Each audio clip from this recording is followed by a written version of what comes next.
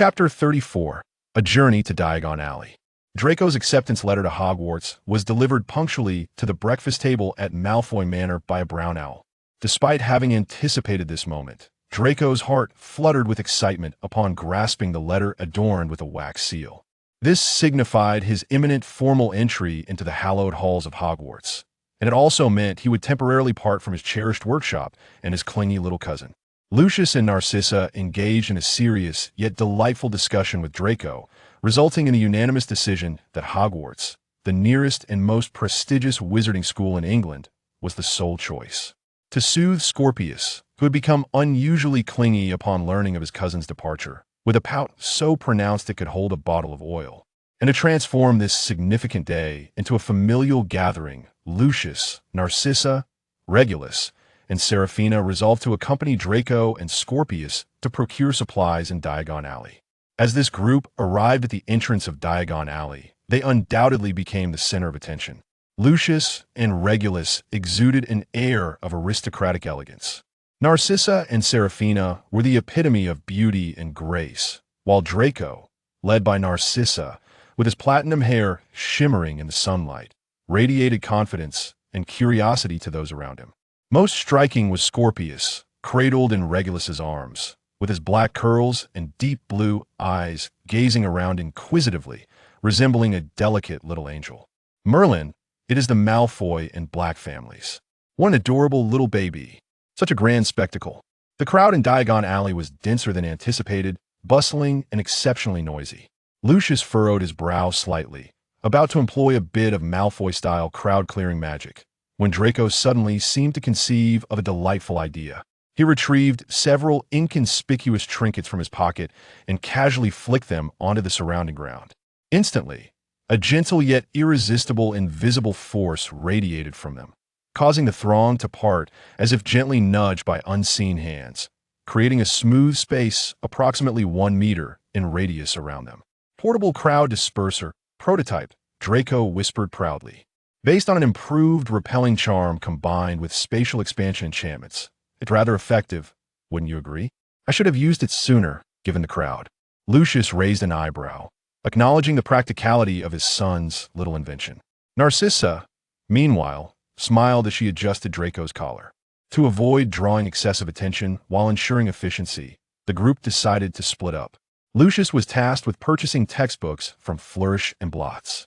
Narcissa and Seraphina would procure cauldrons, scales, telescopes, and other learning supplies. Meanwhile, Draco, accompanied by Regulus holding Scorpius, would first visit Madam Pomfrey's robes for all occasions to be fitted for a school uniform, with the entire group eventually reconvening at Ollivander's wand shop. Upon entering Madam Pomfrey's, the sound of bells chimed. The shop was quiet, with only another boy standing on a stool being measured. This boy appeared to be of similar age to Draco, albeit quite diminutive, dressed in ill-fitting old clothes, with unruly black hair and bright green eyes peering out from behind worn round glasses. Draco curiously scrutinized him, having never encountered a peer dressed in such ragged attire. Regulus exchanged a few pleasantries with Madam Pomfrey before carrying Scorpius deeper into the shop to select finer robe linings.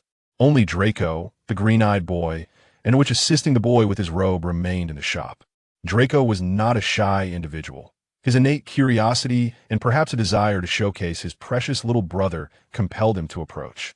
"Hello," Draco began, his voice carrying the youthful clarity that still lingered at his age, yet laced with the distinctive tone characteristic of the Malfoy lineage. "Are you also going to Hogwarts?" The slender boy appeared somewhat anxious, nodding his head with a glimmer of vigilance and curiosity in his green eyes. "My father is next door purchasing books," Draco continued, as if stating an utterly commonplace fact. "My mother and my aunt are buying cauldrons and such." He paused, his gaze landing on the boy's peculiar attire, revealing an unmistakable sense of bewilderment. "By the way, have you seen my brother?" Without waiting for a response, he proudly gestured towards the interior, though Scorpius was being cradled by Regulus in the back room and was entirely out of sight. "My little cousin, Scorpius. Isn't he adorable? His black curls resemble my uncle's, and his eyes take after my aunt's, especially charming and lovely. I was just thinking how wonderful it would be if he received his acceptance letter to Hogwarts soon. I could take him along every day."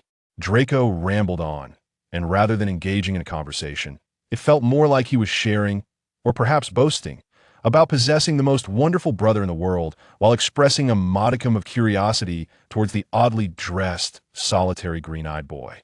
The green-eyed boy, Harry Potter, gazed at the well-dressed boy with an air of perplexity, listening to him recount tales of a familial life that seemed distant and a baby named Scorpius. Unsure of how to respond, he instinctively nodded once more. At that moment, the measuring which instructed Harry to descend from the stool, indicating that the fitting was complete. Harry exhaled in relief, preparing to leave the somewhat uncomfortable setting. Well then, Draco observed him about to depart, sensing that their conversation seemed to have concluded before it had even truly begun, and casually added, with a hint of the innate superiority that might be misconstrued as arrogance, "I believe we shall meet again soon, aboard the Hogwarts Express." Harry glanced at him but offered no reply, hastening his exit from the robe shop. Draco watched the retreating figure, tilting his head slightly, unconcerned. His attention was swiftly captured by the peals of laughter emanating from Scorpius in the back room. He was now more preoccupied with which type of silk Regulus and Scorpius had chosen for the lining and what kind of wand he would receive from Ollivander shortly. Little did he know, the slender boy clad in ill-fitting clothes with green eyes was none other than the renowned savior, Harry Potter. This brief, mundane encounter, tinged with Draco's one-sided boasting about his brother, was merely a trifling beginning. At this moment, the gears of destiny turned imperceptibly with a faint click. Alongside Regulus, who had selected the fabric, and the exuberant Scorpius, Draco proceeded to the final and most significant stop of their journey, Ollivander's wand shop.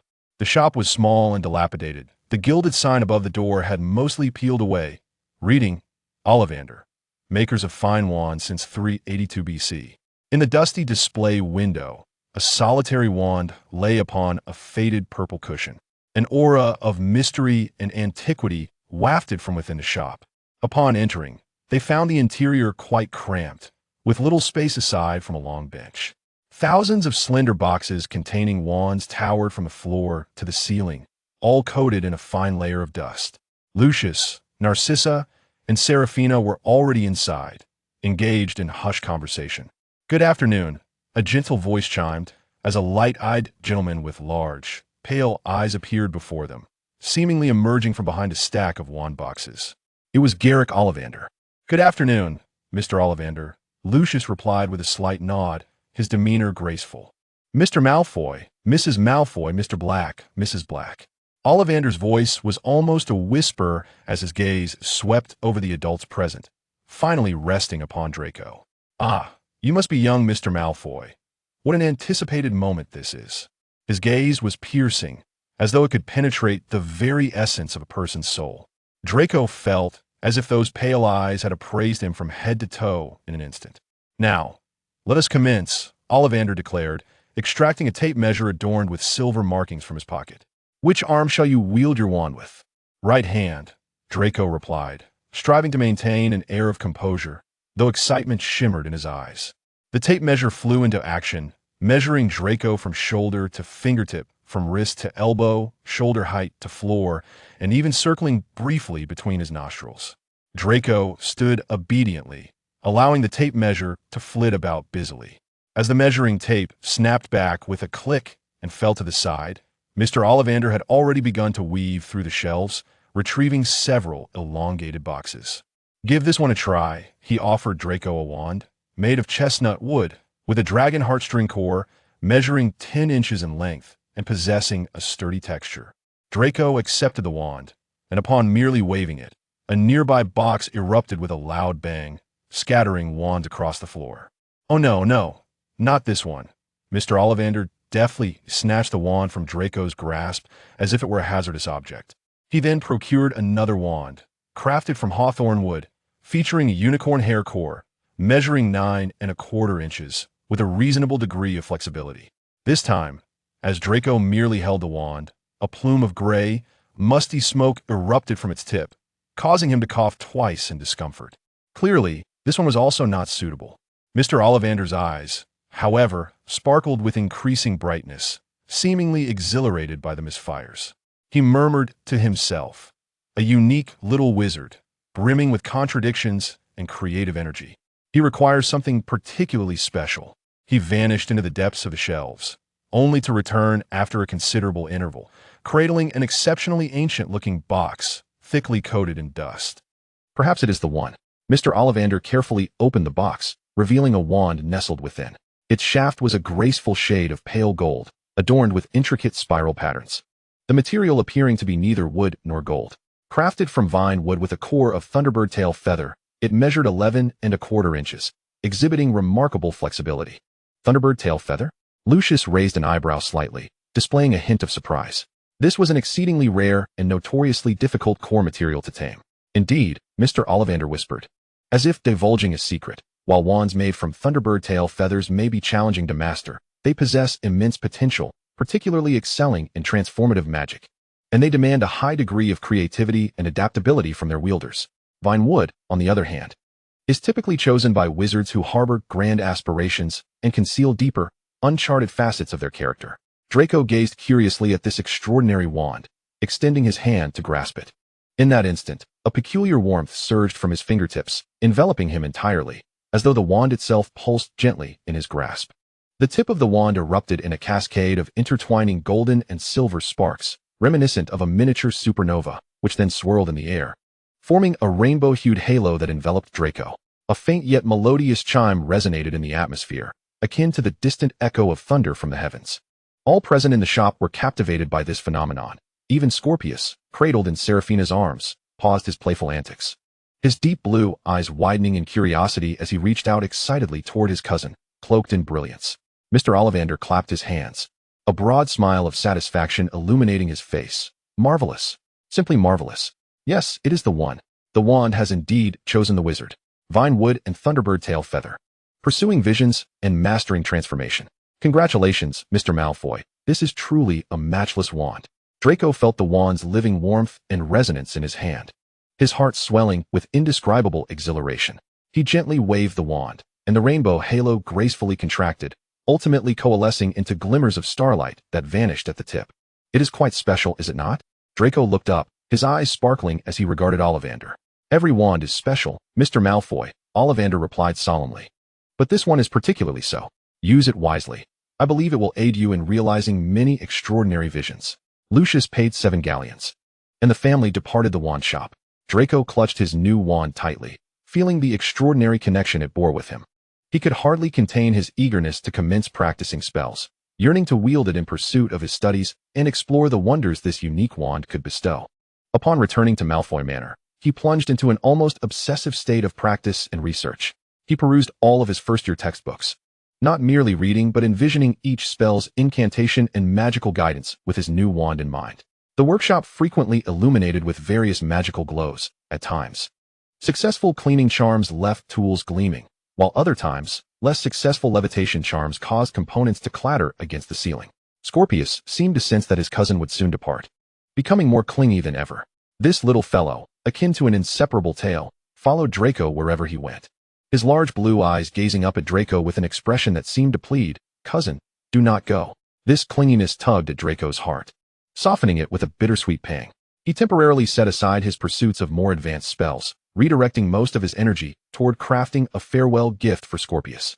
He upgraded the enchanted storybook, now filled with longer tales and more interactive elements. He created a remote good-night projector that, even while he was at Hogwarts, would project his image and a goodnight message on a Scorpius's bedroom ceiling at a fixed time each night.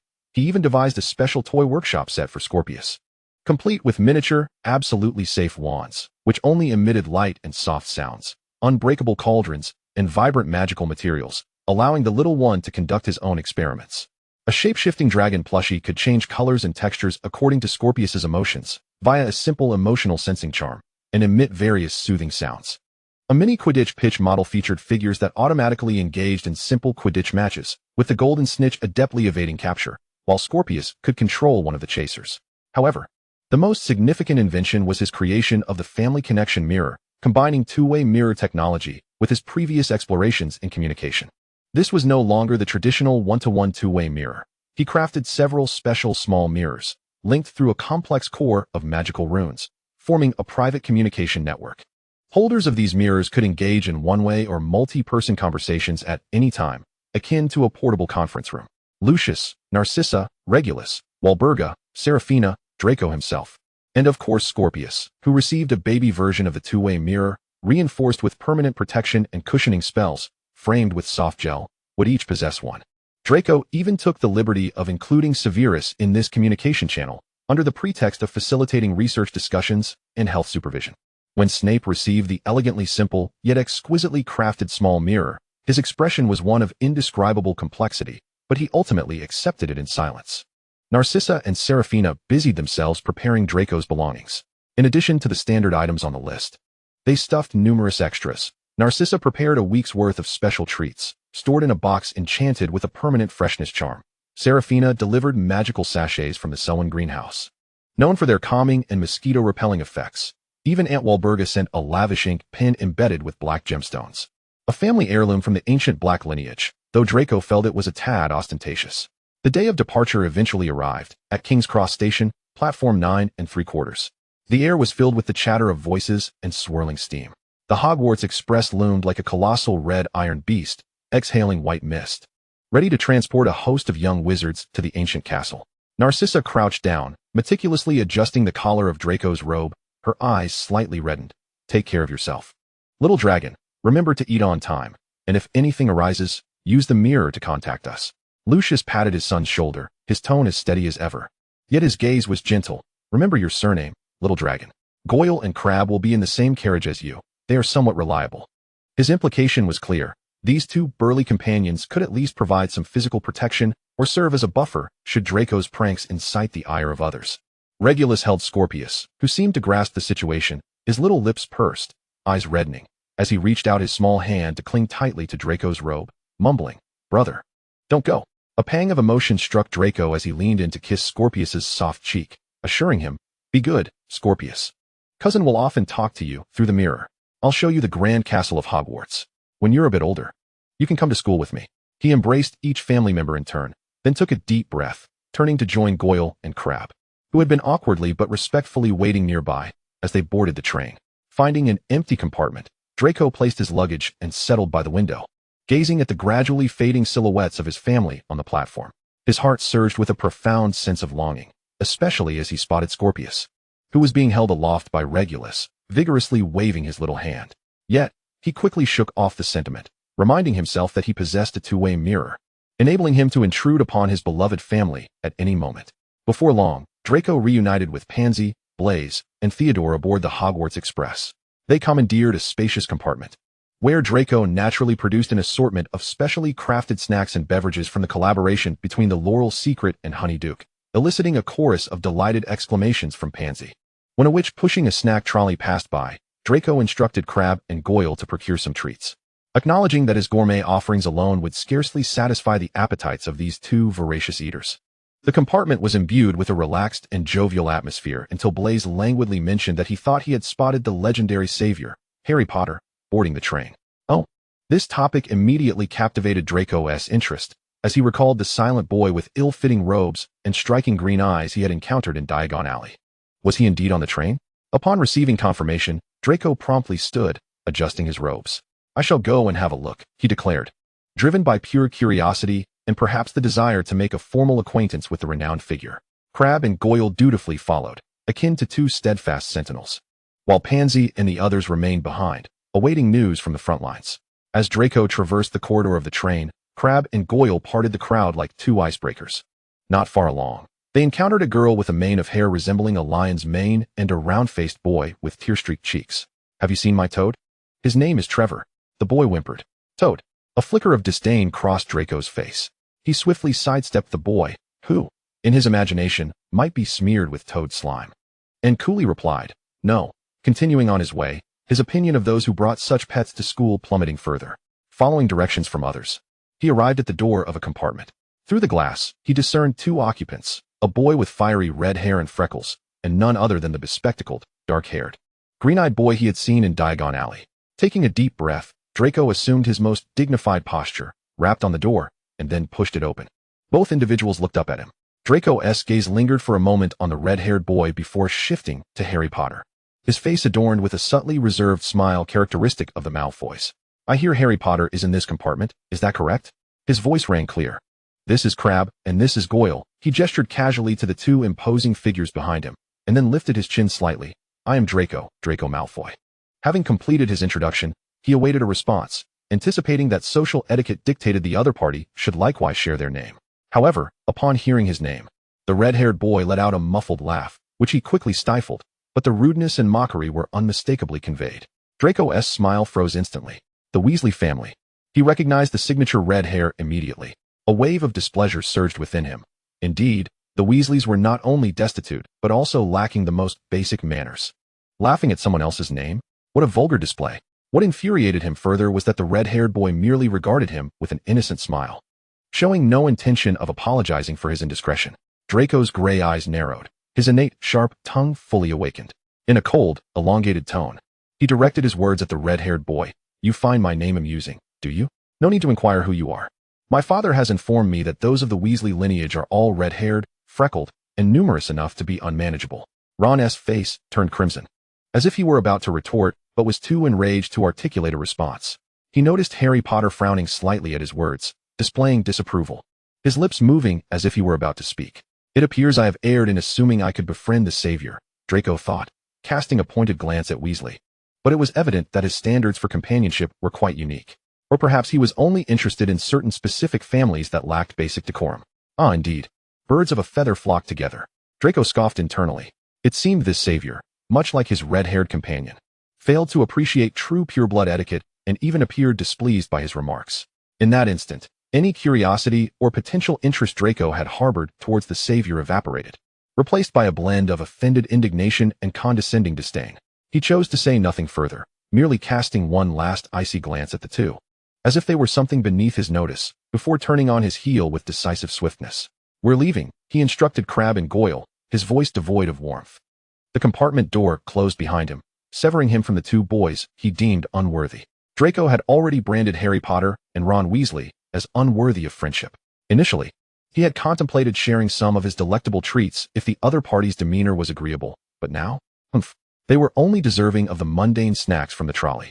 Upon returning to his compartment, faced with the curious gazes of his friends, he nonchalantly waved his hand. Nothing of significance. Just an impolite red-haired rodent and a savior with questionable taste. This brief yet charged encounter firmly established the antagonistic tone between Draco Malfoy and Harry Potter, along with his companions, for the years to come. Meanwhile, Draco had already cast this minor incident aside, eagerly anticipating Hogwarts and the forthcoming sorting ceremony. Chapter 35. Hogwarts Sorting Ceremony. As the sun sank beneath the horizon, the sky rapidly darkened. The Hogwarts Express came to a gentle halt beside a small, dimly lit platform. The biting cold wind whipped around, causing robes to flutter. Draco and his friends had long since donned their black school robes, with Draco having taken care to affix a finely crafted silver-green serpent badge to the collar of his robe, and he had sprayed some subtle, flowing silver patterns along the hem with his specially formulated, harmless magical spray paint, showcasing his distinctive aesthetic. "Draco, do you have any of that spray left? Do share some with me," Pansy entreated, admiring the understated yet elegant patterns on Draco's robe. "Do it yourself," Draco retorted, retrieving several small jars of different colors from his dragonhide bag and handing them to Pansy, Blaze, and Theodore. "Be careful not to spray it on your faces. I wouldn't want to bring a group of odd-patterned individuals into the Great Hall."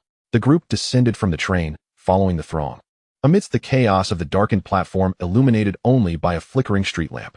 A booming, rugged voice pierced through the clamor. "First-year students. First-year students, over here." Draco turned his gaze toward the source of the voice, spotting the massive figure of Rubeus Hagrid, the keeper of keys and grounds at Hogwarts. He was brandishing a dim yellow lantern, calling out to the crowd. Draco recollected his father's disdainful remarks about him in conversations with Severus, always laced with a hint of contempt, labeling him as rude, unkempt, and harboring an eccentric fondness for dangerous creatures. Draco furrowed his brow, feeling little affinity for the figure leading them. As he surveyed the enveloping darkness, he noted how many first years stumbled about, unable to discern their path, and he felt an overwhelming sense of preparedness.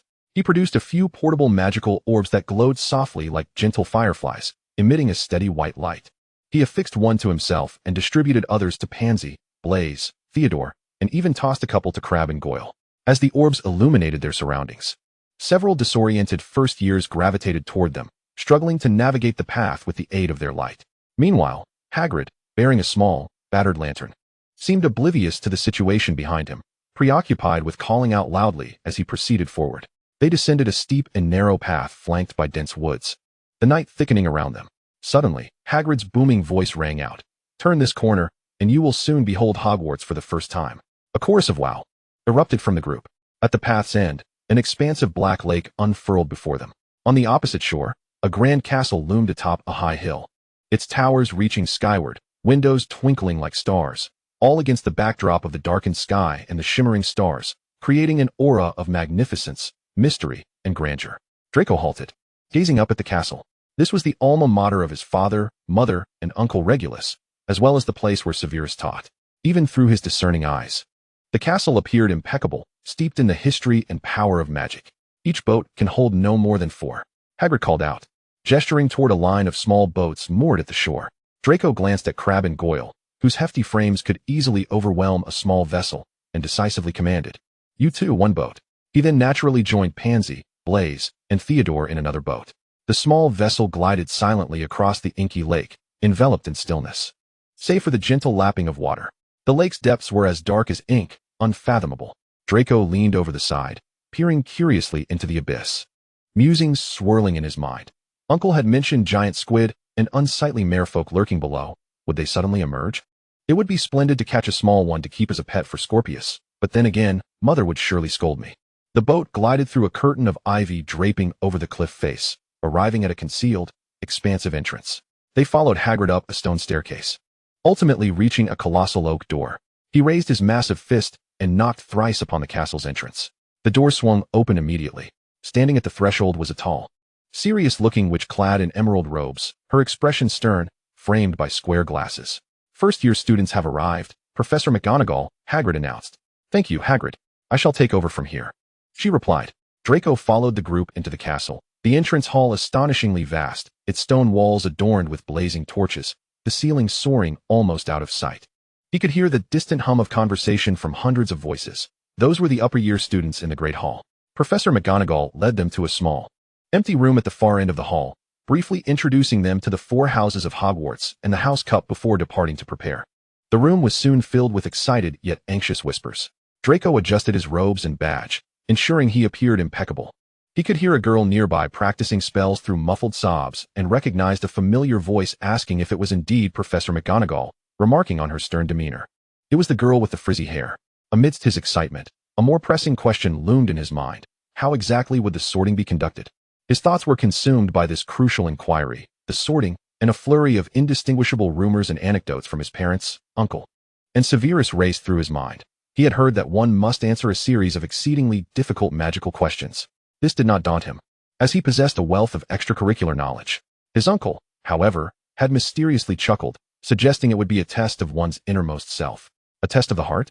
Did that mean he would have to confess to secretly adding glitter to Severus's shampoo? Surely, they wouldn't require them to thrust their hands into the mouths of some biting magical creature? Draco's imagination spiraled, and he instinctively touched his pale fingers. Or would it be akin to taking an exam? How dreadfully dull. His heart fluttered with a curious anticipation, a blend of excitement and a tinge of nervousness. He straightened his robes once more, ensuring his badge was aligned and the intricate patterns were flawless. Regardless of the method, Slytherin.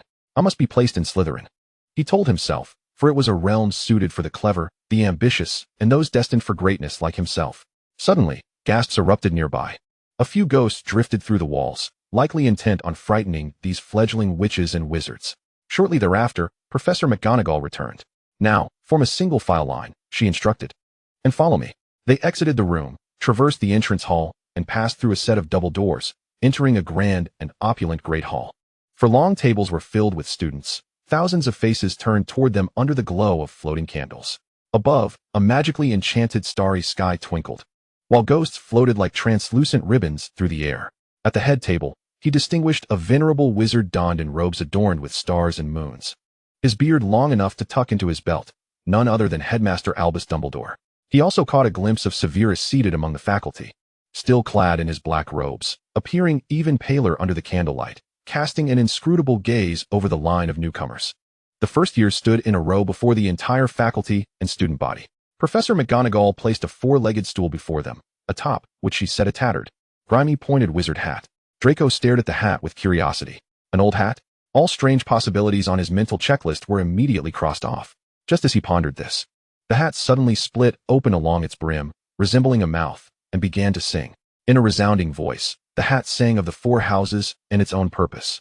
Draco listened intently, and when he heard that Slytherin would welcome those who were shrewd, ambitious, valuing lineage, and possessing the ability to discern the opportune moment, a flicker of understanding and resolve shone in his gray eyes. Indeed, this was the place. As the song concluded, thunderous applause erupted, and the hat bowed to each of the four tables before falling silent once more. I will call out each name, and the corresponding student shall don the hat and sit upon the stool, Professor McGonagall announced, unfurling a long scroll of parchment. Await your sorting. Hannah Abbott, Hufflepuff. Draco observed as the first girl was sorted, mentally noting the swift and almost instantaneous judgment. It appeared Hufflepuff's qualities were quite apparent. One by one, names were called. Susan Bones, Hufflepuff. Terry Boot, Ravenclaw. Mandy Brocklehurst, Ravenclaw. Millicent Bulstrode, a girl of considerable stature, Slytherin. Polite yet restrained applause resonated from the Slytherin table. Draco observed Millicent making her way toward the silver and green long table, musing to himself. It seems that Slytherin values more than just lineage. There must be a certain, shall we say, presence? Or perhaps a resolute self-awareness? Then, he heard his name being called. Draco Malfoy. Taking a deep breath, Draco straightened his back and approached with a composed yet analytical gait. He could feel numerous gazes fixated upon him, including Severus's inscrutable stare from the faculty table. He picked up the tattered hat, not with disdain, but with a scrutinizing gaze befitting a connoisseur of magical artifacts, though he maintained a facade of poise, and placed it upon his meticulously groomed platinum locks. As the hat barely brushed against his hair, a faint voice whispered in his ear, "Ah, another Malfoy. An unquestionable lineage, ancient and pure." Draco nodded inwardly, analyzing. Is it directly reading surface thoughts, or sensing the mark of blood? Ambitious, indeed. A desire to prove oneself, to transcend, to forge one's own rules. Fascinating. It can perceive specific aspirations, not merely vague traits. Astute, exceedingly astute, adept at leveraging resources and, those little inventions? A profound curiosity regarding the principles of magic. Draco raised an eyebrow, clearly able to detect deeper interests and cognitive patterns. Courage? A modicum. But leaning more towards the wisdom of risk aversion and absolute confidence in one's abilities. The analysis was remarkably precise. Loyal to friends, in your own way. Fiercely protective of family. That little one named Scorpius, I presume? Draco was taken aback momentarily, followed by a warm rush. It can even sense emotional connections? This hat is more formidable than the mirror of Ariste. So, where do you truly belong? Where can you fully unleash your potential? Slytherin, Draco thought, unhesitatingly, eager to gauge the hat's response. Excellent. Very clear, requiring little effort on my part. The hat's subtle voice seemed to carry a hint of levity. Without a doubt, Slytherin, the hat proclaimed to the entire hall. Draco elegantly removed the hat and placed it back onto the bench. Unable to resist the urge to discreetly touch the fabric, attempting to feel the flow of magic within, he walked toward the Slytherin table, where the applause was restrained yet filled with scrutiny and anticipation, and took a seat beside Pansy, Blaise, and Theodore. His mind lingered on the thought. The magical principles of this hat are certainly worthy of thorough investigation. Perhaps he could write to his father and Severus, who must know something. He lifted his gaze to the faculty table, locking eyes with Severus, who twitched the corner of his mouth. Perhaps a semblance of encouragement? Then, the sorting continued. He heard the name, Harry Potter. As Harry stepped forward, a sudden hum of whispers erupted throughout the hall. Potter, is he calling Potter? The Harry Potter? Draco watched the small, dark-haired boy he had seen in Diagon Alley and on the train don the hat under the scrutiny of many, smirking inwardly. Just a great name. Let us see what the hat has to say. He noticed the hat lingered atop Harry's head for quite some time, seemingly in hesitation. It appears the Savior's inner world is rather intricate, Draco thought with a hint of amusement. Finally, the hat bellowed, Gryffindor. The Gryffindor table erupted in the loudest cheers. Draco scoffed slightly. Naturally, he ended up in the lioness den. The curiosity he felt due to the other being a savior was swiftly replaced by a sense of estrangement. They were simply on divergent paths. Draco Malfoy had officially become a member of Hogwarts Slytherin House, and he was prepared to leave his own indelible mark here. He would tell Scorpius that even the sorting hat deemed his cousin remarkable and casually inquire if he would like a talking hat toy, a replica. Once the sorting ceremony concluded, the eccentric headmaster Albus Dumbledore, clad in a robe adorned with stars and moons, rose to his feet. He uttered a string of nonsensical words, fools, crybaby, dregs, twist, and then, the table was suddenly laden with a sumptuous feast. Draco arched an eyebrow. Musing, is this some sort of activation command for the house elves? Quite peculiar. Nevertheless, the aroma of the food immediately captivated him. Hogwarts dinner exuded a unique richness filled with the essence of festivity. Although the presentation lacked the finesse of the Malfoy household, and the flavors were somewhat less opulent, the atmosphere of abundance and camaraderie was delightfully refreshing. He noticed Pansy seemed somewhat disdainful of the greasy roasted meats, yet Draco found them intriguingly acceptable. Just as he was savoring a piece of roast beef, a ghost suddenly emerged from the shadows, settling into the empty seat beside him. This ghost, with vacant eyes and a gaunt visage, bore a robe stained with silvery blood, appearing quite terrifying. "I am nearly headless Nick," the ghost intoned in a raspy, deep voice. A few first years visibly recoiled, and even Pansy edged closer to Draco. But Draco merely regarded nearly headless Nick calmly, even nodding in acknowledgement. He had grown accustomed to various magical portraits, some far more frightening than this, and had heard his uncle's tales of Hogwarts ghosts. He was no stranger to this resident specter of Slytherin, even finding the silver stains on his robe rather artistic in the candlelight. After all, it was merely a magical phenomenon, nothing to fear. The dinner concluded in an atmosphere that was, for Draco, relatively enjoyable. Dumbledore stood up once more, and the hall fell silent. He began announcing important matters, forbidding entry into the Forbidden Forest, prohibiting the use of magic in the corridors during breaks and Quidditch tryouts. Finally, he emphasized, anyone unwilling to face unforeseen accidents and a painful demise should not enter the corridor on the right side of the 4th floor. A glimmer of amusement flickered in Draco's gray eyes. This did not sound like a warning. Rather, it seemed an invitation, a deliberate provocation of curiosity. This headmaster's mindset was indeed unconventional. Before he could ponder further, the melody of the school's song filled the air. The tune was bizarre and discordant. Draco fought the urge to roll his eyes, reluctantly humming along for a few lines, already resolved. Next year, I must find a way to improve this dreadful school song. Even if it means providing everyone with a magical pitch-correcting note sticker. At long last, the song concluded, and the head boy guided the first years to the common room located beneath the Black Lake. The entrance to the Slytherin common room was concealed behind an unremarkable stone wall. Upon uttering the password, pure blood, the stone door creaked open. The Slytherin common room was a fairly spacious underground chamber, with walls and ceilings constructed of rough stone. Circular lights exuding a green glow hung from chains, illuminating the room. A beautifully carved fireplace roared with flames, casting flickering shadows upon the ornate chairs occupied by several upperclassmen. The entire space radiated an aura of darkness, mystery, and opulence. The head boy instructed the first-year students to remain in the common room while waiting for the head of house. Before long, the stone door swung open once more, and Professor Severus Snape, resembling a great bat, swept in, accompanied by a chilling gust of wind. His presence imposing as he surveyed each first year with a penetrating gaze that seemed to drop the temperature of the entire room. "Welcome to Slytherin." His voice was deep, imbued with an undeniable authority. "Here, I urge you to keep a few points in mind. Unity in the face of external challenges, the preservation of the Academy's honor. And above all, do not cause me any trouble." He deliberately emphasized the last few words, his gaze lingering for a moment on certain individuals, particularly Draco. Moreover, he continued, as per tradition, the first-year students must elect a head boy, or rather, a leader. This role not only entails responsibilities, but also privileges such as an independent dormitory. Upon hearing the mention of an independent dormitory, Draco's gray eyes instantly sparkled with excitement. The selection process was straightforward. Snape's lips curled into a near-sadistic smirk as he instructed them to demonstrate their worth. "Now, let the competition begin." The moment his words echoed, the atmosphere in the common room became palpable with tension. Several boys, buoyed by their lineage or robust physiques, immediately began to stir. However, Draco was swifter than them all. He moved almost instantaneously upon Snape's command. Eschewing the use of a wand, he relied on the agility honed by Lucius, complemented by a few of his own ingenious contraptions. With a flick of his wrist, several small, pebble-like objects tumbled beneath the feet of the advancing boys. In the next heartbeat, sticky, slippery magical foam erupted beneath them, causing them to lose their balance and tumble into a chaotic heap. Simultaneously, Draco deftly sidestepped another boy's tackle, cleverly tripping him while brandishing a small device that crackled with sparks, which he had somehow acquired, gently nudging it against the boy's arm. The boy let out a yelp, his arms suddenly numb and his movements rigid. In the blink of an eye, Draco, employing a blend of precise martial skills and a few harmless gadgets, had dispatched the most formidable contenders with remarkable efficiency, leaving his robes remarkably unblemished.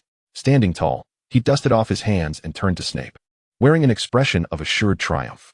Snape's obsidian eyes bore into him, revealing no discernible emotion, yet he appeared uninclined to intervene. After a brief silence, observing the groaning heap on the floor and the motionless others, he finally spoke in a low tone. "Well done, Mr. Malfoy. From this moment forth, you shall be the head boy of Slytherin's first-year class. Your dormitory is located at the end of that corridor." Draco nodded in satisfaction. He was well aware that his father, as a board member, had already arranged everything for him. This independent dormitory was essentially his for the taking. Nevertheless, this did not diminish the satisfaction of acquiring it through his own means. He approached his designated dormitory and utilized his authority as head boy to unlock the door.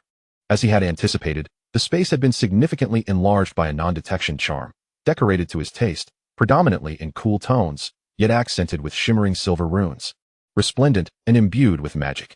Even more to his delight, many of the essential devices and materials from his study at Malfoy Manor had been meticulously transported and arranged by house-elves. Assisting him with the final organization of books was none other than his family's devoted house-elf, Mimi. Following Lucius's directives, she had come to Hogwarts to attend to her young master. Dressed in a tidy tea towel, her hair styled into a smooth bun adorned with a small floral hairpin, she exuded a faint scent of fresh greenery, bowing respectfully. Her presence astonished the local Hogwarts house-elves, who peered curiously, their bulbous eyes widening in disbelief and perhaps a hint of envy at the sight of Mimi's gleaming hair and fragrant attire. Draco paid little mind to their reactions, quickly washing up, donning comfortable pajamas, and eagerly retrieving his upgraded two-way mirror. As the surface shimmered, soon the faces of Lucius, Narcissa, Regulus, Seraphina, and little Scorpius, who was rubbing his eyes in his mother's embrace, appeared sequentially within the mirror. "Father, mother, uncle, aunt, Scorpius," Draco exclaimed excitedly, recounting the day's events. From the Sorting Hat's internal musings, which he emphasized, to the peculiar headmaster and the unfashionable school song, to the blood-curdling barrow, and how he effortlessly secured the position of head boy along with an independent dormitory.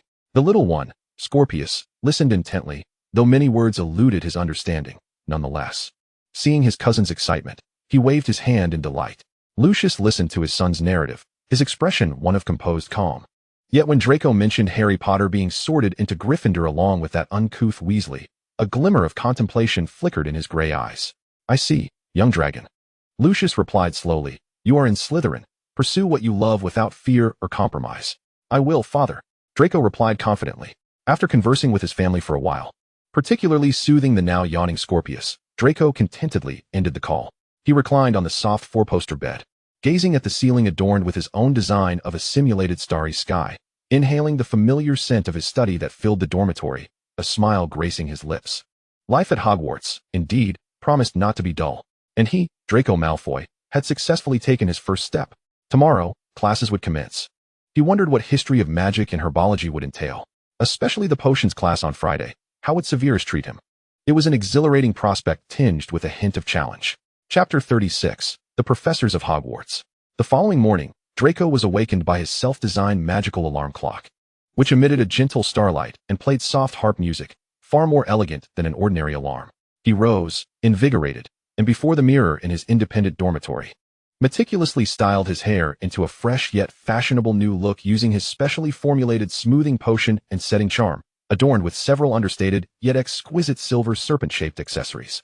His outer robe had already been treated the previous night by Mimi, who applied a unique spray to create subtle dark patterns.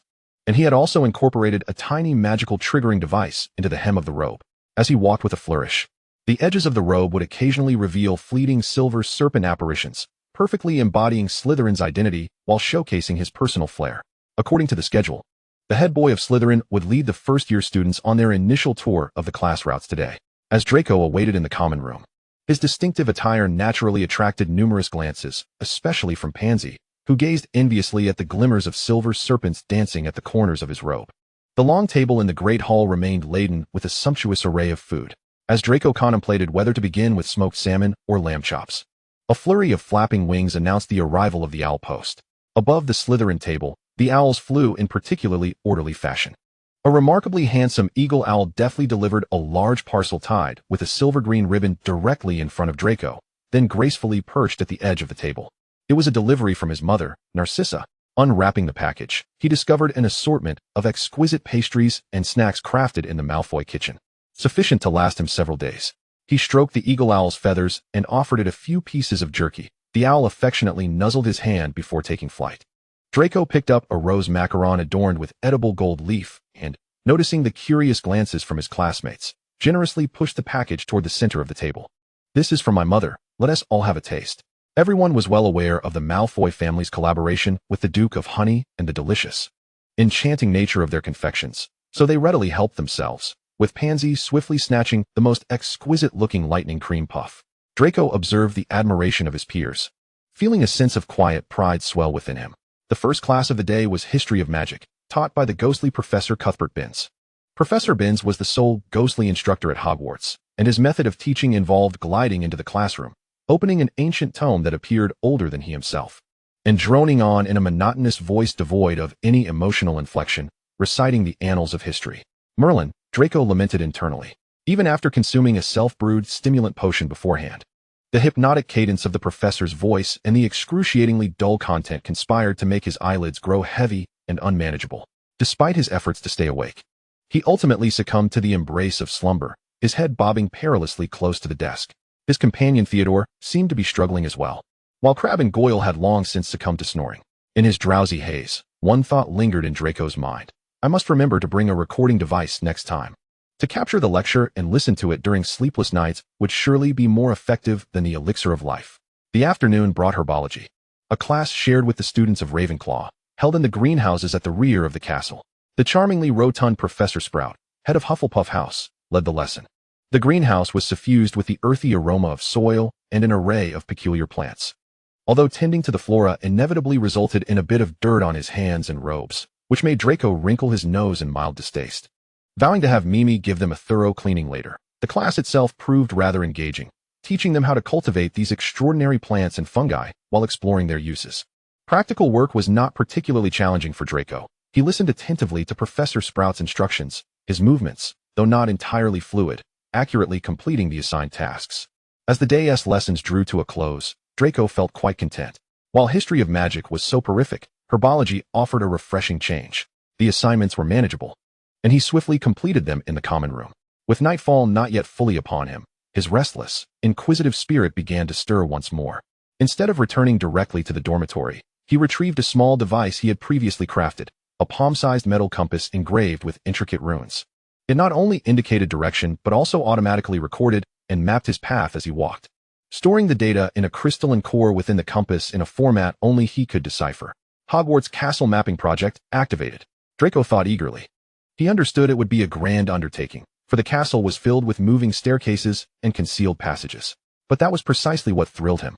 Exploring the unknown while creating his own secret weapon, a precise map of the castle. What could be more exhilarating? He embarked on his castle adventure. Meandering down a corridor he had yet to traverse, the compass in his hand glowing softly, silently documenting every step.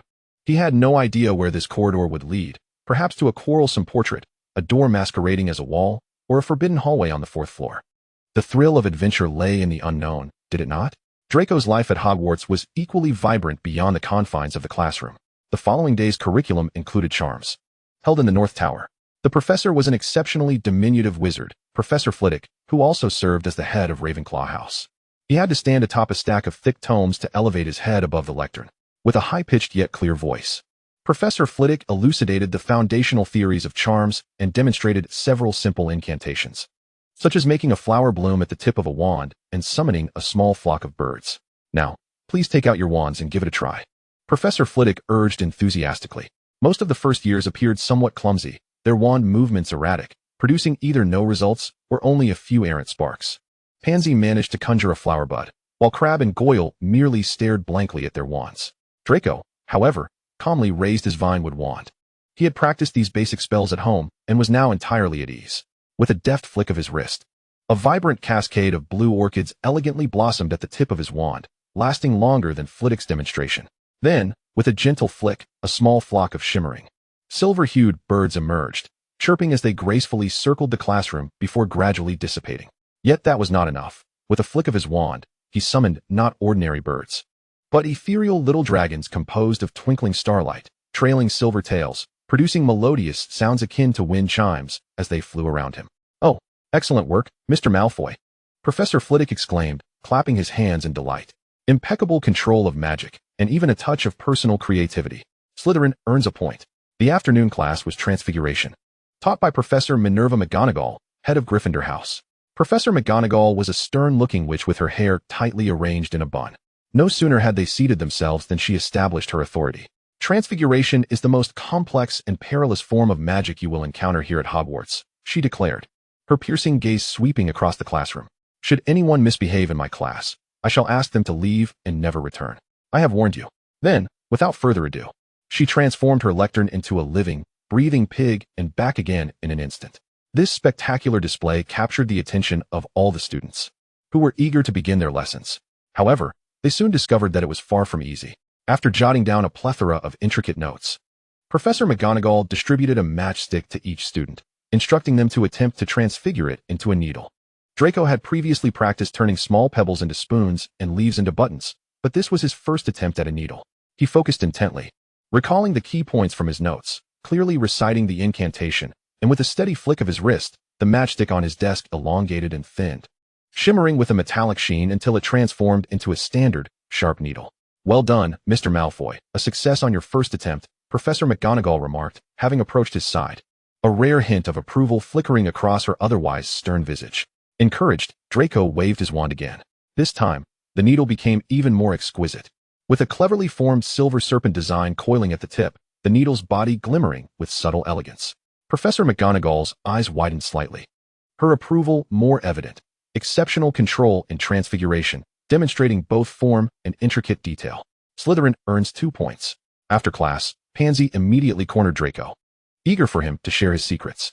Draco, not one to withhold knowledge, succinctly explained the importance of focusing one's intent and magical output.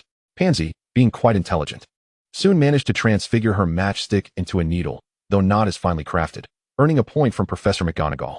Zabini and Theodore followed suit, also achieving success and gaining a point each. Draco then turned to assist Goyle and Crabbe. Don't be too stiff with your wrist. Picture the needle in your mind. Long and sharp, he instructed impatiently, assuming the role of an exasperated instructor. By the time class concluded, Goyle and Crabbe had only managed to slightly sharpen one end of their matchsticks or give them a vague metallic appearance. Draco sighed in resignation as he regarded the two dullards. In truth, given their foundation, this was already rapid progress.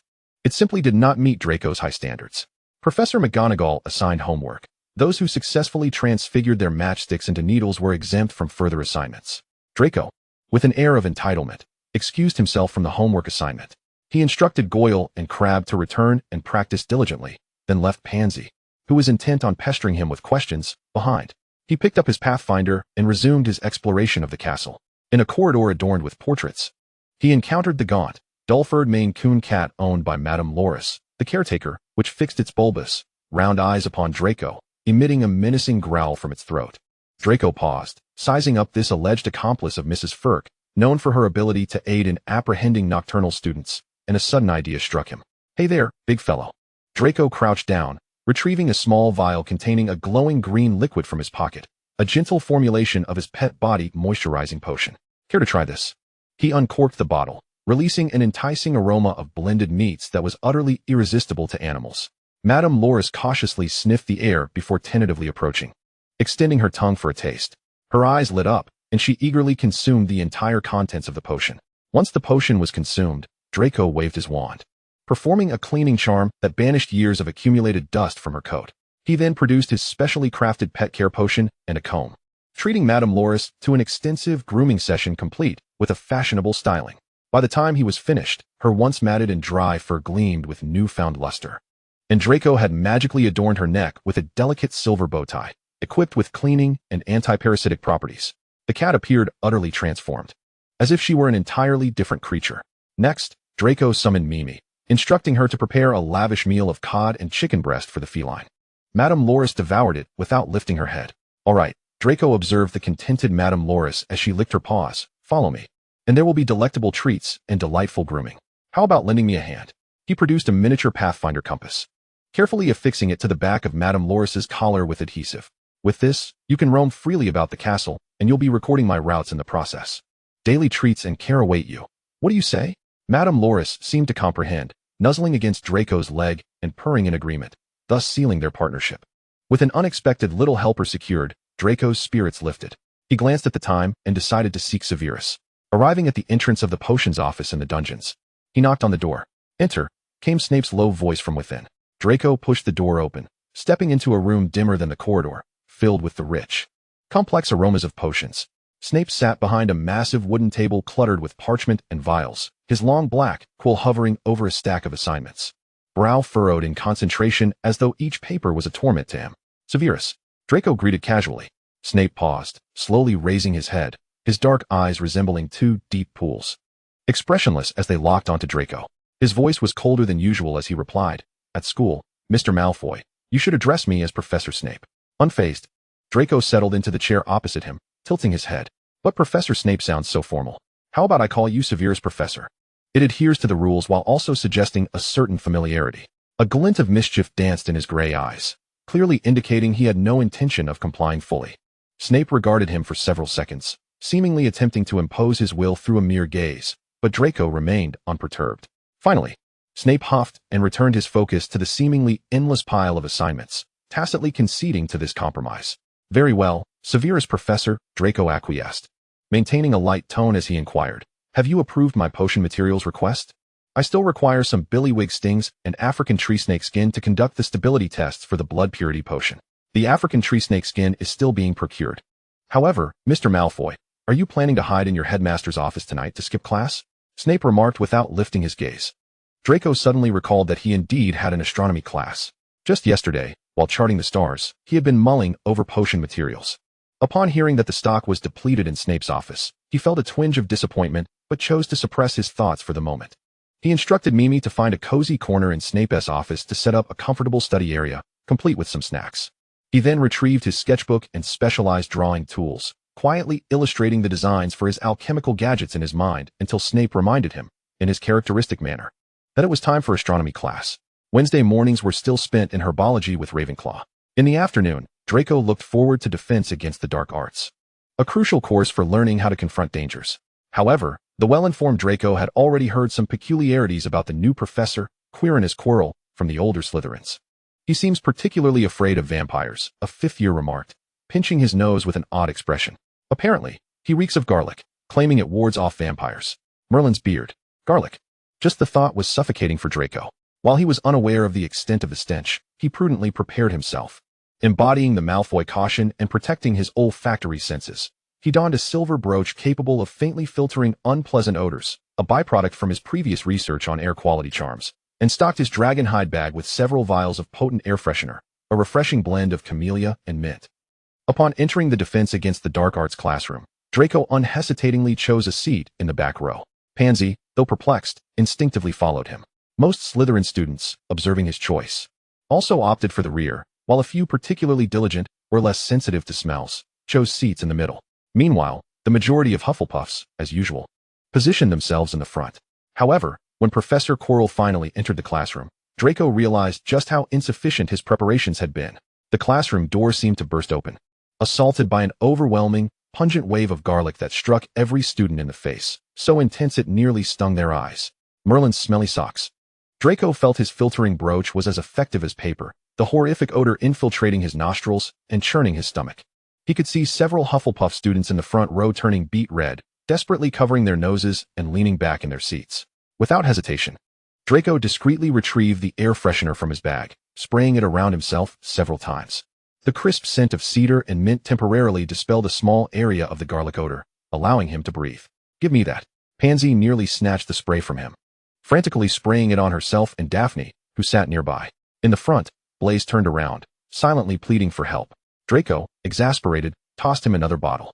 Blaise and Theo quickly took advantage of it, and then Blaise gallantly passed the spray to a classmate seated closer to the front, pointing back at Draco. In an instant, the rear section of the Slytherin robes was enveloped in a slightly tragic, refreshing aroma, starkly contrasting the pervasive garlic stench.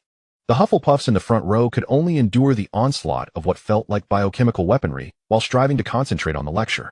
However, Professor Quirrell's teaching prowess was as remarkable as the odor that clung to him.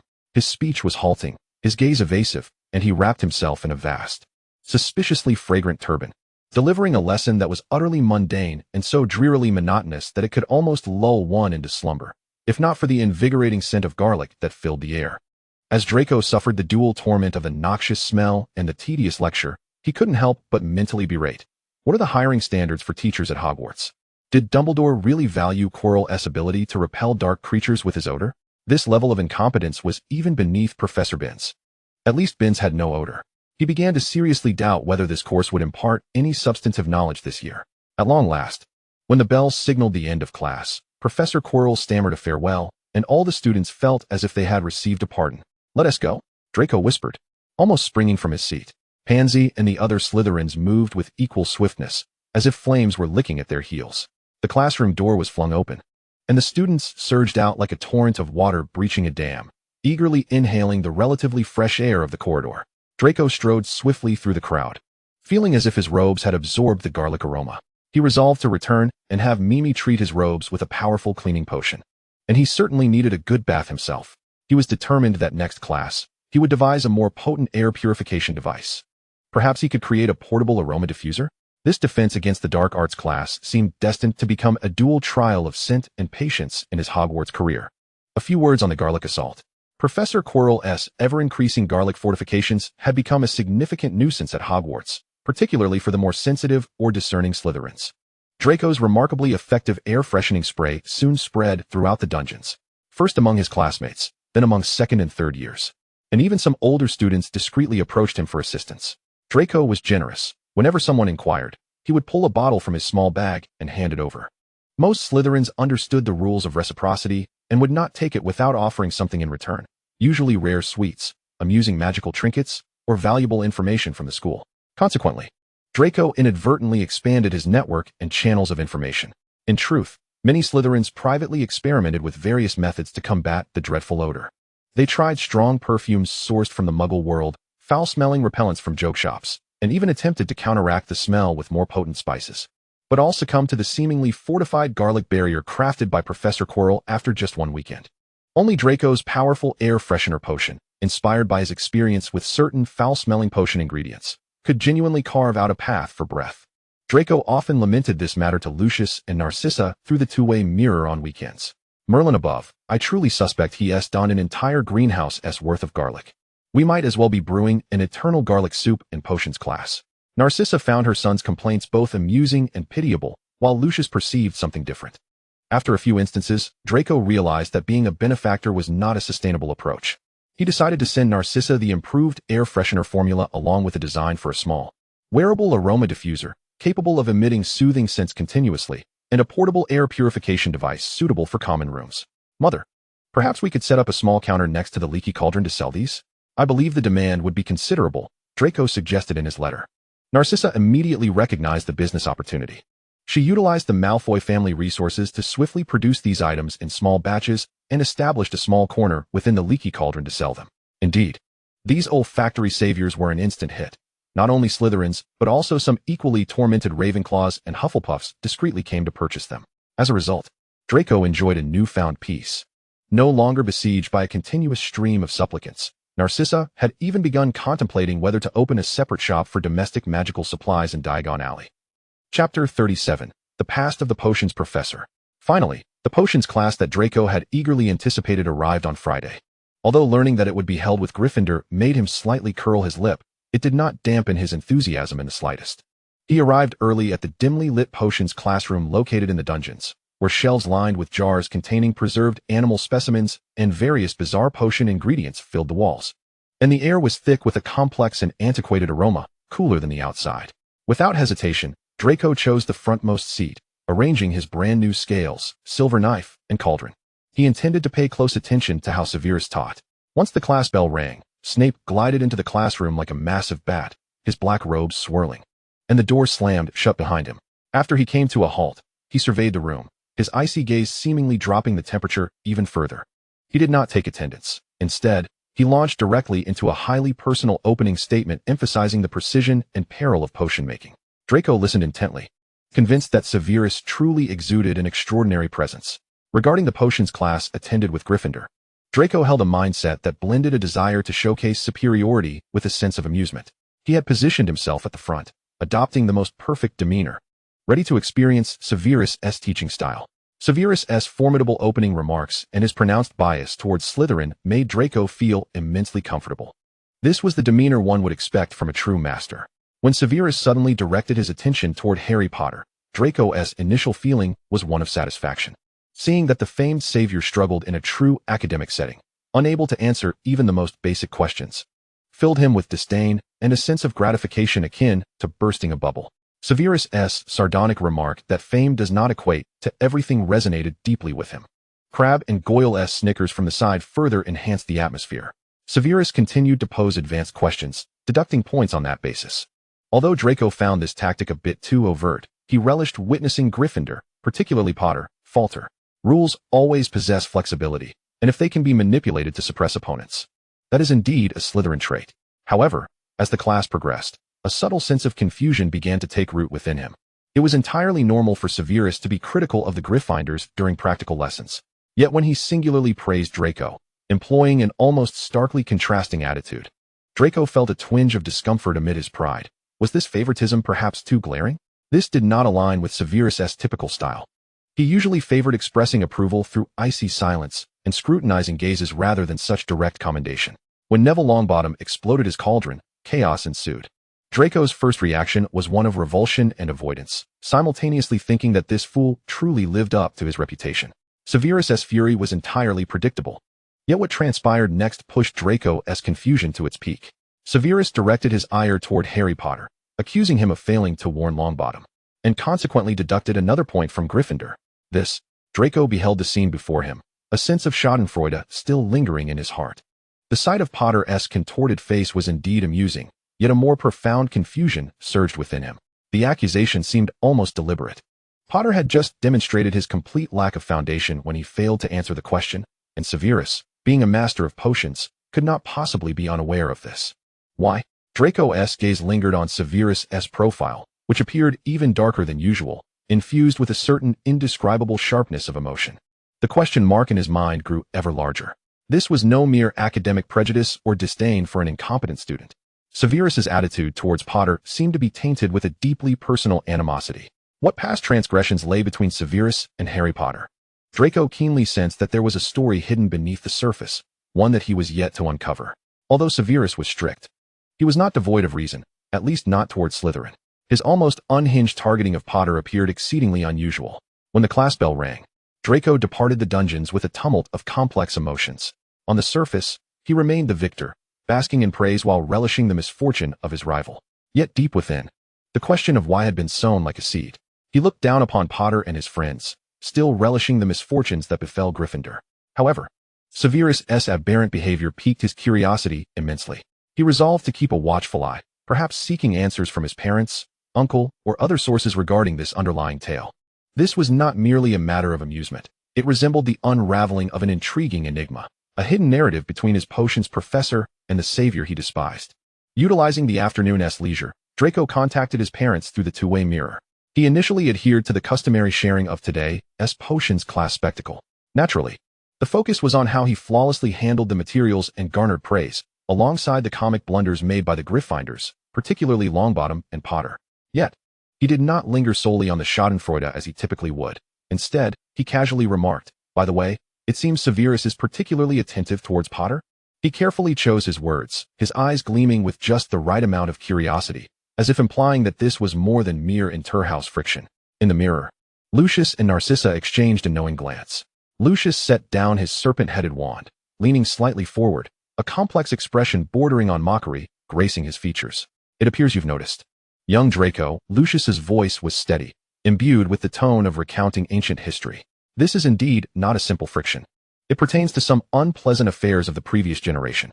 He did not withhold too much, succinctly and clearly revealing the long-buried grievances to Draco. Lucius described Harry Potter's father, James Potter, and his circle of friends, including the disowned Sirius Black, Remus Lupin, and Peter Pettigrew, detailing how they formed a self-proclaimed group known as the Marauders. They were self-important and arrogant, particularly relishing in their torment of Severus Snape. Lucius did not shy away from the most core and embarrassing secret, that Severus, during that time, silently harbored feelings for Lily Potter, Harry Potter's mother. A subtle hint of compassion colored Lucius's tone, perhaps also a recognition of his friend's painful past. Sirius Black, Lucius's voice turned colder. "Is the eldest son of your Aunt Walburga a complete family traitor?" He not only openly opposed the traditions of the Black family, but also allied himself with Dumbledore and the Order of the Phoenix, becoming one of the most active perpetrators in bullying Severus. He chose Potter and his ilk as his brethren, forsaking his own bloodline. Narcissa furrowed her brow at this, evidently still pained by her cousin's actions. As Draco listened to his father's narrative, his gray eyes widened slightly. The habitual arrogance and mockery on his face gradually replaced by an expression of shock, realization, and complex thoughts. So that was it. All his queries found resolution in an instant. Severus's almost deliberate targeting of Harry Potter was not solely due to his Gryffindor affiliation or his status as the savior. It was also because he bore an uncanny resemblance to his father, who was the very one that led the torment of Severus and stole away his beloved. Thus, were the classroom's trials a means of addressing Potter while casting the shadow of his father, James Potter, and that unfulfilled affection for Lily Potter? A tumult of emotions surged within Draco. For the first time, he recognized that beneath Severus's cold and somber exterior lay a past brimming with humiliation, unrequited love, and regret. This revelation completely upended his simplistic perception of Severus as merely powerful and cruel. His views on Harry Potter grew increasingly intricate. On one hand, he continued to disdain Potter's current ignorance and recklessness. On the other, he sensed that Potter was, in some measure, bearing the brunt of Severus's long-held grievances against his father. Was this a case of the sins of the father being visited upon the son? The thought flickered in his mind. As for Sirius Black, Draco's impression of this uncle soured even further. Betraying family and tormenting an elder he respected, Severus, was utterly unforgivable in his pure-blood supremacist view. After concluding the call, Draco sat alone by the window of his dormitory, gazing out at the depths of the Black Lake, where the water plants swayed, lost in contemplation. He still had no intention of speaking up for Potter. This was merely a continuation of the Gryffindor-Slytherin enmity from the previous generation, and it bore no relevance to him. In fact, having learned the underlying reasons, he found that he could now view Severus's targeting of Potter with a degree of understanding. At least it was no longer a seemingly irrational behavior, but rather one rooted in profound and somewhat tragic reasons. Severus, Draco silently repeated the name in his mind, for the first time feeling the weight that lay behind it. He still held respect for Severus, yet this respect seemed to be tinged with a hint of sympathy, or perhaps a deeper understanding. Hogwarts, indeed, was far more complex than he had imagined. The hidden tales buried beneath the tranquil campus were akin to the concealed enchantments within the castle walls, silently influencing the present. And he, Draco Malfoy, had unwittingly grazed the surface of these secrets, igniting a newfound interest in the castle and all its inhabitants. As the weekend commenced, Draco threw himself wholeheartedly into his grand plans, perfecting his castle map and simultaneously advancing his crucial scent protection project. Recently, his partner, Madam Pomfrey, had made remarkable contributions, diligently assisting him in exploring the castle's hidden corners. Yet, relying solely on the cat was insufficient. Draco himself ventured out over the weekend, accompanied by Madam Pomfrey. Like a diminutive schemer, coaxing her to explore corridors and legendary secret passages he had yet to traverse. Their escapades inevitably caught the attention of the caretaker, Filch, who initially vehemently opposed his cat mingling with a Slytherin student, particularly one from the Malfoy lineage. However, Madam Pomfrey, resolute in her intentions, completely disregarded her master's protests, determined to follow the boy who always brought fine cat food and wondrous potions. Draco, well versed in the art of collaboration, generously offered a few health supplements and a small vial of a supposedly remarkable hair growth potion as compensation, thoughtfully entrusting these rewards to the house elf, Mimi, to enhance Filch's dim quarters and Madam Pomfrey's cozy nook. Draco was acutely aware of a profound truth. At times, a well-timed gift could unlock unexpected avenues of opportunity. With the assistance of reconnaissance and insiders, he had managed to fill in most of the map's blank spaces. For the remaining dubious or legendary passageways, Draco directly leveraged his extensive network, consulting his father, mother, and even sought the wisdom of Uncle Regulus and Auntie, from whom he received invaluable insights. Once the map data was meticulously gathered, Draco immersed himself in the laboratory, devotedly refining and enhancing his magical map. Time slipped away unnoticed amidst these whimsical experiments, just as he reveled in the significant progress of his cartographic endeavors, even beginning to envision future functionalities. Pansy's unmistakable loud voice interrupted with her latest gossip. She animatedly recounted how the Gryffindor students emerged from their defense against the dark arts class looking as if they had been marinated in garlic. Time quietly passed until one day, a piece of news burst into his ears like a golden snitch, igniting a spark of excitement in Draco's gray eyes. Flying class was about to commence. This was far more thrilling than scouring the castle's nooks and crannies or contending with the stench of garlic. That morning, Draco deliberately donned attire conducive to movement and adorned himself with several family heirlooms that offered protective qualities. After breakfast in the Great Hall, he passed the Gryffindor table and instantly spotted Longbottom staring vacantly at a small, reddening ball, his expression a portrait of confusion as he pondered what he had forgotten. Draco took one glance and understood. Everyone around him clutched their textbooks, while Neville stood empty-handed. Forgetting even a textbook, he mused, what a dreadful memory that was. He strode over and snatched the small ball from Neville's grasp. It was an antiquated memory orb, and Draco weighed it with curiosity. His own memory was exceptional, rendering such devices unnecessary for him. Malfoy! Neville cried out in alarm. His shout startled Potter and Weasley, who jumped up as if their tails had been stepped on. Just as the atmosphere grew tense, Professor McGonagall materialized beside them like a wraith. What is happening here? Malfoy stole my memory orb, Professor. Neville accused with a quaver in his voice. Draco, however, remained unperturbed, casually responding, I merely intended to help, Mr. Longbottom here is clutching a reddening memory orb, yet cannot recall what he has forgotten. I was merely reminding him that his textbook is languishing in the dormitory. He paused, adding with a hint of superiority, this afternoon is flying class. I advise you to don something more loose-fitting, as this attire will not suffice. With that, he tossed the memory orb back to Neville, accompanied by a light-hearted taunt. May you remember something today. During the afternoon flying class, Draco arrived early with the Slytherin students. The weather was splendid, yet the brooms provided were so dilapidated they made him frown. What century did these antiques originate from? He inwardly grumbled, wondering where all the galleons his father donated each year were being spent. Ms. Hooch arrived, her neatly cropped gray hair and piercing yellow eyes reminiscent of an eagle. Extending her right hand above the broomsticks, Ms. Hooch called out and instructed, up, up. The field erupted in a chorus of brooms taking flight. Draco's broom almost instantly leaped into his hand. He surveyed the surroundings and noted that only a few could manage such a feat. While most brooms remained rolling on the ground, particularly Pansy's, which sluggishly lagged behind, eliciting a chuckle from him. Next came the proper grip on the broom. When Ms. Hooch eagerly approached to correct Draco, he sighed in resignation. Madam, please hold on. He produced a booklet from his pocket. A popular Quidditch team training guide procured by Uncle Regulus. I believe the methods within may be more professional. Ms. Hooch accepted the copied page of the guide, scrutinized the instructions, and finally relented. All right, when I whistle, you will kick off the ground with your legs. Ms. Hooch announced, on my whistle, 3-2. However, before she could finish, calamity struck. An overly anxious Neville kicked off with such force that he shot upwards like a cork, soaring higher and higher, only to plummet amid the gasps of onlookers, landing with a sickening thud. Wrists broken, Ms. Hooch stated after examining him, her complexion as pale as Neville's. Enough is enough. These professors are utterly unreliable. Draco silently scoffed, watching Ms. Hooch assist the sobbing Neville away while sternly warning everyone to remain still. The moment the professor departed, chaos ensued. A Slytherin boy named Caro, one of the few who could easily summon his broom, spotted Neville's fallen memory orb and picked it up. The Gryffindor side erupted in outrage. Before Draco could interject, Caro had already mounted his broom and shot into the sky, with Potter ignoring warnings in hot pursuit. The two engaged in a perilous tussle over the small orb. Draco reluctantly reached for his wand, thinking, is a ball truly worth more than a life? How reckless and thoughtless. Fortunately, Caro displayed some cleverness, tossing the orb away before descending. Potter, however, executed a daring dive to catch the orb. Potter. Just then, Professor McGonagall strode over with purpose, her glasses glinting with fury. In all my years at Hogwarts, I have never been so furious. You could break your neck. It's not his fault, Professor. Silence, Miss Patil. But Caro, enough, Mr. Weasley.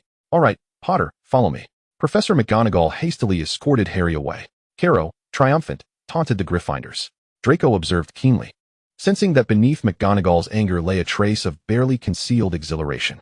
He refrained from joining Caro's celebration. The rivalry between Slytherin and Gryffindor was the eternal theme of Hogwarts. And if one day passed without quarrel, it would surely leave all feeling unsettled.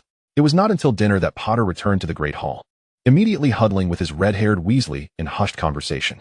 Draco noticed Caro strutting past with his friends, seemingly eager to provoke. He felt an inkling of familiarity in the scene, but could not quite place it. Before long, Caro returned, gleefully proclaiming he had challenged Potter to a duel at midnight. A duel? Draco thought with a cold smirk. It was merely a ruse to toy with them. He was certain Caro wouldn't even attend. However, letting this impulsive lad add to Gryffindor's woes was beneficial, saving him energy. He was somewhat curious about what Professor McGonagall had summoned Potter for. But more pressing matters awaited. Severus had delivered the promised research materials. His study of blood purity could finally advance. Naturally, Draco would not confine himself to the laboratory like a bookworm. He resolved to devote his Fridays and Saturdays solely to research, while casually visiting on other days. He even prepared some potions for skin whitening for Severus, under the pretext of joint study, secretly hoping the professor would align more closely with the Malfoy family's aesthetic standards. After all, a long-term collaborator ought to be somewhat pleasing to the eye. A week later, Draco began to surmise Professor McGonagall's intentions. In the foyer, he caught sight of Harry and Ron holding a long, rectangular package, its shape unmistakably indicating it was a Nimbus 2000 broomstick. Just behind him stood Goyle, and Draco discreetly stepped aside to afford him a clearer view. Goyle, not lacking in wit, promptly seized the opportunity to intercept them, snatching the package away to unveil its contents. A Nimbus 2000. Goyle shrieked, "You'd better prepare for detention, Potter. First years are forbidden from using these." Beside them, Weasley could no longer contain himself, exclaiming, "That's a Nimbus 2000. What was it you said you had at home, Goyle? A Comet 260, was it?" Ron guffawed at Harry. "The Comet is quite flashy, but it pales in comparison to the Nimbus. TCH, Weasley, you can't even afford half a broomstick handle." Goyle retorted menacingly, "I wager you and your brothers are piecing together your own broomsticks from twigs." Before Weasley could respond, Professor Flitwick appeared at the opportune moment. "I trust there's no quarrel among you, children?" he inquired sharply. "Someone has brought Potter a Nimbus 2000, Professor," Goyle hastily reported. Indeed, that is the case," Professor Flitwick replied, turning a beaming smile towards Harry. "Professor McGonagall has informed me of the special circumstances surrounding this, Potter. What model is it?" "A Nimbus 2000, sir," Harry answered. Stifling his laughter at Goyle's incredulous expression, he added, "I owe my acquisition to this very Goyle." Draco, standing a short distance away, grasped the entire situation. An irate tide surged within him. The school had strictly prohibited first-year students from bringing their own broomsticks, yet Potter's broom was evidently sanctioned by Professor McGonagall. The implications were unmistakable. He had been granted a special exemption to join the Quidditch team, perhaps without even needing to try out. The hero indeed had monumental clout. Draco seethed inwardly. That evening, Draco stormed back to his lavish dormitory, promptly retrieving his two-way mirror to contact his father. As soon as the connection was established, he didn't allow Lucius a moment to speak before launching into an aggrieved tirade. "Father, I want to join the Quidditch team. Why does Harry Potter get to? The school explicitly states that first years are not allowed to possess broomsticks. How can he violate the rules? Professor McGonagall even said he has talent. You always say she is strict and fair, but I see no evidence of it. This morning he received a Nimbus 2000, surely a gift from Professor McGonagall. It's utterly unjust." On the other end of the mirror, Lucius set aside his documents, observing the indignation etched on his son's face, and his fatherly heart softened slightly. It had been ages since Draco had displayed such childlike petulance, especially since the arrival of his cousin Scorpius. Nevertheless, he endeavored to maintain a stern demeanor. Speaking in a serious tone, "My little dragon, broomsticks are perilous. Just look at Neville Longbottom in flying class. He is the perfect example. And Harry Potter's parents are no longer around. I fear few would genuinely care should he encounter injury during flight, would they?" He paused, his tone softening. "But my little dragon, you are our treasure, and neither your mother nor I wish to see you harmed, even in the slightest. Next year, you shall certainly be able to join the Quidditch team. I have already contacted a craftsman to commission the finest, one-of-a-kind broomstick in the world just for you." "Humph." Draco pouted, "You just don't believe in me. I've been practicing Quidditch since I was small, and I have protective charms. How could I possibly get hurt? If I join the Quidditch team, I will surely outshine Harry Potter and show them who the true seeker is." "Little dragon," came the gentle voice of Narcissa from the mirror, her beautiful visage appearing on the screen. "Do you remember what you promised me before?" Upon seeing his mother, Draco immediately shifted his approach, his voice turning soft and sweet, his gray eyes wide with innocence, attempting to sway her. "Mother, my dearest mother, I will take good care of myself. Please let me participate. I can help Slytherin win the Quidditch Cup, and keep the house cup right here in Slytherin." He knew his mother could hardly resist his pleas in such a manner. "That's not possible, my sweet little dragon," Narcissa gently yet firmly declined. Draco's face fell instantly, as if a balloon had been punctured. Observing her son's despondency, Narcissa's heart softened, and she shifted her tone. However, Draco's head shot up, his eyes sparkling with anticipation. "I can arrange for your father to sponsor the entire Slytherin Quidditch team with Nimbus 2000s, Narcissa smiled. "And we can include your customized broomstick as well.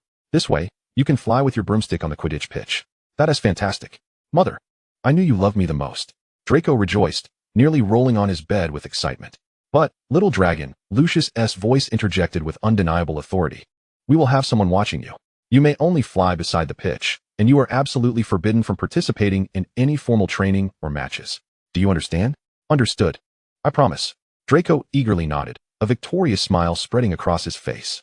Although he couldn't officially compete, being able to soar with his custom broomstick on the Quidditch pitch, allowing the entire house to bask in his glory, was already a tremendous victory. As for defeating Potter, there would be plenty of time for that. He had his methods. Chapter 38, Quidditch and Snape's Injury. Lucius's sponsorship proved astonishingly efficient, and the brand new broomsticks swiftly arrived at Hogwarts. He even included a few extras, allowing Goyle and Crabbe to enjoy new broomsticks as well. Draco excitedly tested his unique, customized broomstick while Goyle and Crabbe clumsily and excitedly fiddled with their new toys nearby. The members of the Slytherin Quidditch team naturally expressed their gratitude for Draco's generous sponsorship. After reveling in the thrill of flying, Draco did not immediately depart, but instead folded his arms, observing the team's training, watching their somewhat rough play and lack of cohesion. He couldn't help but furrow his brow in disapproval. Once the training concluded, Team Captain Marcus Flint dismounted from his broom, and Draco approached him directly, unreservedly pointing out the issues he had observed. Marcus Flint, tall and rugged, possessing a countenance that, shall we say, did not conform to the Malfoy family's aesthetic ideals, initially dismissed Draco's suggestions with his customary arrogance. It became evident that mere suggestions would not suffice. Draco thought, scanning the entire team. He suddenly realized that Slytherin's reputation was also at stake. He could not allow one or two careless individuals to diminish the overall standard. After all, he intended to join the team in the future. Maintaining a facade of excellence was imperative. With this in mind, Draco refrained from further verbal persuasion and directly produced his secret weapon, the popular Quidditch team training guide procured through Uncle Regulus. He waved the guide before Marcus, briefly revealing that Potter might be granted an exception to join the Gryffindor team and that they possessed Nimbus 2000s. Indeed, the actual threat proved far more effective than any suggestion. Flint's demeanor shifted immediately. He became serious and began discussing the professional training methods and tactical formations outlined in the guide with Draco. Seeing Flint take the bait, Draco seamlessly introduced his image enhancement plan. We can base our tactics and training on this. Additionally, I can personally sponsor a brand new set of tailored Quidditch uniforms for the team, ensuring they are both aesthetically pleasing and practical, with the potential to incorporate some protective magic permissible within the rules. He shifted the conversation with a flick of his gaze, a glimmer of undeniable shrewdness flashing in his gray eyes. However, in exchange, and to elevate the overall stature of our Slytherin house, all members of the team, including you, Flint, must adjust your personal image according to the advice of professionals. What we need to showcase is Slytherin's competence and intimidation, rather than, well, barbarism. Perhaps the allure of new brooms and training guides was too great, or perhaps Flint was captivated by the innate superiority in Draco's words. He scarcely hesitated before agreeing. Fine. As long as it leads to victory over Gryffindor, I'm on board. This wasn't the place for detailed discussions. Draco elegantly waved his hand, instructing, we shall convene tomorrow afternoon in the empty classroom on the 4th floor. I need time to prepare the measurements and design plans. That evening, Draco busied himself, summoning the house elf, Mimi, instructing her to gather the measuring tools, and filtering through numerous clothing catalogs he had brought to select several designs that were both athletic and emblematic of Slytherin. He requested that Mimi not only embroider the exquisite Slytherin serpent crest on the final team uniforms, but also cleverly weave in protective enchantments permissible under Quidditch regulations. Subsequently, he instructed Mimi to contact the Malfoy family's house elf, Liane, who had previously contributed unique aesthetic insights in Draco's inventions and was also fond of experimenting with hairstyles. He insisted that Liane be present the next day to provide suggestions and adjustments for the appearance of the entire Quidditch team. Thus commenced a comprehensive upgrade plan for the Slytherin Quidditch team, led by Draco, who was eager to witness how a revamped team, impeccable in both skill and appearance, would dominate their opponents on the field. The training style and tactics of the Slytherin Quidditch team underwent changes discreetly, yet the enhancements in their appearance were conspicuous. Particularly for Captain Marcus Flint, the transformation from his teeth to his hairstyle was nothing short of astonishing. Even girls began to linger their gazes on him for a few extra seconds. As old adversaries, Gryffindor sensed a subtle difference, yet Slytherin guarded their secrets with utmost vigilance. Time passed quietly, and soon it was the eve of Halloween. The day's defense against the dark arts class remained as uninspired as ever. But observing the faces of the Hufflepuff students as they exited class, seemingly as if they had survived a calamity, Draco surmised that Professor Quirrell's garlic assault had likely escalated once more. That evening, The great hall was adorned with Halloween decorations, brimming with festive spirit. In Draco's eyes, incorporating some more refined elements of horror would align better with the Malfoy aesthetic. Just as everyone immersed themselves in feasting and laughter, Professor Quirrell suddenly burst in. His oversized turban askew, his face etched with terror. Under the gaze of the entire faculty and student body, he stumbled to the head table, collapsing beside Dumbledore's, gasping. A troll is in the dungeons, as you should know. With that, he fainted onto the floor.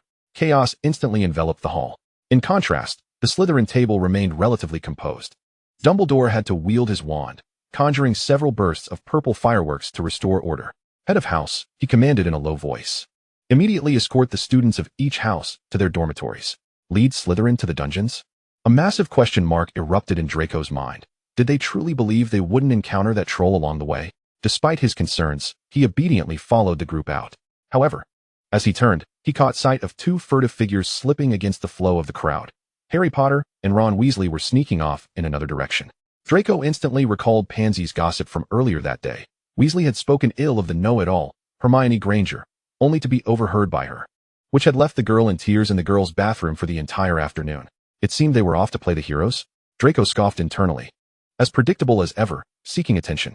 With so many professors present, they chose to embark on their own perilous adventure instead of seeking assistance. Due to the troll debacle, everyone had their dinner disrupted. Fortunately, upon returning to the Slytherin common room, the students found it generously stocked with an array of food. Blaise sidled up to Draco, and the two shared hushed opinions about the evening's farce. The following morning, upon seeing the inexplicable 5 points added to the Gryffindor hourglass, Blaise said nothing, merely raising an eyebrow at Draco with a knowing look. Everything was understood without words. Shortly after the Halloween incident, however, Snape unexpectedly sent word that Draco need not attend his upcoming research sessions for the time being. This unusual gesture bewildered Draco. Based on his understanding of Severus's character and the importance he placed on the pure blood purification research, it was inconceivable that he would easily pause such work. There was certainly something amiss. Sensing intrigue, Draco headed directly to the potions office in the dungeon after his last class. He knocked on the familiar wooden door, and Snape's low, slightly hurried voice called from within, "Come in." Upon entering, a potent mix of blood and strong potions assaulted Draco's senses, causing his gray eyes to narrow sharply.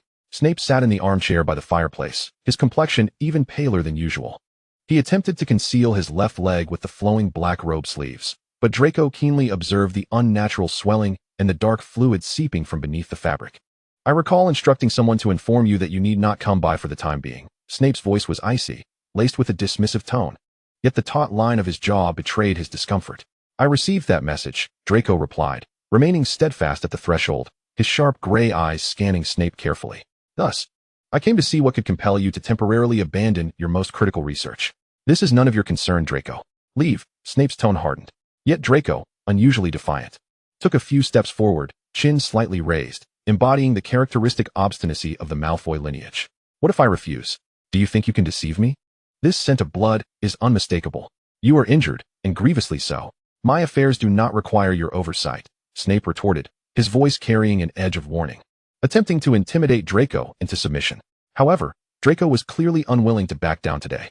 He crossed his arms defiantly, adopting a posture that suggested he would not depart without answers, his tone becoming sharper. "Is that so? What if I were to write to Father right now, informing him that you are engaging in activities dangerous enough to leave you grievously wounded, potentially jeopardizing my research without my knowledge? How do you think he would react?" This was a cunning threat, artfully leveraging Lucius's concern for his only son and the complex relationship between him and Severus. Snape's lips pressed into a thin line, a flicker of irritation flashing in his eyes, but more prominently, a sense of helplessness. He knew this spoiled, astute brat would not hesitate to act. "An accident," he finally muttered through clenched teeth, a reluctant admission. "What sort of accident leaves behind the claw marks and toxins of a three-headed dog?" Draco pressed, closing in, having already caught the unmistakable odor of the noxious, rotting venom as he approached. "Do not attempt to mislead me. I have read the entire series on common magical creatures and their toxins. How could a three-headed dog possibly infiltrate Hogwarts?" Snape's pupils contracted imperceptibly, as if he hadn't anticipated Draco's knowledge to be so precise. He fell silent, using silence as his final bastion. Draco was acutely aware that he had reached the limit. There was no further information to be extracted from Severus regarding the origins of the three-headed dog. Suppressing the weighty doubts that loomed within him, he refrained from pressing further. Instead, he shifted the conversation, adopting the demeanor of a victor. and retrieved a delicately crafted crystal vial from his dragonhide pocket. Madam Pomfrey's remedies proved too slow in dealing with such a concoction of toxins. A hint of barely perceptible pride tinged Draco's tone as he proclaimed, "With this, an improved version of an ancient formula recorded in the Malfoy family archives. Enhanced with moonstone powder and phoenix tears for catalysis, applied externally. I assure you, it will be 3 times more effective than the nurse's treatments." He placed the crystal vial upon the nearby table, producing a crisp sound as it made contact. "Apply it twice daily," Draco instructed, sealing the box and thrusting it into Snape's hands with an air of undeniable authority. "In approximately 3 to 4 days, you should be fully healed, without any lingering repercussions that might affect your, shall we say, graceful demeanor." He even deliberately utilized a term that described one's gait. Snape regarded the evidently valuable potion in his hands, then glanced at the smirking young rogue before him, whose expression radiated triumph. Ultimately, he merely snorted coldly, opting not to refuse further. "Mind your curiosity, Draco," he warned in a low tone, though his voice lacked its former severity. Draco obediently nodded, yet resolutely resolved to uncover the truth regarding the 3-headed dog. This encounter with Severus was undoubtedly a victory for Draco Malfoy. Draco's probing instincts pointed towards the 4th floor, suspecting the creature might belong to Rubeus Hagrid, who had a proclivity for dangerous animals. He pondered the rationale behind housing such a perilous creature within the castle. Was it meant to guard something? However, his attention swiftly diverted to the upcoming Quidditch match between Slytherin and Gryffindor. The day of the Quidditch match finally arrived on Saturday, and by 11 o'clock, it seemed the entirety of Hogwarts had descended upon the stands surrounding the Quidditch pitch, creating an uproar of excitement. Many students even brought binoculars, and the atmosphere was extraordinarily fervent. As the Slytherin Quidditch team donned their newly tailored uniforms, shimmering with dark silver serpentine patterns, and soared into the arena upon their uniform Nimbus 2000s, a tremendous gasp and murmur erupted from the stands. Leaning back contentedly in his comfortable seat, Draco reveled in the proud cheers of his fellow Slytherins and the incredulous gasps from students of other houses. Beside him, Goyle and Crabbe fervently waved a shimmering silver-green flag prepared by Carrot, creating a truly spectacular scene. "Look at their faces," Draco chuckled to Blaise, casting a glance at the Gryffindor stands, where expressions reminiscent of having swallowed slugs abounded. "What a delightful appetizer." As Madam Hooch's whistle pierced the air, 14 brooms shot upwards like arrows released from a bow. "Look at them," Pansy whispered excitedly at his side. "They look utterly transformed." Indeed, the Slytherin team not only boasted upgraded gear, but also displayed a newfound spirit and tactical execution that seemed reborn. No longer was their strategy merely a reckless charge. They now functioned as a meticulously woven net, coordinating fluidly with one another. Though Draco's keen eyes still caught glimpses of subtle, borderline fouls, such as Flint's perfectly timed jostling during a block, overall, their gameplay exhibited greater finesse and deception, fully exploiting the speed advantage of the Nimbus 2000s. "Oh, look there." Blaise suddenly pointed skyward. All eyes, including Draco's, were drawn to the unfolding drama above. Harry Potter's broom had begun to behave erratically. It bucked and twisted like a wild stallion, leaving the hapless Potter clinging desperately to the broomstick, perilously tossed about as he struggled to maintain his balance. A chorus of terrified screams and anxious murmurs erupted from the Gryffindor stands, and even the commentator Lee Jordan's voice carried a note of urgency. Yet, in that fleeting moment when the entire audience was captivated by the aerial spectacle, the Slytherin team demonstrated the tactical prowess honed by Draco and Flint. With unwavering focus, they seized the opportunity of their opponent's distraction, launching a rapid counterattack that flowed seamlessly like mercury. Slytherin scores. Another for Slytherin. What a splendid combination. Flint, like a silver-green whirlwind. Another 10 points. Lee Jordan's commentary, tinged with reluctant acknowledgement, could not deny Slytherin's efficiency. Draco watched with satisfaction as the scoreboard reflected Slytherin's swift accumulation of points. He overheard whispers from students of other houses. "Merlin, has Slytherin switched teams this year? Their brooms are incredibly fast, and their teamwork, though reluctant to admit it, they certainly played with much more intelligence. Look at Potter. What is wrong with his broom?" When Harry Potter ultimately plummeted from the air in a spectacularly awkward, and, in Draco's view, fortunate and clumsy manner, catching the golden snitch with his mouth, the entire stadium erupted. However, in the next moment, Madam Hooch's whistle declared the result. Before Harry captured the snitch, Slytherin's lead had already secured them victory, even with the additional 150 points from the snitch. Gryffindor fell short by a narrow margin. Slytherin wins. Madam Hooch's amplified voice resonated throughout the pitch. The Slytherin stands erupted in thunderous cheers and applause. Draco rose gracefully, exchanging victorious high-fives with Crabbe and Goyle, his face adorned with a composed smile that exuded confidence. He observed the center of the field, where the Gryffindors surrounded their hero, celebrating his commendable catch despite the loss, while the Slytherin players raised their new brooms high, basking in the accolades befitting victors, and some envious glances. A flawless victory, Draco mused, showcasing both strength and intelligence. More importantly, it unveiled a new and more formidable Slytherin to all. As for the peculiar behavior of Potter's broom, a flicker of contemplation passed through Draco's gray eyes. That was yet another mystery to unravel. But at this moment, he preferred to revel in the glory that belonged to Slytherin. Chapter 39. The Forbidden Forest and the Secrets of Hogwarts. The celebration of Slytherin's Quidditch victory ignited a grand revelry in the common room, which gradually subsided only deep into the night. After all, the following day was a weekend, and everyone indulged themselves. As the weather grew colder, an unshakable dampness seemed to linger in the stone corridors of Hogwarts. Draco found himself increasingly fond of retreating to his meticulously decorated bedroom. While the common room's fireplace was undoubtedly warm, it became rather noisy when crowded. He noticed even Blaze and Pansy had complained about their dormitory occasionally becoming damp and cold. It appeared that the enchantments for insulation and moisture control in the Slytherin dungeon had fallen into disrepair. Draco pondered silently, wondering where all the galleons that Hogwarts received each year were being allocated. During these chilly days, the only source of amusement seemed to be the incessant gossip emanating from Pansy's ever-babbling mouth.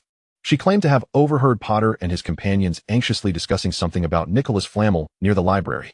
Draco was certainly familiar with that name, the famed alchemist reputed to have created the Philosopher's Stone, capable of turning lead into gold and producing the elixir of life.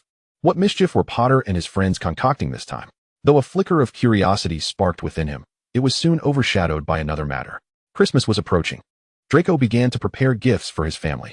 Thoughts of home flooded his mind, evoking images of the warm and bright fireplace at Malfoy Manor, the gentle embrace of his mother, and the seemingly stern yet caring gaze of his father. Most vividly, he envisioned Scorpius calling him brother in his soft voice, which ignited a profound sense of longing within him. Eager to return, Draco took advantage of the flu network from Severus's office and arrived at Malfoy Manor a day before the official start of the Christmas holiday.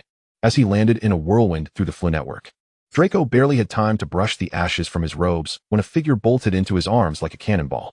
Draco, brother. It was little Scorpius. His soft black hair neatly combed, clad in a purple velvet robe, resembling a miniature gentleman. He clung tightly to Draco's leg, tilting his face up with sparkling deep blue eyes, brimming with pure dependence and joy. Draco felt his heart melt. He bent down and effortlessly lifted his young cousin, weighing him in his arms. Scorpius, it seems the house-elves' haven tea been slacking off. You've gained quite a bit. Narcissa's gentle voice floated over, as she approached from the fireplace with a soothing smile, brushing non-existent dust off his shoulder and planting a kiss on his cheek to welcome him home. Lucius stood a bit further away, his serpent-headed cane in hand, maintaining his usual reserve, yet a soft light in his eyes betrayed his good mood. Returning early. I see the chill of Hogwarts has finally become intolerable for our little dragon. I merely wish to ensure that Scorpius's first Christmas gift came from his brother, Draco replied, holding Scorpius with a hint of rightful pride. At that moment, Uncle Regulus and Aunt Seraphina ambled in from the drawing room.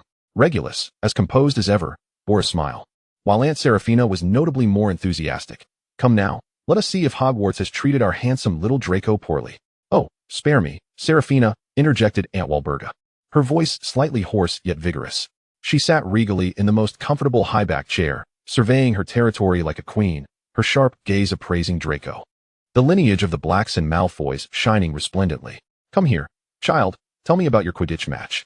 I hear it was your little suggestion that transformed the entire team? Draco approached with Scorpius nestled comfortably on his shoulder, the little fellow obediently resting against him. With a touch of justifiable pride, he began to recount Slytherin's victory, conveniently omitting the part about Harry Potter's broom mishap. Aunt Walburga listened with rapt attention, interjecting with approving remarks like, now that's commendable, or that's how one should handle Gryffindor. Lucius appeared to be perusing the Daily Prophet, yet his ears were evidently perked up. Narcissa and Seraphina smiled at each other, exchanging glances that spoke volumes about their pride in their little dragon. In the days that followed, Draco's primary duty was to accompany Scorpius. He would chase the giggling boy down the manor's long corridors on a toy broom, of course, heavily protected by spells, patiently teach him to identify harmless magical plants, and, while Scorpius napped, he would sit on the small sofa in his room with a book, allowing the little one to fall asleep, clutching a finger. The Christmas feast was even more jubilant.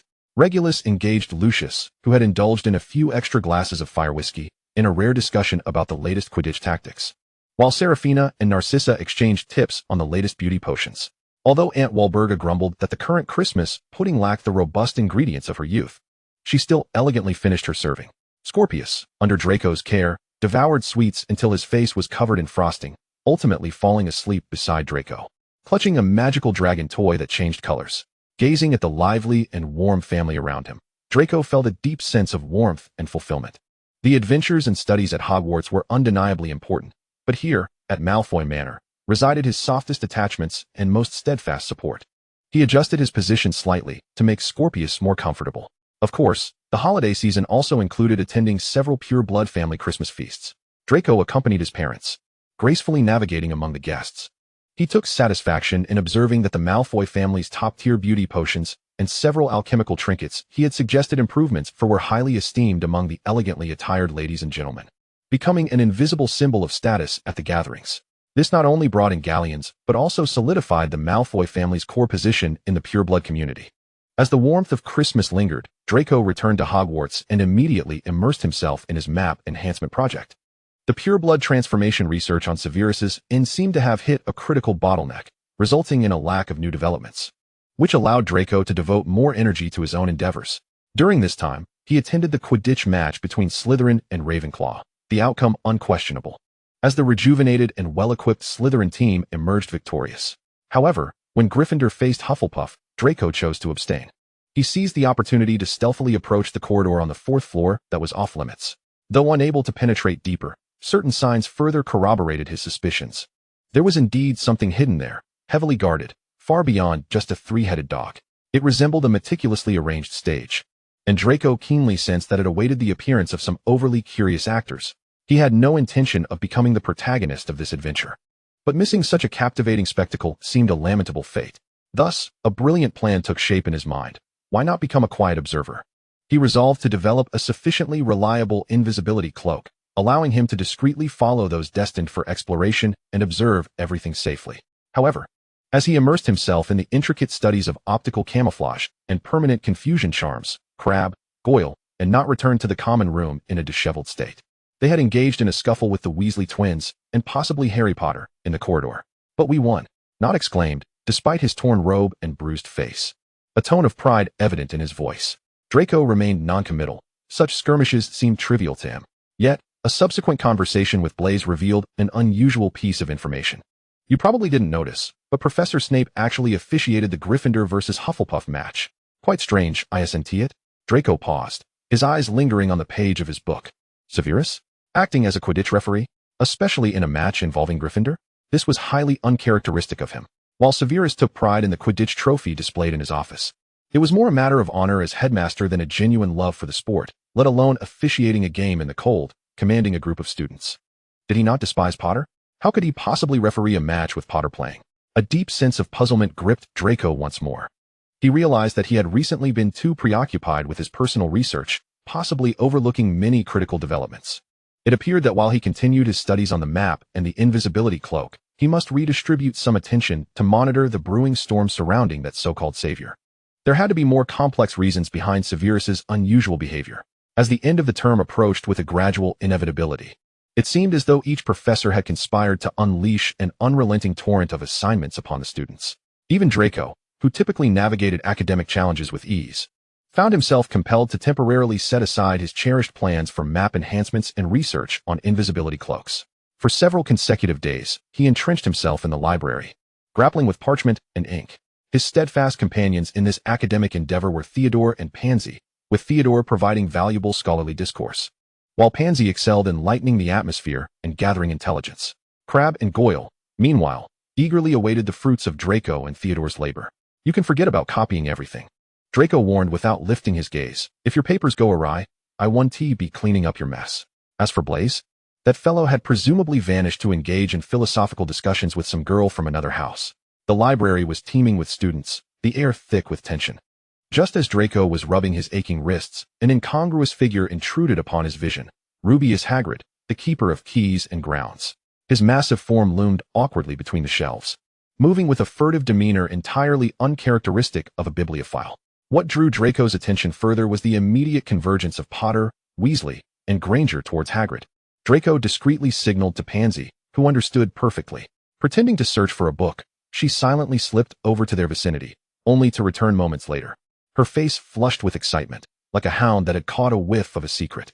"It's a dragon," she whispered, almost bursting with enthusiasm. That big oaf borrowed several books on dragon husbandry, types of dragons in Great Britain and Ireland, from egg to adult dragon, a guide to raising fire dragons. Merlin's beard. What terrifying creature does he intend to raise at school? Pansy eagerly suggested. Should we report him? This is a blatant violation of school rules. Without evidence. Theodore interjected indifferently, his tone as cool as ever. He merely borrowing books. Moreover, even if he were to acquire a dragon egg, hatching it takes considerable time. Making a fuss now would only alert him. Draco regarded Theodore with appreciation, adding, Theodore is correct. Rather than act impulsively, it would be wiser to bide our time. Once the Easter holiday concludes, if indeed a little creature emerges, that will be the perfect moment to catch him in the act. A glint of calculation flickered in his gray eyes. Perhaps it could yield something even more intriguing. Having dealt with this minor episode, Draco once again immersed himself in the sea of assignments. He could hardly wait to complete them and embrace the upcoming Easter holiday. During the break, he found himself relishing time spent with Uncle Regulus, Aunt Celine, and his beloved cousin Scorpius at a rare plant exhibition. Although Lucius and Narcissa could not accompany them due to pressing matters, it did nothing to diminish Draco's enjoyment of the time spent with his uncle's family. The exhibition boasted an array of bizarre plants, each exuding enchanting fragrances and magical luminescence. Scorpius was utterly entranced by a silver fern that swayed to music, refusing to leave its side. Uncle Regulus patiently elucidated the magical properties of certain rare plants and their applications in advanced potions, while Aunt Celine was more concerned with identifying plants with exceptional cosmetic benefits. Draco purchased a small pot of moss that emitted a gentle starlight for Scorpius, and seeing the little one's eyes gleaming brighter than the stars as he cradled the pot, made Draco feel particularly fulfilled this holiday. Naturally, he did not forget to bring gifts for his parents, some rare plant roots suitable for potion making for his father, and a small vial of the finest essence extracted from the exhibition's unique flowers for his mother. With the relaxation of the holiday and the lingering scent of plants, Draco was acutely aware that returning to Hogwarts signified not only the final sprint towards the term's conclusion, but also that Hagrid's secret regarding the dragon would soon be unveiled. Following the Easter holiday, Hogwarts entered the most intense phase of the term. Draco returned to school with several intriguing trinkets acquired from the rare plant exhibition, including a sibling to the starlit moss he had gifted to Scorpius, as well as some rare spores that might prove useful in potion experiments. The battle in the library raged on, yet Draco kept a discreet eye on Hagrid's dragon. He subtly instructed Crabbe and Goyle to keep an occasional watch on Hagrid's hut and the movements of Potter and his friends, under the condition that he would assist them in refining their essays. Sure enough, on a rather gloomy afternoon, Crabbe rushed back, breathless, bringing news that sent a thrill through Draco. I saw them. Potter, Weasley, and Granger sneaked over to Hagrid's hut. Hagrid was particularly agitated. We hid beneath the window and overheard him say the egg had cracks. A sharp glint flashed in Draco's gray eyes. He immediately sought out Theodore and Pansy. The time has come, he stated succinctly. Pansy, nearly bubbling over with excitement, whispered, Let's go tell Professor McGonagall. No, Draco shook his head, a calculating smile creeping onto his lips. What benefit would it bring us to inform McGonagall, who would merely halt Hagrid's activities temporarily? Theodore instantly grasped Draco's intent, adding, moreover, reporting fellow students, even if they are Hagrid and Potter, seems rather unwise. Then what shall we do? Pansy inquired, puzzled. Draco calmly adjusted the cuffs of his robes, leisurely responding, I recall that our care of magical creatures professor, Mr. Kettleburn, though overly enthusiastic about dangerous creatures, maintains a clear stance regarding fire dragons, which are highly dangerous and strictly regulated by the Ministry of Magic. More importantly, he owes my father a favor. Instead of confronting the matter directly, he composed a carefully worded letter that appeared to be a mere expression of concern for school safety, sending it anonymously via a school owl to Professor Kettleburn. The letter inadvertently hinted at possible illegal hatching activities at Hagrid's hut, kindly cautioning that this could endanger Hagrid himself and the nearby students. The outcome unfolded even more swiftly and spectacularly than Draco anticipated. The very next morning, during breakfast, a sensational piece of news swept through the Great Hall. Rubeus Hagrid had been taken away for questioning by officials from the Department for the Regulation and Control of Magical Creatures for illegal possession and attempting to hatch a Norwegian Ridgeback dragon egg. It was said that Professor Kettleburn had been incensed upon discovering this and had contacted the Ministry of Magic directly. What delighted Draco even further was that Potter, Weasley, and Granger faced severe penalties from Professor McGonagall for failing to report the incident, with rumors suggesting they had even helped Hagrid obtain the dragon egg, each losing 50 points, an aggregate of 150 points. This news was nothing short of catastrophic for Gryffindor. Overnight, their house's ruby hourglass plunged to the bottom, falling from a hopeful position in the race for the House Cup to become the subject of ridicule throughout the school. The Slytherin table buzzed with jubilant energy. Draco savored his grape juice, listening to Pansy animatedly recounting the eerie silence at the Gryffindor table, where even the Weasley twins were rendered incapable of laughter for the first time. "Well done, Draco," Theodore remarked, an unusually clear smile breaking across his face. Blaise leaned in, wearing his characteristic mischievous grin, a precise strike, eliminating a dangerous creature while severely crippling the competition, all without a single leaf touching you. Quite the classic Malfoy style. Draco offered a slight smile, content to keep his accomplishments concealed. He did not indulge in excessive pride, for to him, this was merely the expected outcome. He was merely upholding the regulations of Hogwarts while simultaneously pursuing his own objectives. However, as he gazed upon the three dejected figures at the Gryffindor table, particularly the disheartened countenance of Potter, any lingering regret he had harbored for neglecting his attention towards the boy who lived in light of his recent academic endeavors dissipated entirely. It seemed that occasionally paying heed to Potter could yield unexpected amusement, he mused. Thus, he pondered whether the enigma of the fourth floor and Severus's peculiar behavior ought to be placed on the agenda as well. The term was drawing to a close. Yet the spectacle at Hogwarts appeared to be only just commencing. Draco took a sip of juice, his gray eyes gleaming with anticipation and curiosity. The news of Hagrid's release did not surprise Draco. Dumbledore's influence was not to be underestimated. However, the subsequent revelation concerning Potter and his companions being confined, particularly the timing and the fact that Hagrid himself was overseeing it, immediately set off Draco's keen instincts. Why must the detention occur at night? And why with the recently troubled Keeper of Keys? Draco sensed something amiss. Without hesitation, he decided it was time to test his latest invention, the first-generation invisibility cloak, and personally unravel the mystery. Of course, a Malfoy would never embark on such an endeavor unprepared. He donned the cloak, meticulously assessing its efficacy. Although the edges exhibited slight energy fluctuations that could create afterimages during rapid movement, it was nearly flawless under the cover of night and in a stationary position. He then filled his pockets with various protective trinkets, a charm against malevolent curses, an emergency portkey, several vials of potent healing and antidote potions, and even a small pouch of flobberworm mucus, said to temporarily immobilize certain dangerous creatures. That evening, he silently trailed behind Potter, Weasley, and Granger to Hagrid's hut. The bark of the large dog sent a jolt of apprehension through him. Fortunately, he had sprinkled odor-dispelling powder on himself beforehand, and with the cloak's protection, he managed to navigate the situation without incident. He overheard Hagrid's deep voice solemnly stating, "Now listen closely, what we are about to do tonight is exceedingly dangerous, and I do not wish for any of you to come to harm. Follow me over here." Observing the path leading into the dark, forbidden forest, resembling the gaping maw of a colossal beast, Draco stifled a silent chuckle. Leading 3 first-year students into the perilous night of the forbidden forest while claiming to wish for their safety? It was perhaps the most absurd jest he had ever encountered. He followed cautiously, maintaining a careful distance, his hand gripping his wand tightly beneath the cloak. The light in the forbidden forest grew dimmer. Surrounded by an orchestra of rustling sounds and unidentifiable calls, the air cold and damp. Even with his preparations, Draco could feel his heart racing within his chest. Suddenly, the group ahead halted. Hagrid lit his lantern, his towering figure appearing even more massive in the flickering light. He explained the true purpose of their venture, to seek out a unicorn that had been attacked by some malevolent force. A unicorn? Draco felt a shock run through him. Harming a unicorn was an act of profound evil that would incur a curse. The very notion that such a creature had been harmed near Hogwarts was staggering. Yet the glimmering blood on the ground forced him to accept the grim reality. Hagrid then proposed a grouping plan. Weasley and Granger would accompany him, bringing Fong, while Potter would be paired with Fong's other half. Draco had not quite caught that part, which effectively meant Potter and Weasley were together while Granger paired with Hagrid.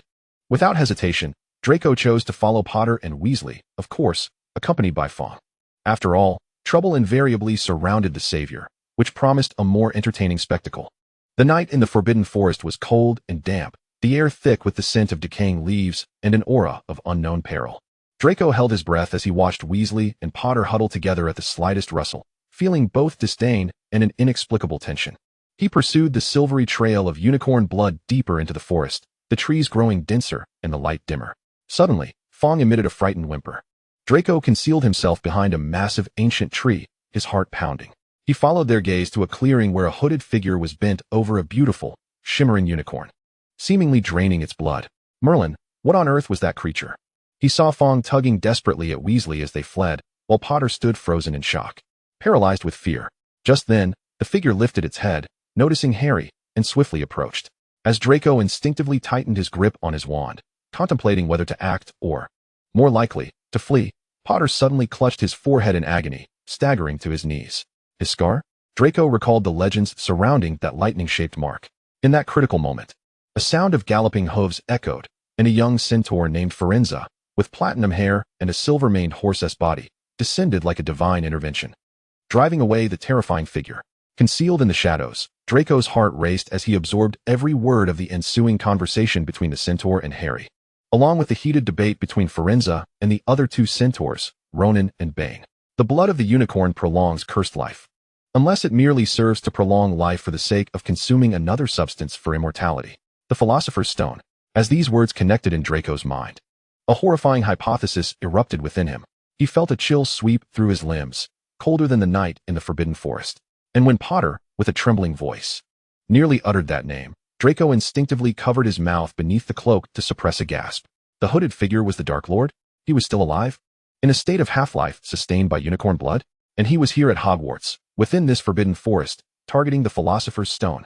At that moment, all the clues appeared to converge. The three-headed dog guarding the fourth-floor chamber, Severus's unusual behavior. Was he monitoring? Or attempting to intervene? And Professor Quirrell's suspicious frailty and garlic scent. Was it all to conceal something?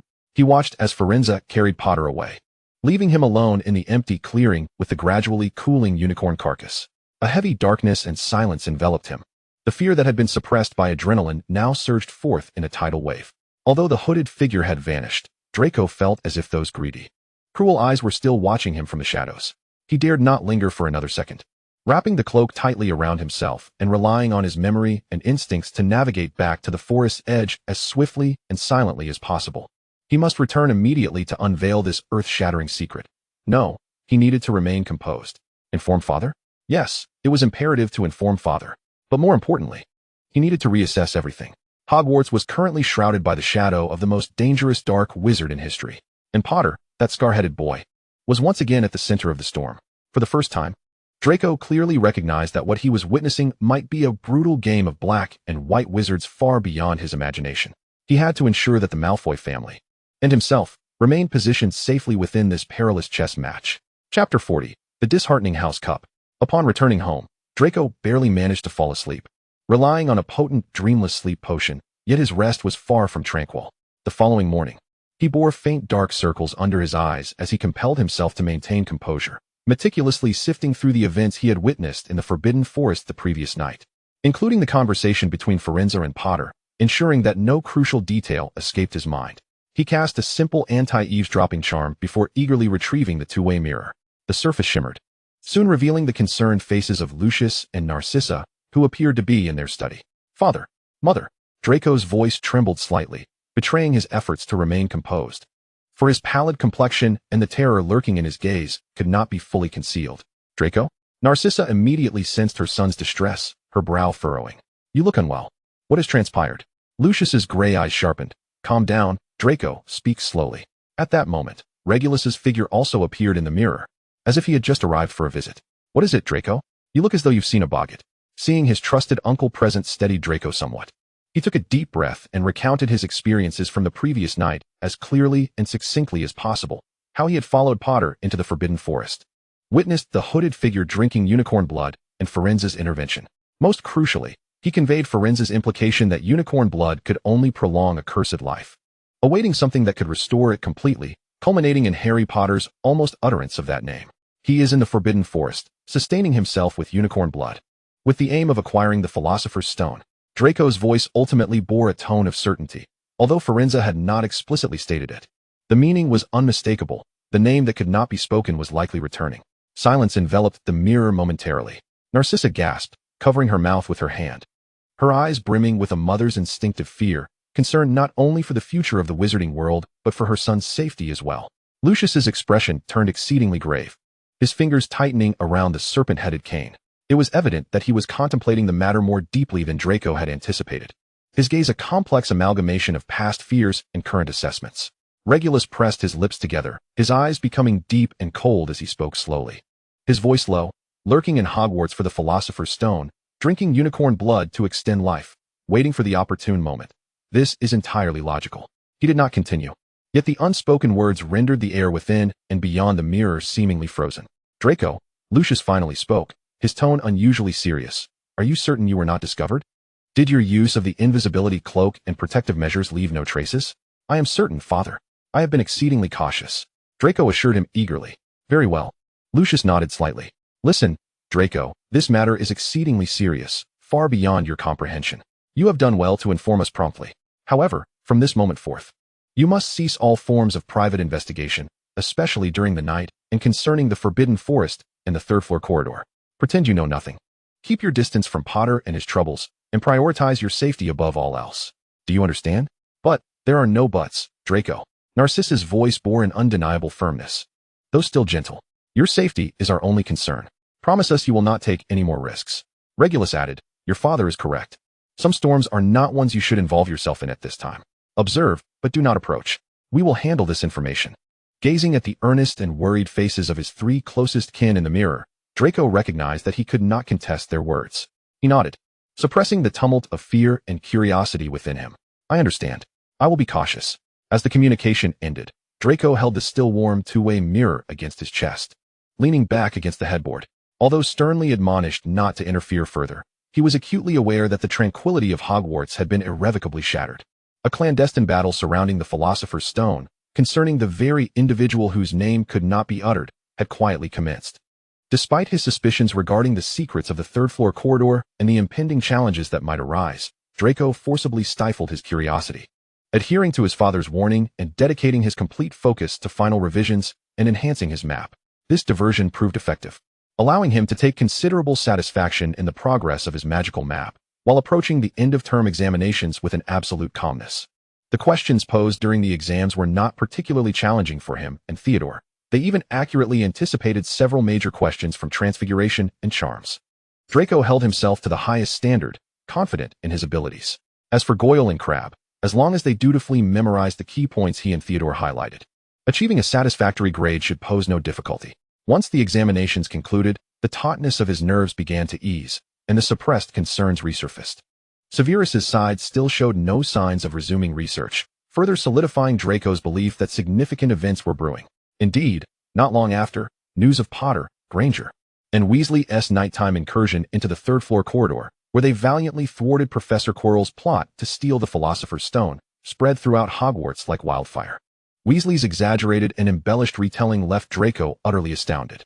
If bravery in the face of the Dark Lord was to be acknowledged, Draco had to concede that Potter was indeed exceptional in that regard.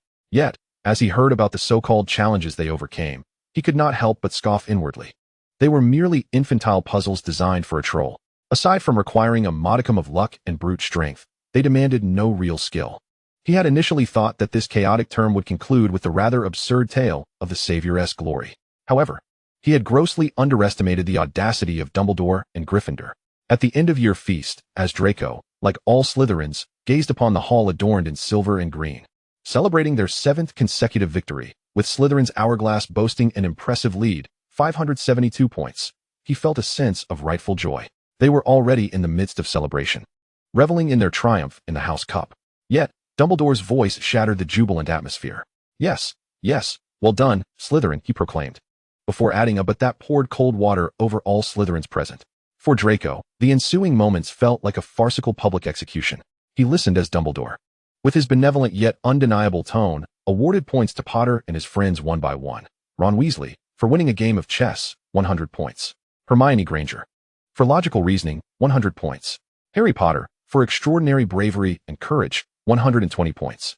Draco watched as the red rubies in the Gryffindor hourglass rose at an astonishing rate, nearly matching Slytherin's green gems.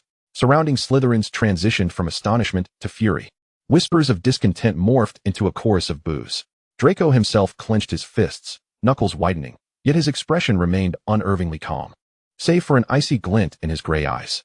It was not over yet. As Dumbledore smiled, bestowing the final 10 points to Neville Longbottom under the pretext that standing firm in front of friends also required courage. A resounding cheer erupted from the Gryffindor table, piercing Draco's ears with a cacophony of cheers, screams, and stomping feet that compelled him to cover his ears. With a decisive advantage, they forcibly snatched the house cup from Slytherin. The Great Hall's decorations instantly transformed from silver and green to gold and crimson, as if mocking Slytherin's efforts throughout the year. The students around him were fuming, venting their frustrations with angry complaints and curses. Draco, however, remained silent, raising his gaze sharply towards Severus Snape, their head of house. Seated at the faculty table, he observed Snape's impassive expression, even witnessing him shake hands with the beaming Professor McGonagall beside him. A cold scoff echoed in Draco's mind. The most impartial head? In the face of absolute power and favoritism, could even Severus choose silence? In that moment, he gained a deeper understanding of Hogwarts' so-called fairness. This victory was not earned through merit or rules, but rather a meticulously orchestrated ceremony honoring the team of the Chosen One. A profound sense of disappointment and fury engulfed him. He had initially planned to return home through Severus's fireplace, but now he had changed his mind.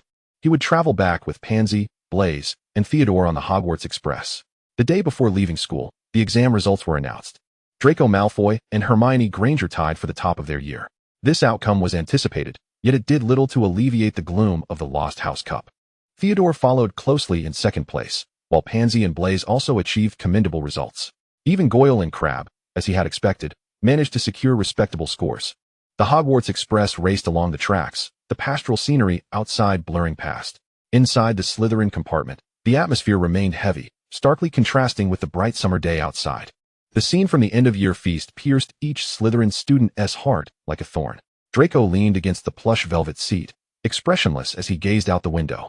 Pansy continued her tirade against Dumbledore's favoritism, while Blaise analyzed the headmaster's political motives with his characteristic sardonic tone, and Theodore listened silently, nodding occasionally.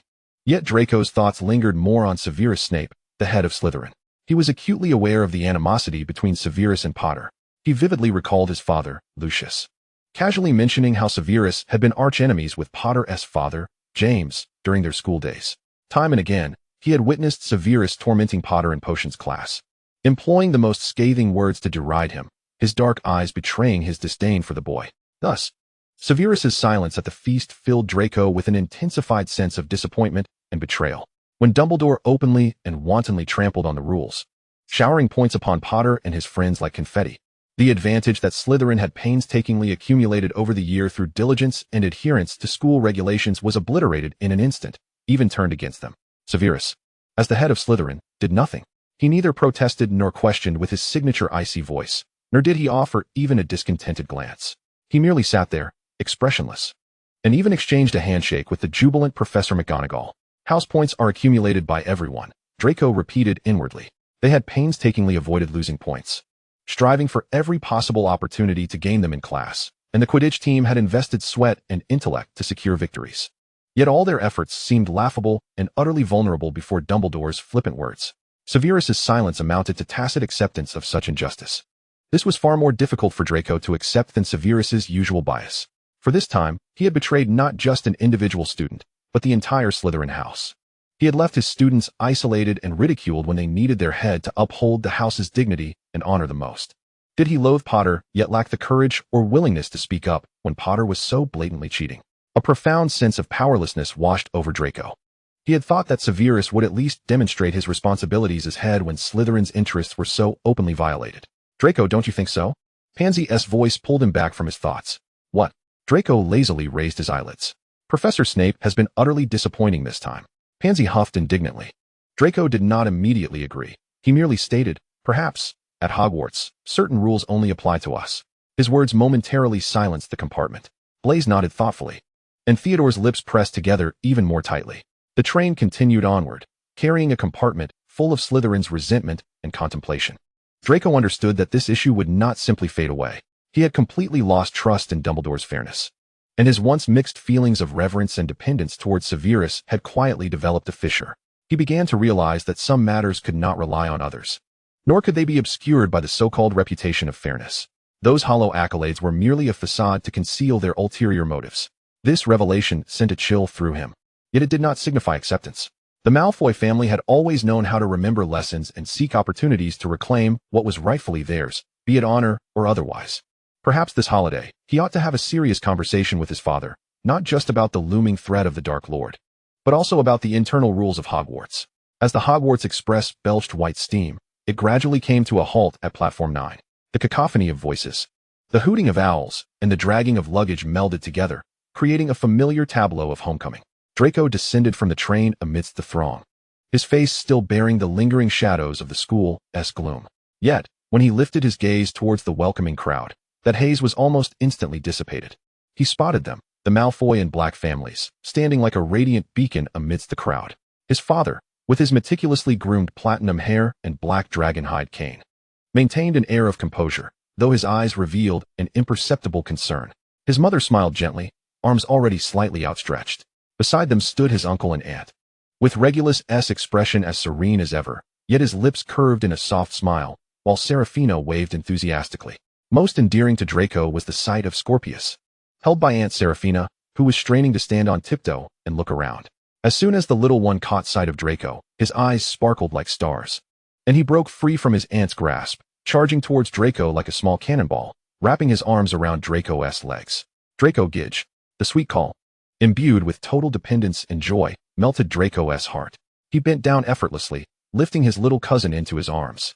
Scorpius smelled faintly of milk and sunshine, his small arms clinging to Draco's neck, that pure warmth and trust washing away the last remnants of the cold fury ignited by the house cup. Our little dragon is back. Narcissa stepped forward, gently adjusting his collar, which had been askew from Scorpius' exuberance, and planted a soft kiss on his cheek. Noting that he appeared slightly thinner, it seemed Hogwarts' fare did not entirely meet the Malfoy standards.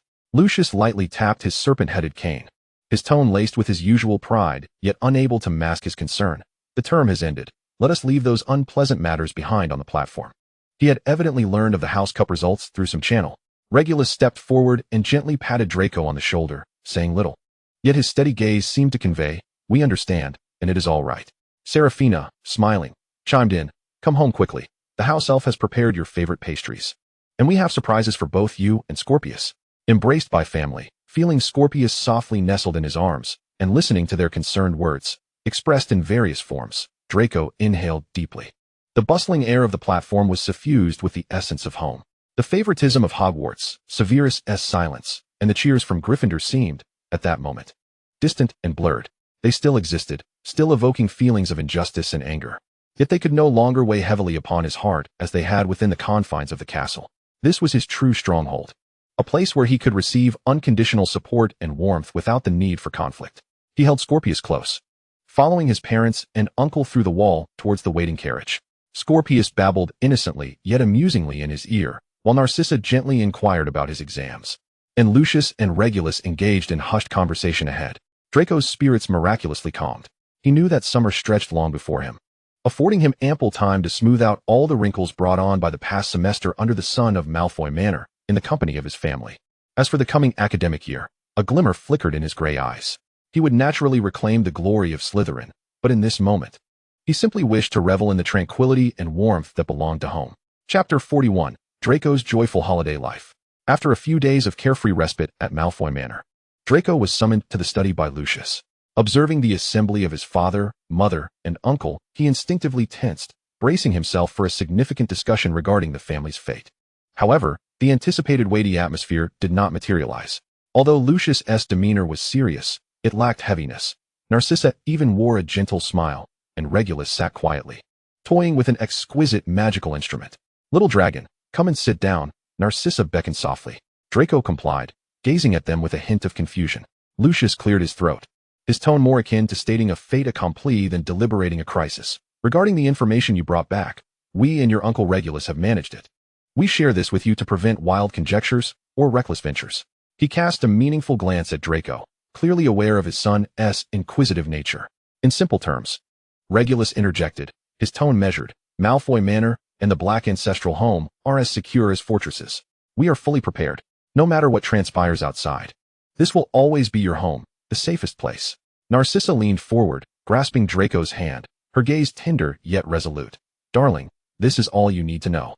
The Dark Lord, Dumbledore, Harry Potter, these are not matters for you to confront directly. Those are troubles for our generation to navigate and resolve. Lucius nodded, a hint of proud Malfoy aristocracy gracing his expression. The Malfoy and Black families remain formidable, capable of protecting their heir. Your task is not to bear heavy burdens at such a young age. His gaze settled on Draco, his tone softening.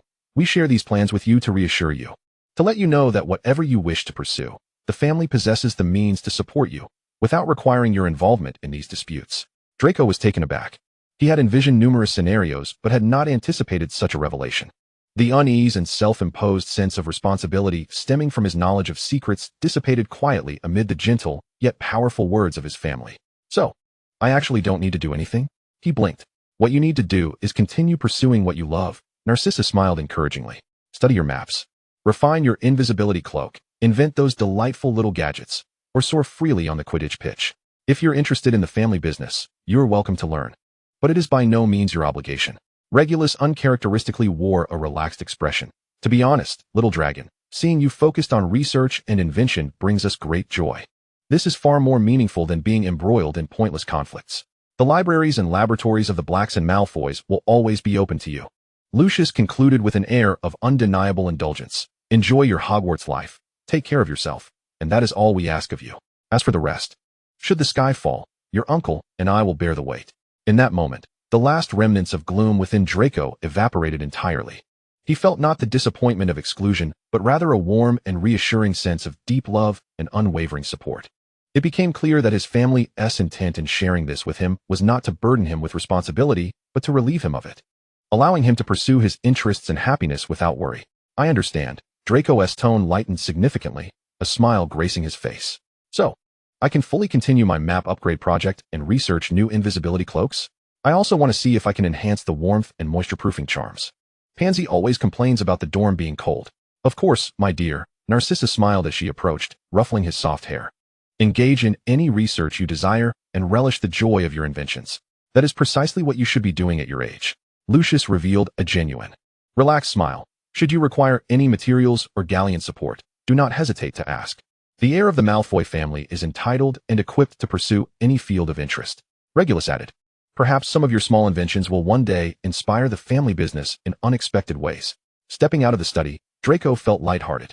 He remained the passionate Draco Malfoy, fervently devoted to magical inventions, yet now fortified by the silent, yet formidable guardianship of his family. He understood that whether he became an outstanding inventor or simply a joyful scion of wealth, the Malfoys and Blacks would always stand as his most steadfast support.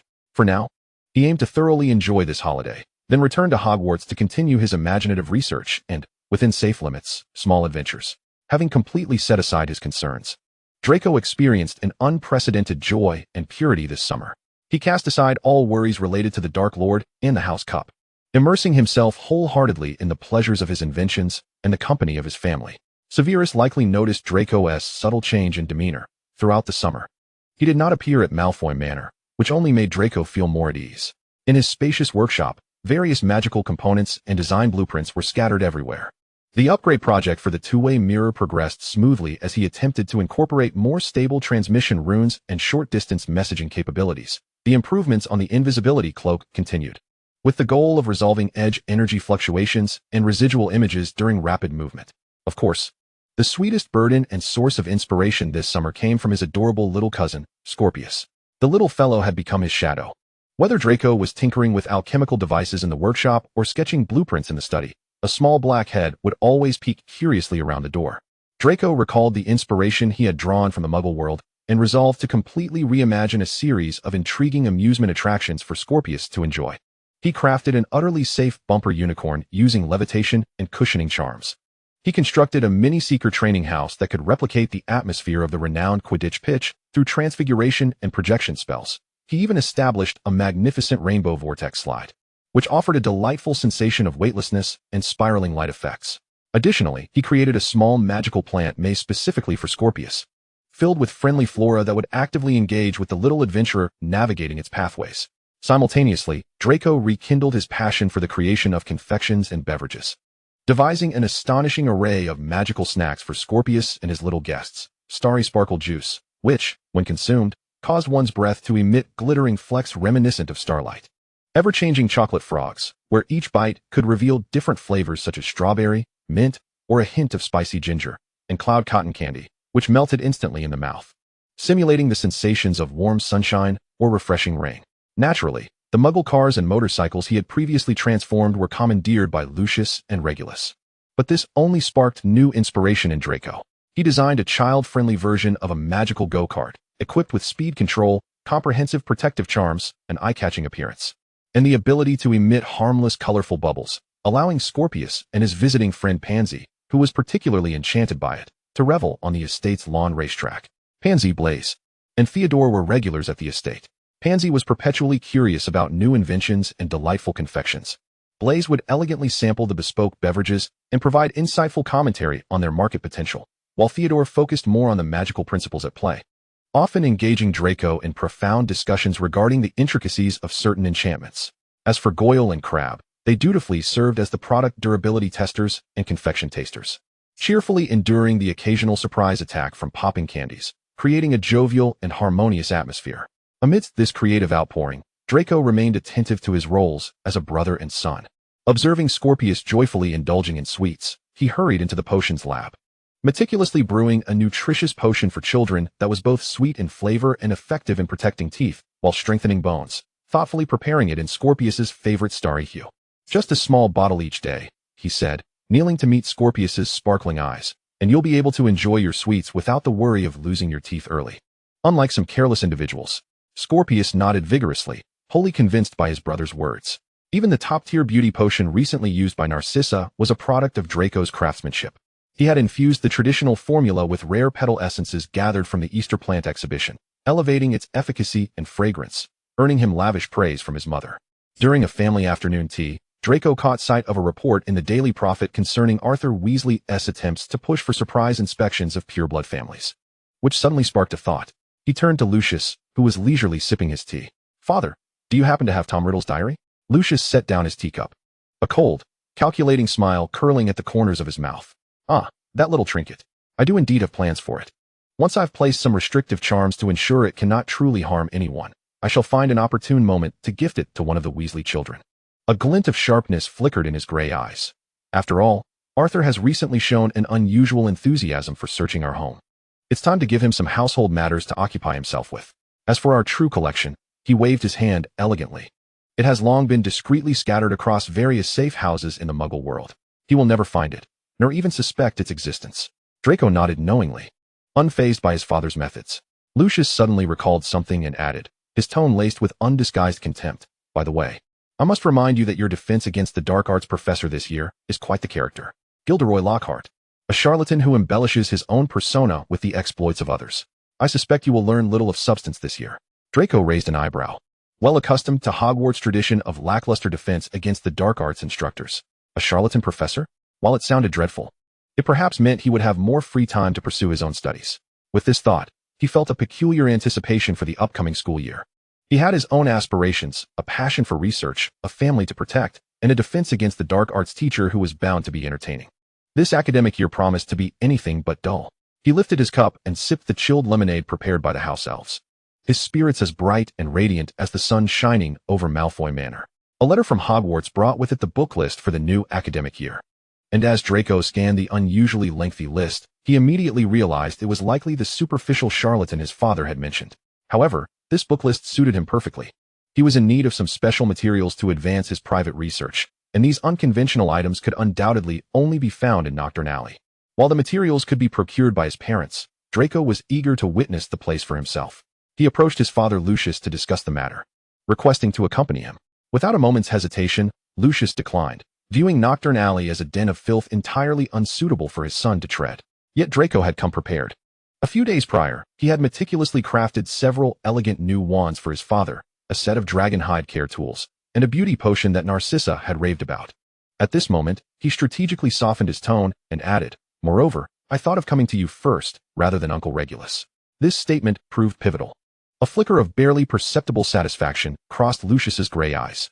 After a moment's contemplation, he relented. "Stay close to me, little dragon. It is not a place for you to wander alone, but it would do no harm to see it." As they stepped into Knockturn Alley, a wave of air laden with the scents of mildew, strange potions, and unidentified creatures enveloped them, a stark contrast to the bright and welcoming atmosphere of Diagon Alley. The sky seemed to darken slightly, and along the narrow street, Unsettling items were displayed in shop windows. One shop featured withered heads, while another housed a glass jar containing a floating, oddly shaped creature's eye.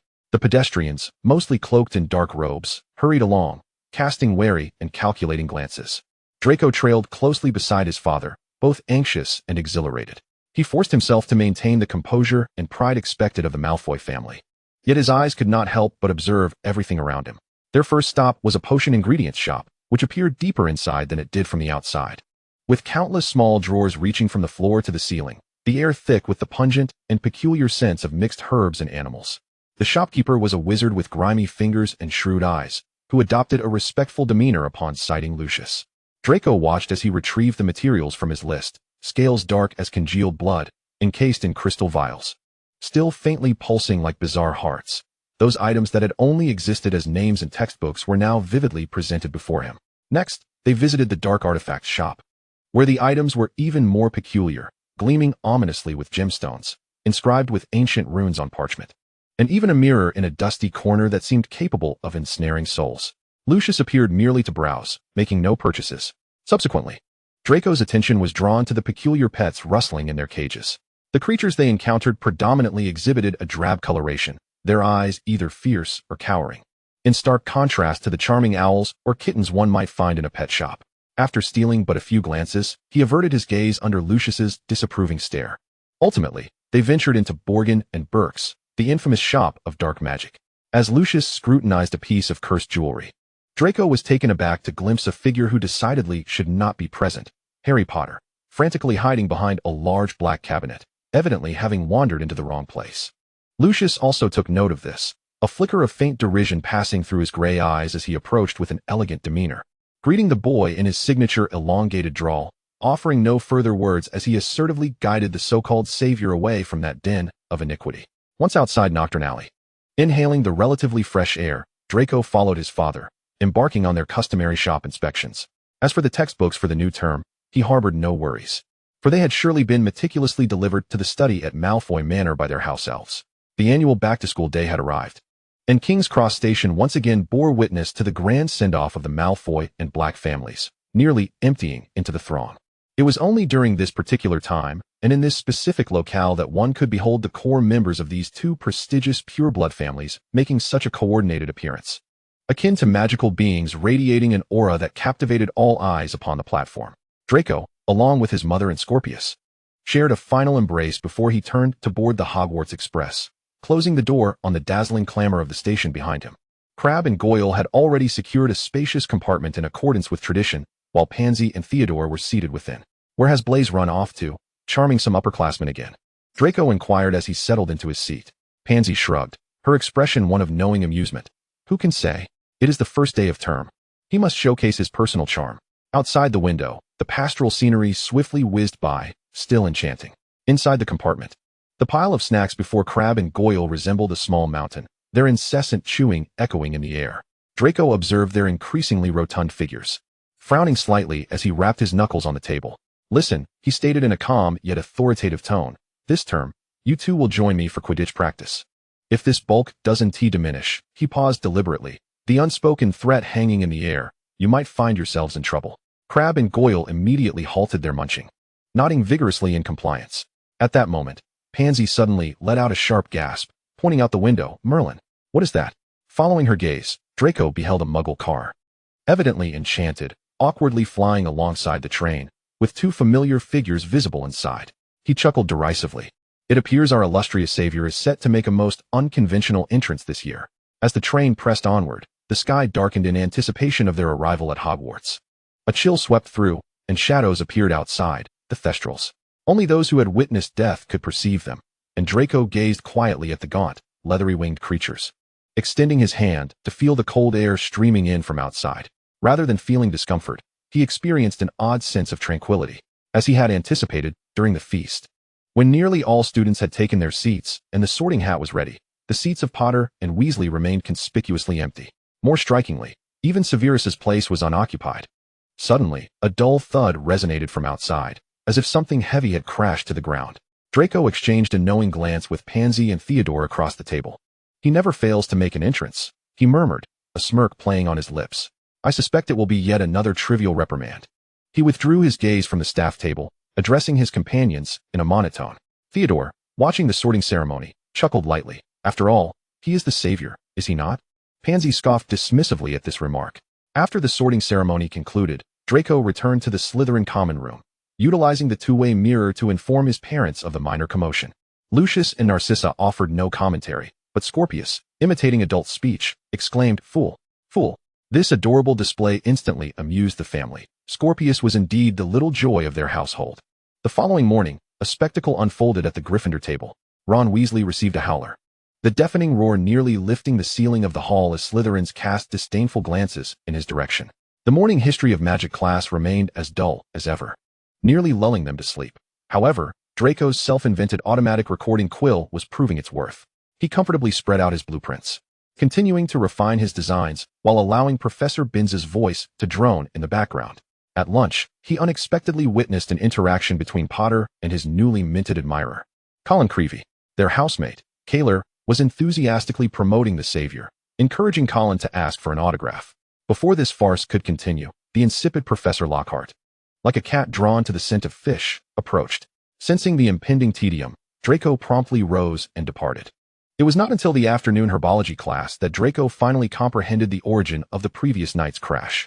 Outside the greenhouse, a beleaguered whomping willow stood, its trunk and branches swathed in thick bandages.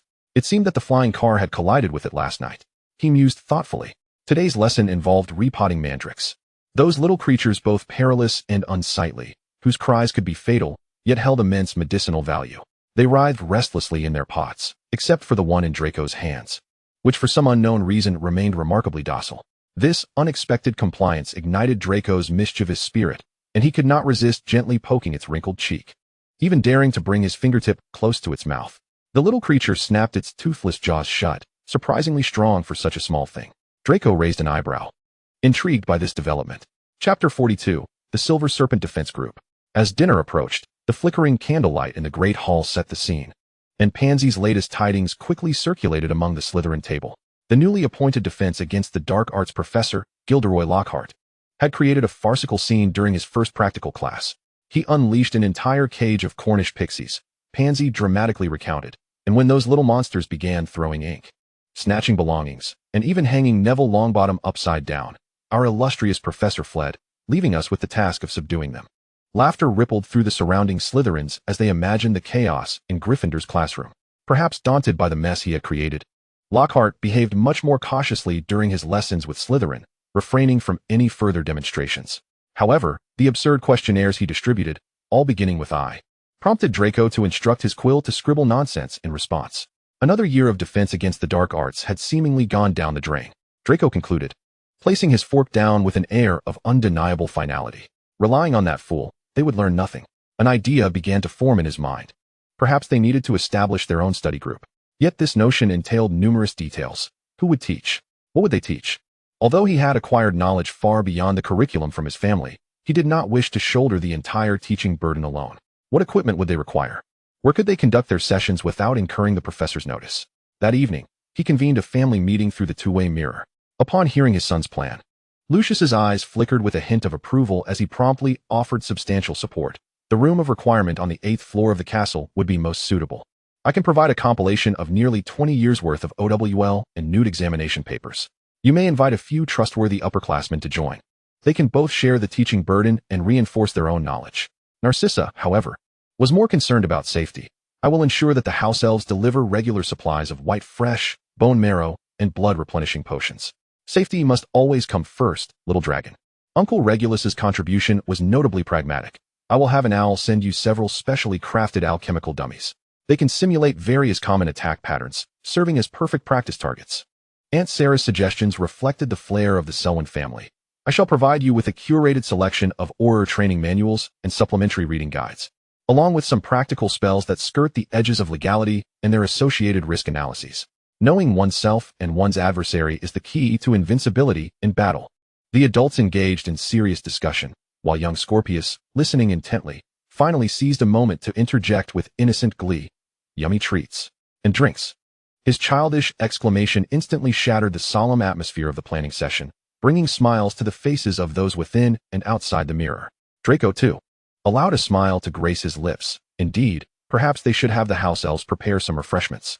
After all, sustaining the cohesion of an organization requires more than just knowledge. The following afternoon, Draco gathered his inner circle in a corner of the Slytherin common room: Theodore, Blaise, Pansy, and her friend Daphne. Naturally, there were also the ever-loyal Goyle and Crabbe, who followed him like shadows. The flickering firelight danced upon Draco's platinum hair as he spread out a preliminary draft of the plan on the table, stating directly, "Given that our defense against the dark arts professor this year is a complete inept, and considering how long he may remain in this position, as well as the competence of his successor being uncertain, we cannot rely on luck for our education." He surveyed the group, proposing the establishment of a truly effective study group. This suggestion was met with unanimous agreement from all present. Theodore nodded first, while Blaise's signature playful smile took on a serious demeanor. Pansy and Daphne exchanged excited glances. "I have already thought of a name," Draco declared, his fingertip tapping the parchment. "It shall be called Silver Serpent Defense." Next came the efficient allocation of tasks, with Draco taking the lead. "I will approach Professor Severus for his tacit approval. Blaise, with his exceptional social skills, will be responsible for contacting reliable and capable upperclassmen to enrich the teaching resources." Pansy and Daphne volunteered to explore the castle's lesser-known corners, seeking a safe and discreet classroom as a fixed base. The meticulous and strategic Theodore took on the responsibility of refining the curriculum and detailing the draft plan. Although Goyle and Crabbe were not adept at planning, they made it clear they would fully participate and handle some physical tasks and maintenance of the venue. Thus, an initiative aimed at self-preservation and defense against the dark arts quietly began that afternoon by the hearth in the Slytherin dungeon. With the plan established, Slytherin's efficiency became evident. "So, that is the situation, Professor." Draco stood before Snape's desk, succinctly outlining the reasons for establishing the Silver Serpent Defense Group, emphasizing Gilderoy Lockhart's unreliability and the urgency of preparing for OWL and Newt examinations. Snape, upon finishing, allowed a barely perceptible flicker of approval to cross his dark eyes. It seemed that Mr. Malfoy had finally learned not to place his hopes in Merlin's mercy. His voice was low, and at the end of the dungeon corridor, "There is an empty storeroom for your use. I hope not to hear any foolish explosions." The allocation of this classroom was an unexpected boon. Draco smirked slightly, responding crisply, "Certainly not, Professor. Slytherin values efficiency and safety." Meanwhile, Blaise exhibited remarkable initiative. He waved the thick stack of past examination papers provided by Lucius and quickly persuaded several high-achieving upperclassmen to join. They also proposed a new idea. Since there are so many valuable past papers, why not establish a specialized exam study group? Students from the 4th, 5th, 6th, and 7th years are in dire need of this. Blaise brought the suggestion to Draco, whose eyes brightened. Without hesitation, he agreed. "Excellent idea. I can provide the materials and tools, but the specifics of operation will be their responsibility." He felt this would both expand their influence and allow him to avoid micromanagement. A most advantageous arrangement. Theodore's work was commendably executed. He not only refined the defense curriculum for 1st and 2nd years, but also detailed the key learning points and recommended spells for each lesson. Pansy and Daphne excitedly reported that they had found an excellent base, located not far from the classroom approved by Snape, with internal space perfectly divisible into study and practice areas. The house elf Mimi eagerly volunteered to organize the space. Her efficiency was remarkable, not only leaving both areas spotless, but also reporting a small detail to Draco. "Young master, Mimi has noticed that Dobby has been acting quite strangely lately, often talking to himself, as if concealing some secret." Draco frowned at this news. "Dobby," he instructed, "Mimi, keep a closer watch on him along with the other house elves." That evening, during his communication with family via the two-way mirror, Draco reported the smooth progress of the study group and mentioned Dobby's peculiar behavior. Lucius merely snorted in response, offering no further comment. Exercising caution, Draco sought out an ancient binding magic known as the Spirit Contract, a lesser-known enchantment that could strengthen the confidentiality agreements of house elves. He had Mimi retrieve it directly. "Father, perhaps you should examine the elf contracts at Malfoy Manor. Everything is in place." Draco looked at Theodore's refined course outline and the list of members brought back by Blaise, tapping his fingertip on the parchment lightly, his tone carrying a rare youthful exuberance. "Thus, Silver Serpent Defense will officially commence next week, under the silvery green shadows of the dungeon's chamber." Draco did not stand at the center of the space, but leaned casually against a black ebony table, observing as the members arrived one by one. When the last upperclassman closed the stone door, he lightly snapped his fingers, dimming the light from the silver serpent candelabra above, naturally drawing everyone's attention to him. "Good evening." Draco's voice carried a note of rare relaxation. "Before we begin to wield our wands, let us first address a multiple-choice question. with a flick of his wand. 3 scenarios composed of silver light materialized in the air: a wizard trapped by rolling stairs, a witch confronted by a relentless chinkapank, and an auror cornered in a duel by a barrage of stunning spells. Assuming equal magical levels, which of these 3 scenarios presents the highest chance of survival, and why? After a brief silence, whispers began to circulate. Some suggested the auror, citing his rigorous training. Others claimed it was the wizard trapped by the stairs, as the danger level was the lowest. Draco listened to the discourse, remaining non-committal until Theodore calmly spoke. It is the witch facing the chinkapank. The stairs merely present an inconvenience. A duel tests comprehensive skills, whereas the chinkapank has identifiable weaknesses that, if one remains composed, a simple illumination charm could potentially turn the tide. Approaching the matter, Draco stood up straight, the silver-lit scenes dissipating. But Theodore, what if that witch becomes so frightened that she forgets her spell? He surveyed the group, stating that today they would not discuss advanced spells, but rather focus on one critical aspect. When faced with the unexpected, he did not directly teach the obstruction spell. Rather, he divided everyone into 3 groups, each receiving a sealed silver box. Within each box lay a small predicament. Your task is not to destroy it, but to render it completely silent by any means necessary. The time allotted is 5 minutes. As soon as Pansy's group opened their box, a swarm of buzzing, foul-smelling copper-nosed bees erupted forth. Crab and Goyle's box continuously spewed forth sticky tendrils, attempting to ensnare their feet. The group, led by Blaze, suffered the worst, as a thick, hypnotic purple smoke billowed out the moment their box was opened. The chamber immediately descended into chaos. Some instinctively cast the stunning spell, with little effect, while others tried the freezing charm, nearly encasing their teammates' feet in ice. Meanwhile, Draco strolled leisurely among them, only interjecting at critical moments with a hint of insight. What do you think they despise the most?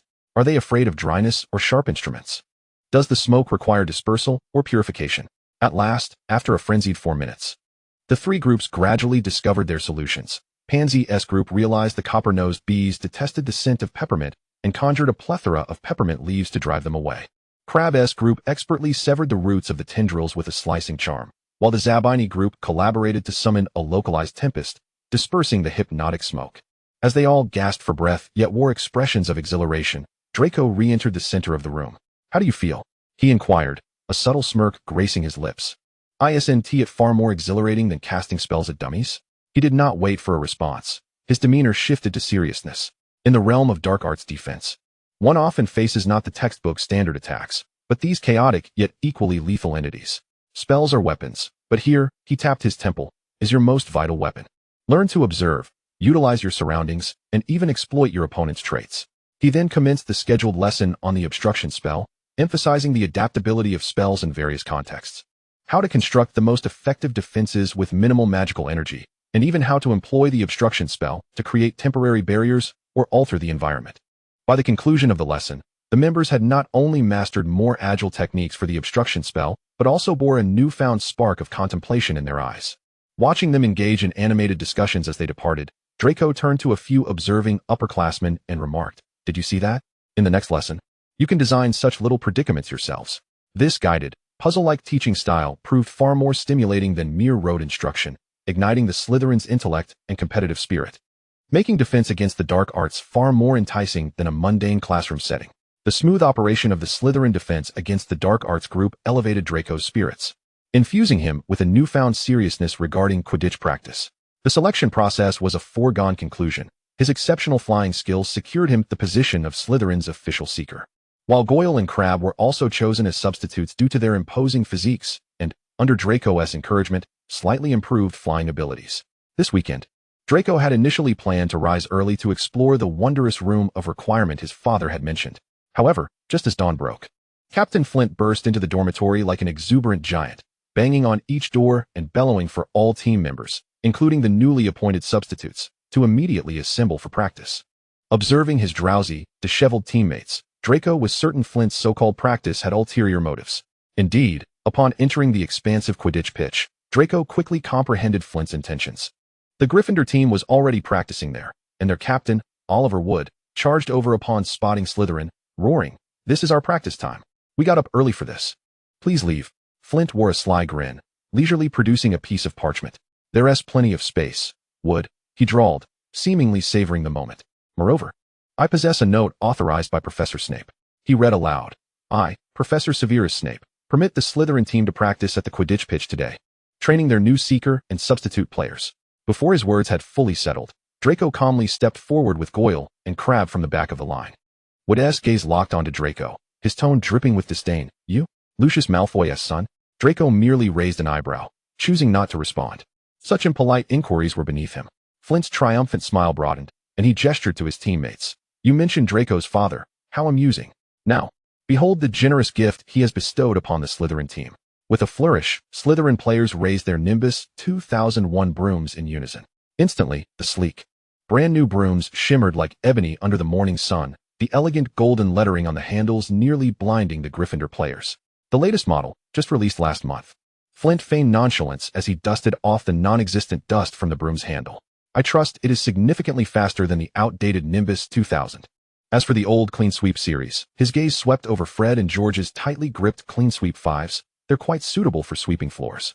Standing amidst his teammates, Draco wore an unabashedly triumphant smile, relishing the complex mix of shock, envy, and fury on the faces of the Gryffindor players. Just then, Potter's two sidekicks rushed over. What is going on? Weasley inquired. Why aren't you playing? Draco, ever the benevolent soul, clarified their confusion with a clear and jovial tone. I am Slytherin's new seeker, Weasley. We were just admiring the brooms my father purchased for our team. He paused, surveying their shabby equipment with a tone laced with pity. Quite impressive, isn't it? Perhaps your Gryffindor team could procure some gold to buy a few new brooms? Then you could donate those Clean Sweep 5s, he chuckled softly, to the school's broom shed. Our discarded Nimbus 2000s, however, were generously gifted to the younger, deserving Slytherin students. Laughter erupted among the Slytherin players. At least none of the Gryffindor team members had to spend money to join. A sharp female voice interjected. Granger glared at Draco, her eyes blazing. They made the team purely based on skill. This insult wiped the smile off Draco's face, his expression turning icy. I was undoubtedly selected for my abilities. That is beyond question.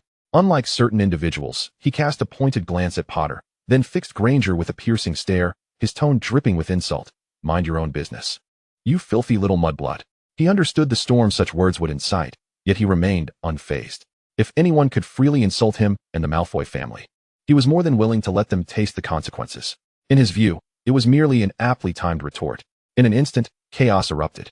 Flint lunged in front of Draco, with Goyle and Crabbe towering protectively beside him, muscles tensed as they prepared for the imminent onslaught from Fred and George. How dare you? Screamed Alicia Spinnet. Weasley, infuriated, drew his wand from his robes, pointing it at Draco, bellowing, You will pay for that, Malfoy. Draco surveyed them with an air of indifference, even tinged with a hint of anticipation. His wand had slid into his palm from the depths of his sleeve, and the alchemical trinkets beneath his robe pulsed with warmth. Brimming with latent energy, he genuinely wished to witness what this Weasley was capable of. However, the response to Weasley's furious shout did not come in the form of a spell directed at Draco, but rather as a resounding explosion.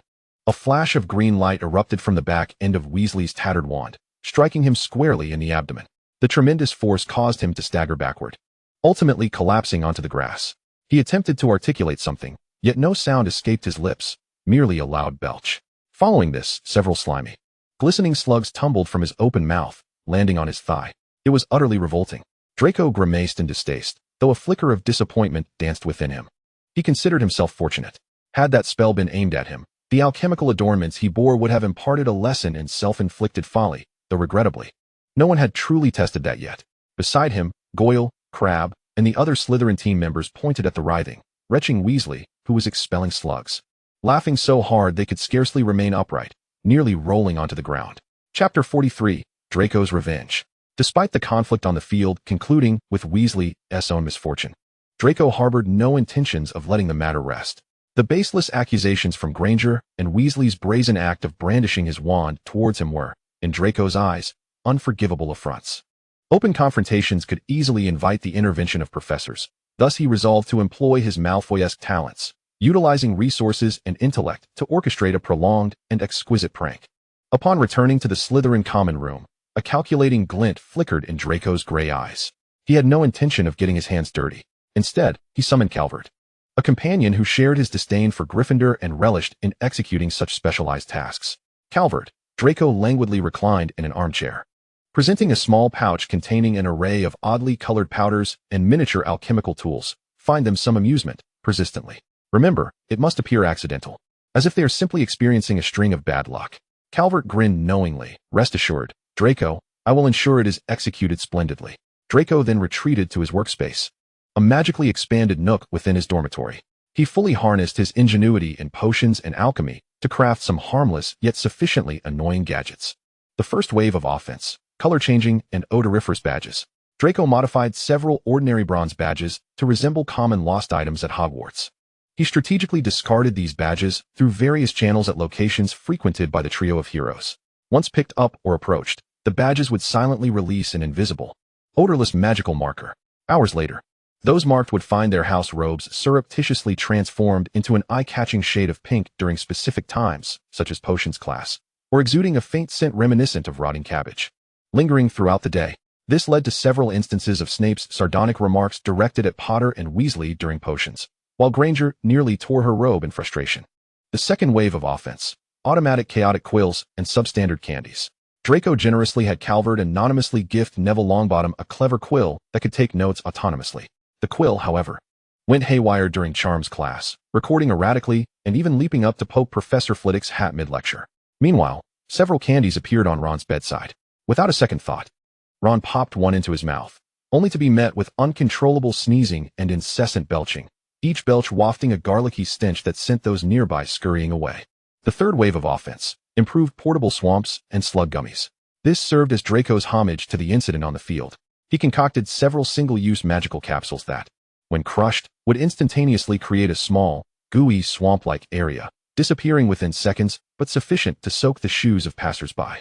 Calvert skillfully deployed these capsules near the Gryffindor common room and along the paths frequented by the trio of heroes. Even more remarkably, Draco brewed a unique type of gummy candy, appearing and tasting like ordinary strawberry sweets, but upon consumption, would occasionally emit tiny harmless soap bubbles during speech or, particularly for Ron, produce faint, slimy sounds reminiscent of slugs crawling. Calvert diligently executed his tasks, appearing and disappearing with stealth, occasionally bumping into Potter, causing his book to tumble into a water bucket by the corridor's edge, or walking by while they discussed their studies, loudly spreading fabricated tales of Lockhart's heroic exploits, inciting Granger's vexation as she rushed to verify the claims. These pranks were neither lethal nor particularly sophisticated, yet they pervaded every aspect of life, effectively achieving the desired torment. For an entire week, Potter, Weasley, and Granger felt as if enveloped by a malicious miasma. Misfortune followed them, yet they could not pinpoint any definitive evidence to implicate Slytherin. Especially not Draco Malfoy, who consistently feigned indifference and occasionally offered them a concerned smile in the corridors. Draco observed it all with satisfaction. He seldom took direct action, only occasionally whispering, inaudible to anyone but them, as he passed the disheveled trio in potions class or the corridor. It seems Merlin has not favored you today, Potter, Weasley, and dear Miss Know-It-All. This sense of orchestrating events from behind the scenes, watching his adversaries flounder helplessly, brought him far greater pleasure than a mere direct confrontation. This was the Malfoy way, as the castle of Hogwarts gradually succumbed to the damp chill of the Scottish Highlands. Frost began to form in the corners of the stone walls. One morning, Draco was startled into a sneeze by the cold wind that swept through the corridor. Suddenly recalling that he had forgotten to equip his close circle with the newly improved warmth and moisture-repelling enchantments for the year, he first ventured to investigate Theodore and Blaze's dormitory. Theodore's space was piled high with books, yet remained relatively dry, while Blaze's spot by the window was already noticeably damp. Draco frowned slightly, considering that inscribing fixed enchantments on walls or carpets was neither sufficiently flexible nor elegant. A more mobile solution was needed, he murmured to himself. Upon returning to his own dormitory, he immediately immersed himself in development. Abandoning the idea of fixed enchantments, he conceived a portable magical device. Days later, the first batch of prototypes emerged. They were small, palm-sized, exquisite silver discs. The base of each disc was engraved with moisture-repelling enchantments, effectively insulating against the cold and dampness from the floor. Above it floated a fist-sized, warm, soft light orb. The brightness and temperature of the orb could be adjusted by touching the edges of the disc, with the illumination range controllable within a few feet as needed. He distributed the first batch to Pansy, Daphne, Theodore, and Blaze. Even Goyle and Crabbe received one each. Place them at your feet or wherever you feel cold, he demonstrated.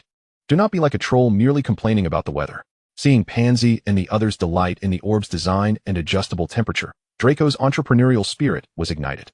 He promptly introduced a cooling variant, emitting a refreshing, pale blue light, suitable for use in the crowded, stifling common room.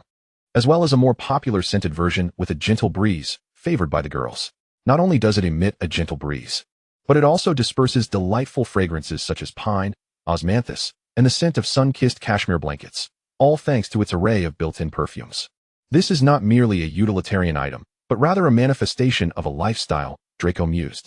He swiftly sketched meticulous design blueprints, accompanied by detailed product descriptions and market demand analyses, which were promptly delivered to Narcissa by the house-elf, Mimi.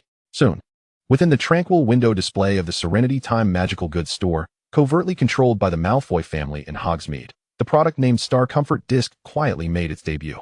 Displayed upon plush velvet cushions, alongside elegant information cards, it immediately attracted numerous wizards seeking a refined quality of life. Of course, Draco's companions were always privy to the latest, most effective internal prototypes. Days of dreary, rain-soaked weather made Quidditch practice particularly excruciating. Even after guzzling several invigorating potions post-training, Draco still felt lethargic, temporarily entrusting the affairs of Silver Serpent defense to Theodore and Blaze. He sank into the emerald velvet sofa closest to the fireplace, wrapped unceremoniously in a thick, silver thread embroidered blanket, listening to Pansy share the latest campus gossip. She excitedly announced that for this year's Halloween feast, Professor Dumbledore had booked a skeleton dance troupe. Draco cast a fleeting glance at the overcast sky outside, recalling last year's somewhat juvenile floating pumpkins and squeaking bat decorations, and suddenly felt invigorated. He straightened up, a spark reigniting in his gray eyes. Halloween ought to possess a hint of spookiness. Last year's decorations had been nothing short of childish. His tone was critical, yet a sly smile danced upon his lips. Blaze, who had been lazily perusing a magazine in the armchair beside him, noticed Draco's change in demeanor and drawled. "It seems you've perked up again? What, young Malfoy? Have you conjured yet another elegant idea to enhance the festive spirit?" He deliberately emphasized elegant. "The thrill lies in the art of fright, Zabini," Draco retorted, his mind racing with ideas. Scaring someone around a corner lacked sophistication. Perhaps, he mused, one could start with some entryway pranks. Mischievous glints sparkled in his eyes. How about a prank candy that, once consumed, would cause one's hair to uncontrollably stand on end, contorting into a ghastly visage? Or, to be more realistic, a potion that would create the illusion of blood-red tears streaming from one's eyes. Harmless, of course, as it would merely be a magical dye. Blaze's interest piqued. He set down his magazine. "That sounds promising. Allow me to contribute an idea, a devilish drink that, when poured into a cup, would project a small demon figure, spewing black smoke and grinning menacingly, emitting a faint shriek until fully consumed." "That is splendid." Pansy immediately chimed in. "We could create a batch of pumpkin pies that secretly nibble at one's fingers. Or perhaps have the suits of armor in the corridors burst into off-key, ghostly hymns as someone passes by." Theodore, who had been quietly reading, lifted his head, adjusted his glasses, and suggested in his customary calm tone, "Perhaps we could concoct a temporary color-changing potion, discreetly dripped onto food, so that those who consume it would find their skin randomly transformed into shades of orange, purple, or green, lasting for an hour or two." Daphne envisioned a more dramatic scene. "Is there a way to make one's shadow morph into a clawing, monstrous shape in candlelight?" Even Goyle and Crab chimed in, suggesting they could handle placing some sticky, spiderweb-like substance on the doorframes. Listening to his friend's animated suggestions, Draco's smile deepened. The gloom brought on by the incessant rain dissipated, and he envisioned a Halloween meticulously crafted by Slytherin, brimming with surprises. "Excellent," he concluded, regaining his usual composure. "Let us add some truly unforgettable flair to Hogwarts Halloween. Candy and drinks will be my and Zabini's responsibility. The rest, you may each take charge of." The flickering firelight illuminated his animated face, clearly indicating that orchestrating a grand Malfoy-style prank was far more invigorating than any stimulant. Without delay, the Slytherin common room transformed into a prank development hub, with the flames in the fireplace dancing more merrily than usual. Draco and Blaze occupied the long table by the window, which was laden with an assortment of potion ingredients and alchemical apparatuses. Draco meticulously adjusted the formula for the blood tier candies, striving for a flawless effect on those who dared to partake. Blaze, meanwhile, eagerly experimented with his devilish drink, repeatedly fine-tuning the appearance and sound of the shrieking little demon, occasionally bursting into a low, mischievous chuckle. Pansy and Daphne, accompanied by a few first-year girls, utilized transfiguration and charms to modify ordinary pumpkin pies, ensuring they would suddenly split open with a mouth and emit sharp cries when picked up, or contain quivering, jelly-like eyeballs within their filling. Theodore tackled the technical challenges, not only perfecting the temporary color-changing potion, but also enhancing several suits of armor-s magical cores to ensure they only sang their off-key melodies at specific times and targets, such as those clad in red robes. Goyle and Crabbe were assigned the laborious task of boiling a special colorless, transparent viscous liquid. Once exposed to air, this substance would rapidly stretch into an incredibly resilient, sticky web, ideal for creating surprises in doorways and around corners. Their operations proceeded covertly. Blaze, through his network of contacts, cleverly infiltrated a batch of sample products into the Gryffindor common room's candy dishes, or left them on benches in the corridors. Pansy and Daphne seized the opportunity of the girls' social visits to share the tampered pumpkin pies with a few acquaintances from Ravenclaw. The true highlight awaited them on Halloween Eve. In the stillness of the night, Draco donned an invisibility cloak, Blaze stood watch, and Daphne and Pansy prepared the set, while Goyle and Crabbe assumed the role of mobile sentinels. They stealthily installed the modified star temperature control device in discrete locations across several main corridors. But these devices were to release not warmth tonight, but a magical effect capable of conjuring localized cold mist accompanied by faint, mournful wails. The armors, transformed by Theodore, were precisely positioned at the corner near the entrance to Gryffindor Tower. The sticky webs were cleverly arranged along the pathways of the moving staircases and above the entrance to the Great Hall. Halloween morning began at Hogwarts amidst a cacophony of startled screams and absurd chaos. A few early rising first-year Gryffindors fell victim first, ensnared by the sticky ghost webs on the stairs, and, upon finally breaking free, were startled nearly out of their wits by the sudden, off-key singing of the armors. In the Great Hall, students were intermittently startled upon picking up pumpkin pies, only to be met with shrieks or the sight of trembling eyeballs, their faces paling in shock. Not to mention a few gluttonous Hufflepuffs, who, after consuming pudding laced with the color-changing potion, found their skin transformed into vibrant shades of orange or eggplant purple, frantically trying to reach the infirmary. Most striking were those unfortunate souls who had indulged in the blood-tear candies. Their hair appeared as if grasped by invisible hands, twisted into grotesque, comical faces, with faux blood tears streaming down their cheeks, desperately inquiring of others if they had managed to wipe their faces clean. In the corridors shrouded in cold mist, the shrieks of the devilish drink mingled with the students' alternating cries of fright and laughter. Even the staff table presented an intriguing tableau. Professor McGonagall, with a stern expression, endeavored to maintain order, yet the corners of her mouth twitched ever so slightly. Professor Flitwick appeared utterly fascinated by the singing pie on his plate, while Professor Snape, with an impassive demeanor, observed a Ravenclaw student hastily dashing by with green-tinged skin, his eyes betraying a flicker of almost gleeful amusement. Draco and his companions sat at the Slytherin long table, elegantly partaking of breakfast as if the surrounding chaos bore no relevance to them. Only they were aware of the immense effort it took to maintain their outward composure when they witnessed Potter inadvertently knocking over a cup of devil's drink while attempting to console the Weasley, whose hair was adorned with a ghastly face and whose cheeks streamed with blood-like tears, inciting the little black demon projection to screech wildly around them. The effect is even better than anticipated, Draco remarked, leisurely slicing a sausage and speaking softly to his companions. As nightfall enveloped Hogwarts, the flickering candlelight within the Great Hall illuminated the skeletal dancers, magnified several times, rhythmically striking their ribcages in a haunting cadence. The true revelry was only just beginning. Peeves was particularly exuberant tonight, darting through the long tables, causing mayhem, making Flitwick's attempted cake stabilization all the more chaotic, and accurately dumping a barrel of color-changing potion onto the heads of the passing Weasley twins. Not that this was orchestrated by Slytherin, but Draco deemed it one of the most splendid improvised performances of the evening. It was time. Draco signaled to Blaze. Their newly concocted dancing sugar and energizing elixir had been surreptitiously mixed into the dessert platters and drink barrels for the feast.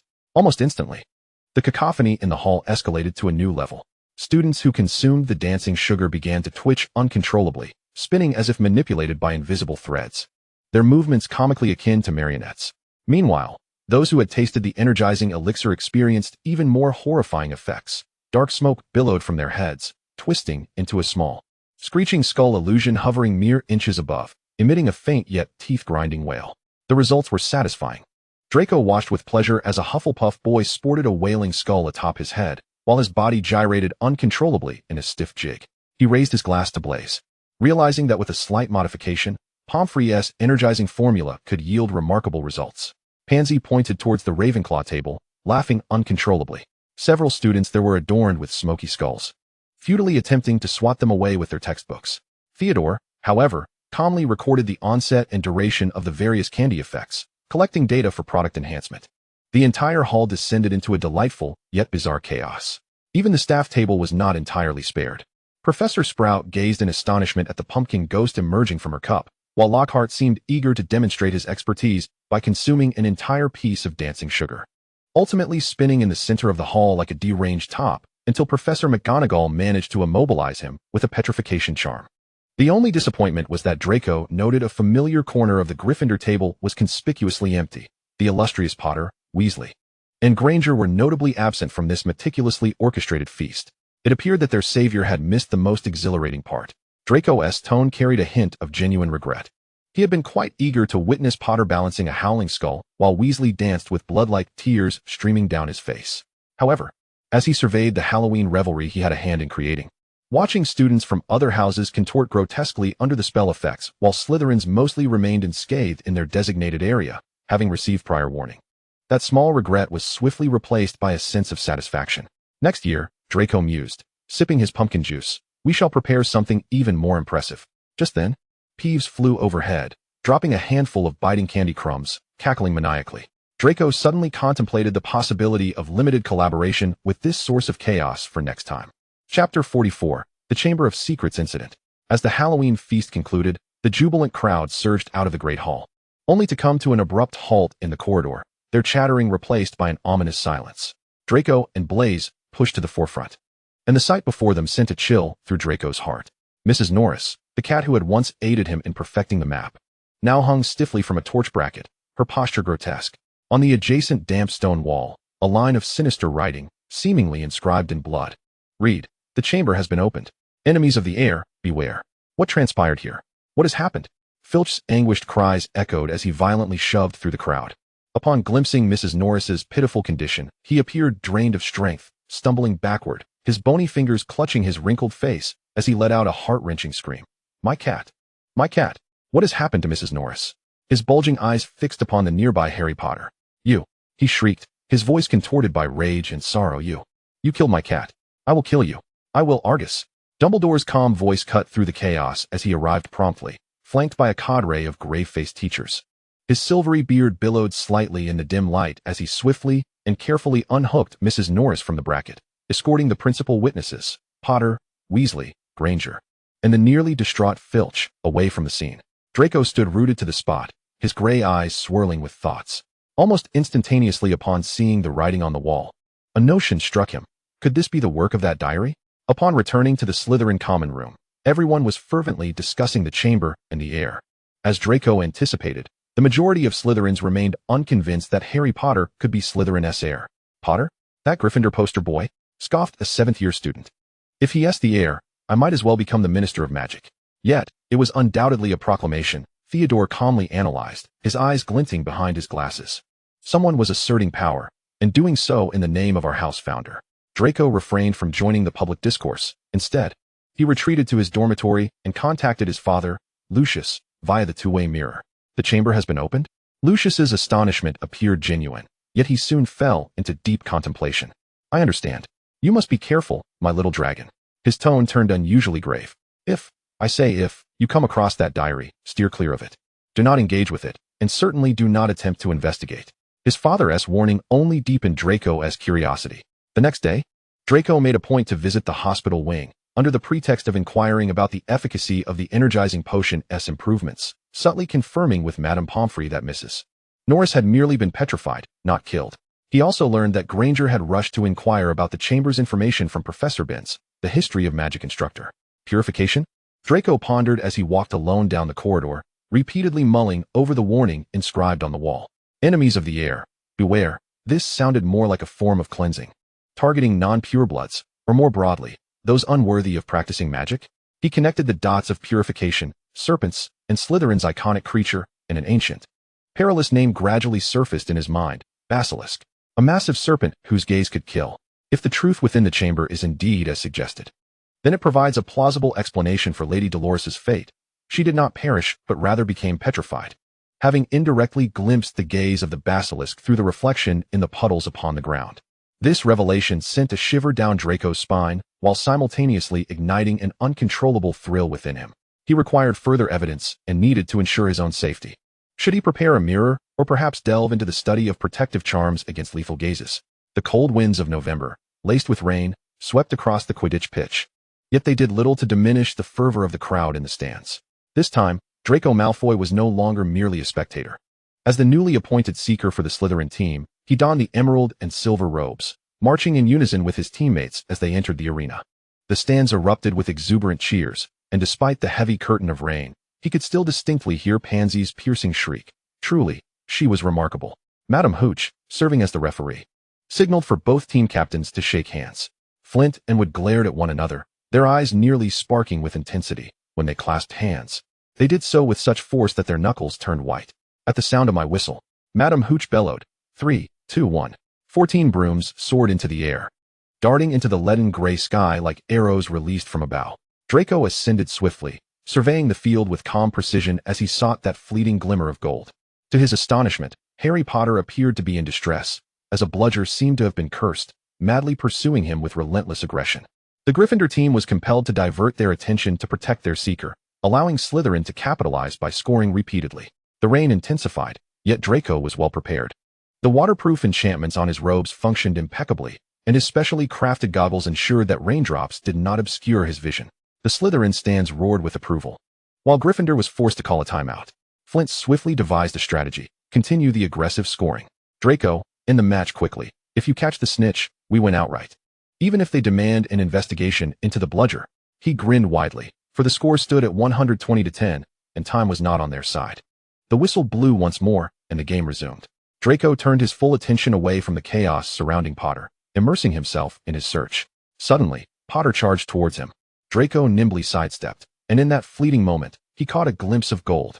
Without hesitation, he reached out and seized it, as Draco triumphantly raised the captured golden snitch. Flint, nearest to him, let out a near-roaring cheer, delivering a resounding slap on Draco's back that nearly dislodged him from his broom. Well done, Malfoy. In the stands, Pansy's scream was nearly deafening, as she and Daphne leaped together, their silver-green ribbons cascading through the rain. Though Blaise maintained his usual languid demeanor, the triumphant grin on his face and the casual wave of provocation directed at the Gryffindor stands betrayed his elation. I knew you could do it, Pansy exclaimed excitedly as Draco landed, her cheeks flushed with enthusiasm. Raindrops dripped from her hair, yet she seemed unfazed. Mainly, the broom's performance was exceptional. Draco feigned modesty, but the lift of his chin and the sparkle in his eyes revealed his true feelings. As he dried his hair with a towel, he remarked to his gathered friends. Of course, some individuals simply attracted all the bludgers due to their ill fortune. This remark elicited a chorus of laughter from the Slytherin team. Blaise draped an arm around Draco's shoulders, lazily grinning. It seems our little Malfoy not only excels as a seeker, but also possesses quite the fortune. Potter's predicament is indeed a sight to behold. Though Theodore was typically reticent, he approached and handed Draco a steaming cup of potion purported to ward off colds, softly stating, "You caught that snitch quite cleanly and beautifully." Upon returning to the dormitory, Draco immediately shared his victory with his family through the two-way mirror. In the reflection, Lucius's face radiated unreserved approval. "A splendid victory, Draco." Lucius's voice conveyed satisfaction. "Your strategy was astute, and the outcome was flawless. This should make certain individuals recognize the distinction between true prowess and mere luck." His words held a pointed implication. Narcissa, on the other hand, was more concerned with the details. "Oh, my little dragon, with the rain pouring so heavily, did you not catch a chill? Shall I have Mimsy send some potion over immediately?" "No need, Mother," Draco replied, warmth flooding his heart as his tone brightened. "My gear is excellent. I am completely dry. And we just consumed the potion Theodore provided." Even Scorpius squeezed in front of the mirror, waving a toy golden snitch tied with a green ribbon, chanting, "Brother wins. Snitch! Snitch!" Witnessing the pride in his family's expressions, especially the approval in his father's eyes, Draco felt that the joy from this victory was far sweeter than the cheers from the stands or the dismay of Gryffindor. This was not merely a victory in Quidditch. It was a moment of validation for both his family and himself. Later, in the raucous common room, Flint excitedly announced that this was one of the most perfect matches of his Hogwarts career.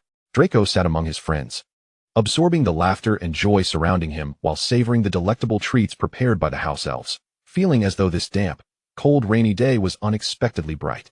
As for Potter's unfortunate incident with his bones, to Draco, it was merely an inconsequential yet delightful footnote to this perfect victory.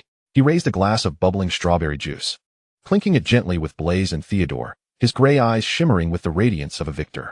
However, The news of Colin Creevy's petrification swept through like a chilling wind, dispelling the fleeting joy brought by their Quidditch triumph. Draco was nearly certain that this was the work of the basilisk, though he remained uncertain as to where this dangerous creature lurked within the castle's confines. For the time being, he set aside the audacious notion of making the basilisk a pet, and instead focused pragmatically on the development of protective eyewear, drawing inspiration from the knowledge within his mind. The atmosphere within the castle grew increasingly tense as students from other houses began donning various peculiar talismans, while Slytherins maintained an unusually calm demeanor. However, the curriculum for the Silver Serpent Defense Group, under the leadership of Theodore and Blaise, quietly expanded to include more aggressive spells. Draco had heard whispers that Potter and his friends seemed to be investigating something in secret, yet his attention was diverted elsewhere. With Christmas approaching, he was preoccupied with brewing custom potions for his parents and developing fun, yet safe magical treats for Scorpius. Yet, trouble was never far behind. During a joint potions class with Gryffindor, Draco was fully focused on controlling the heat of his cauldron, striving for perfection. Suddenly, a loud explosion erupted from Goyle's cauldron. As if something most inappropriate had been introduced, the swelling potion erupted violently. The incident was so sudden that Draco barely had time to react. But the alchemical trinkets he wore beneath his robes activated instantly, conjuring a nearly imperceptible magical barrier that flashed before him, deflecting the scalding liquid that splattered forth. He emerged unscathed, yet upon turning sharply, he caught a fleeting glimpse of the crafty smile on Potter's face and Hermione's stealthy exit from the classroom. It seemed Harry sensed Draco's piercing gaze, quickly donning an expression of innocence. But Draco saw through it all. The classroom was already in chaos, with students splattered by the potion shrieking in terror as large, balloon-like boils rapidly erupted on their faces and hands. Professor Snape's complexion was ashen. As he endeavored to restore order, his voice cold and serpentine. "Silence! Silence!" he bellowed, directing those splattered with potion to approach him for a swelling remedy. His dark eyes swept across the chaotic assembly, finally settling on the source of the disruption. Goyle's cauldron and the unfazed, icy-eyed Draco standing nearby, his tone dangerously lowered. "I will ascertain who is responsible." Amidst the wreckage, Draco meticulously adjusted the perfectly arranged hem of his robes, his gray eyes glistening with frost. He was indifferent to how Goyle had botched the potion, but he had clearly observed the glint in Potter's eyes and Granger's hasty retreat. This was no mere accident. The lightheartedness brought on by the approach of Christmas dissipated instantaneously, replaced by a chilling fury provoked by the affront. "Very well, Potter, you wish to play?" he thought. Cautiously stowing away the potion he was about to complete for a Christmas gift, a cold smirk gracing his lips. It seemed that this Christmas, he would need to prepare some particularly special retribution. Upon returning to the common room, Pansy and Blaise continued to speculate about the explosion in potions class. But Draco provided a straightforward answer. "It was Potter. I saw him throw something into Goyle's cauldron." This revelation incited outrage among all the Slytherins. Being splashed with brewing potion was no trivial matter, and several students bore the evident marks of swelling on their skin. Soon, a plan for revenge quietly took shape within Slytherin. At that moment, Lockhart announced the establishment of a dueling club. That evening, the Great Hall was filled with students. Gilderoy Lockhart, clad in a flamboyant purple robe, ascended the stage, while Professor Snape remained in his usual black attire, his expression darker than usual. Gather round," Lockhart exclaimed. "Professor Dumbledore has permitted me to conduct this dueling club so that you may learn the self-defense techniques I have employed countless times." His words were interrupted by derisive glances exchanged among the Slytherins, who didn't know Lockhart's true capabilities. "Allow me to introduce my assistant, Professor Snape," Lockhart beamed, "who himself possesses a modicum of knowledge regarding dueling." "A modicum of knowledge?" Blaise chuckled beside Draco. He certainly knew how to choose his words. The demonstration began abruptly and ended even more so. Snape dispatched Lockhart with a simple disarming charm, sending him crashing against the wall.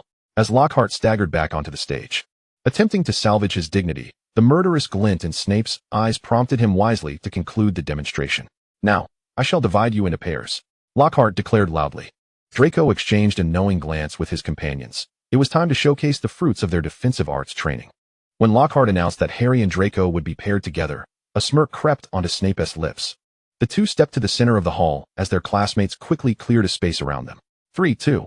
Draco began to recite the incantation as he counted down, and at the moment he reached 1, his spell was unleashed. Legs stiffen. Harry was caught unawares, his legs instantly rigid. Seizing the opportunity as Harry lost his balance, Draco swiftly cast another spell. Harry fell heavily to the ground, eliciting gasps from the surrounding Gryffindors. "Stop! Stop!"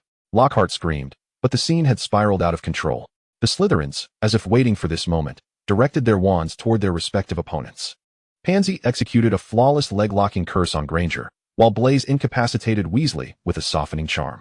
Other Slytherins swiftly joined in, and in the blink of an eye, a substantial portion of the Gryffindors lay sprawled on the floor. Spell cease. Snape's voice cut through the chaos. Harry's feet ceased their convulsions, but a purpling bruise adorned his face. Other Gryffindors bore similar marks. This was precisely the retribution Slytherin had prepared for the incident in potions class. I believe it prudent to teach you how to thwart unfriendly magic, Lockhart said nervously, avoiding Snape's icy gaze. During the ensuing demonstration, when Snape suggested Neville and Finnegan duel, Draco noted a flicker of malice in the professor's eyes. However, the true turning point occurred during Draco's second duel with Harry. A blunder unleashed a black snake from Draco's wand, landing on the floor between them. The crowd recoiled in terror, leaving Harry facing the serpent, which raised its head and flicked its tongue. "Do not move, Potter," Snape drawled lazily, evidently relishing the spectacle. Yet what transpired next left everyone, including Draco, stunned. Potter emitted a strange hissing sound, and astonishingly, Draco could comprehend his words. Let him go. This was bizarre. Draco had never learned Parseltongue, yet he understood each syllable of Harry's utterance clearly. Could it be a special ability due to his connection with dragons? He recalled never having been able to decipher the language of other creatures. Worse still, Justin Finch Fletchley evidently misinterpreted Potter's intent, believing he was inciting the snake to attack him, and fled in fright. Snape stepped forward, wand raised, and the snake transformed into a wisp of black smoke that vanished. However, the tense atmosphere in the Great Hall lingered. That evening, upon returning to the Slytherin common room, discussions erupted regarding Harry being a Parselmouth. Yet Draco pondered alone. If he could understand Snake's speech, perhaps it meant he was more deserving of the title of Slytherin heir than Potter. This thought ignited a profound glimmer in his gray eyes. Meanwhile, Pansy and Blaise were quite pleased with the outcome of the night. "It seems our defensive arts training has proven effective," Pansy remarked, inspecting her unscathed nails with pride. Slytherin's retribution flowed like a hidden current in the winter's chill, surging quietly through Hogwarts Castle. Draco had upgraded his previous prank products.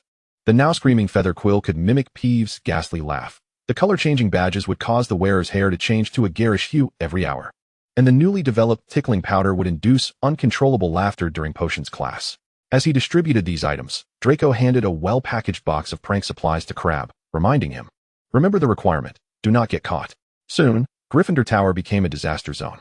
Weasley's homework inexplicably sprouted legs and fled during Transfiguration. Granger's quill danced a jig during History of Magic, and Potter discovered his house robes had transformed into a blinding shade of pink during Quidditch practice. Each time the trio appeared exasperated yet unable to identify the culprit, suppressed chuckles erupted from the Slytherin table. However, the shadows within the castle were far more perilous than these pranks. Another student had been petrified, and this time even the ghosts were not spared. Ironically, Potter once again appeared at the scene, attempting to flee amidst Peeves' loud accusations. All Slytherins refrained from acting alone, the seventh-year prefect announced in the common room. Groups of 3 or more are mandatory. Draco complied, spending most of his time in the common room or library, listening to Pansy excitedly report the latest developments. "You should have seen Potter in Charms class today." His textbook suddenly began reciting break with the Bansheean Lockhart's voice. Professor Flitwick turned pale. The surrounding Slytherins could not help but burst into laughter. The thrill of this covert revenge somewhat alleviated the tension of the Chamber of Secrets incident. As Christmas approached, Hogwarts was blanketed in thick snow. Draco stood by the window, gazing at the silver-clad courtyard. When a sudden inspiration struck him, perhaps he could devise a snow cannon to play with Scorpius when he returned home. This thought brought forth a rare, genuine smile. Finally, the day of returning home arrived. The Hogwarts Express sped across the snowy expanse, with Draco gazing out at the fleeting winter landscape, already beginning to sketch designs for the snow cannon in his notebook. Upon the train's arrival at King's Cross Station, Lucius awaited with his customary elegance. Upon seeing Draco, he took the rare initiative to speak. "I hear your house has performed admirably in the dueling club." Draco lifted his chin slightly. "Slytherin never fails to impress, Father." Malfoy Manor, more resplendent in its silver garb than Hogwarts, radiated a warm, festive atmosphere.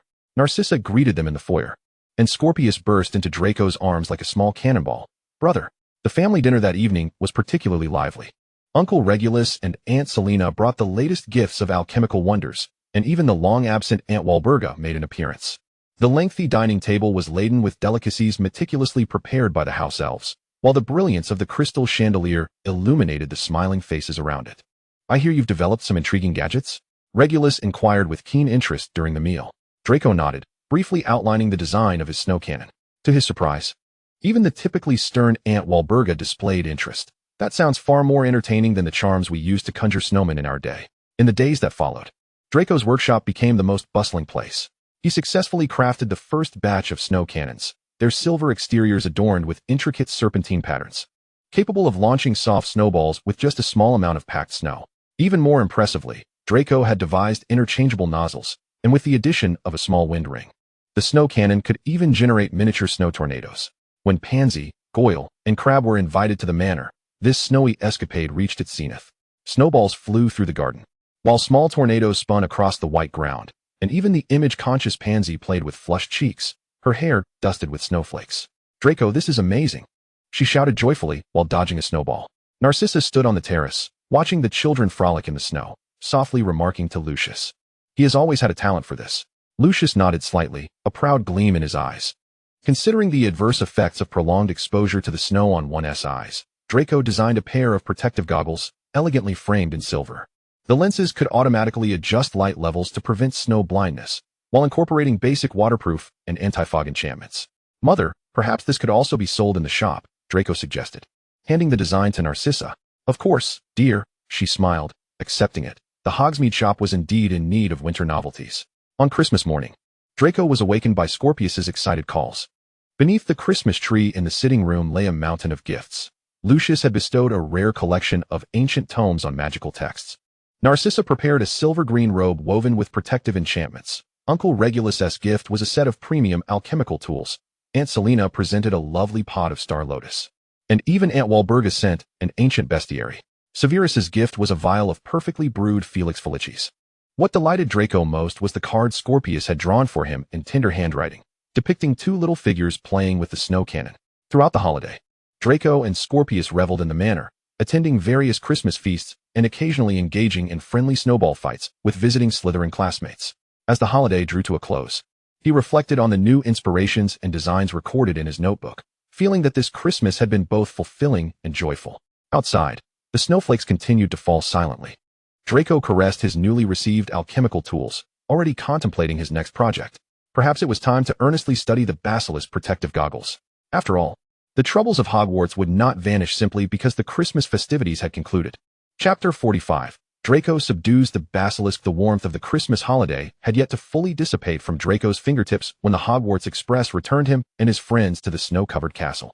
Surprisingly, the castle was unusually calm during the holiday, until Draco discovered that Potter and his entourage had embarked on yet another adventure. This time, their objectives appeared bolder. Recalling the orchestrated chaos in potions class, Draco realized it had merely been a ruse to pilfer Professor Snape's potion supplies, likely to concoct a polyjuice potion. As Goyle and Crab clumsily approached to inquire about the Chamber of Secrets, Draco nearly burst into laughter. Their disguises were riddled with flaws, prompting Pansy to discreetly pinch Draco's arm from behind. "The Chamber of Secrets?" Draco deliberately elongated the words, his gray eyes playfully appraising the two impostors. "It is said that only the heir of Slytherin can unlock it." He leisurely spun half-true clues, while subtly signaling to Blaze. Just as the faux Crab became engrossed, Draco suddenly raised his wand, Petrificus Totalis. The two impostors froze in place, and the real Crab and Goyle emerged from the shadows, angrily kicking at their petrified selves. "Go fetch Professor Severus," Draco instructed Pansy, his voice as cold as the ice of a dungeon. "Tell him someone has invaded the Slytherin common room and attacked a fellow student." By the time Snape arrived in a swirl of black robes, the common room was already crowded with curious Slytherins. The effects of the polyjuice potion were waning, revealing Potter and Weasley in their disheveled state, infiltrating a house common room, assaulting students, stealing potion supplies. With each accusation Draco uttered, Snape's expression darkened further. Some of the ingredients for the polyjuice potion were not easily obtainable by a couple of second years. "Professor Snape, how is your underground storeroom faring?" Snape's lips pressed into a thin line, fury simmering in his dark eyes. He waved his wand, dispelling the petrifying charm, causing the two Gryffindors to collapse unceremoniously onto the floor. "It seems Mr. Potter and his friends' enthusiasm for magic has exceeded the limits of the classroom." Snape's voice was dangerously low. Stepping forward, Draco deliberately raised his voice. "If Headmaster Dumbledore continues to dismiss this lightly, I believe my father would be quite willing to discuss in the Daily Prophet just how seriously Hogwarts takes the safety of its students." Snape's sharp gaze shifted to Draco. their eyes clashing midair. After a prolonged silence, Snape's lips curled into an almost appreciative smirk. As always, you know how to seize the moment, Mr. Malfoy.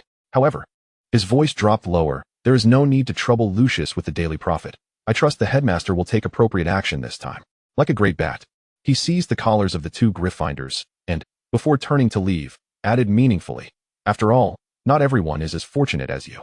Draco watched them depart, a satisfied smile gracing his face. This time, he was eager to see how Dumbledore would continue to favor his savior boy. In the common room, the Slytherins erupted in victorious cheers. Pansy excitedly linked her arm with Draco's. Did you see Potter's expression? It was simply priceless. Blaise lazily applauded. It seems we might finally enjoy some peace this semester. Outside, the snowflakes began to fall once more. Draco adjusted his robe sleeves, contemplating. Sometimes, rather than seeking revenge in the shadows, it is best to wait for one's adversary to entrap themselves, then deliver an unforgettable lesson. In the headmaster's office, the soft hum of silverware mingled with the occasional flutter of Fawkes's wings. Dumbledore sat regally behind his expansive desk, his blue eyes serene as a placid lake behind half-moon spectacles, while Snape loomed before him like a gathering black storm, flanked by two recently unpetrified Gryffindors, their faces marked by confusion. Infiltrating the common room, assaulting fellow students, pilfering advanced potion ingredients, and clandestinely brewing polyjuice potion, Snape's voice was as frigid as ice. I am eager to know how the headmaster intends to address these transgressions that cross all boundaries. Dumbledore leaned forward slightly, fingers interlaced. Severus, I comprehend your dissatisfaction. Yet perhaps we should first allow Harry and the others to present their account? An explanation? Snape's lips curled into a sardonic smile, reminiscent of the grandiloquent justifications they always managed to concoct. Have you considered how Lucius would react when his heir lies in the hospital wing? At that moment, the portrait of Phineas Nigellus on the wall suddenly spoke. If this matter is not resolved judiciously, tomorrow's front page of the Daily Prophet will feature a sensational exposé on Hogwarts' leniency towards students committing acts of violence. Dumbledore's gaze swept across the portraits of former headmasters on the wall, ultimately resting on Harry. Tell me, Harry, what led you to believe that impersonating others to enter the Slytherin common room was a prudent idea? As Harry stammered through his explanation, Dumbledore occasionally nodded, though his eyes remained clear and discerning. When the discussion turned to the investigation of the Chamber of Secrets, he gently raised a hand to halt further elaboration, a commendable display of courage, yet misguided in execution. Your actions would incite panic among the other houses, and the professor's private stores have been rummaged through, while you, his gaze traversed the two students, opted for subterfuge and independent action rather than seeking assistance from a professor. A flicker of satisfaction passed over Snape's cold countenance. However, Dumbledore abruptly turned to him, a glint of sharpness in his azure eyes. I too am curious as to why our potions master did not promptly detect the irregularities in his storeroom. Were those precious ingredients not adequately safeguarded by protective enchantments? This retort caused Snape's expression to momentarily stiffen. The office fell into a brief silence, broken only by the soft sound of Fawkes preening his feathers. The two men's gazes clashed in the air, as if engaged in a silent duel. At last, Dumbledore straightened, his voice resonating clearly within the circular office. Gryffindor loses 100 points, each. You are forbidden from participating in the remaining Quidditch matches this term, and shall serve nightly detentions until the end of term. He paused deliberately. Moreover, you will take turns assisting Mr. Filch and Madam Pomfrey until the damages are rectified. Snape raised an eyebrow slightly, appearing somewhat satisfied with this outcome. As for you, Severus, Dumbledore continued unexpectedly, perhaps it is time to consider strengthening the protections on your storeroom. After all, even a second-year student managed to breach it. A glimmer of mischief danced in his eyes. As Snape departed with the chastised students, Dumbledore stood alone before the pensive, murmuring to himself, sometimes administering appropriate discipline serves to shield them from far greater perils. Meanwhile, in the Slytherin common room, Draco, upon hearing the full extent of the punishment, snorted disdainfully. It seems Dumbledore has shown them some mercy after all. Zabini languidly chimed in. At least this term, we won't have to see Potter on the Quidditch pitch. Draco toyed with his wand, an inscrutable expression in his gray eyes. This skirmish appeared to have been won. Yet he harbored an unsettling feeling that the old wizard was far more complex than he seemed. After enduring the harsh penalties, the trio of the Chosen One settled into an unusual state of compliance. Draco was able to devote more energy to his own studies, refining his protective glasses design while secretly investigating the potential location of the chamber. However, this tranquility was soon shattered by Lockhart's arrival. The moment Draco stepped into the Great Hall, he was nearly blinded by the garish spectacle before him. The entire room was adorned with tasteless pink drapes, and heart-shaped confetti floated incessantly from the ceiling. Lockhart, clad in a flamboyant pink robe that matched the decorations, stood at the faculty table, gesturing for silence. Draco noticed that the professors seated opposite Lockhart wore expressions of thunderous discontent.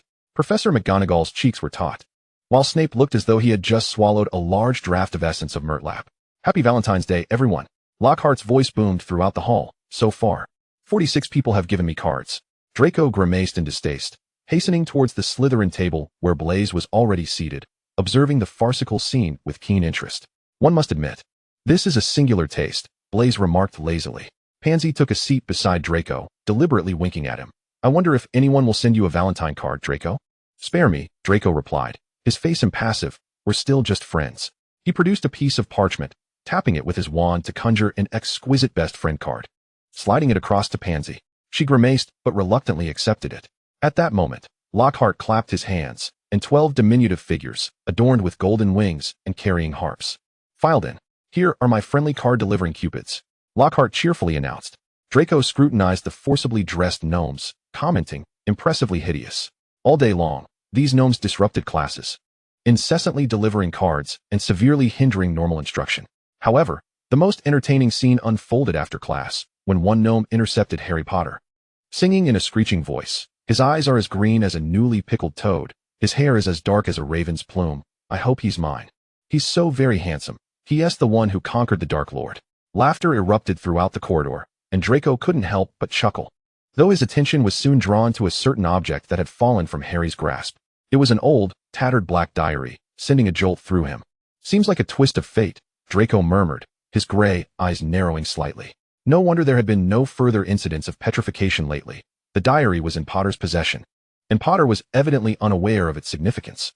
That evening in the common room, Blaise continued to mock the ludicrous love poem, while Pansy pondered how to improve the design of the best friend card, and Theodore quietly read a book. Draco, however, sat alone by the window, his fingers unconsciously drumming on the armrest. After weeks of research and deduction, Draco finally pinpointed a location that was difficult for him to accept: the abandoned girls' lavatory on the second floor. Despite his reluctance, he donned his invisibility cloak one fateful night and stealthily made his way into this domain of moaning Myrtle. "Oh, who's there?" Myrtle floated in the air, weeping softly. Without hesitation, Draco hurled a specially crafted sleeping potion at her, and the world fell silent. He meticulously inspected each faucet, eventually discovering the concealed serpentine emblem on a brass tap. "Open," he whispered in Parseltongue. With a mechanical whir, the sink slowly shifted aside, revealing a passage large enough for a giant serpent to traverse. Draco cautiously donned his specially designed protective glasses, adding an extra magnifying lens for good measure. For safety, he had also concealed an emergency door key in his sleeve, illuminating the way with several floating orbs as he carefully descended. The depths of the pipe were lined with traces of reptilian movement. When a massive snake skin suddenly came into view, Draco was startled. Though aged, certain elements remained remarkably well preserved. He meticulously shrank the snake skin and tucked it away, continuing his exploration. Ultimately, he arrived before a stone wall intricately carved with 2 entwined serpents, their eyes adorned with glimmering emeralds. Passing through the stone door, he found himself in a breathtaking long hall, where towering stone columns were entwined with magnificent serpent sculptures that cast eerie shadows, enveloping the entire room in a mystical green glow. "Merlin," Draco whispered in awe. At the far end of the chamber stood a statue, towering as high as the dome above. Its visage was ancient, with a long beard that brushed the ground and 2 stone feet firmly planted. Could this be Slytherin? Draco mused, scrutinizing it with a discerning eye, finding it rather unappealing. After a fruitless search, he addressed the statue in Parseltongue once more. "Open." The statue's mouth slowly gaped, and a massive basilisk slithered forth. Draco nimbly darted behind a column, simultaneously inquiring in Parseltongue, "Are you Slytherin's pet?" After a series of fragmented exchanges, Draco learned that the creature, named Nox, was indeed the guardian left by Salazar Slytherin, but had recently fallen under the control of Tom Riddle, as chronicled in a diary, leading to a petrification incident. "Slytherin left me to protect this place in Hogwarts' time of peril," Nox hissed. A glint of excitement flickered in Draco's eyes. "Would you care to become my pet? I shall take good care of you." With that, he produced an array of delectable treats. The basilisk raised its head with an air of pride. "I do not easily pledge allegiance to just anyone." Draco smiled slightly, a low, authoritative dragon-like growl emanating from his throat. Nox immediately understood and lowered its head. "Excellent." Draco conjured a magical contract and bent down, The contract shimmered into golden light before dissipating at the basilisk's brow. As the bond of their souls was established, Draco beamed with satisfaction. Can you shrink? Or shall I cast the shrinking charm? As Nox gradually diminished to a size suitable for coiling around his wrist, Draco meticulously cast a cleansing charm, conjured a bathtub, added enchanted shampoo, and began bathing his newfound companion. Can you control your gaze? I can lower my eyelids, or obey your command, Nox replied, comfortably squinting. Then lower your eyelids. So, is this the chamber of Slytherin? Not just this. The cleansed basilisk coiled around Draco's arm. Let me take you to the true place. However, the interior of the actual chamber proved disappointing, nearly stripped bare. That previous lad took most of the items, Nox explained, but Salazar's bedroom has never been breached. The bedroom door creaked open, revealing a silver-green ambience that finally satisfied Draco. This was the aesthetic deserving of Slytherin. He quickly replicated all the tomes in the study, his gaze ultimately landing on a hand-drawn portrait on the desk, depicting four remarkably distinguished founders standing side by side, with the tall, dark-haired man undoubtedly being Salazar, Slytherin himself. Draco magically reproduced the portrait and carefully stowed away all his treasures. It is time to leave, Nox. He gently stroked the small serpent on his wrist. As the Easter holiday approached, Draco directly returned to Malfoy Manor via the cellar fireplace. The green flames flickered past him, and as he stepped out of the fireplace, he was enveloped by his waiting family. Brother, Scorpius exclaimed, launching into his embrace like a little cannonball. Draco laughed heartily as he lifted his brother, spinning him around. The child's delighted laughter echoing in the hallway. Narcissa stepped forward, embracing Draco tenderly, while Lucius stood at a slight distance, his mouth curving into an unusually gentle smile. Even Uncle Regulus and Aunt Selena had come specifically to welcome him. I have a surprise for everyone, Draco announced, setting Scorpius down and winking mysteriously. We need to hold a family meeting. After the house-elf took the reluctant Scorpius upstairs, Draco retrieved Nox from his robe sleeve, which had been enhanced with a non-detectable extension charm. The small serpent affectionately coiled around his wrist, curiously surveying its surroundings. What is this? Lucius raised an eyebrow. Salazar Slytherin's basilisk, Nox, Draco said, unable to contain his pride. I brought it out from the chamber. Amidst Narcissa's gasps and Lucius's astonished gaze, Draco recounted the entire experience. From discovering the entrance to the chamber, to forging a contract with the basilisk, and finally, to uncovering Slytherin's true bedroom. You faced the basilisk alone. Narcissa's face paled. What if something had gone wrong? Mother, I was thoroughly prepared, Draco reassured her, showcasing his protective goggles and door key. However, Lucius displayed great interest in Nox, engaging in conversation with the ancient serpent in Parseltongue. Nox seemed delighted to meet a wizard fluent in snake language, hissing about its experiences over the years.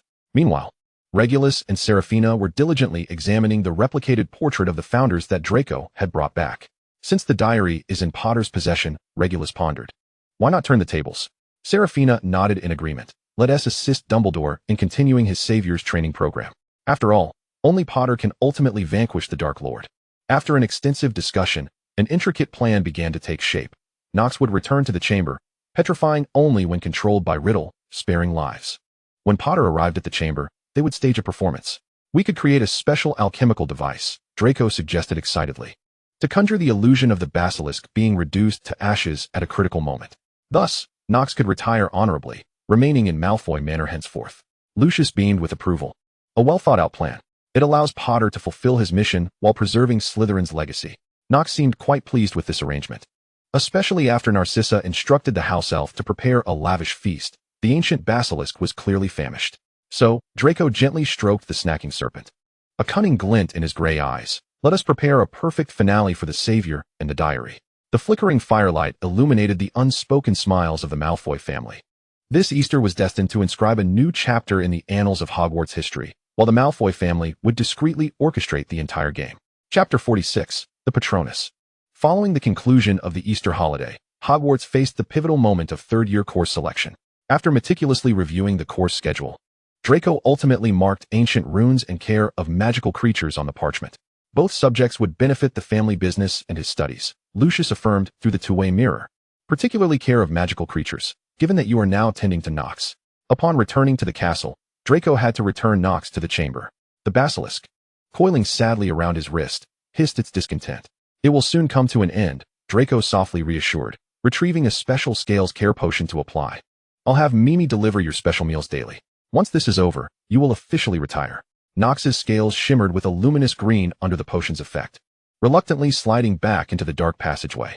Meanwhile, the Gryffindor Tower was evidently in turmoil, with Potter and his companion's dormitory left in disarray. What has the savior gotten himself into? Blaise inquired lazily. It seems our little friend has misplaced something.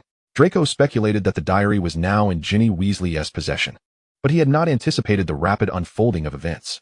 The new school rules were suffocatingly strict, returning to the common room early each day, requiring a professor's escort to classes, and even needing to go to the restroom in groups. The Quidditch season has been entirely suspended, casting a pall of panic over the castle. What an overreaction, Pansy complained in the crowded common room. We Slytherins would never be so flustered. Indeed, unlike other houses, the Slytherins maintained their characteristic composure. The membership of the Silver Serpent Defense Club saw a quiet increase, as upperclassmen repurposed vacant dormitories into makeshift training grounds. Draco focused intently on designing an automatic scale cleaner for Nox, with intricate gears and magical runes interwoven on the blueprint. One must find something to occupy oneself before exams, he explained to the inquisitive Theodore, especially now that Quidditch practices have been cancelled. However, this tranquility was soon shattered. Hagrid was taken to Azkaban, and Dumbledore was suspended by the board. When the blood-inked words announcing her corpse would forever remain in the Chamber of Secrets appeared on the wall, Draco knew the time had come. Mimi, it's time to take Nox home. That night, the house-elf appeared in Draco's dormitory, cradling the shrunk basilisk. Nox excitedly coiled around Draco's arm, hissing about recent experiences. The red-haired girl had been taken into Riddle's increasingly agitated grasp. Well done, Draco said, offering it a specially made magical biscuit. Now you just need to. But before he could finish, Mimi suddenly interrupted. Young master. Master Lucius has arrived and is on his way to your dormitory. Draco exchanged a glance with Nox, gently hiding the small serpent in a specially designed inner pocket. What was meant to happen would inevitably come to pass. This meticulously orchestrated game was finally at its most critical juncture. Lucius stood in Draco's dormitory, the flickering light from the fire casting shadows in his cold, gray eyes. Clearly, this room was far safer than the common room. With the Malfoy family's silver-green tapestry adorning the walls, dragonhide suitcases neatly positioned by the bed, and Draco's unfinished alchemical apparatus resting by the window. Dobby has betrayed us, Lucius stated bluntly, his long fingers stroking the serpent-headed cane. He attempted to warn Potter about the diary. Thankfully, your reminder led me to reinforce the confidentiality contract. A cold smile touched his lips. Now he is left with merely a third of his magic, struggling even to hold a plate. Draco sat at the edge of his four-poster bed, frowning slightly. Did Potter discover it? He inquired. He used a filthy sock, Lucius replied with palpable disdain. I tossed the diary inside, and he immediately shouted that it was given by Master Lucius. He scoffed, though it granted him freedom. The backlash of the contract is enough to keep him in line for the time being. At that moment, Nox poked its head out from beside Draco's pillow, curiously flicking its tongue. Lucius gently stroked Nox's scales. To avoid unnecessary complications, I shall take it back to the manor tonight. Nox seemed to understand, gleefully coiling around Lucius's wrist. Draco retrieved a vial of specialized scale care potion. Apply this twice daily, morning and night. It contains its favorite magical biscuit recipe. He handed a scroll of parchment to his father. Rest assured, Lucius replied, carefully placing Nox into a specially designed magical pocket. Your mother has prepared a dedicated room for it. As they prepared to part, Lucius paused before the fireplace. After the exams, we need to discuss third-year matters. Since you've chosen the care of magical creatures course, he cast a meaningful glance at the pocket containing Nox. It is time for the Malfoy family to establish its own sanctuary for magical creatures. With the final exams approaching, Lucius looked pointedly at his son. Behave normally, especially around Potter and his friends. I understand, Draco replied, a smirk gracing his lips. After all, we know nothing, do we? The crackling of the fire echoed the unspoken understanding between father and son. When the news broke that Quidditch was cancelled and Gryffindor received extra points for special contributions, Draco was engaged in a game of wizard chess with Blaise in the common room. Pansy stormed in, her voice sharp enough to shatter crystal chandeliers. They awarded Gryffindor a full 400 points. All because our illustrious savior resolved the chamber incident. The queen piece in Draco's hand landed softly on the board, producing a crisp sound. Check. He raised his gaze, a thin layer of ice forming in his gray eyes. Blaise, do you recall what my father always said? Never abide by the rules when your opponent is breaking them.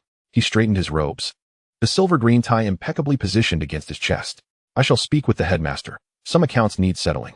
At the door to the dungeon's office, Draco gently rapped on the wooden door. When Snape opened it, his usual impatience was evident, but his expression softened slightly upon recognizing Draco. Professor. Draco entered the herb-scented office and stated directly, I would like to inquire about a matter. If my memory serves me correctly, we caught Potter and Weasley illegally entering the Slytherin common room while disguised as our students using Polyjuice Potion this term. According to school rules, how many points should Slytherin receive for this infraction? Snape's black eyes narrowed slightly, as if scrutinizing a complex potion. Continue, Mr. Malfoy. I am merely curious. Draco feigned innocence. Tilting his head, why are some individuals heavily penalized for breaking the rules, while others are rewarded for the same? Is it possible that Hogwarts regulations are color-coded? He gestured meaningfully toward the red spellbook on the shelf. A smirk graced Snape's lips. Your observation is quite astute, he replied slowly. Considering you alerted me to this overlooked detail. He drew his wand, tracing a silver line through the air. Slytherin, for maintaining the safety and dignity of the house. Gains 100 points. At the end-of-year feast that day, just as Dumbledore was about to announce the winner of the House Cup, he suddenly froze. The hourglass of house points behind the faculty suddenly underwent a remarkable transformation. Slytherin's emerald stones surged ahead of the rubies. It seems. Snape's deep voice resonated clearly in the silent hall. We underestimated the enforcement of certain rules. Draco smiled as he watched the silver-green banners descend, replacing the glaring red. Pansy discreetly squeezed his hand beneath the table, while Blaise raised his glass in salute. Well done, Theodore whispered. Now this is the Slytherin way. The candlelight reflected off Draco's platinum hair as he observed Dumbledore's contemplative expression and Professor McGonagall's tightly pressed lips from the faculty table. Indeed, some victories do not require risk and rule-breaking. They merely need a touch of wisdom and the right reminder. Watching the hall adorned in silver green, Draco felt that this was the true color Hogwarts deserved. As the holidays commenced, the entire manor bustled with preparations for the forthcoming magical creature sanctuary. Under the guidance of Uncle Regulus, Draco meticulously selected species of interest, unicorn foals, mooncalves, and several rare phoenix eggs. He designed a habitat with a temperature-regulating charm specifically for Nox, who had grown increasingly sentient and became Scorpius's most faithful companion. No, Fei. Scorpius giggled as he perched atop the shrunk basilisk's back, while Nox gracefully glided across the carpet, its emerald scales shimmering in the sunlight. Draco sat nearby, supervising while perusing advanced analysis of ancient runic script. At that moment, the house-elf announced the arrival of Severus Snape. The potion professor, clad in his flowing black robes, returned with his stagnant, pure-blood transformation research, his brow furrowed even more than usual. Progress has been slow. Snape spread a stack of parchment across the table, the ink stained with frustration. Draco glimpsed the intricate potion equations and suddenly had a flash of inspiration. Professor, I recall your mother hailed from the Prince family? Perhaps you should formally inherit that family's library. Snape's expression momentarily stiffened. I have attempted it, but I failed the Prince family's legacy trial. Draco astutely detected a fleeting complexity in the professor's eyes. After a brief contemplation, he summoned a house-elf to bring forth a pearl-inlaid box, from which he extracted several vials of luminescent potion ingredients and an ancient recipe. Moonstone powder, tears of a banshee. And this, he gently nudged a crystal vial containing a silvery liquid, blood willingly offered by a unicorn. Though this recipe was of great value, the brewing process would not pose a significant challenge for you. It may indeed assist you in passing the trial. Snape's fingertips lightly grazed the crystal vial, and after a long pause, he murmured, You possess a greater understanding of the present circumstances than I had anticipated. After bidding Snape farewell, Draco continued to relish his time alone with Scorpius, occasionally being summoned by Regulus to inspect the construction of the sanctuary, or by Narcissa to refine the design of a new series of alchemical tools, until one fateful morning. The tranquility was shattered by an article in the Daily Prophet announcing the Weasley family's lottery win. 700 galleons. Pansy exclaimed in a high-pitched voice as she gazed into the two-way mirror, and they are using it all for travel. Draco disdainfully set down the newspaper. No wonder they are perpetually clad in those tattered robes. Just as he intended to take Scorpius to feed Nox, he discovered the entire family gathered in the sitting room. Even the reclusive Aunt Walburga was seated in a gilded armchair, her aged fingers tightly clutching the latest edition of the Daily Prophet. Narcissa's complexion was ashen, while Lucius stood by the fireplace, his voice as cold as December ice. Sirius Black has escaped from Azkaban. The teacup in Regulus's hand clinked sharply. The first fugitive in Azkaban's history. Aunt Walburga's voice trembled with a peculiar resonance. That family disgrace. Instinctively, Draco tightened his embrace around Scorpius, who widened his eyes in alarm at the sudden tension in the air. Nox, sensing the shift, delicately coiled around Draco's wrist. Outside, the sun shone brightly, yet it could not dispel the chill that had abruptly settled in the sitting room. The first fugitive in Azkaban's history, Aunt Walburga repeated, her frail fingers nearly crushing the newspaper. How long must this abomination continue to bring shame upon the black name? Narcissa swiftly approached the window, her wand flicking to draw the curtains tightly closed, her voice taut. What does the ministry say? Have they found any leads? Lucius scoffed, striking the snake-headed cane heavily upon the carpet. Fudge is utterly useless, merely increasing the Dementor patrols without any real progress. But that is not the crux of the matter. His gaze swept across everyone present. Why did Black escape? Everyone knows the reason he was imprisoned. Regulus, who had remained silent in the shadows, suddenly spoke, to find that boy from the Potter family. His voice was barely audible. The newspaper stated he had been mumbling in his sleep about Hogwarts prior to his escape. Draco felt Scorpius shift uneasily in his arms, and he gently patted his brother's back, his attention riveted on the adults. That murderer who allied with the Dark Lord and then betrayed him? What does he want with Potter? No one knows the truth, little dragon. Narcissa turned, her face pale, but he killed Peter Pettigrew and blew up an entire street. Everyone believed him to be the Dark Lord's most loyal follower. Loyalty? Aunt Walburga let out a harsh, cold laugh. He betrayed the family at 16, turning to the Potters. The rebel of the Blacks. Madness courses through his veins. Lucius, stroking his cane thoughtfully, remarked, the issue lies in the fact that he is now at large, and the entire wizarding world remembers he was once a trusted lieutenant of the Dark Lord. A heavy silence enveloped the room. Nox fidgeted upon Draco's wrist, the scales grazing his skin with a chilling sensation. The ministry will soon bolster surveillance on pureblood families, Regulus murmured, particularly those with ties to the Black family. Narcissa exchanged a worried glance with Lucius. Little dragon, Lucius suddenly turned to him. Keep your distance from Potter once school begins. Black's target is evidently him, and we must not become entangled in this trouble. Draco looked down at Scorpius's innocent eyes, recalling the green-eyed boy with glasses from the train. He nodded gently. Yet in a corner of his mind, he pondered, perhaps this time, he would witness some historical moments unfold before his eyes. As the sunlight outside was obscured by heavy curtains, Malfoy Manor entered a state of heightened vigilance. This summer was destined to be anything but tranquil. When news of Potter inflating Aunt Petunia's escape from the leaky cauldron reached Malfoy Manor, Draco was practicing the simplest of charms, Orchideus, with Scorpius in the garden. Nox lounged by the fountain, basking in the sun, its emerald scales shimmering in the summer light. It seems our savior shall never learn to adhere to the rules. Draco scoffed lightly, elegantly twirling his wand to restore the toy Scorpius had accidentally broken. With news that Fudge might dispatch Dementors to Hogwarts, the intensity of training at Malfoy Manor surged. To everyone's astonishment, Draco exhibited remarkable aptitude for the Patronus charm within mere days. A platinum-hued young dragon burst forth from the tip of his wand, scattering starlight throughout the practice room. Expecto Patronum. The young dragon spiraled around Scorpius, who clapped his hands joyfully in pursuit of the light. Brother, do it again. However, the practice of the occlumency was not nearly as effortless. After mastering the basics under Narcissa's guidance, Draco began to take turns enduring the mental assaults from family members. Lucius's legilimency felt like a frigid dagger, while Regulus's probing resembled a treacherous current, and even Aunt Walburga occasionally bore down on him with her piercing gaze. Focus, little dragon, Regulus reminded him after one session. Wiping sweat from his brow, if we cannot defend ourselves, we stand no chance against. He left the thought unfinished, but Draco understood the name, Severus Snape. Meanwhile, Draco did not forget his friends. Through the two-way mirror, he briefly informed Pansy and the others of the potential threat posed by Dementors. Everyone must master the Patronus charm. He stated to the visage of Blaze reflected in the mirror, ensure all group members are aware and studying at home. Upon our return to school, the Silver Serpent Defense Group will undergo specialized training. When the day of the new term finally arrived, the entire Malfoy family made their customary journey to King's Cross Station. Nox was carefully concealed in a specially designed magical box, personally overseen by Lucius until their return to the manor.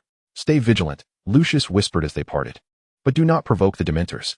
Draco nodded, embracing his family in farewell. As he turned to traverse platform 9 3/4, his face resumed its usual air of haughty confidence. In the Slytherin compartment, the silver-green decor was impeccably arranged. Pansy was boasting about her newly acquired dragonhide gloves. Theodore was leafing through advanced potion-making in a corner, while Blaze languidly surveyed the passing crowd. I heard Potter is now residing at the Leaky Cauldron. As soon as Draco sat down, Pansy eagerly leaned in. My father said Fudge is furious. Blaze chuckled lightly. It seems this year's start-of-term ceremony won't be dull. As the train began to glide forward, Draco gazed out at the fleeting scenery, his fingertips unconsciously stroking his wand. The image of the young dragon Patronus flashed through his mind, and he allowed a small smile to grace his lips. Whether it be Dementors or fugitives, this academic year, he would ensure that everyone witnessed what it truly meant to be a Malfoy, a Slytherin, ever prepared for all eventualities. How is the progress on your Patronus training? Draco surveyed his companions in the compartment, his fingers absently tapping against the window frame. The Hogwarts Express glides smoothly across the fields. Yet an unusual air of seriousness envelopes the Slytherin compartment. Theodore's fingertips dance with a tangible silver light, the outline of a bird faintly discernible. It requires further consolidation. His tone remains unvarnished, but satisfaction glimmers in his eyes. At last, I can summon silver mist. Blaise lazily waved his wand, releasing a wisp of thin, silver vapor. Daphne and Pansy found themselves in a similar predicament, their wand tips emitting only a faint silver halo. Most astonishing was Crabbe, who clumsily raised his wand and successfully conjured a stable orb of silver light. Though it had yet to take shape, it was bright enough. "Merlin," Pansy exclaimed. "How did you manage that?" Crabbe scratched his head in his typical earnestness. "I was just thinking about the chocolate cauldron cake Draco gave me last time." Draco sighed in exasperation, retrieving several boxes of newly developed magical snacks from his magically expanded dragon hide bag to distribute among them. Goyle and Crabbe eagerly tore open the packaging. "Unfair." Pansy leaned closer to Draco, tugging at his sleeve. "Show me once more. Teach me the proper technique." As the silver light burst forth, a guardian in the form of a young dragon gracefully circled the compartment, dispelling all gloom. Under Pansy's persistent coaxing, Draco had no choice but to begin a detailed explanation. The key lies in the selection of memories. They must be sufficiently joyful and intense. The wand movements should be like this. Time slipped away in focused instruction until the train abruptly slowed without warning. The darkening sky outside indicated that they were still quite a distance from Hogwarts, and frost began to form on the glass. The Slytherin occupants immediately grew alert. It appears the rumors were true. Draco set aside his potion book, calmly observing the frost-laden window. Dementors were indeed patrolling along the route. He signaled for everyone to remain calm and stood in the center of the compartment. "Now is the moment to test our training results. Theodore, you go first." Theodore elegantly waved his wand, and a silver owl immediately took flight, swirling gracefully to dispel the surrounding chill. "Very stable," Draco commented. "Pay attention to controlling your magical output. Make it more solid." He then turned to Crabbe. "Show us what you just accomplished." Clumsily, yet successfully, Crabbe summoned a ball of silver light, which vaguely took the shape of a mastiff. "Excellent. Maintain that feeling." When Pansy and Blaise attempted, their wand tips only produced thin wisps of silver mist. Draco patiently guided them. "Pansy, your wrist movements need to be softer. Blaise, the joyful memory you chose isn't potent enough." Just then, chaotic sounds and screams erupted from the adjacent Gryffindor compartment. Draco merely raised an eyebrow, continuing his instruction. "Pay no mind to the commotion outside. Daphne, try again. Think of the joy you felt when you received your latest dress robes." As the train resumed its journey and the lights brightened once more, Draco finally returned to his seat. It seemed that most had grasped the fundamentals. Upon returning to school, the Silver Serpent Defense Group would organize concentrated training sessions. He retrieved a box of exquisite candies to reward everyone, particularly Crabbe, for his notable progress. Just as Draco was distributing the snacks, Pansy suddenly noticed something and looked around. "Wait, where's Goyle?" Crabbe, mouth stuffed with cake, mumbled indistinctly. "He just said he was going to the trolley for cauldron cakes." Draco shook his head in exasperation. At a time like this? No sooner had he finished speaking than the compartment door swung open, and Goyle entered, grinning broadly with a large bag of snacks, still carrying a hint of lingering coldness. "You missed a practical lesson," Theodore remarked coolly, the owl guardian flickering into visibility on his shoulder. Goyle stared blankly at everyone. "What happened?" "I ran into a few Hufflepuffs at the trolley. Their chocolate frogs were all frozen." Blaise raised an eyebrow lazily. "It seems our friend narrowly escaped a predicament at the trolley." Draco pushed a vial of restorative potion towards Goyle. "Drink this. Next time the Dementors appear, I hope you can at least summon some silver mist." Goyle nodded, seemingly grasping the situation, and began to indulge heartily. The train slowly pulled into Hogsmeade Station, the fine rain outside seemingly foreshadowing that this academic year would not be tranquil. Chapter 47. Lupin's joke and Slytherin's safeguarding. As the train came to a gentle halt at Hogsmeade Station, the cold rain fell in a steady drizzle. Pansy and Daphne complained about the damp weather, while Draco calmly retrieved several silver brooches from his magically extended bag to distribute to everyone. An upgraded version of the rain and moisture-repelling charm, he remarked casually, observing Goyle and Crabbe fumbling with their snacks. "Sometimes I truly question whether you two are wizards." With a flick of his wand, their treats floated neatly into order. As they exited the carriage, they overheard other students discussing how Potter had been petrified by a Dementor. Pansy scoffed. "It seems even the Chosen One is not invincible." The carriages rolled through the rain towards the castle, the lights of Hogwarts appearing especially warm in the downpour.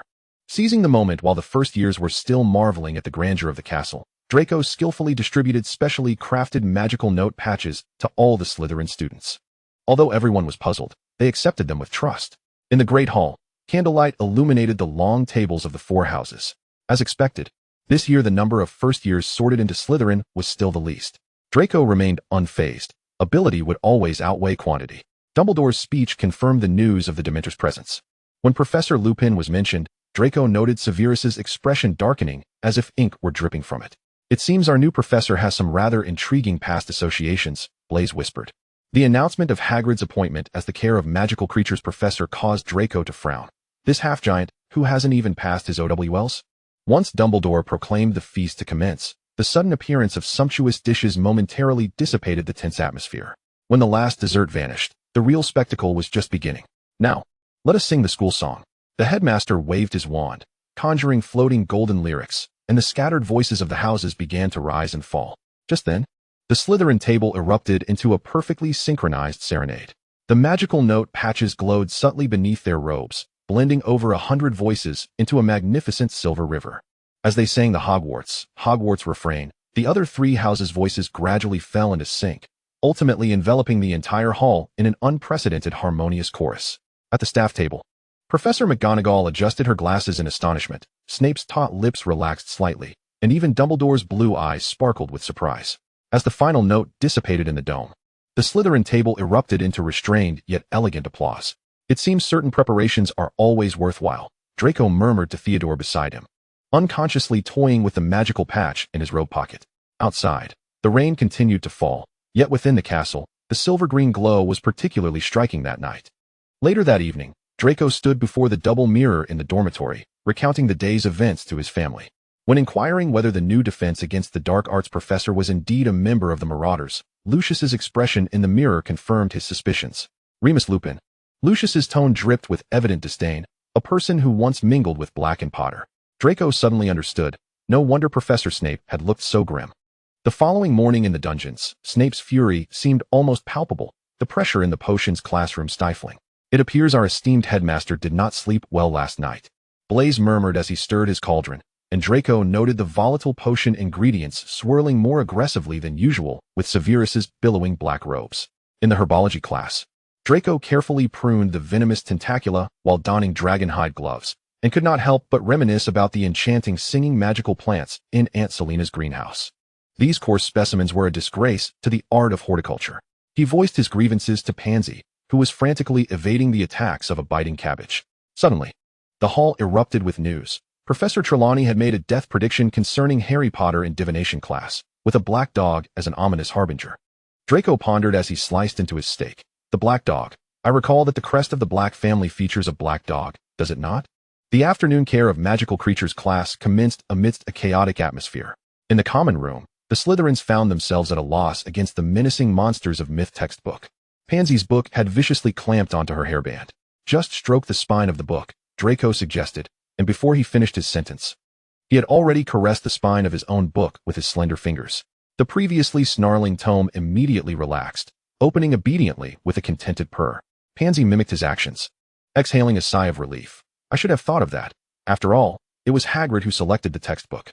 As they filed towards Hagrid's hut, Draco gazed into the murky depths of the forbidden forest, his fingers unconsciously stroking his wand.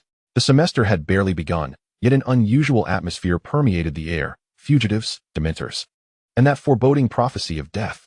Perhaps it was time to initiate training for the Silver Serpent Defense Group sooner than anticipated. The afternoon care of magical creatures lesson was destined for turbulence. When Hagrid entered the enclosure, dragging a dozen chained hippogriffs, Draco's brow furrowed. These grotesque creatures, with the bodies of horses and the talons of eagles, had steel-gray beaks that glinted coldly in the sunlight, utterly failing to meet the aesthetic standards of the Malfoy lineage. I had refused these creatures entry into the Malfoy estate during the holidays, Draco whispered to Blaise, surprised to encounter them here. Encouraged by Hagrid, Potter clumsily bowed to one of the hippogriffs, named Buckbeak. As the creature wobbled and took to the skies with him, students from other houses momentarily forgot the danger, clamoring to have a turn. We shall observe from a distance, Draco signaled for the Slytherins to maintain their distance, elegantly leaning against a beech tree while watching the Gryffindors awkwardly imitate Potter's actions. Unexpected events always occur without warning. A light, gray hippogriff suddenly became agitated, the chains rattling in Hagrid's grip. As it raised its front claws, Draco's wand had already traced a smooth arc, Petrificus totalis. The creature froze in place, adopting an aggressive stance. The Slytherins quickly retreated, wands pointed toward the other creatures in the enclosure. They are not dangerous. They are lovely creatures, Hagrid shouted in a flustered attempt to calm the frightened beasts. Draco adjusted the hem of his robe, the wind tousling it, his voice clear enough for every student to hear. It seems that Hogwarts professors share a common flaw. They consistently underestimate danger. He cast a meaningful glance at Hagrid's empty hands, perhaps due to the fact that some individuals lacked even the qualifications to wield a wand. During the remainder of the lesson, the Slytherins remained strategically positioned at the edge of the enclosure, adopting the demeanor of observers while documenting every perilous movement of the charming creatures. When the bell rang to signal the end of class, Draco was the first to turn and leave. Make sure to detail today's incident in your assignments, he instructed Theodore, as some may need reminding of what constitutes appropriate content for third-year instruction. The silver-green line of Slytherins exited the enclosure in an orderly fashion, leaving students from other houses still grappling with the hazardous creatures. Following the submission of a report regarding Hagrid's teaching negligence, a temporary calm returned to the castle. Although Gryffindor students glared at them with indignation whenever they crossed paths in the corridors, Draco merely elevated his chin elegantly, bestowing a perfect, disingenuous smile upon those fierce gazes. They appeared to believe that glaring could resolve any issue. Pansy imitated the Weasley twins, pulling faces that incited a wave of laughter among the Slytherins. After potions class, Draco remained behind to inquire with Severus about the progress of the Prince family legacy.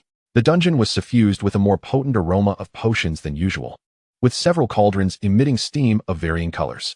The inheritance has been completed, Snape replied tersely, his hands deftly slicing a moonlight flower without pause. But certain potions require immediate attention. He gestured to the towering pile of materials in the corner. I fear I shall be unable to guide you on your mental occlusion for the time being. However, Snape handed Draco several tomes sealed with ancient magic, the Prince family collection. Perhaps you may find content that piques your interest within. That evening, as Draco meticulously studied these ancient texts in the dormitory, the training of the Silver Serpent Defense Group encountered a bottleneck, with nearly half of the members unable to successfully conjure their Patronus. Perhaps we can try a different method. Draco suddenly recalled something and promptly contacted his parents through the two-way mirror. The tenderness of the bud. Lucius exchanged a curious smile with Narcissa upon hearing the request. Narcissa gently explained, "My dear little dragon, this spell was originally taught to us by you." She produced a yellowed piece of parchment, clearly inscribed, "Revealed by Draco Lucius Malfoy." Perfected by Narcissa Malfoy at the end of the Dark Era in 1980. Draco was taken aback.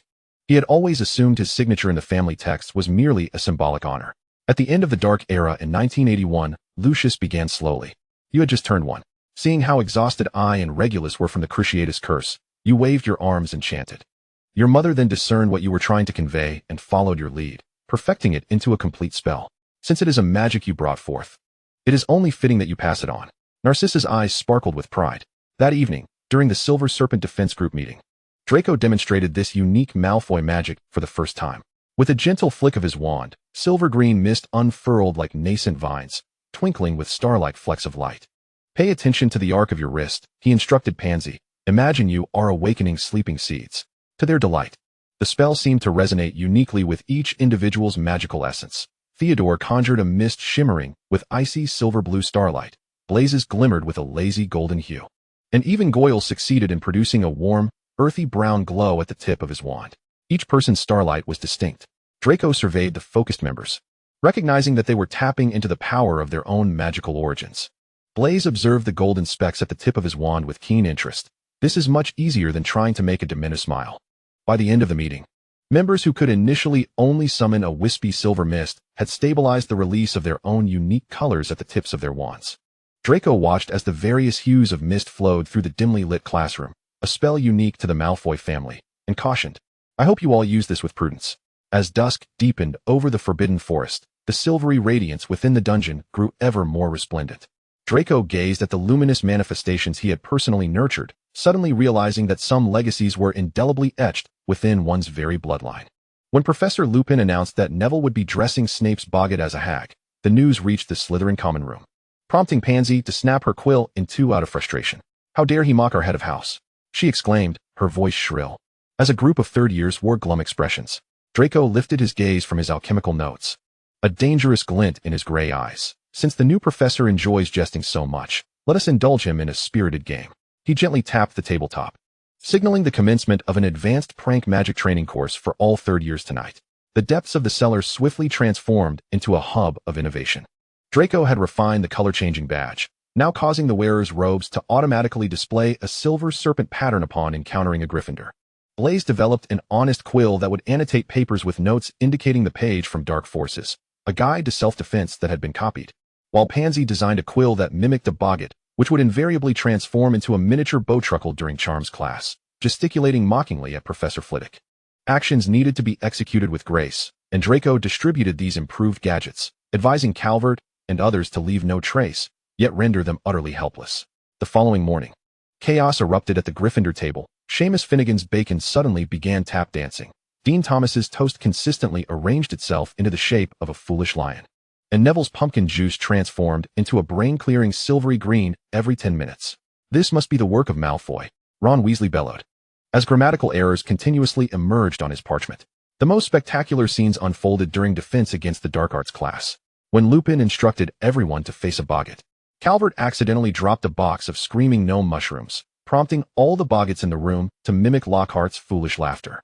Meanwhile, as Lupin demonstrated the banishing charm, Theodore inadvertently allowed his wand to slip, triggering a magical item that imitated a wolf's howl. Purely accidental, Professor. Draco blinked innocently, while a group of Slytherins behind him wore expressions of perfectly timed contrition. Even the library was not spared. Each time Granger opened advanced potion-making, a faint scent of bubblegum wafted from the pages, and whenever Potter consulted theories of defense against the dark arts, a small silver balloon would emerge from the spine, gently humming the tune of Snail's Lament in his ear. They all knew who was responsible. Ron paced irritably in the common room, yet he could not find any evidence. Granger scowled as she scrutinized the color-changing badge. These prank spells were exquisitely sophisticated, far beyond the abilities of ordinary third years.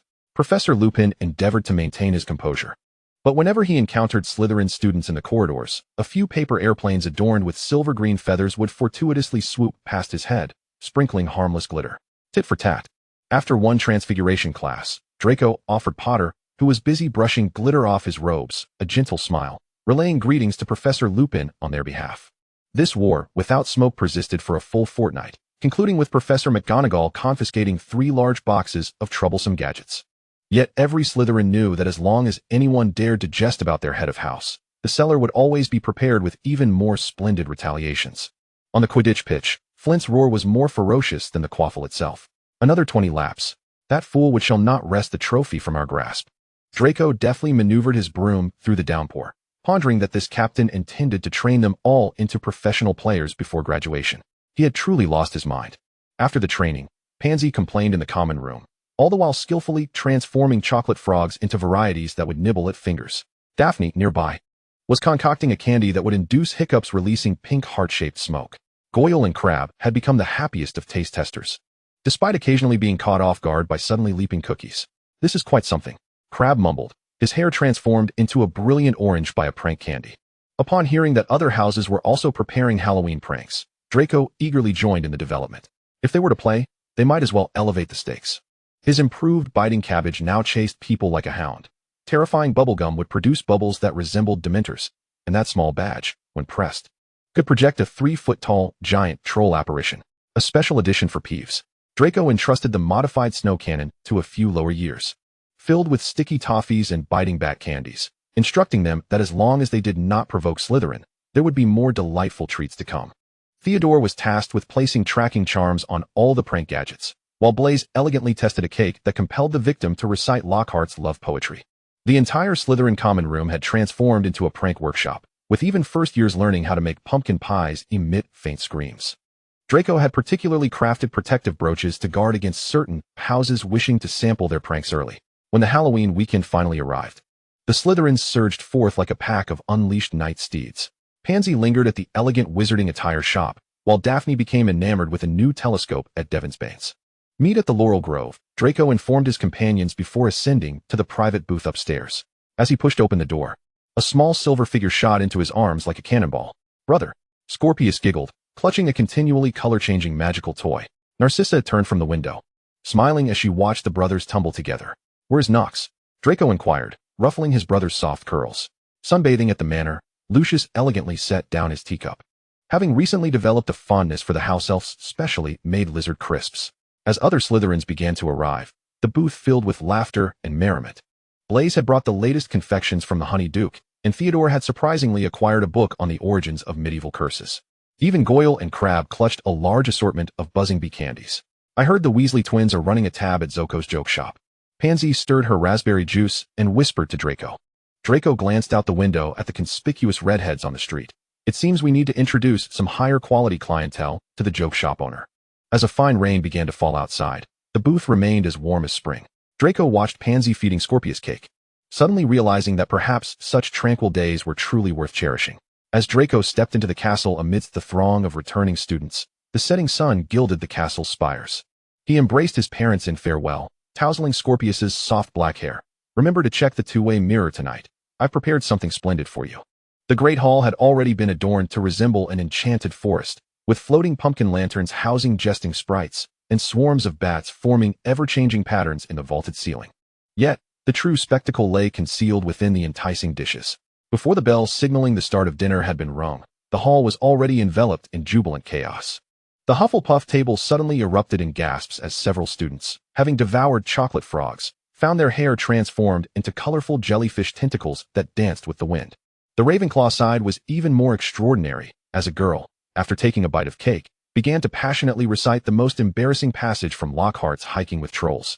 At the Gryffindor table, Neville's hair unexpectedly morphed into a bobbing Bowtruckle's form after he bit into a strawberry cake. Merlin's socks. Seamus Finnegan pointed and laughed at Neville, completely oblivious to the grinning demon projection that had sprung from his own pumpkin juice. It seems our gifts have been delivered. Blaise elegantly sliced his steak, casting a sidelong glance at the Gryffindor table. The trio of Harry, Hermione, and Ron had evidently heightened their vigilance.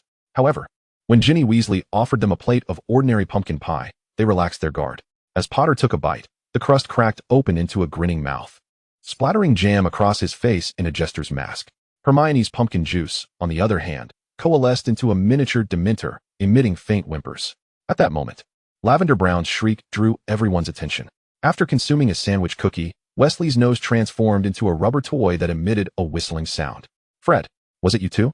Ron shouted as he chased after the twins, only to step on a burst of exploding marshmallows set by Hufflepuff, instantly covering his robes in bright pink fluff.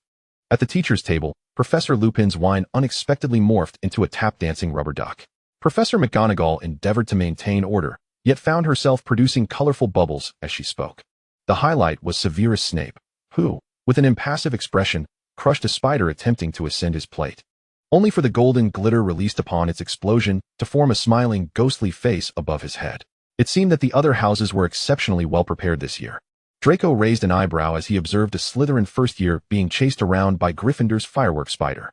Ravenclaw's transfiguration spell turned several Slytherin ties into writhing floral serpents, while Hufflepuff's exploding marshmallows rained down rainbow candies in the silver-green area. The revelry reached its zenith when Peeves burst into the Great Hall riding a modified snow cannon, unleashing bat-shaped candies that pursued Harry and his friends, biting anyone they caught, and temporarily sprouting furry bat ears. Fred and George attempted to retaliate with their newly developed swamp trap, but inadvertently ensnared Percy, who was merely passing by, in a sticky jelly. Merlin's beard. Dumbledore chuckled as he watched a Hufflepuff student waltzing with a singing pumpkin head. This year's creativity was truly exceptional. In the two-way mirror, Scorpius was laughing so hard, he was hiccuping. Draco calmly deflected a flying firework spider, raising his cup to his companions, a toast to Hogwarts' finest festival. Amidst the intertwining silver and green magical aura, Peeves descended from above, scattering the final batch of toffees that mimicked Professor McGonagall's voice. The entire hall echoed with the comical admonition of discipline. Mind your discipline, even causing the corners of Snape's mouth to twitch slightly. As the banquet concluded amidst a flurry of magical streamers, students from every house bore the various after-effects of the pranks. Some sported glowing hair, others spoke in inverted sentences, and some had robes shimmering in the dark. On their way back to the dungeons, Draco quietly remarked to Theodore, "Perhaps we should devise some pranks that can change the weather for next year?" Peeves popped his head out from behind his suit of armor, nodding vigorously while stuffing a handful of smoking popping candy into his mouth. Chapter 48, Draco watching the show. When the news broke that all students and faculty were to spend the night in the Great Hall, Draco had just settled into a velvet armchair in the common room. It seemed Sirius had gifted them an unforgettable sequel to Halloween. He exchanged knowing glances with Theodore and calmly reminded everyone to bring the improved star control device. The Great Hall was filled with an array of colorful sleeping bags, and Draco transfigured a shabby sleeping bag into a comfortable mattress adorned with silver-green sheets, prompting Pansy to immediately imitate him. Blake could bypass Dementors and the Whomping Willow, and Blaze whispered while resting his arms, proving to be quite a formidable character. Unfortunately, such talent was misapplied. Draco extinguished the candlelight hovering above him. Under the protective enchantments set by Dumbledore, only the Slytherin area of the Great Hall remained tranquil. As the first rays of dawn broke, the Slytherins had already tidied themselves and returned to the dungeons. While students from other houses were still rubbing their eyes in their sleeping bags, the silver-green line had already bathed and dressed, their robes emanating a crisp scent of herbs. The atmosphere in the castle grew increasingly tense, yet this only ignited the Slytherin Quidditch team's fighting spirit. Flint led the team in repeatedly practicing new formations under the low-hanging sky, while Draco's custom broom, equipped with a stabilization device, remained unyielding in the torrential rain. Remember, Draco instructed as he checked each broom in the changing room. While Gryffindor still relies on outdated clean sweeps, we are already mastering the storm.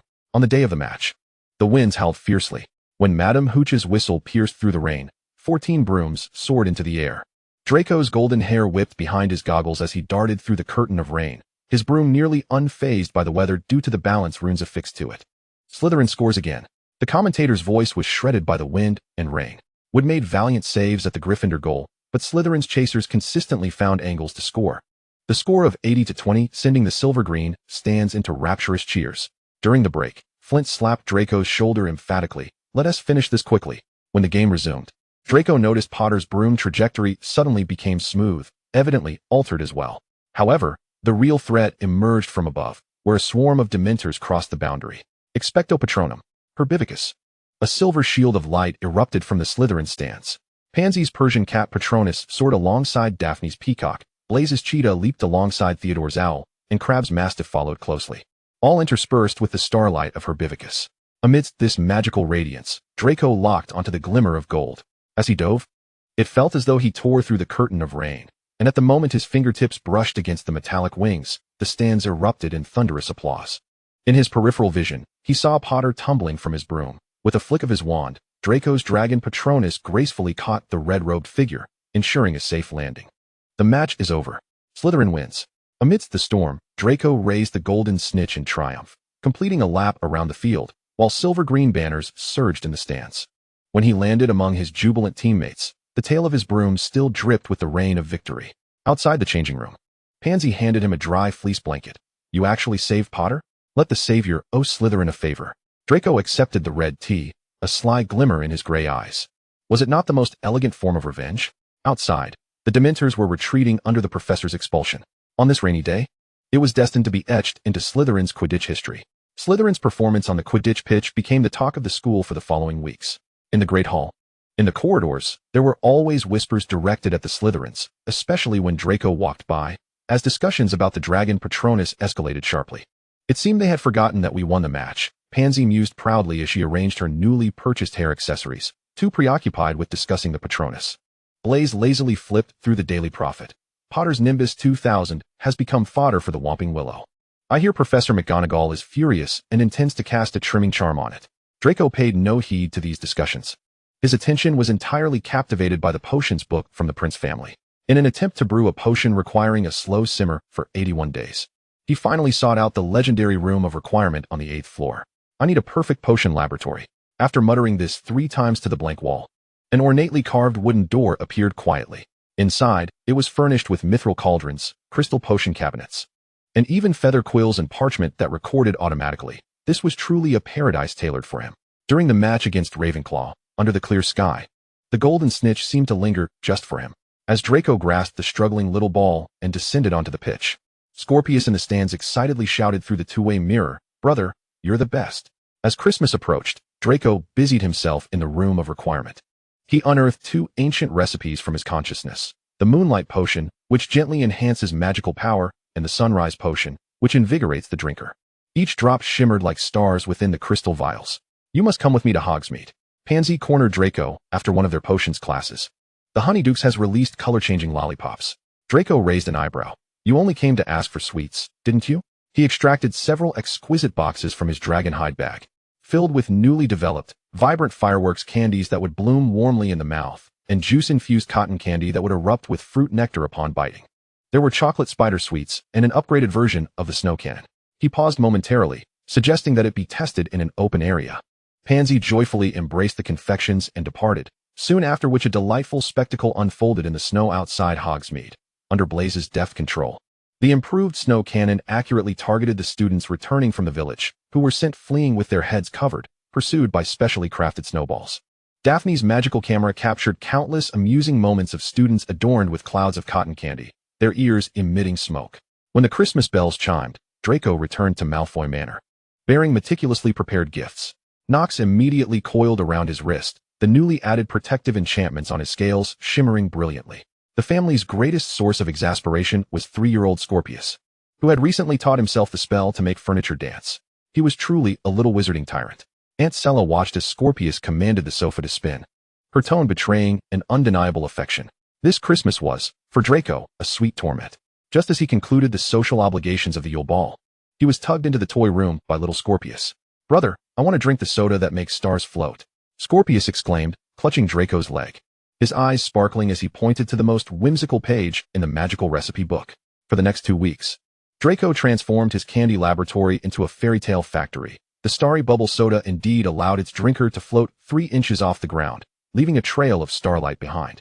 Though it wreaked havoc on Narcissa's beloved Persian carpet, the effect of the ear-transforming winged cookies persisted for an entire afternoon, forcing Draco to fly around the manor, cradling the ecstatic, squealing Scorpius until the little rascal finally dozed off in his arms.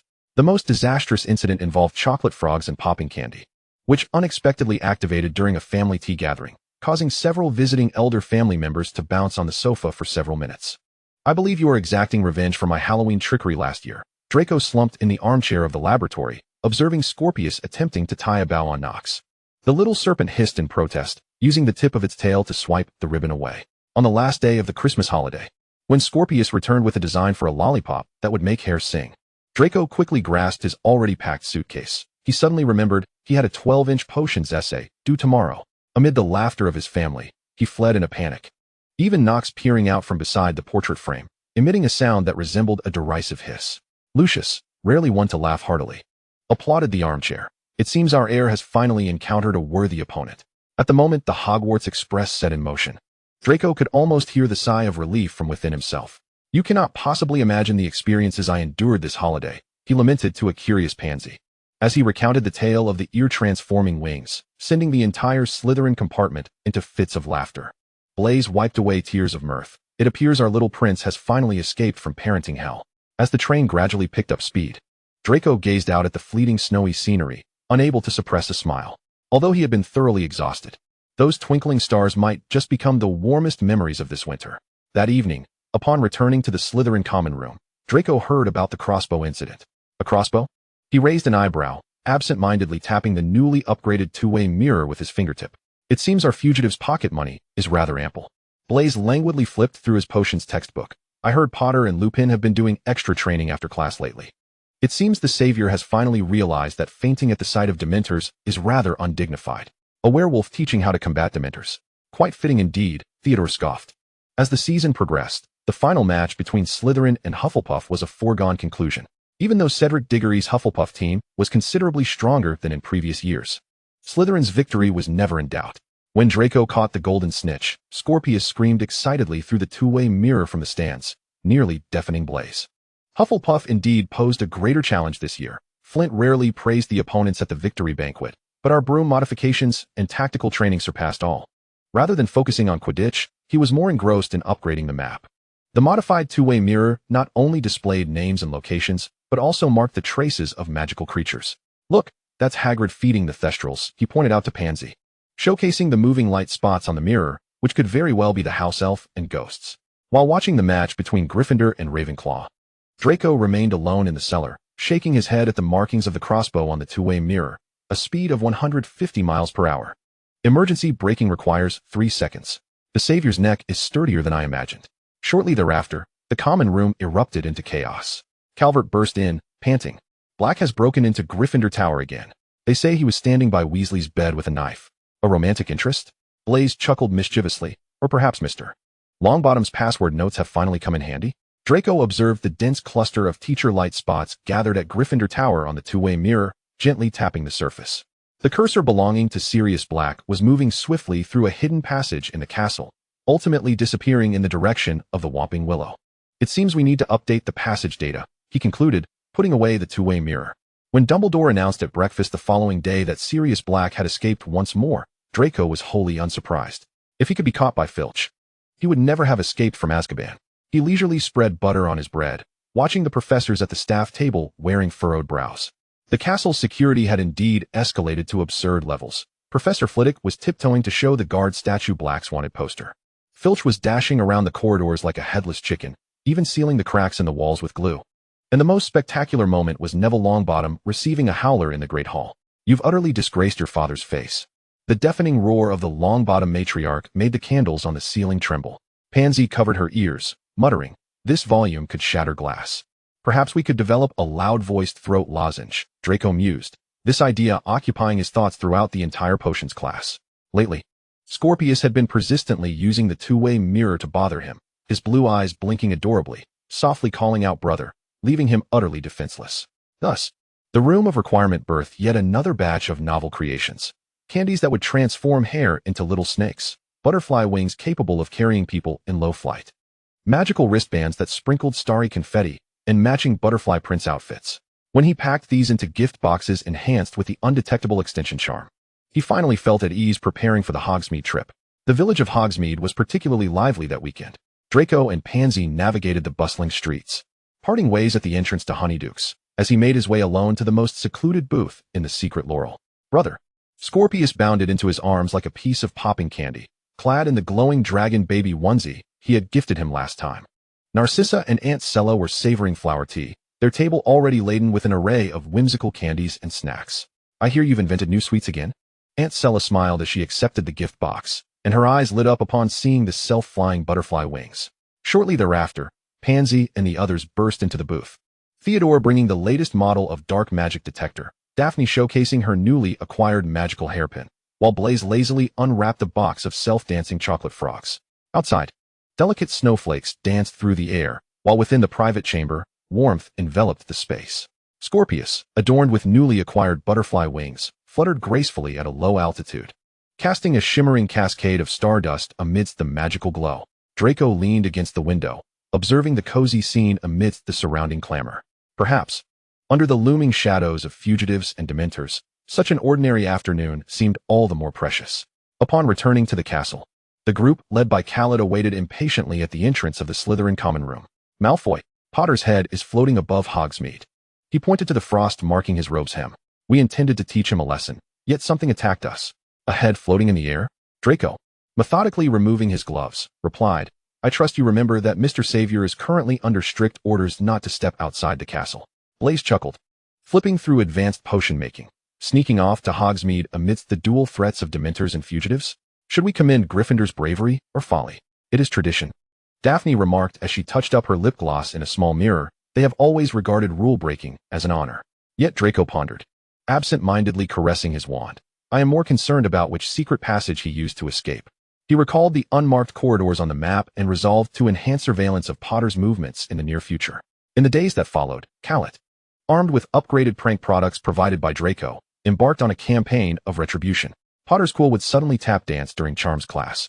Weasley's parchment would automatically fold into paper airplanes, and Granger's simplified dictionary of ancient runes would recite love poetry in Lockhart's voice at the witching hour.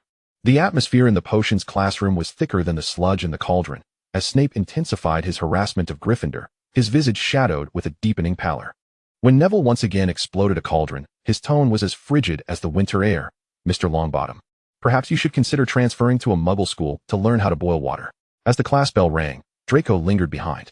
He knocked on the door of the dungeon office, and the potent scent of Wolfbane potion hit him like a wave. Snape was casting a freezing charm over a bubbling copper cauldron, the sleeves of his black robe stained with potion residue. "Need assistance, Professor?" Draco placed several vials of potion on the cluttered table. The emerald-hued vial contained a vitality tonic derived from moonlit blossoms, while the silvery mist encased a calming elixir infused with ginkgo leaves, a newly developed formula particularly beneficial for late-night study sessions. Snape glanced over the sparkling potions, a flicker of intrigue passing through his dark eyes. "Have you exhausted Prince's collection?" he asked abruptly, gesturing with his wand to stabilize the cauldron's flame. "I was perusing the section on the enhancement of wolfbane potions." Draco paused deliberately. "Some methods of ingredient handling are rather unique."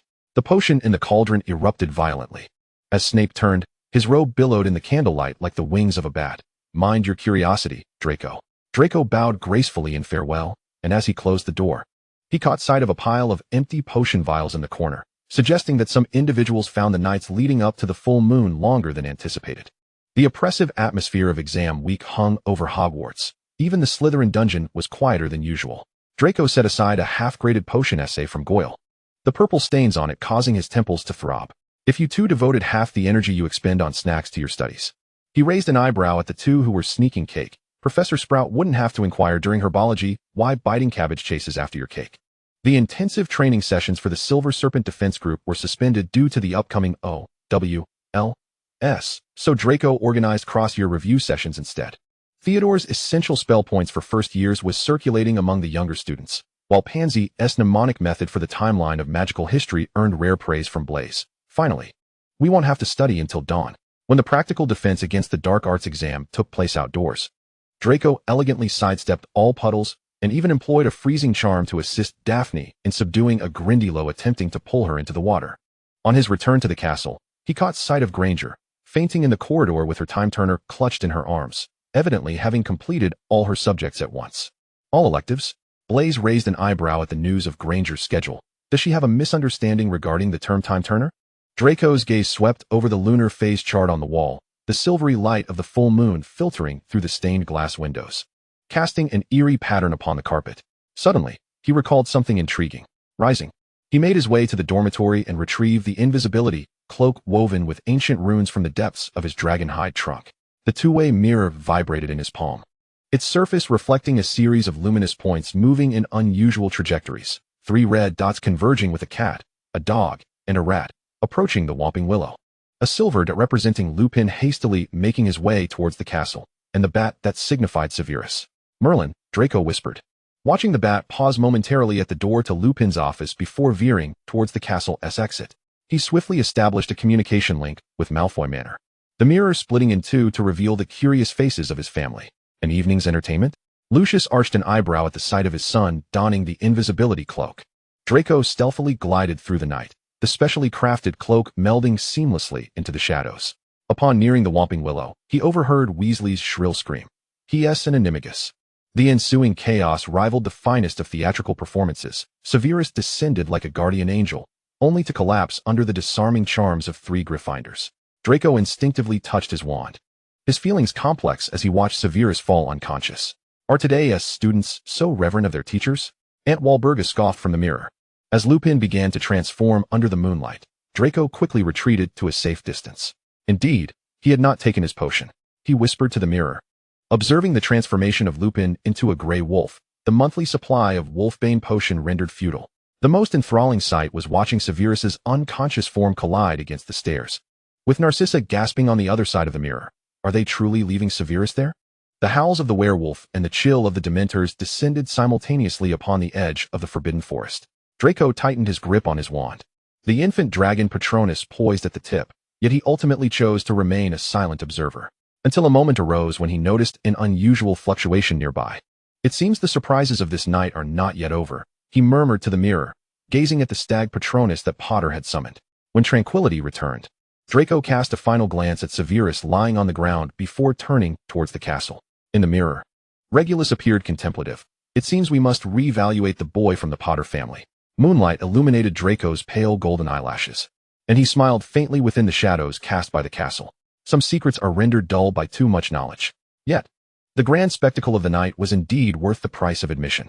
The following morning, the Great Hall was suffused with an atmosphere even more tense than during the exam week. As Severus Snape stood before the faculty table announcing that Lupin was a werewolf, the sharp clatter of silverware hitting the floor mingled with gasps of shock. The peculiar behaviors preceding each full moon now had an explanation. Snape's voice was like a poisoned dagger, his dark gaze sweeping over the whispering students, hoping that some blindly trusting pupils still retained their limbs intact. Draco was spreading blueberry jam on a scone when he suddenly felt a piercing gaze. He looked up to find himself meeting Snape's complex eyes, a mixture of scrutiny, inquiry, and some indefinable emotion causing him to momentarily falter. Draco raised his signature Malfoy smile as he watched Snape avert his gaze first.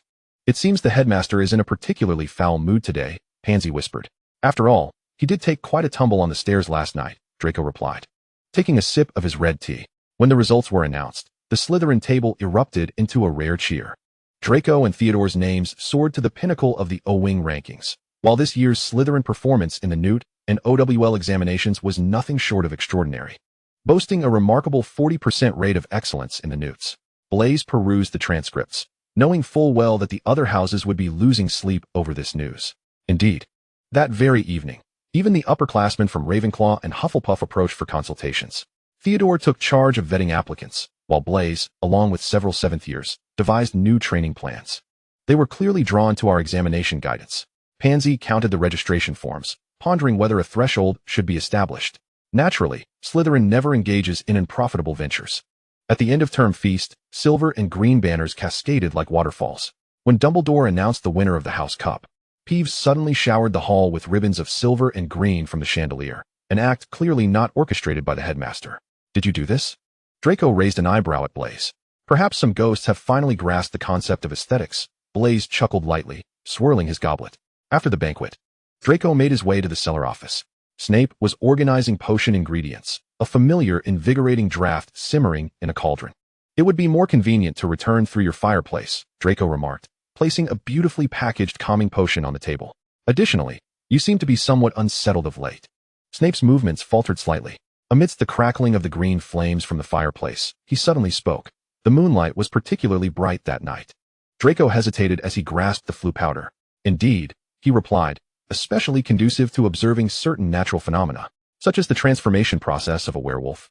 Snape turned, his dark eyes glinting with a dangerous light, or the rare instance of a professor being knocked unconscious by a student. The air thickened abruptly. Draco calmly retrieved a vial shimmering with a pearlescent sheen from his sleeve.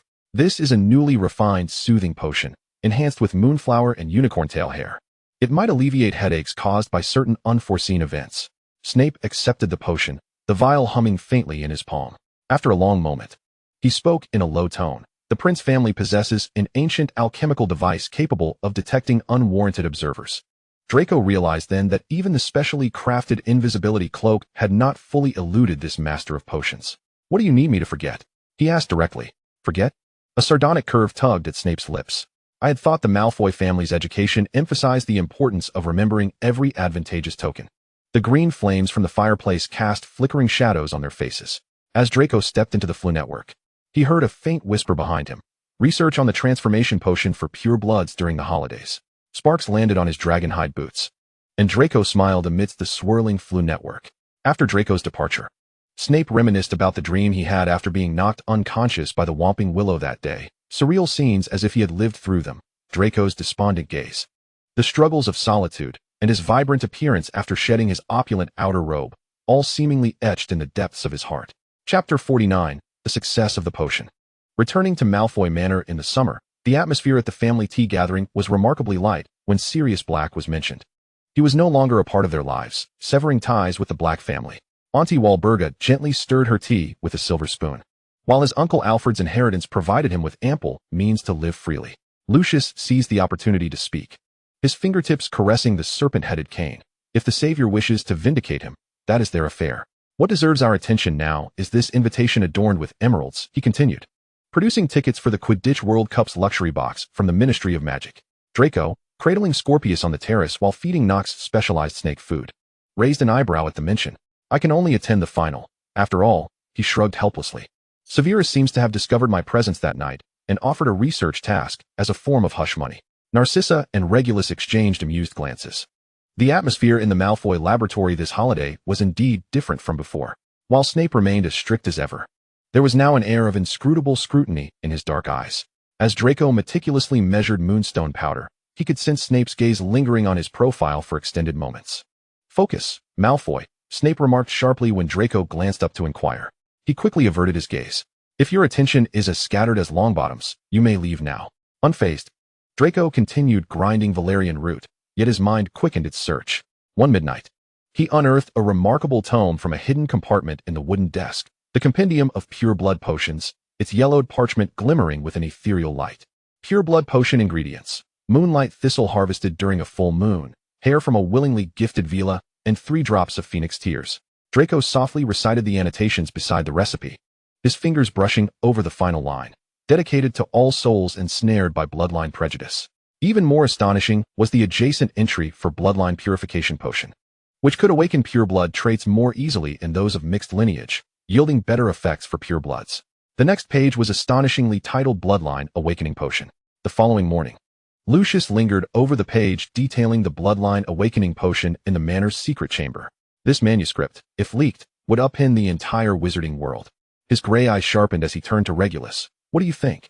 Risk and opportunity coexist, Regulus pondered, but we require the finest potion master. Severus Snape is indeed the ideal candidate. That night, Severus was urgently summoned to the manor.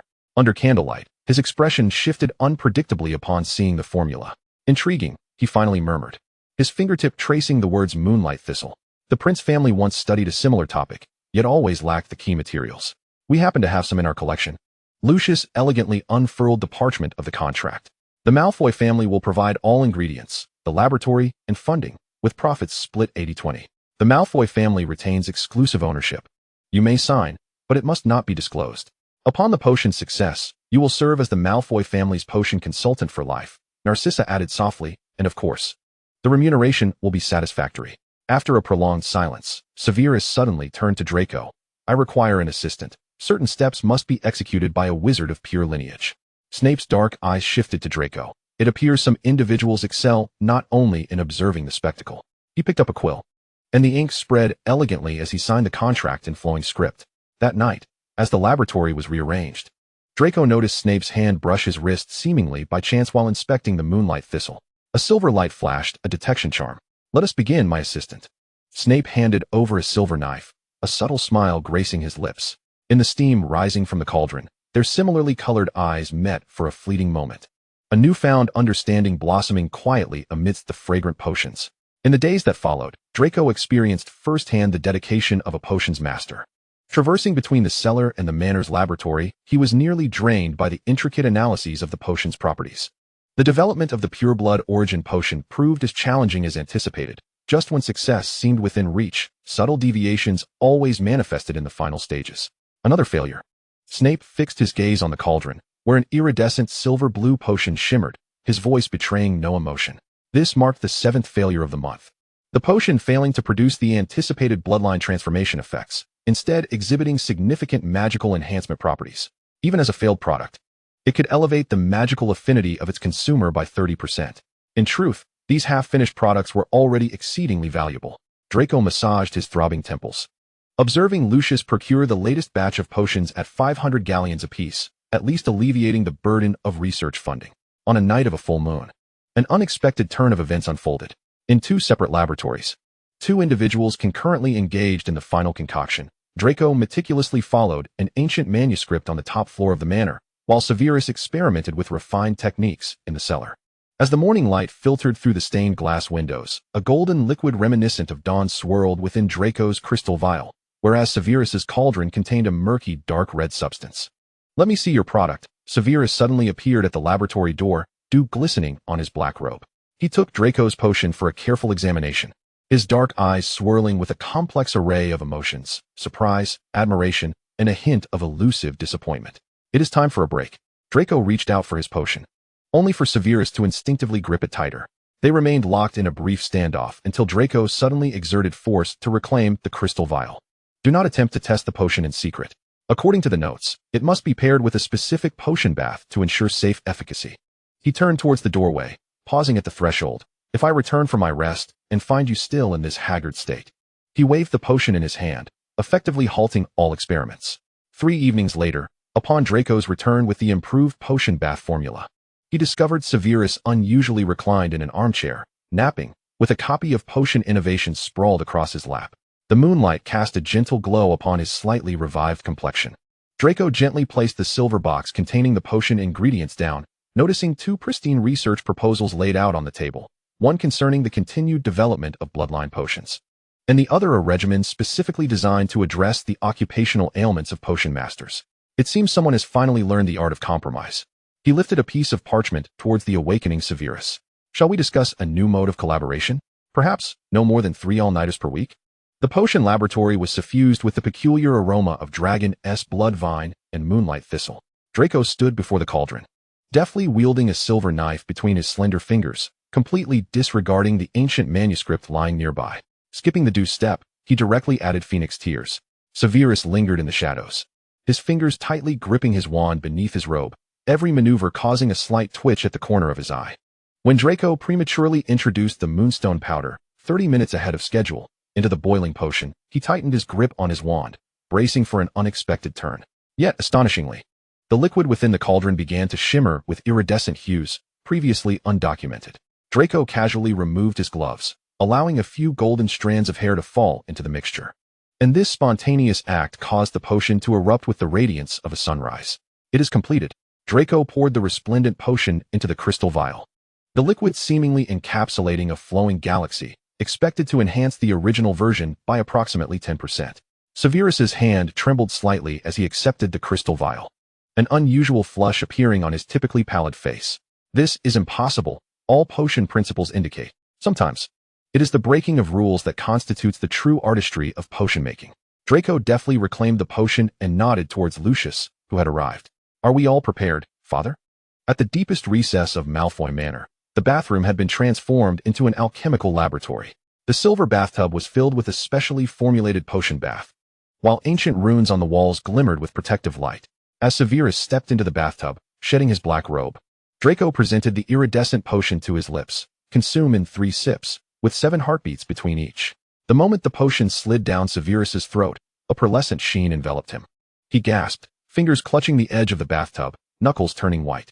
Draco immediately activated the magical array on the wall, a silver-green barrier enveloping the bathtub entirely. The first 24 hours are the most critical adaptation period. Lucius observed the internal situation through the barrier, noting the apparent success. 3 days later at dusk, the bathroom door slowly opened. Severus Snape emerged from the steamy mist, still clad in his signature black robe, yet his overall demeanor had undergone a remarkable transformation. The fine lines etched upon his face from years of potion making had visibly softened, his complexion no longer bearing the pallor of illness, but rather radiating a healthy glow. The most striking change was his straightened back and agile gait, as if he had shed a monumental burden. Lucius was the first to approach. Casting a diagnostic spell, the flow of magical energy has increased by 37%. Bloodline purity has indeed reached the standards of ancient pureblood families. Narcissa presented a silver mirror. In its reflection, Severus appeared a decade younger, though his deep, sharp black eyes remained unchanged, and the contours of his features had not altered. Only the furrowed lines between his brows had smoothed, and the habitual curve of sarcasm at the corners of his mouth had softened. How do you feel? Draco leaned against the doorframe, arms crossed. Severus flexed his fingers, and his wand flew from its sheath, tracing a smooth silver arc in the air, as if I have shed a layer of rusted armor. His voice retained its deep timbre, but lacked the usual raspiness. The flow of magic felt unprecedentedly smooth. Regulus looked up from the monitoring array. All data is stable. The transformation appears to be a resounding success. When Severus accepted a cup of red tea from the house-elf, it became evident that his hand no longer trembled with the subtle shakes caused by prolonged exposure to potion ingredients. Thus, Draco's eyes sparkled with mischief. You finally believe that one can achieve favorable results without adhering strictly to the manuscript? Severus took a sip of tea, a genuine smile gracing his lips for the first time in ages. I still maintain that your methodology lacks logic. Before Draco could protest, he continued. But the outcome is indeed satisfactory. Outside, Nox chased the fading sunlight across the garden. Within the cauldron of the laboratory, the potion formula that altered bloodlines shimmered with a golden light upon the parchment, bearing witness to a historic breakthrough in potion making. I hereby declare the research concluded. Draco snapped the heavy potion notebook shut, clearing a space among the clutter of cauldrons and crystal vials on the workbench to conjure a delicate Quidditch model. The golden snitch buzzed above the model, reflecting the yearning in his gray eyes. Severus lifted his gaze from a pile of failed experiments emitting purple smoke, a rare sense of defeat swirling in his dark eyes. To choose stagnation after achieving a breakthrough is simply, that's called a reasonable vacation. Draco neatly tossed his dragonhide gloves into a storage box. Moreover, do you not require time to digest the effects of your pureblood transformation? He cast a pointed glance at the noticeably younger features of the professor. And you ought to practice the new beauty charm as well. One cannot rely solely on my potions to maintain one's state. Lucius timely appeared at the laboratory door, elegantly adjusting his dragonhide gloves. The auction results for the failures were surprisingly favorable. The magical enhancement agent released by the Magical Wonders Company has skyrocketed to 8,000 galleons on the black market. A Malfoy-esque smirk graced his lips. Of course, we are among the fortunate buyers.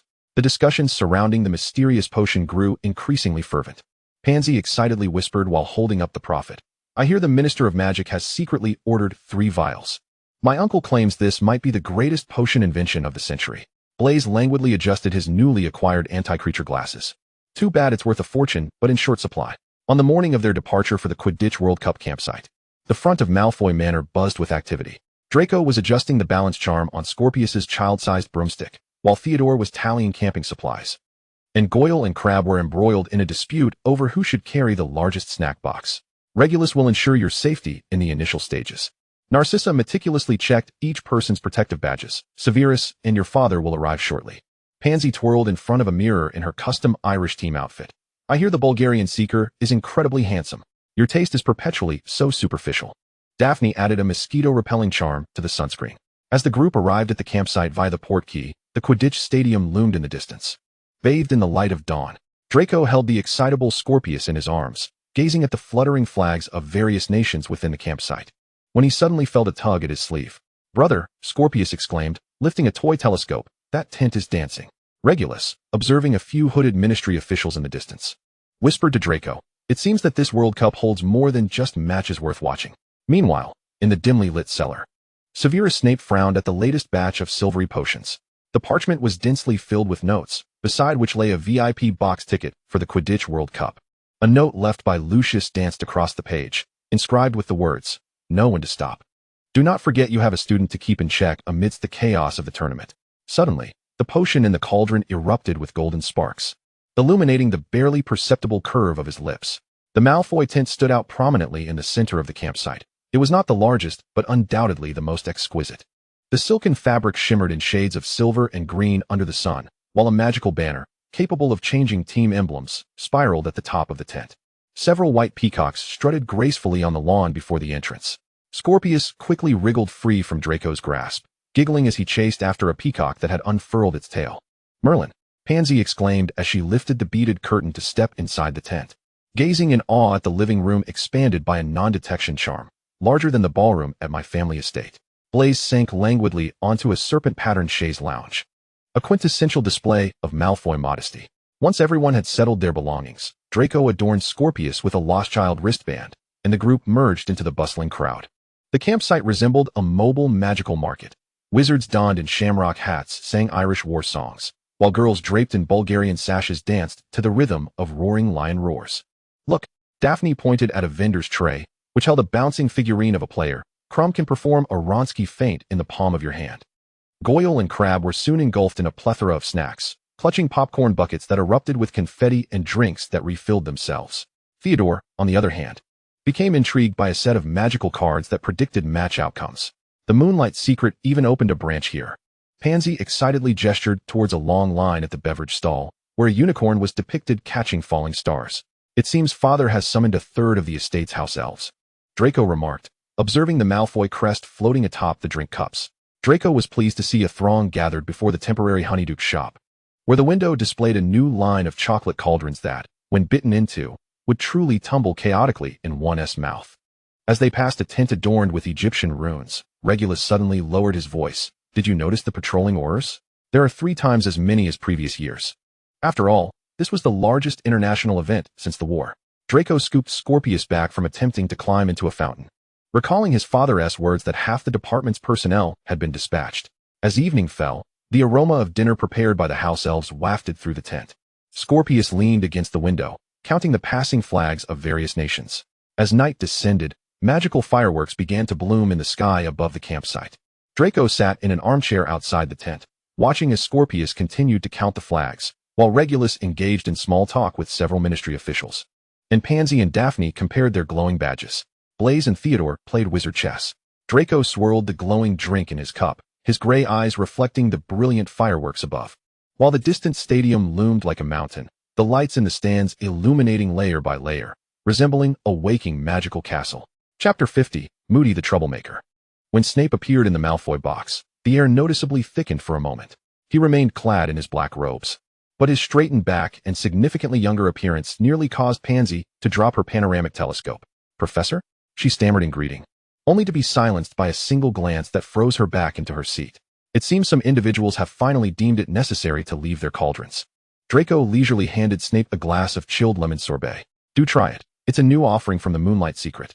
As Snape accepted the crystal cup, the silvery gleam of his fingertips caused Blaise to squint.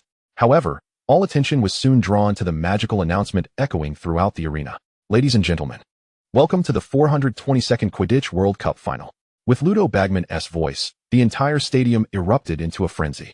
Draco settled Scorpius onto his lap as the little one waved a glowing Irish shamrock, excitedly pointing at the pitch. "Brother, look, here comes Bulgaria's mascot, the Vila." As 100 Vila glided into the arena, even Draco leaned forward slightly. When they began to dance, Blaise's drink cup shattered suddenly. "Merlin," he murmured, captivated, only to be roused by Theodore pressing an ice pack to his face. Indeed, chaos ensued as men began to leap from the stands. Regulus shook his head gently. "I can't believe the Ministry allows such dangerous displays." Just then, the rain of rainbows and gold coins produced by the goblins revived the joyous atmosphere. Scorpius giggled as he caught a falling coin. "A typical display of Irish flamboyance," Lucius remarked, though his eyes sparkled with appreciation, "but their marketing techniques are worth noting." As the players entered, the discussions in the box grew increasingly analytical. Bulgaria relies solely on Crumb. Lucius twirled his serpent-headed cane, but Ireland's overall teamwork is superior. After the match commenced, Troy's seamless collaboration with his teammates drew a nod of approval from Regulus, a typical Porskov strategy, executed even more perfectly than in the textbooks. When Ireland scored 3 goals within 10 minutes, Pansy excitedly tore apart the Bulgarian sash. 300. "I bet on the right horse." "Don't celebrate too soon," Snape interjected suddenly. His gaze fixed on Crumb. The Seeker can turn the tide in an instant. Sure enough, Bulgaria's chaser began a fierce counterattack. Volkov's bludger nearly knocked Moran off his broom, causing Narcissa to gasp. Yet Ivanova broke through the defense, scoring Bulgaria's first goal. A battle of speed and strength ensued. Draco adjusted the focus of the panoramic telescope, but Ireland's formation remained unshaken. During halftime, the goblins formed a massive shamrock, showering even more coins. Scorpius giggled as he caught one, only to discover it had vanished. A typical goblin prank. Draco produced a genuine chocolate galleon to soothe his brother. After another intense 15 minutes, Ireland netted 10 consecutive goals. They now led 1-3-0-1-0. And Bulgaria began to resort to desperate measures, transforming the game into a full-blown brawl. Troy continued to dribble forward even after being struck by a bludger, while Mallet and Moran's cross-cover drew a quiet admiration from Regulus, a brilliant triangular attack. When the score reached 170-160, with Ireland only leading by 10, the atmosphere in the stadium tightened to a breaking point. Suddenly he saw it. Draco leapt to his feet. The Irish Seeker is diving. But Crumb, from a more cunning angle, plummeted downward, blood erupting from his nose and staining his robes. In the instant before their collision, Crumb pulled up sharply, his fist glinting like gold in the sunlight. He caught the snitch. Daphne murmured in disbelief, "But the match is lost?" Scorpius tugged at Draco's sleeve. "Brother, didn't that dark-haired brother win?" The scoreboard froze at Bulgaria 160, Ireland 170. After a moment of silence, the cheers of the Irish supporters crashed over the stadium like a tsunami. The goblins showered down an unprecedented golden rain. Lucius applauded gracefully, a typical Crumb decision, preserving his country's dignity in a hopeless scenario. Snape, for once, allowed a hint of a smile to grace his lips. At least he understands the balance of risks better than some who merely rush headlong into action. Lucius applauded elegantly. "I appreciate such wisdom." However, casting a glance at the credentials delivered by the house-elf, he added, "Indeed, we should proceed to claim our prize." After the award ceremony concluded, the camp remained enveloped in a jubilant atmosphere. Supporters of the Irish team sang battle hymns, while golden raindrops from the goblins continued to drift between the tents. Inside the Malfoy tent, Scorpius lay soundly asleep, cradled against Nox's curled form, clutching a little goblin figurine that waved its hand. Though Crumb had been vanquished, he held his head high. Regulus gazed at the distant flickering lights of the Bulgarian camp, reflecting on how he had captured the snitch, only to be bested by a superior team collaboration. Lucius, with a graceful flick of his wand, began to peel an apple, remarking, "The Irish chasers are indeed remarkable. However, the Bulgarian beaters." He cast a meaningful glance at Snape, Reminds me of certain Slytherin tendencies of your. In the dead of night, Draco was roused by a distant commotion. He donned his robe and stepped outside the tent, only to witness an ominous red glow emerging on the horizon. Something was amiss. Snape had appeared behind him, wand already in hand. Lucius and Regulus soon followed, the three exchanging vigilant glances. At the far end of the camp, an eerie green light arose, and a massive skull began to take shape in the air, a gigantic serpent slithering from its mouth, like a flickering tongue. The Dark Mark. Pansy clutched Draco's arm in terror. Outside the tent, chaotic footsteps could be heard, accompanied by shouts of Death Eaters. Regulus swiftly waved his wand, conjuring a silver protective shield around them. They all remained in place. Snape, his black robes billowing, was already armed, instructing Lucius, lead them out through the emergency exit. Draco scooped up the startled Scorpius, noticing that his brother had somehow acquired a strange gold galleon, radiating an unsettling aura of dark magic. Wait, he halted Snape, who was about to rush out of the tent, presenting the galleon. This was slipped to me amid the chaos. Just then, an anxious voice called from outside, Arthur Weasley. Is anyone injured? Peering through the dissipating green light, Draco caught sight of several hooded figures operating not far away. One particularly diminutive figure seemed to glance back toward the Malfoy tent before vanishing. As ministry officials began their search, Snape had already disposed of the suspicious galleon. Lucius adjusted his robes, adopting the facade of a frightened pure-blood aristocrat. How terrifying. The ministry's security is utterly ineffectual. Draco stared out at the lingering green glow, his fingers unconsciously tracing the contours of his wand.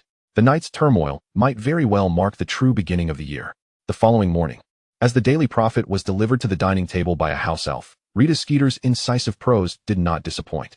Beneath the headline detailing the horrific scenes at the Quidditch World Cup, she meticulously described the chaos at the camp the previous night, cleverly attributing the appearance of the Death Eaters to the antics of a few extreme fans. She certainly knew how to stoke the flames of controversy. Lucius tossed the newspaper onto the coffee table, tapping the serpent-headed wand with his fingertips. Fudge is likely to be in quite a predicament this time. Draco noticed his father exchanging a significant glance with Severus. On the Hogwarts Express, Draco squeezed into the same compartment as his friends. When the subject of the Triwizard Tournament arose, Blaise lazily raised an eyebrow. The sudden revival of this century-old event is undoubtedly calculated. Father suspects there may be political motives behind it. Draco gazed out at the fleeting landscape, realizing the ministry sought to divert attention from the turmoil of the World Cup. As the train arrived, the stormy weather of the Scottish Highlands greeted everyone with a fierce reminder. As Draco stepped out of the carriage, he witnessed someone's umbrella being turned inside out by the wind. Damn this weather, Pansy exclaimed, clutching Blaise's arm. As the carriage jolted violently through the mud, Draco retrieved several silver discs from his dragonhide bag and affixed them to the interior walls. An improved version of the broom stabilizer, he explained, and the carriage promptly resumed its steadiness. At the castle entrance, Peeves was launching water balloons at the crowd with his modified snowball machine. Upon seeing Potter drenched, Pansy and Daphne erupted into laughter. Peeves, Professor McGonagall's furious shout was drowned out by the storm, and as she slipped, she managed to grasp Hermione's collar to steady herself. The Great Hall was adorned more magnificently than in previous years, with candlelight flickering against the ceiling. As Draco took his seat, he noted the vacant spots at the staff table. It seemed our new defense against the dark arts professor preferred a dramatic entrance. This year, the Sorting Hat sang a newly composed song, and as it mentioned Slytherin, Draco exchanged a knowing look with Snape when it declared that the power-hungry Slytherin favored ambitious youth. Once the sorting ceremony concluded and everyone had dined, Dumbledore announced the cancellation of the Quidditch Cup as the doors swung open amidst a thunderclap. The figure leaning on a cane echoed hollowly with each step. When lightning illuminated that scarred face, Daphne gasped. Draco calmly regarded Moody's constantly swiveling magical eye, feeling the disdain and wariness directed at him, which felt more like that reserved for a formidable opponent rather than an ordinary student. As the false eye sunk into its socket, leaving only a white orb, Theodore gently nudged Draco's elbow beneath the table. Where on earth did Dumbledore find such a monster? Pansy murmured. Amidst the cheers ignited by the news of the Triwizard Tournament, Draco noted the rhythmic tapping of Moody's prosthetic leg against the floor. That magical eye roamed between the faculty table and the 4 house tables, lingering a few seconds longer whenever it passed Slytherin, as if searching for someone. He seems to be looking for someone, Zabini whispered. After dinner, the Slytherins gathered in the common room. Draco stood before the fireplace, the silver-green flames casting flickering shadows across his face. This year, everyone must exercise greater caution. Training for Silver Serpent defense will double starting tomorrow. He gazed out at the relentless rain, Moody's eerie magical eye lingering in his mind. It seemed this new professor harbored secrets more perilous than the dark mark itself. As the bell for potions class rang, Snape gently tapped a parchment filled with research plans toward Draco with his wand. Starting tonight, same time. Draco deftly folded the parchment. I can on Thursdays to Saturdays. We have intensive training for Silver Serpent defense. I must accompany Scorpius on Sunday afternoon. As you know, the family has been quite busy with numerous work meetings. Under Severus's brooding gaze, he added nonchalantly, of course, should you require it. I could lend you the improved stirring device. When they arrived at the Care of Magical Creatures class and beheld the wriggling, blast-ended scroots, Blaise raised an eyebrow in amusement. It seems someone's research time is about to become far more precious than anticipated. These are blast-ended scroots.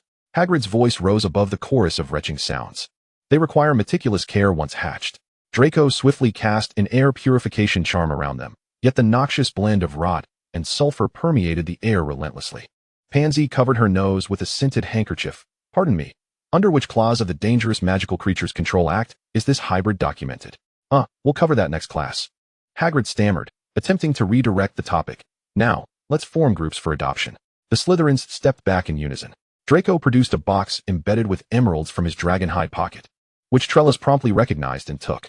As the Gryffindors scrambled amidst the chaos of the Scrit's explosions and stings, several Slytherins silently tossed chunks of meat laced with stiffening powder into the feeding enclosure. Merlin, as Dean Thomas yelled, holding his scalded hand. Trelawney was gracefully wiping her fingers. Professor, our blast-ended Scrits seem particularly tranquil. The blast-ended Scrits in the Slytherin section stood stiffly, as if petrified, with only the occasional harmless spark flickering from their tails.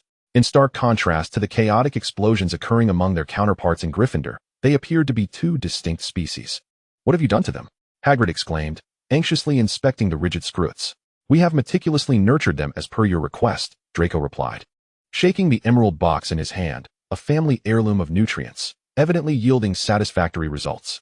At the end of the class, the Gryffindors departed, covered in slime and burns, while the Slytherin's robes remained pristine. Theodore flamboyantly wrote on the course evaluation form, I suggest the professor select creatures from the Fantastic Beasts directory for future lessons.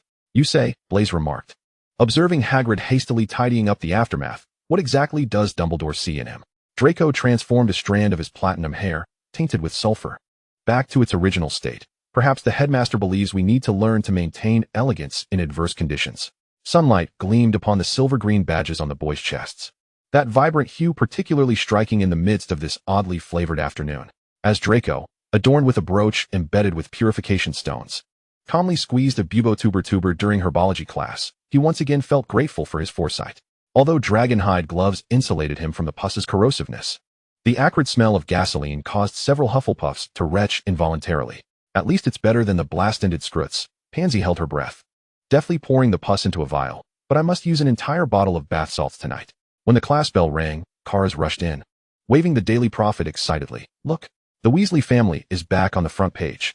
The newspaper prominently featured a photograph of the Weasley family's dilapidated abode, accompanied by Rita Skeeter's sharp satire. A group of Slytherins exchanged knowing glances and made their way toward the entrance hall. Sure enough, the Weasleys stood there, crimson-faced, alongside a few Gryffindors. Utilizing his newly honed skills of sarcasm, Kars ignited their fury with just a few words. At least our name won't appear alongside the dark mark. Ron bellowed, drawing his wand. Draco stepped forward, intending to quell this foolish dispute when he suddenly felt a spell strike from the side. He nimbly sidestepped, the enchantment colliding with the armor behind him, producing a deafening crash. Oh, not like that, lad. Mad-Eye Moody emerged from the shadows, leaning on his cane, his magical eye spinning wildly. Before Draco could explain, a second spell rushed toward him, a transfiguration jinx. Armorous. A silver barrier manifested instantly as Draco's wand traced a smooth arc in his palm. Professor, shouldn't you ascertain the situation first? Moody's magical eye bore down on him. I witnessed you provoking a student. In truth, Draco maintained a calm defensive spell, while it was the Weasley who had drawn his wand first. If you're extraordinary, I truly sees all. You should be able to discern this. A clever retort. Moody's cane slammed down, the third spell striking the barrier and igniting a shower of sparks. Just as Draco prepared to retaliate, a cold voice interjected. I was unaware that Hogwarts permitted professors to use offensive magic against students. Snape appeared silently like a bat, his black robes swirling behind him. He surveyed the frozen Gryffindors before fixing his gaze on Moody. May I remind you, Section 29 of the Educational Law clearly states. Snape's voice was dangerously soft. Teachers must not cast unauthorized spells on students. Moody's magical eye shifted to Snape, while his normal eye remained fixed on Draco. This lad. Mr. Malfoy, Snape interrupted. Please clarify the circumstances. Draco elegantly sheathed his wand. As you can see, Professor, I was merely attempting to dissuade a conflict between houses when I was met with Professor Moody's unusual intervention. Pansy chimed in at the opportune moment. We can all attest that it was Professor Moody who initiated the attack. Blaise lazily added, and it happened 3 times. Moody's expression darkened, just as Professor McGonagall hurried over, her gaze flitting between the standoffish parties. Moody, she said sternly, I recall our discussion regarding your teaching methods. A cold smirk crept across Snape's lips. It appears someone has mistaken the classroom for a battleground against dark wizards. As Moody was persuaded away by Professor McGonagall, his magical eye remained fixated on Draco. The Slytherins gathered closely. Theodore whispered, he's got his sights set on you. Draco adjusted his robe, which had been affected by the spell, a glint of cold light flashing in his gray eyes. Let him try. This incident swiftly spread throughout the castle. That evening in the dungeon laboratory, Snape handed Draco a vial of newly formulated protective potion. Carry this with you. Mad Eye's paranoia could lead to unforeseen consequences. Draco accepted the potion, recalling Moody's incessantly spinning false eye. In this tumultuous autumn, perhaps he should reassess the safety index of Hogwarts. Ever since overhearing a few Gryffindors, particularly Potter's little group, discussing Moody's outrageous defense against the dark arts class in hushed tones, the name of the unforgivable curse had spread throughout Hogwarts. By the time the Slytherins entered the dimly lit classroom, each wore an unspoken air of vigilance. Moody's magical eye rolled about, indeed locking onto Draco amidst the crowd. His wooden leg thumped against the floor as he approached, the blue magical eye seemingly pinning Draco in place. Ah, the little Malfoy, he gruffly remarked, his tone laden with scrutiny. I hear your family is quite familiar with such spells.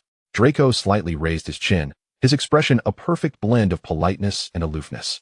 Today, he had deliberately adorned several protective heirlooms from the Malfoy lineage, the brooch at his collar gleaming faintly silver, chains on his wrist barely visible, with even protective runes sewn into the inside of his robe. These ancient magical artifacts emitted nearly inaudible hums as Moody drew near, sending subtle ripples of magic through the air. Moody's magical eye fixated on the flickering glimmers, his mouth twitching unnaturally. He evidently recognized the level of these protections, understanding that his classroom demonstrations would not yield the expected results on this young Malfoy. In the face of dark magic, one can never have too much protection, Professor. Draco calmly replied, his voice clear and restrained. My father has always prioritized my safety. Moody grunted, a mix of disappointment and anger flashing across his normal eye. He ultimately resorted to coarse jibes about how the Malfoy family's galleons could indeed procure many fine items before turning away toward the podium, commencing the lesson that was steeped in a stifling atmosphere. After class, Draco made his way directly to the dungeon. The potion lab was infused with the distinct bitter aroma of ingredients. Recently, he had maintained a serious demeanor, his black robes swirling like a bat in flight. But the previous oppressive tension, as if it might explode at any moment, had now settled into a profound tranquility, as Draco reported on the slow progress of their experiments, indicating that they were indeed advancing the complex potion-making process bit by bit. Snape would nod slightly, exhibiting more patience than ever before. This step requires the juice of moonwort harvested at full moon, not the ordinary market variety. Snape leaned down to inspect the ingredients Draco was handling, his voice deep yet no longer cold. Mind the cauldron's heat, Draco. It must be maintained at a constant temperature. This almost gentle guidance starkly contrasts with the previously acerbic potions professor, who wielded sharp sarcasm as his pedagogical tool. Draco astutely discerned that the headmaster appeared to have found a mental anchor, allowing him to detach from certain burdensome weights. Chapter 51. The Eve of the Triwizard Tournament. Should anyone still be conjuring a pincushion with 4 legs scampering across the table by next week, Professor McGonagall's piercing gaze swept over the entire class. They might as well brace themselves for their 5th-year OWL examinations. Yet, Goyle and Crabbe's hedgehog stubbornly maintained its spiny form, occasionally scuttling in a panic across the desk. Draco, observing these 2 dullards, could no longer contain his frustration. Listen, he declared after class, dragging them into a corner. If you still can't master this simple transformation by next week. He shook the newly acquired candy wrappers from Honeydukes. These will be confiscated. No. Both exclaimed in unison. Then concentrate. Draco tapped their textbooks with his wand. Think of your beloved Honeydukes candies transforming into a pincushion, or you will lose them. Pansy erupted with laughter beside him. This is probably more effective than all of Professor McGonagall's threats combined. Indeed, in the following days, an unprecedented sight emerged in the common room. Goyle and Crabbe were seen poring over the intermediate transfiguration guide, reciting, "For the candy, for the candy." Draco smirked with satisfaction. Sometimes, the most primal motivations prove to be the most efficacious. By Merlin's soiled socks. Have you heard? Pansy burst into the Slytherin common room, her voice sharp enough to shatter the crystal chandelier. That madman has made Gryffindor experience the soul-sucking curse in turns. Are we next? Theodore lifted his gaze from his history of magic textbook, his brow furrowed as if he could crush a pixie. This isn't defense against the dark arts anymore. It's a dark magic experience course. Draco, lazily inscribing protective runes on a new talisman, raised an eyebrow at this, which is precisely why I say we must rely on this. He tossed a silver brooch to Pansy and Knot. A one-time use product capable of withstanding a single soul-sucking curse, though one hoped it wouldn't come to that. When did you come up with this? Pansy exclaimed, delightedly fiddling with the brooch. We can't rely on that wooden-legged madman to show us mercy. Draco scoffed softly, turning his attention to Crabbe, who was still clinging to the intermediate transfiguration guide. Listen, during class tomorrow, if Moody decides to engage in any practical demonstrations, you pretend to be cursed and start dancing. Make it as exaggerated as possible. Crabbe blinked. What kind of dance? Whatever, just make it so that old lunatic can't save face. Draco flashed a cunning smile. Slytherin would not be his dark magic guinea pigs. Pansy immediately perked up. I want to see him do a tap dance. Theodore, rarely smiling, added, perhaps he could throw in some Swan Lake. The dungeon was suddenly filled with a jovial atmosphere. The next day, during defense against the dark arts class, Moody's magical eye indeed roved over the Slytherins with ill intent. When he maliciously suggested they would be learning about the soul-sucking curse today, Draco lightly kicked Crabbe's chair leg. Now, Crabbe abruptly stood up, his movements stiff as if he had just been animated by a spell. Just as Moody drew his wand, he suddenly began to contort, executing a bizarre dance that resembled a cross between a troll stomping and a crab scuttling sideways, adding a few improvised ballet spins for good measure. I can't control myself, Crabbe wailed as he danced, deliberately colliding with others. This curse is too terrifying. Moody's face turned a deep crimson. Stop. I haven't even cast the spell yet. Merlin. Pansy screamed at just the right moment. Professor Moody is casting spells without words or wands. The classroom descended into chaos, while Blaze discreetly gave Draco a thumbs up. And Goyle's laughter had him burying his face in his textbook. Enough. Moody's wooden leg thumped heavily against the ground, his blue magical eye spinning wildly. You little snakes. Professor. Draco stood up, the silver-green tie clasp glinting faintly. According to Article 37 of the Hogwarts Teaching Regulations, using unforgivable curses on students without approval from the Ministry of Magic is illegal, even for demonstrative purposes. He produced a scroll of parchment from his pocket, revealing a standard Malfoy smirk. Shall I read the relevant clauses? Moody's magical eye fixed on the evidently prepared scroll, his beard quivering with anger. Ultimately, he gruffly announced a shift to discussing the theory of countering the soul-sucking curse, not once casting another glance towards the Slytherins for the remainder of the lesson. After class, Draco was called over by Snape. Mr. Malfoy, the potions professor remarked, a rare smile gracing his lips. I hear there was quite a ballet performance in today's defense against the dark arts class. Draco feigned innocence. Professor, the effects of the soul-sucking curse are truly unpredictable. Snape nodded slightly. It seems that certain individuals' teaching plans indeed require re-evaluation. The summoning charm is one of the OWL key topics. Professor Flitwick exclaimed shrilly, waving his wand as 3 tomes, as thick as bricks, thudded onto the lectern. All of these must be read, including the appendices. The potions class was unfolding with even more dramatic flair. Professor Snape strolled over to Neville's cauldron, his black robes swirling.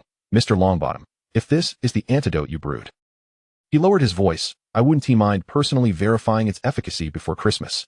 The Gryffindors instantly drained of color, while the Slytherins suppressed smirks as their lips curled upward. In care of magical creatures, a respite beside Hagrid's hut.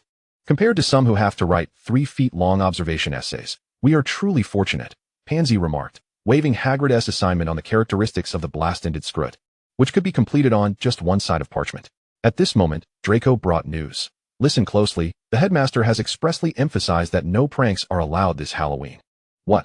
Pansy and Daphne wailed, pulling out their prepared prank boxes. I've got color-changing smoke bombs and singing candies. Draco picked up a smoke bomb and weighed it in his hand. It just says no pranks. It doesn't prohibit decorations. He winked.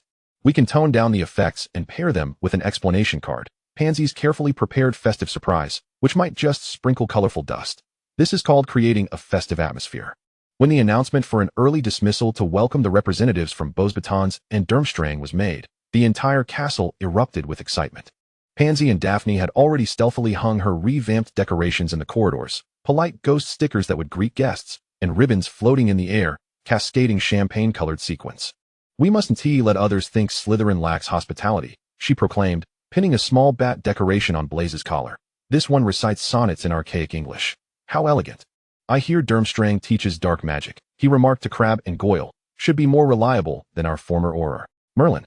Pansy stumbled at the sudden loud noise, instinctively grasping Blaze's arm. Before them, a silver-maned horse landed with hooves the size of plates, shaking the ground beneath. Draco raised an eyebrow at the impressively large headmistress gracefully extending her ring-laden hand, murmuring to Crabbe, "It seems Durmstrang hasn't even arrived yet. And Hogwarts has already lost in terms of bulk." Just as everyone began to shiver, the surface of the lake suddenly erupted in massive waves. A ghostly masted ship breached the water, and the students disembarking were wrapped in fluffy cloaks, resembling a herd of moving bears. Draco's gaze was immediately drawn to the silver-haired man leading them, clad in a shimmering silver mink coat that would make even his father envious. "At least they know how to keep warm," Pansy muttered, rubbing her frostbitten hands. As Victor Crumb passed by with a serious expression, even the Slytherins couldn't contain their excitement. Merlin's beard. He appeared even more imposing than during the World Cup. Pansy momentarily forgot the chill in the air, rising onto her toes to peer about. Even Draco, who was usually indifferent, cast a sidelong glance, surprised to discover that Durmstrang harbored such a trump card. Blaze chuckled lightly. "It seems we need not worry this year about the Christmas ball lacking foreign partners." As the crowd began to flow towards the hall, Pansy's enhanced decorations sprang to life. A few silver-green bats gracefully hovered in the entrance, reciting excerpts from History of Magic with a melodic cadence, while falling champagne-colored sequins sparkled on the fur cloaks of the Durmstrang students. "Look at that Durmstrang girl touching the bat." Pansy gleefully nudged Draco, proclaiming, "I told you elegance is timeless." Draco, gazing at the Camelot Hall, smiled faintly. As the throng of students from the three schools entered the warm foyer, he noticed Peeves securely tethered to the chandelier by several coma curses. It appeared the professors were indeed serious this time. When the Durmstrang students shed their fur cloaks to reveal blood-red robes and took their seats at the Slytherin long table, Draco wore a satisfied smile. He observed two Durmstrang boys gently tapping their goblets, listening to the crystalline chime. The festive atmosphere carefully crafted by Pansy and Daphne unfolded in the air. Ribbons adorned with silver threads floated above, inscribed in ornate script, "Touch me to receive a blessing of starlight." Singing candies circled above the Ravenclaw table. Performing a humorous ditty composed from History of Magic, chocolate spiders dazzled the Durmstrang first years with acrobatics, causing them to laugh heartily. "Look at that Durmstrang girl collecting candies," Daphne exclaimed excitedly. "She says she'll take them back to study." The banquet concluded amidst the awe of the Beauxbatons, students marveling at the French stew. When Dumbledore rose once more, the entire hall fell silent. As the goblet of fire was presented, blue and white flames danced in the eyes of the Durmstrang students. When Dumbledore announced the age restrictions, Draco distinctly heard a sigh of frustration emanating from the Gryffindor table. George and Fred were fixated on the goblet before the professors, their eyes gleaming with an unusual light. "I dare say those two Weasleys are already concocting a plan to circumvent the age limit." Draco leisurely wiped his hands. Alas, the headmaster had already placed a recognition charm on the goblet. Attempting to masquerade as an adult, one would need a full beard to pass muster. Pansy's singing candy had switched to a new batch, now crooning a pod of fiery love, which elicited giggles from several Beauxbatons girls. The ribbons designed by Daphne shimmered in silver-green hues under the candlelight, intricately embroidered with the message, "Touch for a day of good fortune, Slytherin Special Edition." Upon returning to the dungeon, Crabbe and Goyle were still preoccupied with those dancing chocolate frogs. The main event is yet to come. Draco gazed at the flickering fire in the common room, anticipating that someone would surely challenge the age limit, especially our famed savior. Blaze toyed with a golden plate he had pilfered from the dining table. "I'm more curious about Durmstrang's crumb. Did you notice the way he looked at Hermione?" Pansy perked up immediately. "Merlin, I must write this up for the Witch Weekly anonymous tip." The silver serpentine decorations on the wall seemed to twist subtly in the firelight, as if also anticipating the spectacle set to unfold the next day. The hall was filled with Halloween decorations in the morning, the magically enchanted ceiling alive with flocks of bats fluttering their wings, while carved pumpkins with crooked smiles ambled about, peering at the dining students. At the Slytherin long table, Draco leisurely spread butter, his gaze fixed on the entrance. The Durmstrang students were lining up, one by one depositing their written parchment into the goblet of fire. Each time the blue and white flames consumed a scroll, they leapt higher, making the crimson edges of their robes appear even more vivid. "It seems Durmstrang is quite eager," Theodore remarked softly. "After all, Crumb is here. Draco sipped his pumpkin juice, and they certainly wished to bring glory to their school. At that moment, a commotion erupted at the entrance as several upperclassmen attempting to sneak past were unceremoniously rebuffed by the age line, landing clumsily on the floor. Draco scoffed, about to make a comment when the Weasley twins swaggered in, their arms draped across each other's shoulders. As they downed aging potion, the age line erupted in a burst of golden light. When the brilliance faded, the two boys sported waist-length white beards, staggering back amidst raucous laughter. Merlin, Pansy chuckled, covering her mouth. I should submit this to the Daily Prophet. Madame Maxime, the Beauxbatons headmistress, approached gracefully with her students. As she dropped her parchment into the goblet, its flames nearly turned silver-white. After witnessing this farce, Draco picked up his bag, library.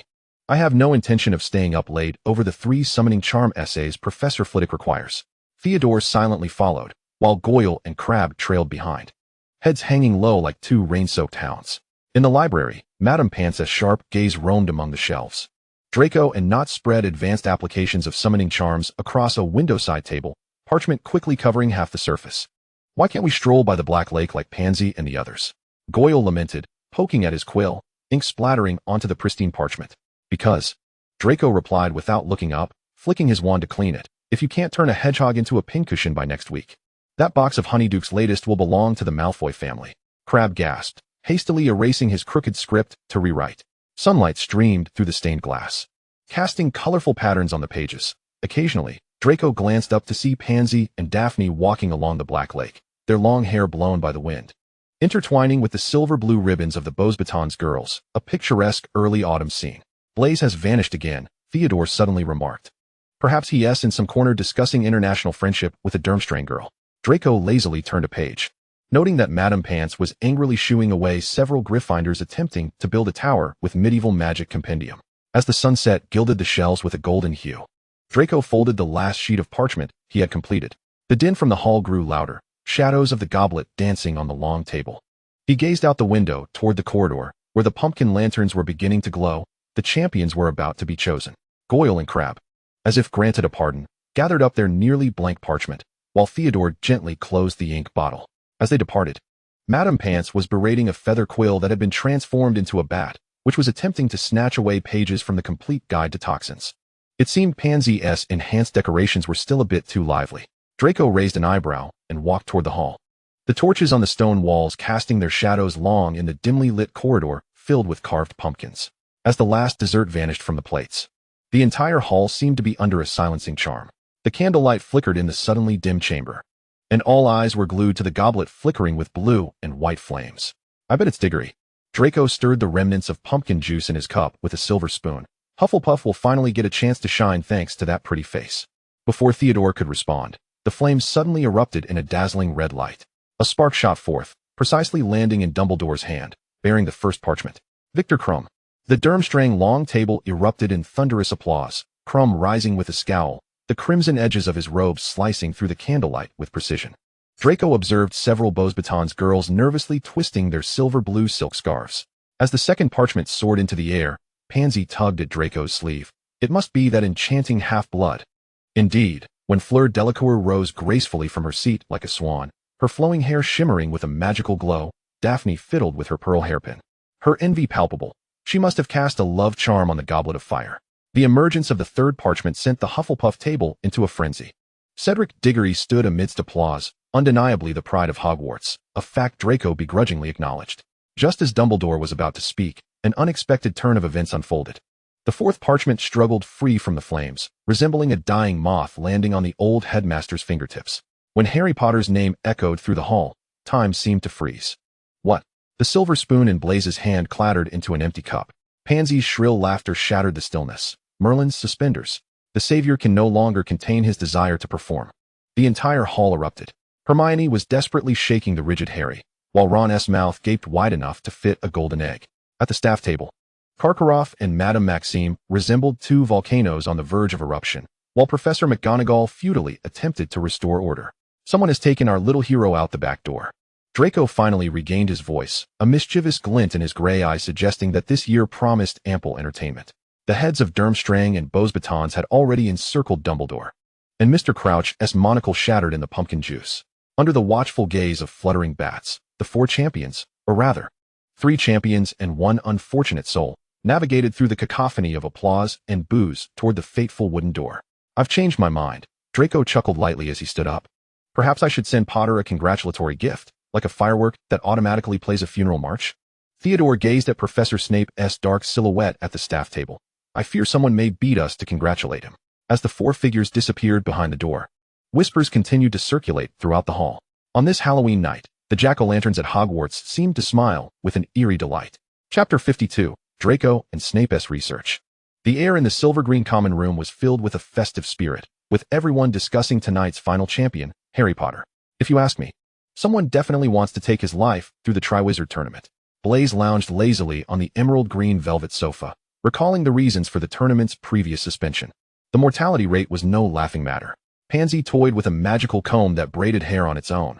The Hufflepuffs must be furious right now. Their golden boy has been overshadowed by the savior. Perhaps Potter put his name in himself, Daphne mused, fiddling with her newly purchased black onyx bracelet.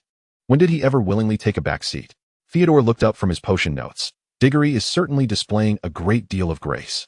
Outside the glass window, shadows of giant squids occasionally flickered across the dark lake, as if eavesdropping on this judgment of the savior.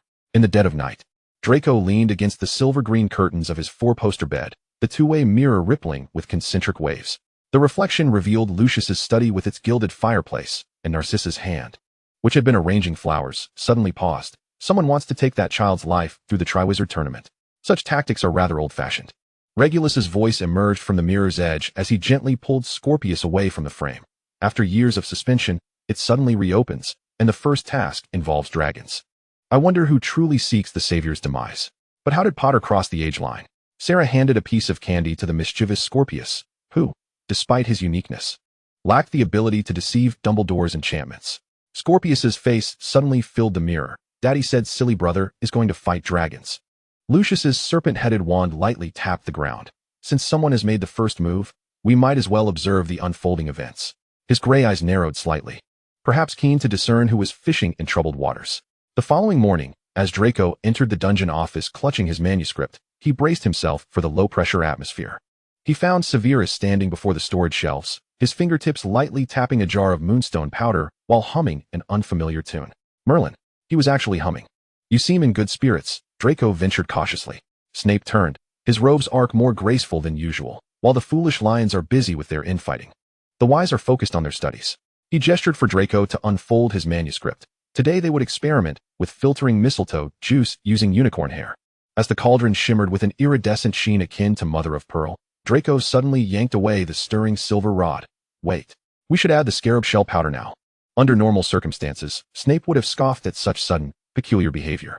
Yet today, he merely leaned forward, observing the boy sprinkle gold powder into the boiling potion.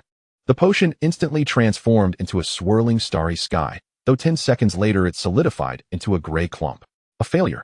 Snape lightly tapped the cauldron with his wand. Yet a faint smile graced his lips, for the starry phenomenon described in the manuscript had indeed materialized. When the house-elf Mimi delivered dinner, Draco was ravenous enough to devour a thestral. The two dined at the cluttered desk filled with potion materials and specimens, with the boy quickly finishing his roast chicken. Upon raising his gaze, he noticed Severus leisurely slicing steak. Under the candlelight, the potions master's sharply defined profile appeared to have softened slightly, even the perpetually furrowed brow relaxing. Did you use your usual shampoo again today? Draco inquired suddenly. Snape's hand holding the glass of red wine paused. The boy produced several crystal vials as if by magic. This is an improved shampoo potion, infused with Chinese fireball dragon eggshell powder. He then retrieved a velvet hairband adorned with silver serpentine patterns, adding, and this will keep your hair voluminous. The potion's master's expression hovered between exasperation and irritation. However, when Draco began demonstrating how to use the hairband to secure his sideburns, he surprisingly refrained from tossing him out of the office. The shimmering surface of the black lake outside cast wavy reflections on the potion vials through the glass. Perhaps certain changes were quietly occurring alongside the progress of their bloodline research. The remnants of the holiday warmth had not yet dissipated when Hogwarts was already abuzz with whispers. Pansy rushed back from the Great Hall, unable to contain her excitement as she announced the latest news. Potter is now even eating alone. And that red-haired weasel is avoiding him. As Slytherin and Gryffindor attended Hagrid's care of magical creatures class together, this isolation became glaringly evident. Hey Potter, Castor called, crossing his arms. Want to teach us how to put our names in the goblet of fire? Maybe we could start a training course? When Hagrid appeared, carrying a noticeably larger basket of blast-ended scroots, several tails simultaneously emitted sparks, startling a few Gryffindors back several steps. Aren't they adorable? Hagrid said, stroking the shell of a blast-ended scroot as if showcasing a pet dog. They've been growing exceptionally fast lately, haven't they? Hagrid explained that the scroots had been exhibiting aggressive behavior towards one another, likely due to excess energy needing an outlet. To mitigate this issue, each student would need to tether a scroot and take it for a walk. Draco stood at a safe distance, producing a small crystal vial from his robes. Professor, since they seem to relish in mutual destruction, I have a homemade sluggish potion that will render them unable to lift their pincers for half an hour. Would you like to give it a try on your adorable little creatures?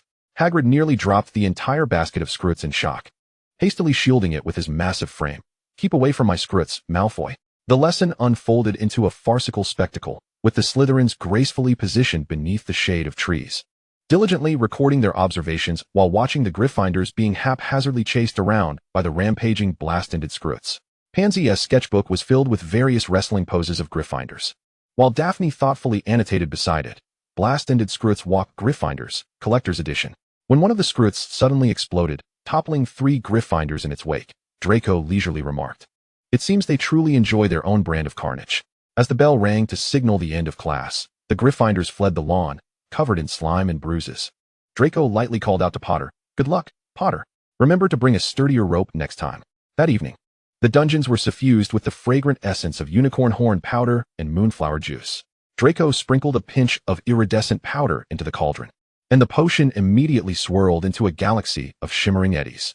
Clockwise 7 turns, Severus? His wand hand hovered steadily above the rim of the cauldron. Clockwise 7 turns. Half a turn counterclockwise.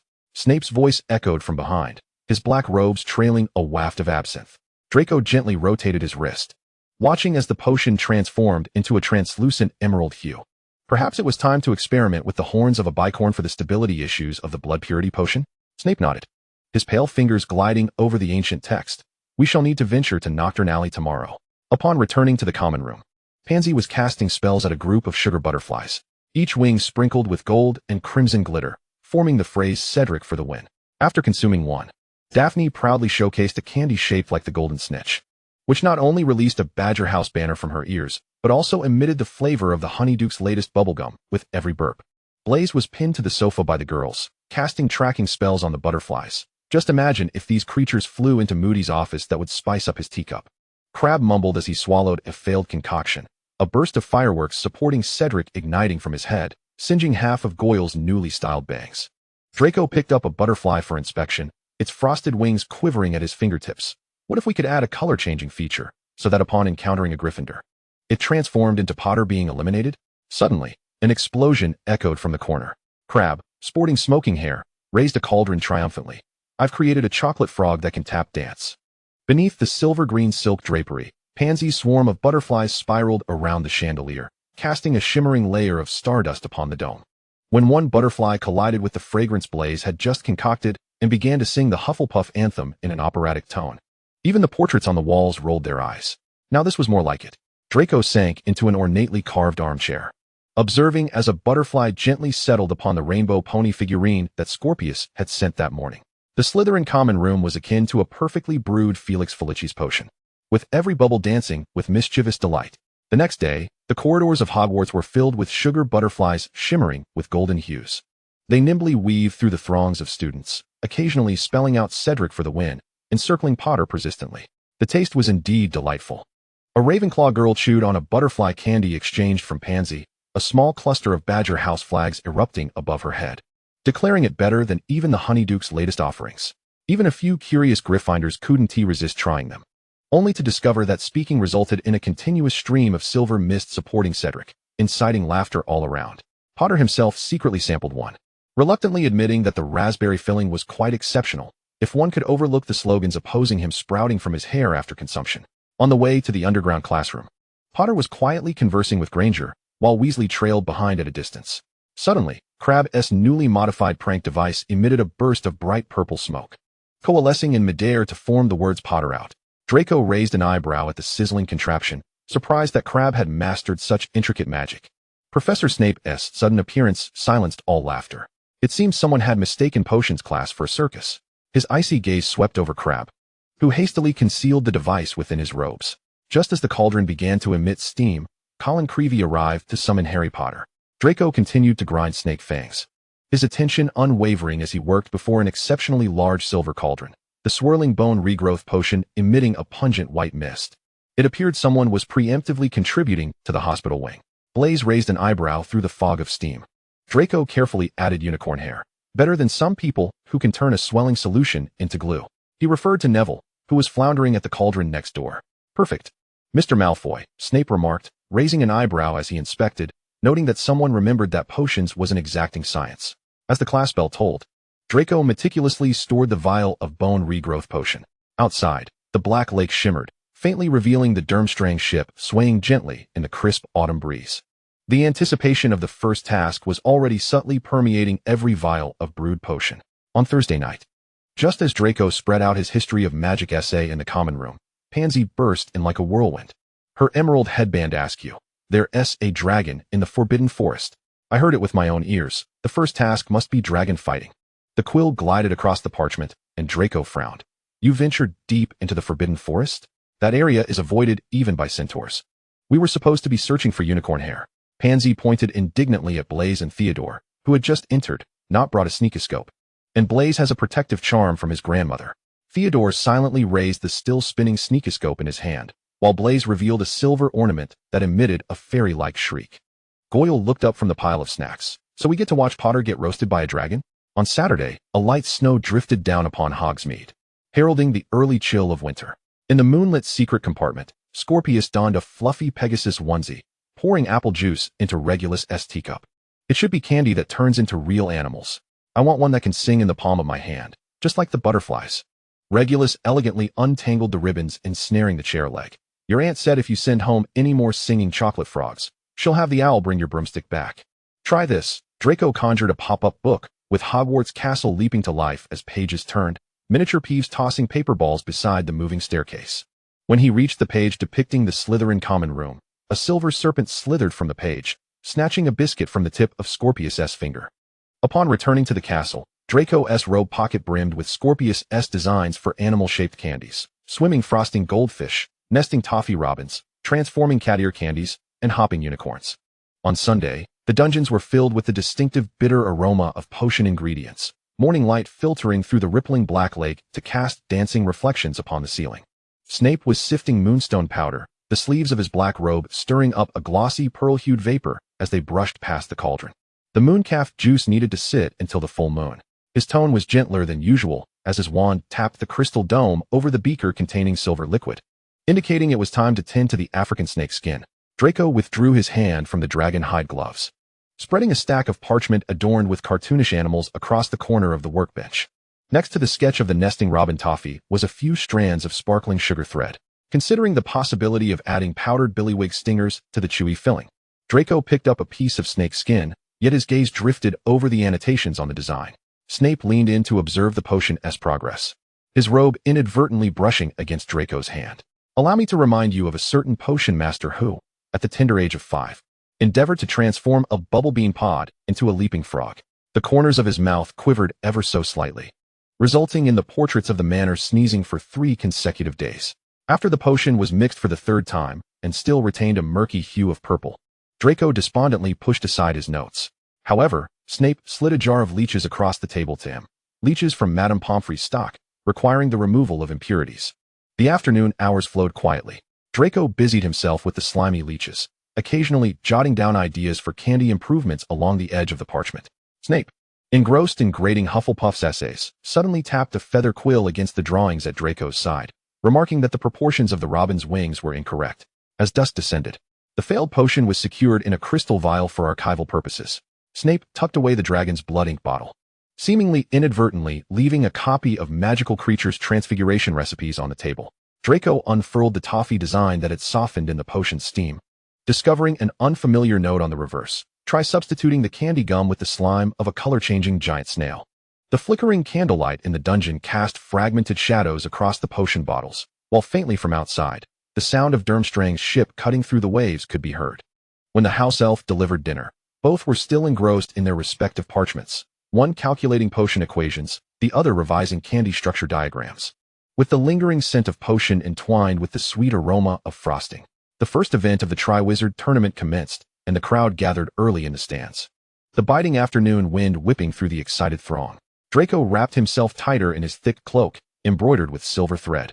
Watching as Goyle and Crabbe pulled out sizzling honeycomb candies and chocolate cauldrons from a bag enhanced by the undetectable extension charm. Pansy fiddled with her palm-sized magical camera. The lens aimed at the center of the arena where the dragon's nest lay. The latest model with automatic focus, she exclaimed, frowning at the sudden appearance of Blaze in her frame, who was demonstrating to a nearby Durmstrang girl how to fold a moving crane from candy wrappers. As Cedric conjured a hound that prompted the short-nosed dragon to tilt its head, Draco scoffed lightly. Hufflepuff is rarely clever. At the moment when Fleur's skirt ignited into flames, Daphne's camera clicked away. I must submit this. Beauty nearly becomes a roasted fairy, as Crumb's jinx caused the Chinese fireball dragon to writhe in agony. Blaze whistled. That trick would suit dealing with Gryffindor. Theodore's telescope swept over the judges' table. Karkaroff was quite generous in awarding Crumb full marks. The Hungarian Horntail's flames illuminated the arena, while Potter soared skyward with the sudden arrival of a firebolt. Draco observed the figure weaving through the dragon's breath, unconsciously stroking the edge of his cloak. It seems we have underestimated the aerial prowess of the Savior's broom. When Potter grasped the golden egg and landed, Pansy reluctantly conceded. The roar of cheers erupting from the Gryffindor stands nearly toppled the tent. As the crowd dispersed, Crabbe continued mimicking the Horntail's fire-breathing, his mouth full of cream-filled almond candy fed to him by Goyle. Draco caught sight of the Hufflepuffs surrounding Cedric as they made their way to the hospital wing, while a certain red-haired Weasley squeezed toward Potter's direction. Potter's good fortune appears to be returning, Theodore concluded.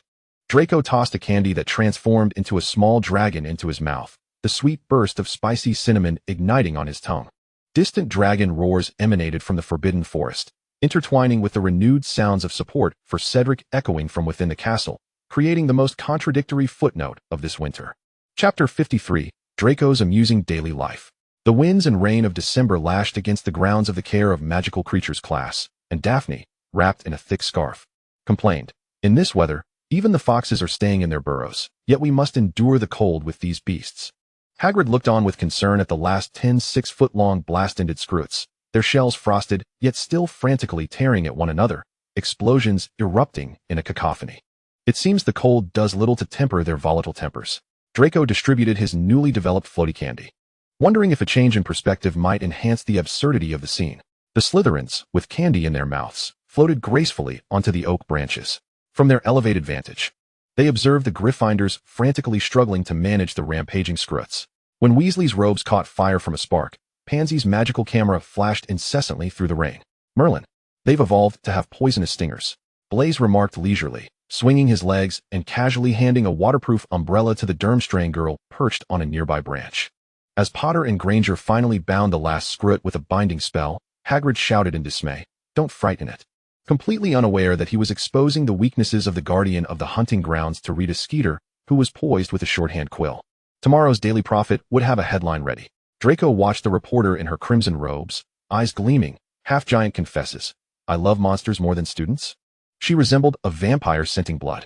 Theodore murmured, observing Hagrid and Rita Skeeter arranging to meet at the Three Broomsticks for an in-depth conversation. The warmth of the potion office dispelled the chill, as Draco hung his snow-dampened cloak on a brass hook. Snape was inspecting a potion that shimmered with a pearlescent sheen. Nodding slightly upon seeing Draco, it seems someone is wiser than the Scroots, knowing to seek shelter from the rain. As peppermint was added to the cauldron, the potion transformed into a crystalline light green. In the spirit of Christmas, Draco stirred the potion, suddenly recalling a design for a candy depicting a Scroot. Perhaps he should create an explosive lollipop for Scorpius? Snape rapped the boy's shoulder with a long-handled spoon. First, finish filtering the Moondew juice. Yet he permitted the candy design to rest beside the dragon-hide notebook. Outside the Hogwarts windows, the storm howled, hail pounding against the glass, while steam rising from the cauldron formed nebula-like whirlpools on the ceiling. As the clock tower chimed for the end of class, the initial batch of bloodline purifying elixirs shimmered with tiny rainbows in crystal vials. And the edge of a drawing bore annotations. The explosion's power must be contained within the range of toppling a teapot. "Mr. Malfoy, please keep your pet in check." Professor McGonagall's wand tapped against the podium, producing a sharp sound that startled Goyle's pearl mouse into emitting a clucking noise. Her stern gaze swept across Draco's lap, where a silver ferret was performing somersaults. At least it still remembered it was a rodent.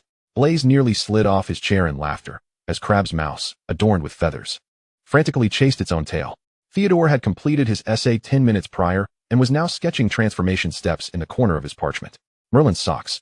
Pansy chuckled behind her textbook. They might as well transform into a scrut. As the end of class bell rang, Pansy tugged at Draco's cuff. You simply must attend the Christmas ball. I hear Durmstrang's uniforms have a vampire flair. I intend to return to the manor to assist Scorpius in testing a new formula.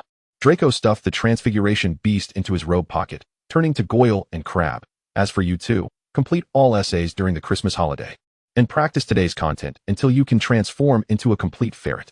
Theodore, upon hearing this, put away the advanced potion-making book. They made me revise their last essay 6 times. Therefore, you will need to supervise them in turns. Draco patted Blaise on the shoulder. Especially you, do not keep slipping away to discuss international relations with Durmstrang girls. Blaise exaggeratedly sighed. Why must I play babysitter?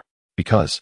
Draco conjured a feather quill that automatically turned pages, spinning at his fingertips. I have a multifaceted mirror that can simultaneously capture Peeves' pranks and Filch's furious rants. Goyle and Crab's eyes brightened instantly, but upon hearing that gifts would only be given for satisfactory assignments, they wilted like damp fluff.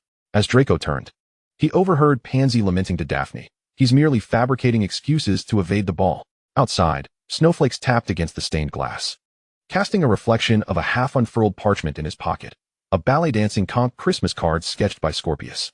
The days leading up to the holiday felt as if they had been fast-forwarded. Draco found himself ensnared in a trifecta of assignments, research, and gift preparations, with parchment, potion ingredients, and gift boxes nearly dominating every surface of his dormitory. Only Professor Flitwick seemed to harbor any sympathy for them. When the charms professor announced a practical free activity, Pansy slumped in an armchair, watching a few butterflies fashioned from napkins flutter around the crystal chandelier. The other professors were far less lenient. Professor McGonagall's essay required 2 full rolls of parchment, and Snape continued to deduct points from Gryffindor with abandon. However, he would allow house-elves to deliver raspberry tarts while Draco toiled late into the night perfecting a blood purity elixir. Finally, the day of departure arrived. As Draco stuffed newly crafted shape-shifting candies for Scorpius into his dragon-hide trunk, Snape's voice drifted from the fireplace. Moonstone crystals. Without lifting his gaze, Draco tossed a crystal vial in his direction, finely ground, with 2 drops of mistletoe essence. The flames suddenly surged to a vibrant green, and the flue powder scattered before the hearth shimmered with golden light. Return before 10 tomorrow, Snape instructed, tapping the cauldron with his wand, causing the potion to solidify into a flawless silver state instantly. Unless you wish to miss the prime moment to collect acromantula venom. Draco seized the flue powder and stepped into the flames, chuckling softly before the green flames engulfed him. When I try on Scorpius's new robes, I shall also ponder how to deal with that old spider. Malfoy Manor. As his words faded, his figure was swiftly consumed by the swirling flames. In the cellar, only the dwindling fire and a potion slowly exuding starlight remained. The Christmas season at Malfoy Manor should have been an elegant time adorned with silver frost, yet at present, Draco felt like an alchemist ensnared by mischievous pixies. Scorpius clutched the specially designed shape-shifting candy, his bare feet pressing against the Persian carpet, his eyes sparkling like 2 little stars. Draco, brother, you said the candy could transform into a real snidget. As the little one lunged towards him, 3 struggling gummy bears tumbled from his pocket. Draco attempted to extricate himself from a tangle of self-knitting yarn, a half-finished gift for Narcissa, only to discover that his cufflinks had been caught by Scorpius's toy dragon. That essay metaphor, little demon, he said, prying the dragon's jaws apart. Just as you turned last year's Christmas pudding into a frog, merely temporary. The manor was eerily quiet. Lucius and Narcissa had fortuitously departed for the International Wizarding Federation's winter conference, while Uncle Regulus, accompanied by Aunt Sarah, proclaimed he had discovered a mysterious abandoned vault of Gringotts. Even Aunt Walburga, who typically commandeered the Christmas decorations in the sitting room, had become engrossed in touring Muggle Christmas markets across Europe. The sugar butterflies and flying horse candies he had previously brought back were long out of favor. The mountain of gifts beneath the Christmas tree included elf dolls that knitted scarves on their own and models of flying broomsticks that sprayed rainbows, which could only capture Scorpius's attention for 3 minutes at best. Chocolate frogs that can fight. Scorpius dove into the pile of opened presents, wrapping gold foil around his head. And lollipops that can scream like mandrakes. Draco resignedly rummaged through his dragon-hide toolbox as he placed the 3rd batch of experimental gingerbread men that could throw jelly beans into the courtyard. Scorpius was busy circling the chandelier on a toy broom. They don't fight hard enough. They need to launch mustard. As night fell, Draco finally managed to placate the little demon with cookie soldiers that could launch cream spells and toffees that projected starry skies. He gazed at the mistletoe wreath outside and sent a paper crane to blaze. If you capture a photo of Pansy tripping at the ball, I'll pay triple. The following morning, Draco was awakened by some wet sensation. Scorpius was painting a mustache on his face with a quill dipped in pumpkin juice. A candy hairpin buzzing in his tousled hair. Draco, brother. I dreamt you would create a flying notebook that could carry people. Draco buried his face into a feather pillow that had been jinxed against pranks, emitting a muffled groan. When the little demon tried to use his hair as reins, he could no longer endure it and pulled out the two-way mirror. Severus, if I were to drop moonstone essence in a hot chocolate right now. The surface of the mirror rippled, revealing Snape engrossed in grading papers. Allow me to remind you, he said without looking up, sharpening his quill, that a certain potion master's childhood creation once made the Christmas tree dance the can-can for 3 days. In the background, Scorpius could be heard causing the collapse of a castle made from shape-shifting cookies. Upon discovering that Scorpius had stuffed the gingerbread men capable of launching mustard into his dragonhide boots, Draco finally unveiled his trump card. He had spent the night modifying Aunt Walburga's old gramophone, which could now recite history of magic in operatic tones and transform key points into colorful bubbles. This was the last line of defense. He displayed a potion textbook covered in glitter to Severus through the mirror, hoping at least Professor Binz's voice would lull him to sleep. Suddenly, a paper crane fluttered into the mirror, unfolding to reveal Blaze's handwriting. Crumb and Granger danced the entire evening. Attached, the wrestling photo you requested, Pansy slipping on cream. As Draco reached for his pouch, Scorpius abruptly tugged at his sleeve. I want an automatic quill that can do homework that I do not possess. Draco gazed despairingly as Scorpius stuffed a color-changing fluff into the ink pot. But would you care to try a notebook that can run away on long legs? The next morning, Draco was astonished to find a sensational photograph on the social pages of the Daily Prophet. Lucius, at the International Wizarding Federation luncheon, had a napkin suddenly transform into a pink flamingo dancing the can-can. Meanwhile, the flames in the fireplace had turned rainbow-colored, and Regulus's complaint letter erupted with sparks. The feather quill you sent has filled the contract with fool. Draco folded the letter into an airplane and handed it to Scorpius, thinking this Christmas gift turned out to be quite practical. Finally, they could return to Hogwarts. As Scorpius chased after a unicorn that sprayed jam in his dreams, Draco had already grabbed the flue powder and slipped into the emerald flames. Regulus barely caught a glimpse of a platinum-tipped head disappearing amidst the sparks as he took custody of the little demon. I suspect he was frightened away by Scorpius's gummy worm, Aunt Sarah teased with a smile. The dungeons of Hogwarts remained cold, but Snape had long awaited before the bubbling cauldron. He pushed a set of dragonhide protective gear towards Draco. I hope you haven't forgotten the operational essentials while frolicking in the toy workshop. Just as Draco donned the latest model of a self-made gas mask, its lenses illuminating the properties of potion ingredients, and its edges adorned with Scorpius's glittering stickers, he was bombarded with a basket full of crystal vials. The winter night had fallen early over Hogwarts, and the Forbidden Forest appeared particularly sinister in the twilight. Draco tightened his dragonhide cloak, fastening the last protective brooch, intricately engraved with an anti-venom incantation, onto Snape's black robe collar. Are you certain you wish to wear this? Snape glanced at the dragonhide mask Draco offered, which was decorated with a rotating fake spider. The latest improved version, Draco insisted, handing over another mask edged with nightmare feathers, capable of confusing the spider's visual perception. The deeper they ventured into the Forbidden Forest, the denser the webs became on the snow. The glow from Draco's wand tip flickered, revealing numerous reflective compound eyes, while the egg sacs hanging from branches resembled distorted Christmas ornaments. It seems Hagrid's pet has been quite prolific, Draco noted, cautiously sidestepping a puddle of corrosive slime. If the centaurs were to complain, he would find himself waltzing with Dementors in Azkaban. Dumbledore always seems to have a way of transforming calamity into a fairy tale. Snape severed the venomous spider silk dangling before him, capturing it precisely in a glass jar before it could touch the ground. Suddenly, Snape raised his hand to halt him. Within the cave ahead, 3 enormous 8-eyed spiders, the size of carriages, were tearing apart the remains of some large creature. The one on the left had just shed its exoskeleton, and Snape's voice was low, indicating that the fullness of its venom sac was optimal. Draco extracted a specially crafted glass straw from his protective pouch. As he approached, his brooch emitted a blinding red light, causing the giant spider to hesitate momentarily. Merlin. As the straw filled with the luminescent green venom, Draco caught sight of a mountain of bones piled deep within the cave, sufficient to supply a wholesale market for potion ingredients. On the return journey, Draco's mask recorded a young swarm of spiders gnawing at the corpse of a night steed. They were nearly devouring the Forbidden Forest. He kicked aside a skull that had rolled to his feet, clearly marked with bite marks. Passing by Hagrid's hut, the warm golden light wafted the burnt scent of rock cakes. Snape suddenly spoke. It was said that Dumbledore had received a complaint letter from centaurs written in the stars.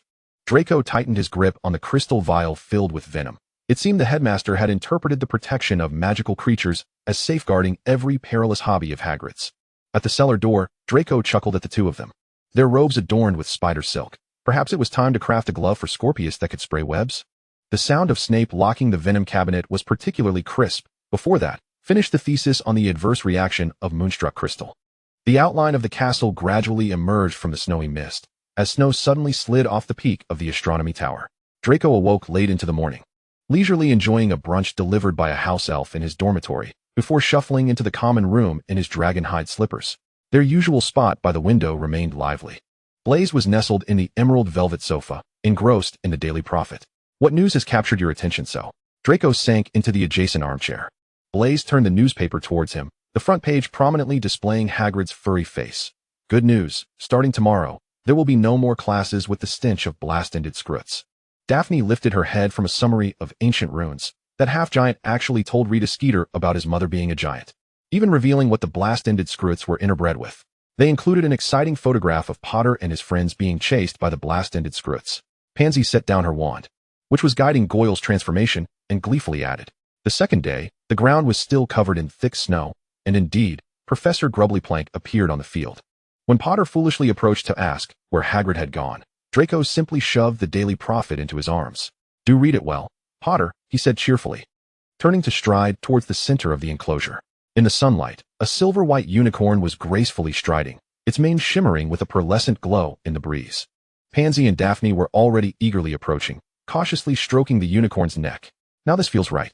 Draco inhaled the crisp, cold air of the snowy forest, watching the Gryffindors excitedly gather around to document the unicorn's characteristics, though it lacked the amusement of watching them flee from the blast-ended scroots. At least there was no longer a need to endure those hideous and foul creatures. Theodore was leisurely jotting down notes nearby. It seems we will finally have a care of magical creatures class without anyone ending up in the hospital wing.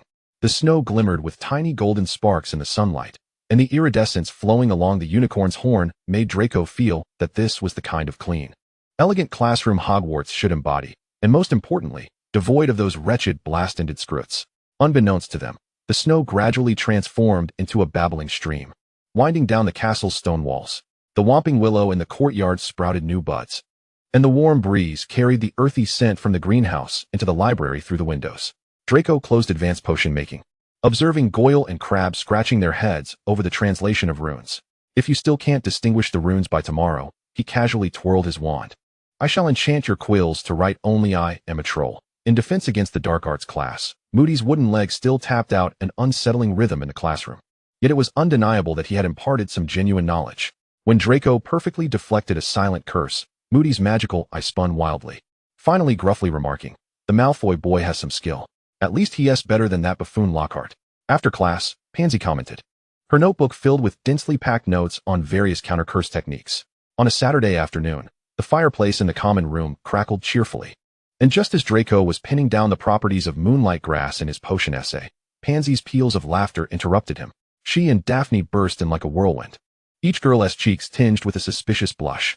What with you all? Have you been secretly drinking Felix Felicis?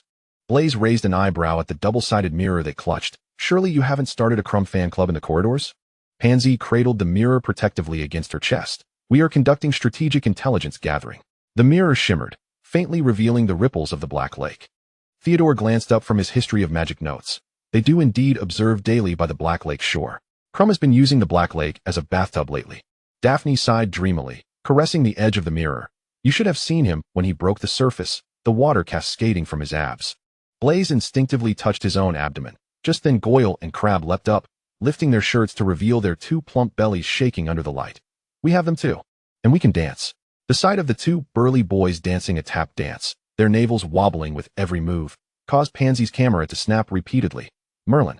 This scene could serve as a textbook for defense against the dark arts. Draco rolled up his essay and tapped the two clowns. Put away your abdominal performance art. Unless you wish to become dinner for the giant squid. Theodore quietly flipped to a new page in his observation notes, on the correlation between the ecology of the Black Lake and primate courtship behaviors.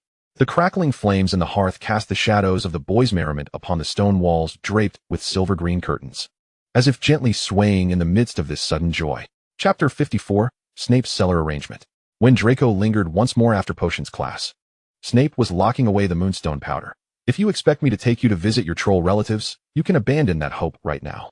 Just a routine collection. Draco leaned forward, letting the candlelight illuminate his upturned face. Last time those luminescent umbrella fungi worked particularly well in calming drafts. As Snape turned, his black robe swept out in a curve of refusal, but paused at the sight of those unusually bright gray eyes. The Forbidden Forest is not the Malfoy family's backyard. He tossed a pair of dragonhide gloves towards the door. Follow along. If a werewolf carries you off, I will inform Narcissa that you volunteered to feed the dogs. The Whomping Willow in the twilight stood silent like an ordinary plant, and Draco casually gathered a few clumps of phosphorescent moss growing along the tree roots. Passing by Hagrid's hut, several large, furry shadows moved against the warm yellow light emanating from within. It seems our former care of magical creatures professor is hatching a new pet. Draco kicked aside the scattered crumbs of rock cakes on the path. The influence of the Daily Prophet still isn't potent enough. Snape used his wand to lift the obstructing poisonous tentacle vines. Perhaps next time Rita Skeeter should interview those Gryffindors who were forced to babysit the Savior and his mop-headed friend. The deeper they ventured, the more humid and oppressive the air became.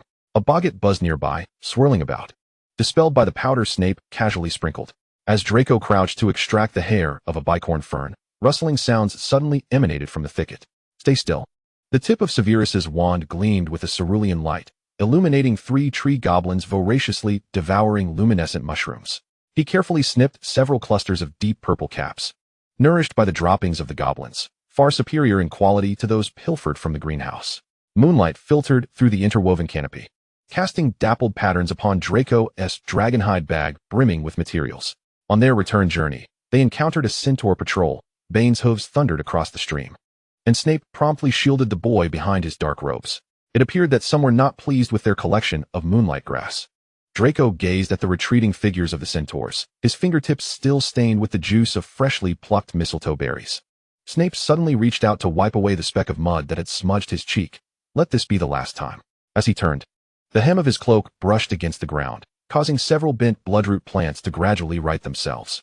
The night mist of the Forbidden Forest gradually engulfed the 2 figures, leaving only the freshly gathered potion ingredients to emit a faint, ethereal glow.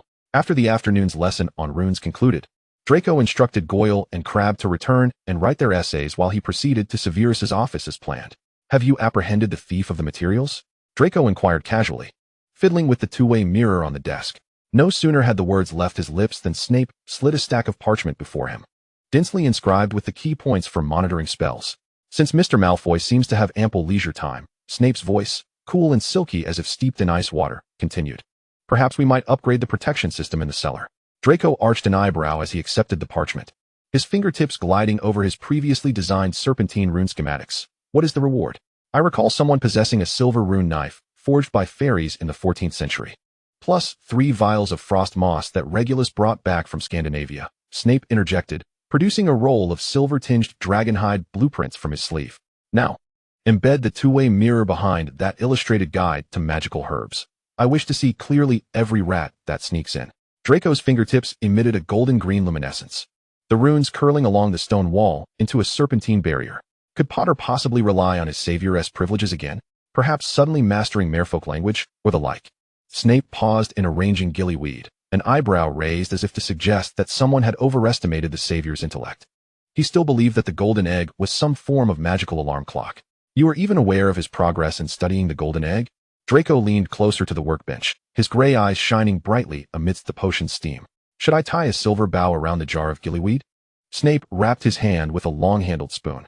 If someone had devoted their attention to more pressing matters, they would have discovered that the 2-way mirror's monitoring range has a blind spot. 3 hours later, the cellar's dome was adorned with flowing silver runes, and several magical eyes lay hidden within the pupils of serpentine reliefs. Draco affixed the final 2-way mirror onto the Medusa statue's braid, and as he turned, his dark cloak swept gracefully, declaring, by this time tomorrow night, we shall know who has pilfered your African tree snake skin. Snape pushed the alchemical toolkit towards Draco along with the 3 crystal vials. Now, modify that adhesive spraying rune to be placed beneath the windowsill. Delighted by the prospect of reward, Draco's wand tip glowed with a lively silver light, blooming into a cluster of color-changing magical ferns beneath the windowsill. As the ghostly green luminescence enveloped the entire cellar, the clattering of dishes accompanied by the high-pitched voice of a house elf announced, "Gentlemen, dinner has arrived." Draco's gaze lingered on Snape's face, his gray eyes reflecting a subtle triumph from having just completed a masterpiece, along with a deeper curiosity. However, the master of potions had already turned away, his cloak carving a clean arc as he approached the steaming platter. His movement hesitated noticeably upon witnessing the flowing magical light throughout the room, swiftly placing the platter in the only corner of the workbench untouched by runes, before vanishing with a soft pop. "It seems even the house elf has been awed by your new device." Snape's voice remained flat, devoid of any discernible emotion. He waved his wand, and two high-backed chairs glided from the corner, halting precisely beside the workbench. Draco approached slowly, his fingers unconsciously grazing the freshly coalesced serpentine runes on the chair's back, the silver patterns glowing faintly beneath his touch. "They are merely sensitive," he remarked, pulling out a chair and sitting down, for every breath of air in this cellar was under vigilant scrutiny. Dinner consisted of roasted chicken breast accompanied by rosemary, and a creamy mushroom soup specially prepared by the Hogwarts kitchen. The two dined in silence for a while, the only sounds being the subtle clinking of cutlery against porcelain, intermingled with the hum of flowing runes. "Why specifically African tree snake skin?" Draco suddenly broke the silence, his inquiry piercing through the quietude. "As far as I know, it is primarily used in potion making." Snape delicately dabbed his mouth with a napkin, his movements graceful and unhurried. "That is indeed an intriguing question," he replied, lifting his gaze, his dark eyes appearing unfathomably deep under the flickering candlelight. "Perhaps the thief desires something beyond merely infiltrating the Black Lake." Draco set down his fork, leaning slightly forward. "Do you suspect that someone intends to impersonate another? Or," Snape's voice dropped to a near whisper, akin to a chill wind blowing from the depths of the cellar, "someone wishes to ensure that at a specific moment underwater, they present the visage of another." The implication thickened the air, and Draco's mind immediately connected to the second project and the beloved artifact that required rescue by a champion. A flurry of possibilities flashed through his mind, his expression sharpening. Snape appeared pleased with his reaction, a barely perceptible smile gracing his lips. "So, Mr. Malfoy, your monitoring system must be sufficiently sensitive. The rats we await may be more adept at camouflage than we anticipate." Draco reclined against the chair's back, his fingertips lightly tapping on the table's surface as his gaze swept over the hidden two-way mirrors and magical eyes. "They cannot escape. They are trapped," he declared, his voice regaining its previous confidence, laced with a hint of exhilaration before the hunt, no matter whose skin they wear. Dinner concluded amidst a newfound, unspoken urgency. As the house elf reappeared to collect the plates, Draco had already returned to the Medusa statue, gently tapping his wand to adjust the sensitivity of a particular monitoring rune. Snape returned to his cauldron, resuming his handling of the oddly scented materials, as if their previous meaningful dialogue had never transpired.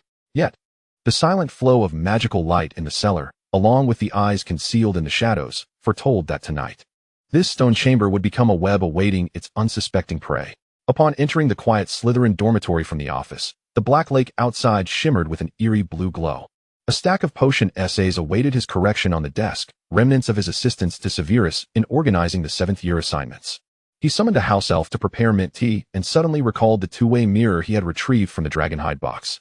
His fingertips traced the serpentine engravings along the mirror's edge, and the three-dimensional map of Hogwarts began to flow across its surface. "It's time for an upgrade," he murmured, watching the colored blocks representing the 4 houses shift along the corridors. Just as he contemplated how to incorporate an automatic tracking feature into the map, a flickering light in the teacher's lounge caught his attention. The ochre-red cursor representing Moody was stationary in his office, yet a nameless black dot wandered back and forth nearby, eventually making its way toward the cellar. When the black dot lingered repeatedly near the potion storage cabinet, Draco chuckled softly. He then picked up the family heirloom two-way mirror embedded with emeralds. As the surface rippled, it reflected the image of Narcissa pruning roses. "Dear, your father is communicating with the Ministry of Magic. I fear our esteemed former Auror is moonlighting as a thief of potion ingredients." Draco tossed a sugar cube into his tea, observing the mirror's surface as it reflected Lucius's stern visage and Regulus's intrigued expression. He began discussing the blast-ended script before transitioning to unicorns. When the topic shifted to the enhancements of the cellar's defenses, Regulus interjected abruptly. "What about trying some cursed bait materials? I happen to have a quill that recites Gilderoy Lockhart's poetry incessantly upon contact." As Lucius's serpent-headed wand rapped against the mirror frame regarding the need for continued surveillance without alarming any potential threats, The background noise of Scorpius's exclamations about a fire-breathing rubber duck echoed through the air. Narcissa's silver shears, glinting with a cold light, reminded him. Since Severus has permitted your involvement, do remember to wear the new gloves I sent. As the communication ended, dawn had already painted the surface of the Black Lake in hues of darkness. Draco caressed the family ring on his palm, which warded off dark curses, suddenly contemplating whether the map should incorporate a real-time crime tracking feature. After all, a game of catching mice ought to possess a touch of elegance befitting the Malfoy name. When Hagrid returned to class, he unexpectedly continued the style of Professor Grubbly Plank. As two pure gold unicorn foals pranced onto the lawn, even the Slytherins couldn't resist gathering around. It seemed the lesson from the blast-ended Scroots had left a profound impression. Draco observed Hagrid carefully protecting the foals and retrieved a nutritional potion specially crafted for Nox from his dragonhide bag. The little unicorns immediately approached him, their damp noses brushing against his palm. "Hey, what are you feeding them?" Weasley's shout attracted Hagrid's attention, prompting Draco to casually toss a bottle of nutritional potion, testing for poison. He continued to stroke the foal that nuzzled against the hem of his robes, watching as Pansy held a bottle that excited another foal into prancing. When Draco produced color-changing rainbow gummies, the first foal to approach him emitted a soft, endearing whine. It rubbed its hornless forehead against Draco's wrist, its light golden lashes glistening like stardust in the sunlight. What a glutton, Draco mused, reluctantly untying the silver-green silk ribbon at his collar, fashioning it into a small pouch to contain the gummies and nutritional potion. The two foals chased the fluttering pouch until the end-of-class bell rang, turning back to whinny at him as they departed. On the day of the second task of the Triwizard Tournament, the shores of the Black Lake were thronged with a boisterous crowd. Draco was unwillingly dragged to the bank by Pansy, watching as Dumbledore's silver beard danced in the cold wind from the judge's stand. I brought a modified version of the floating candies. He extracted a handful of pearlescent sweets from his dragonhide pocket, relieved to avoid the crush of the crowd. When Harry appeared at the water's edge in his baggy swimsuit, the branch occupied by the Slytherins trembled. Blaise nearly dropped his telescope in laughter. Is the savior about to perform an underwater ballet for the giant squid? The silver swimsuit and Victor Crumb's muscular physique elicited gasps from the stands, while Harry stood among them, resembling a drenched puppy. Care to place a bet? Pansy's magical camera aimed at the lake. I wager Potter will be crying while clutching a mermaid's tail. As the champions successively leaped into the water, the audience soon descended into ennui. Draco began to contemplate how to add real-time underwater tracking capabilities to the Marauders map, while Theodore flipped through advanced NEWT definitions. How about some excitement? Daphne suddenly produced a shell that mimicked mermaid songs, suggesting it would be amusing when the champions resurfaced. Save your pranks. Draco frowned at the placid lake's surface. As the judges checked the time for the third time, the Slytherins perched on the branch had devoured all their snacks. Goyle attempted to fish for a Grindylow with a floating branch, earning a 10-point deduction from Professor McGonagall. When Fleur was unexpectedly besieged by Grindylows and exited early, Draco sat up straight. Crumb, in his half-man, half-shark form, was the first to return with Hermione, followed by Diggory with Cho Chang, and finally, Harry emerged last with Ron and another Beauxbatons girl, leaving the entire arena in a momentary hush. Merlin, did Daphne's shell fall on the branch? He actually saved two people? Look at our little hero. Pansy's camera clicked incessantly. Should we hand the savior a towel? Oh wait, he seems more accustomed to turning himself into a drenched chicken. Draco watched the waterlogged savior and Dumbledore, who was scoring from the judge's stand, suddenly recalling the shadow that had lingered in Moody's office within the mirror. He gently brushed the family crest on his cufflink, pondering that the secrets hidden beneath the waters of Hogwarts might be far deeper than the Black Lake itself. As they departed from the lake's shore, Blaise counted the days on his fingers. It will be the end of June. The next task surely won't have us watching the champions plant pumpkins, will it? Pansy brushed off the leaves clinging to her robe. As long as we're not left hanging in a tree for an hour again. My new dragonhide boots are nearly chewed up by squirrels.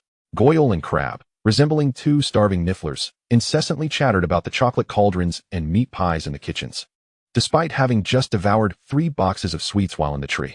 In recent days, Weasley had become a fixture in Gryffindor Tower. He would stand beside the long table during meals, gesticulating wildly. Those mermaids' forks were this close to my throat.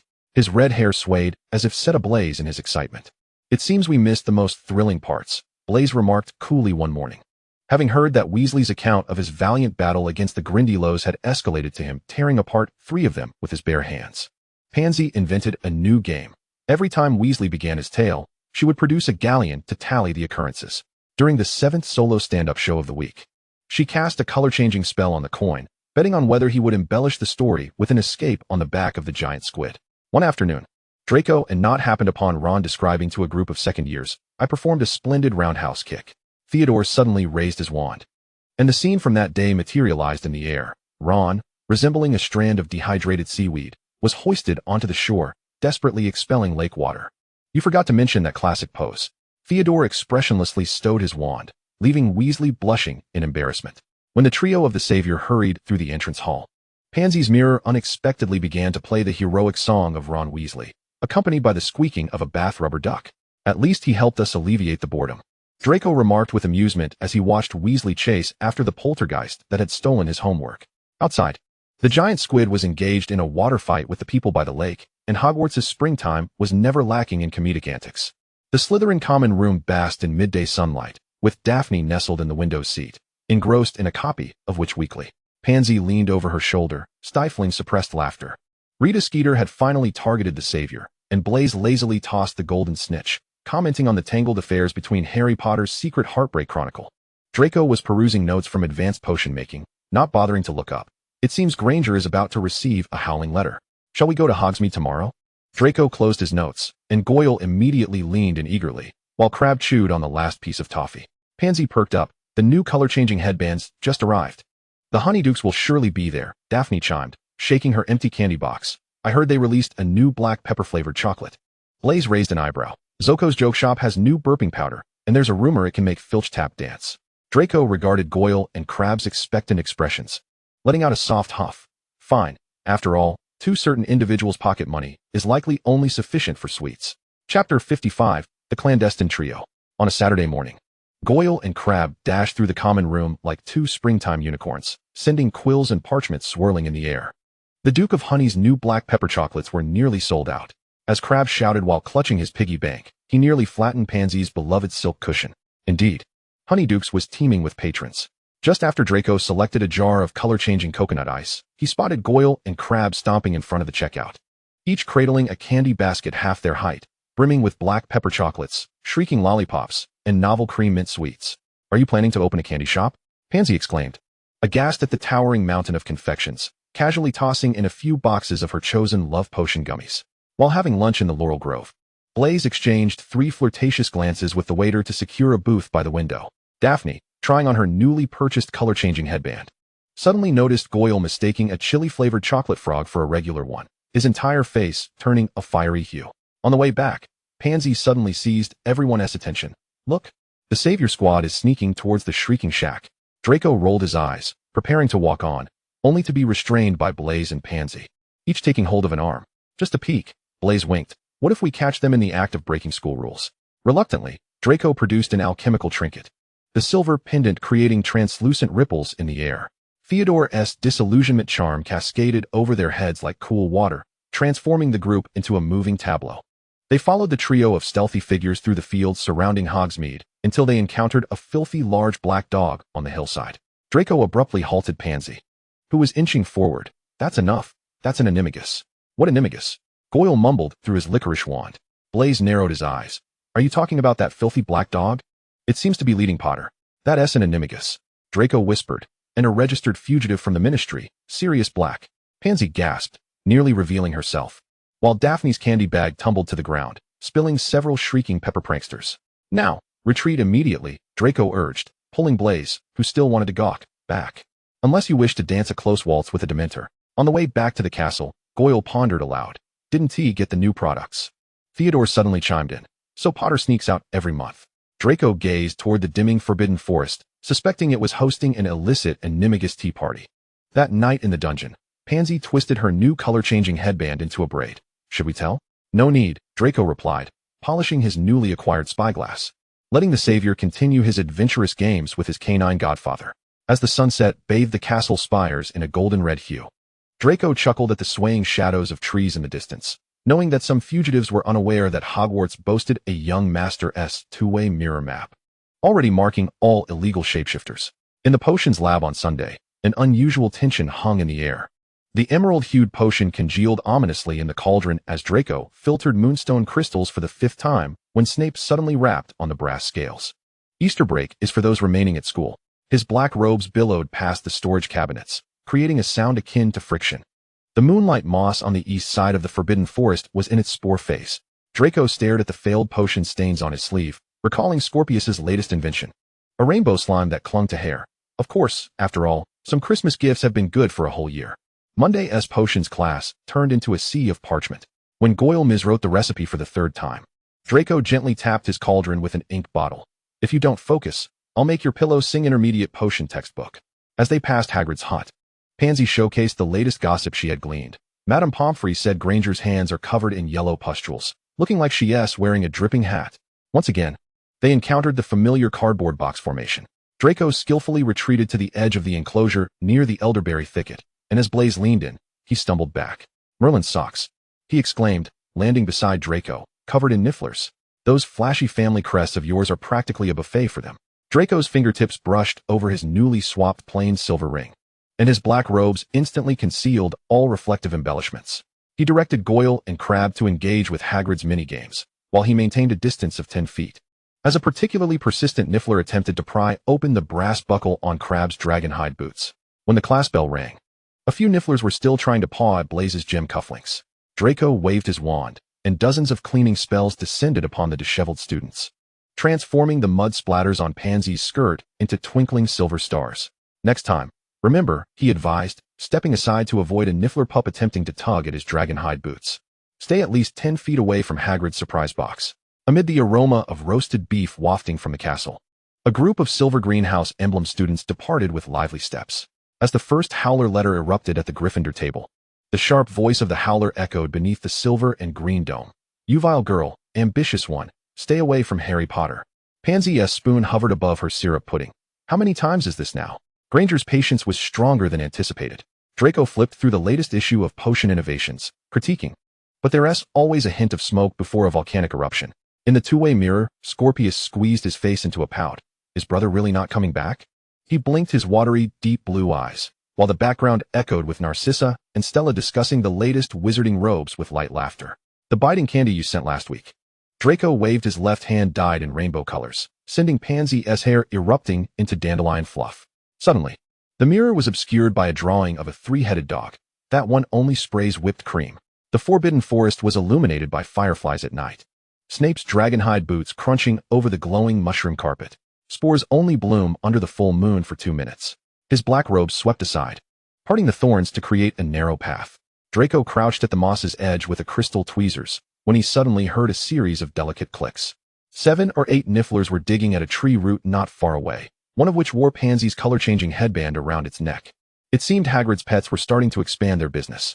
He quickly cast a containment charm over his collection basket, as one niffler disappointedly patted its belly. When the moonlight moss suddenly burst forth with diamond dust spores, Severus traced a silver net with his serpent-headed wand. Just as Draco reached out to catch the floating specks of light, a niffler pup bolted from the thicket. Petrify them all. Draco's wand tip emitted a silver light, and the little niffler tumbled into the moss, frozen mid-pounce. The invisible protective charm around his collar was growing warm, as a pair of lantern-sized yellow eyes flickered in the distant shadows. Did an acromantula also fancy the moonlight moss? Draco stowed away the crystal vial filled with spores. Severus sprinkled a pungent powder around. More precisely, they enjoy snacking on foolish creatures that come out for a late-night feast. On the return journey, Draco showcased the spore vial to Scorpius in the two-way mirror. Want glowing candies? Trade me that box of biting rubber ducks under your bed.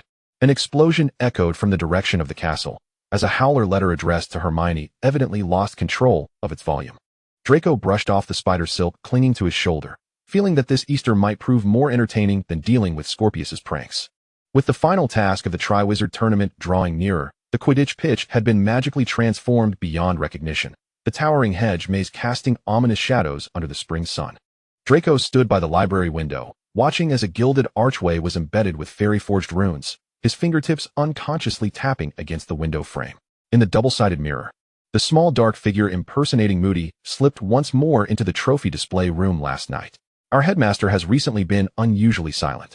After potions class, Draco whispered to Blaise, observing Severus's retreating black robes. The lost African snake skin and gillyweed from the dungeon had not been mentioned again, as if they had never existed. That evening, the ancestral double-sided mirror was shrouded in a layer of pearlescent mist, just as Draco speculated that the goblet of fire might be the key.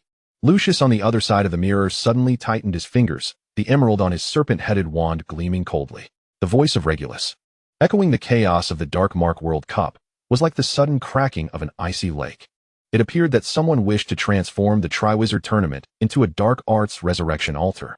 Narcissa's pearl necklace glimmered with a cool hue in the candlelight. The price of dragon's blood had tripled just before Christmas Eve, which now seemed rather significant.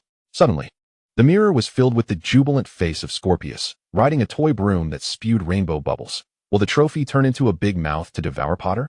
Just like the last time it chewed up my notes? Draco tightened the new protective ring he had just acquired. Perhaps it was time to have Santa Claus deliver a hefty gift to certain individuals ahead of schedule. Outside, the maze hedges swayed unnaturally without wind, as if some great beast were stirring in its slumber. Far away in a corner of Hogwarts, the fresh ingredients for the polyjuice potion were quietly disappearing into a bubbling cauldron. That day, Pansy burst into the Slytherin common room like a whirlwind wrapped in a fragrant breeze, excitedly sharing the latest gossip. Old Crouch has gone mad. He attacked Crumb, mumbling about how his son should have died in Azkaban. Draco lifted his gaze from a stack of magical diagrams, the ink from his quill spreading on the parchment. Where did this happen? Right by the Forbidden Forest. Pansy snatched a chocolate frog from Blaze's hand, noting that Potter was also present, and now the Ministry of Magic has suppressed the matter, but Crouch has gone missing.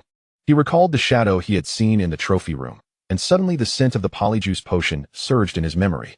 The acrid aroma from the fake Moody's flask linking with the missing African snake skin from Severus's storage, forming a chilling thread of clues. That night in the potions lab, a potion swirling with iridescence slowly rotated in the cauldron.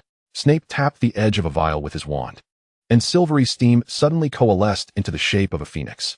The 43rd attempt. Draco recorded the potion's properties. Although it had not yet achieved the theoretical effect, it was sufficient to elevate the ancient blood purity of a typical wizard to a higher level. He carefully sealed a few tubes of failures. Though these pearlescent liquids could not purify bloodlines, they unexpectedly enhanced magical resistance temporarily. Recently, the 8th floor's room of requirement had transformed into a silver-green strategic command center. Before Draco lay an unfurled dragonhide scroll, the shimmering protective charms resembling the latest jewelry displayed at Gringotts. Faking death? Theodore, that's a splendid suggestion. The serpentine ring on Draco's finger suddenly opened its scarlet eyes, relishing the splendid expressions of certain individuals in despair. Pansy unfastened her ribbon, the silver-green satin shrinking under the magical glow to the size of a fingernail. She tiptoed to hide the lens in the serpentine embroidery of Draco's robe, just as long as it doesn't end up at the collar or tangled in hair. Like some individuals who always love to slather half a pound of hair gel in their hair. A security checkpoint? Draco picked up the seemingly plain silver ring, concealing the protective core within the essentials, and lightly tapped the rules of the Triwizard Tournament with his wand, causing a particular regulation to emit golden light.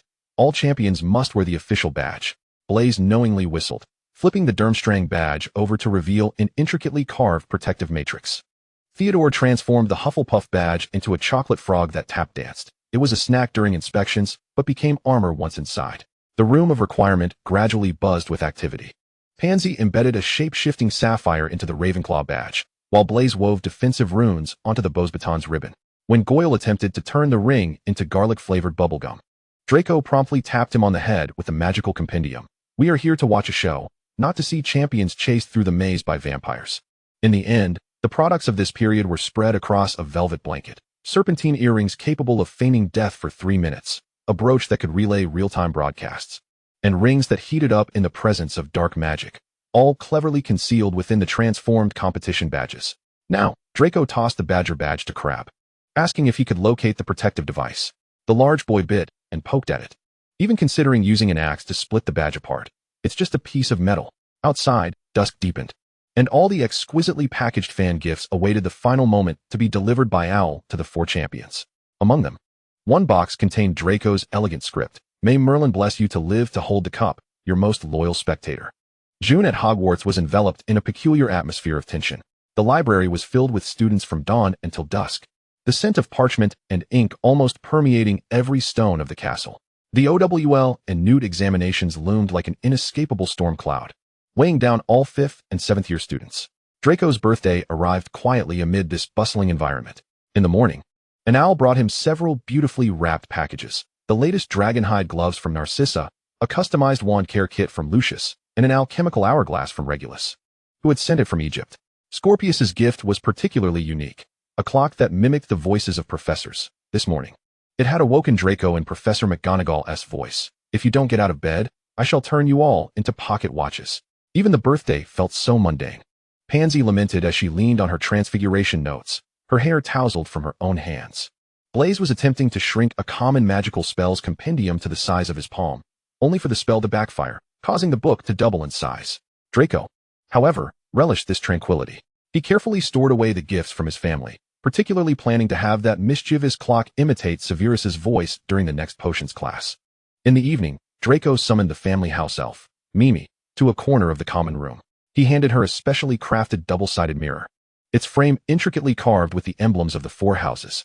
Tell father that this mirror can connect to the champion's own double-sided mirrors, Draco instructed softly. On the day of the final, you will be able to watch the entire maze from the perspective of the champions. Mimi's large eyes shimmered in the candlelight. Young master is truly amazing. Mimi will ensure it reaches safely. When the little house elf popped away with a soft sound, Theodore looked up from a pile of notes in ancient runes. So you plan to watch the final with your family? Much better than sitting in the stands watching the hedges, Draco replied nonchalantly, his fingertips gliding over the smooth surface of the double-sided mirror. As night descended, the only sound in the common room was the soft scratching of the quill across the parchment. Draco gazed at the enormous maze taking shape outside the window, a faint smile gracing his lips. Though this birthday was understated, the upcoming broadcast of the final might just turn out to be the best birthday surprise. In the distance, the Quidditch pitch glimmered under the moonlight, the maze barely visible, as if foreshadowing the thrilling events to come. Chapter 56. The Triwizard Tournament comes to an end. The Great Hall was illuminated by flickering candlelight, yet there were few students gathered around the 4 house tables, with final exams just concluded. Most were eager to indulge in the rare respite. Nevertheless, Draco's steps were resolute as he made his way toward the dungeon, a faint smile playing on his lips. All the props were in place, he thought. Theodore and Blaze's room would become the finest viewing hall this evening. Upon pushing open the oak door, he found Blaze adjusting the 4 magical curtains hanging on the wall with his wand, while Theodore arranged soft cushions nearby. Is everything set? Draco inquired, casually tossing a bag of lemon sherbet he had procured from the kitchen onto the coffee table. Blaze did not even glance back, naturally, for perspectives played in unison. Where were Goyle and Crabbe? No sooner had he spoken than the door burst open, and 2 burly figures stumbled in, laden with an enormous assortment of snacks, nearly submerged beneath a veritable mountain of candies and cakes. Merlin's beard. Have you emptied the honeydew stock? Pansy exclaimed, sipping from a cup of grape juice. Daphne giggled as she assisted them in arranging the food on the table. Hurry, the match is about to commence, Pansy urged. With a flick of Draco's wand, the 4 screens illuminated simultaneously, revealing the perspectives of the 4 champions within the maze. The dim lighting, towering hedges, and the distant, ominous growls of lurking monsters left everyone in the room breathless.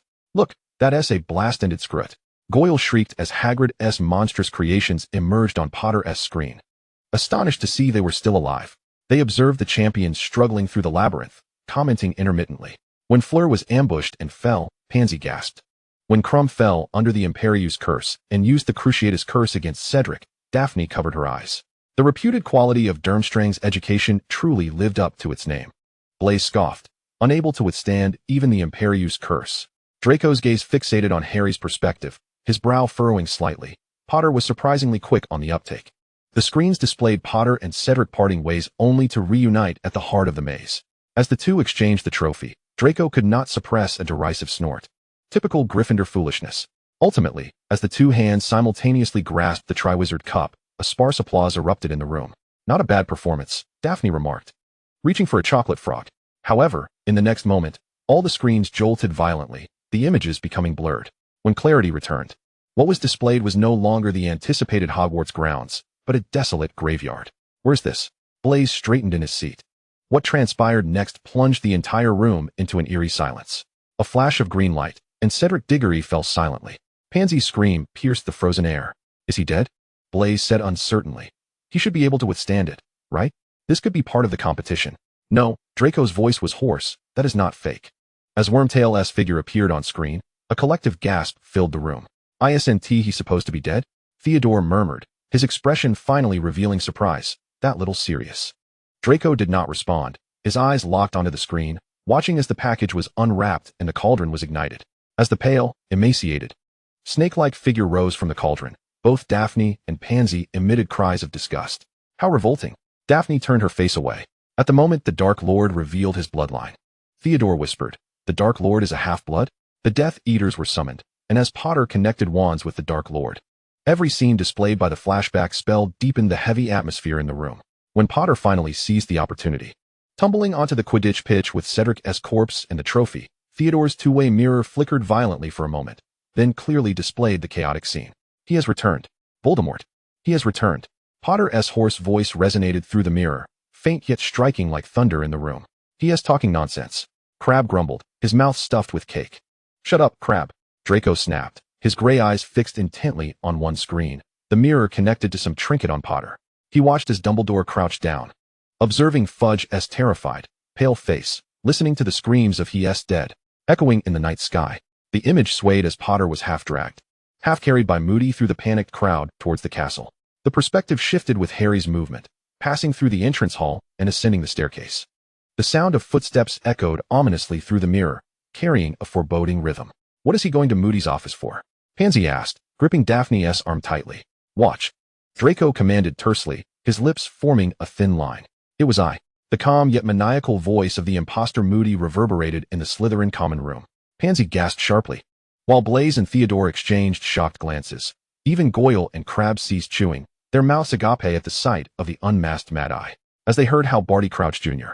had meticulously orchestrated Potter's name being thrown into the Goblet of Fire, clearing every obstacle in his path, and even manipulating Cedric to provide clues. Daphne murmured, "Merlin. He has been among us for an entire semester." The image showed Snape retrieving Veritaserum, the truth gushing forth from the imposter's lips like venom. The Dark Lord's resurrection plan, Wormtail's loyalty, Potter's blood, every detail left the air in the room thick with tension. Finally, Dumbledore began to unlock the seven-tiered trunk containing the real Moody. It was at this moment that Draco seemed to remember something. He swiftly drew out another small two-way mirror from his pocket and murmured an incantation. The mirror shimmered faintly, revealing not a human face, but an exceedingly faint yet stable green dot. "What are you looking at?" Blaise inquired, his attention still riveted on the main screen on the wall. "Diggory," Draco stated succinctly, tapping the small mirror's light point with his fingertip. "I tampered with the badge earlier. It connects to this life sign monitoring charm. It's still lit." "So he is fine." Pansy leaned in, her heart racing as she gazed at the tiny light. "You mean?" "Dead is dead," Draco replied calmly. "With an undeniable certainty, it seems our little gadget is more resilient than the killing curse. He is at worst in deep coma." This news brought a subtle sense of relief, although the horror of the graveyard and the Dark Lord's return remained heavy. The possibility that Cedric might be alive diluted the stark impact of naked death. Just then, on the main screen, Potter seemed to be conversing with Dumbledore and instinctively checked his pocket. The small two-way mirror in Draco's hand suddenly trembled slightly, the green dot flickering, the connection becoming unstable. That on Potter, Draco immediately realized. He is checking something. The energy is interfering with the connection. "Theodore, retrieve it. Now, do not draw attention." Theodore nodded, silently withdrew his wand, and cast a complex summoning charm at the small mirror in Draco's hand. A flash of light, and the energy marker representing Potter on the mirror extinguished completely, signifying that the surveillance mirror had been quietly recalled or rendered ineffective. Having completed all this, Draco rose and walked to the center of the room.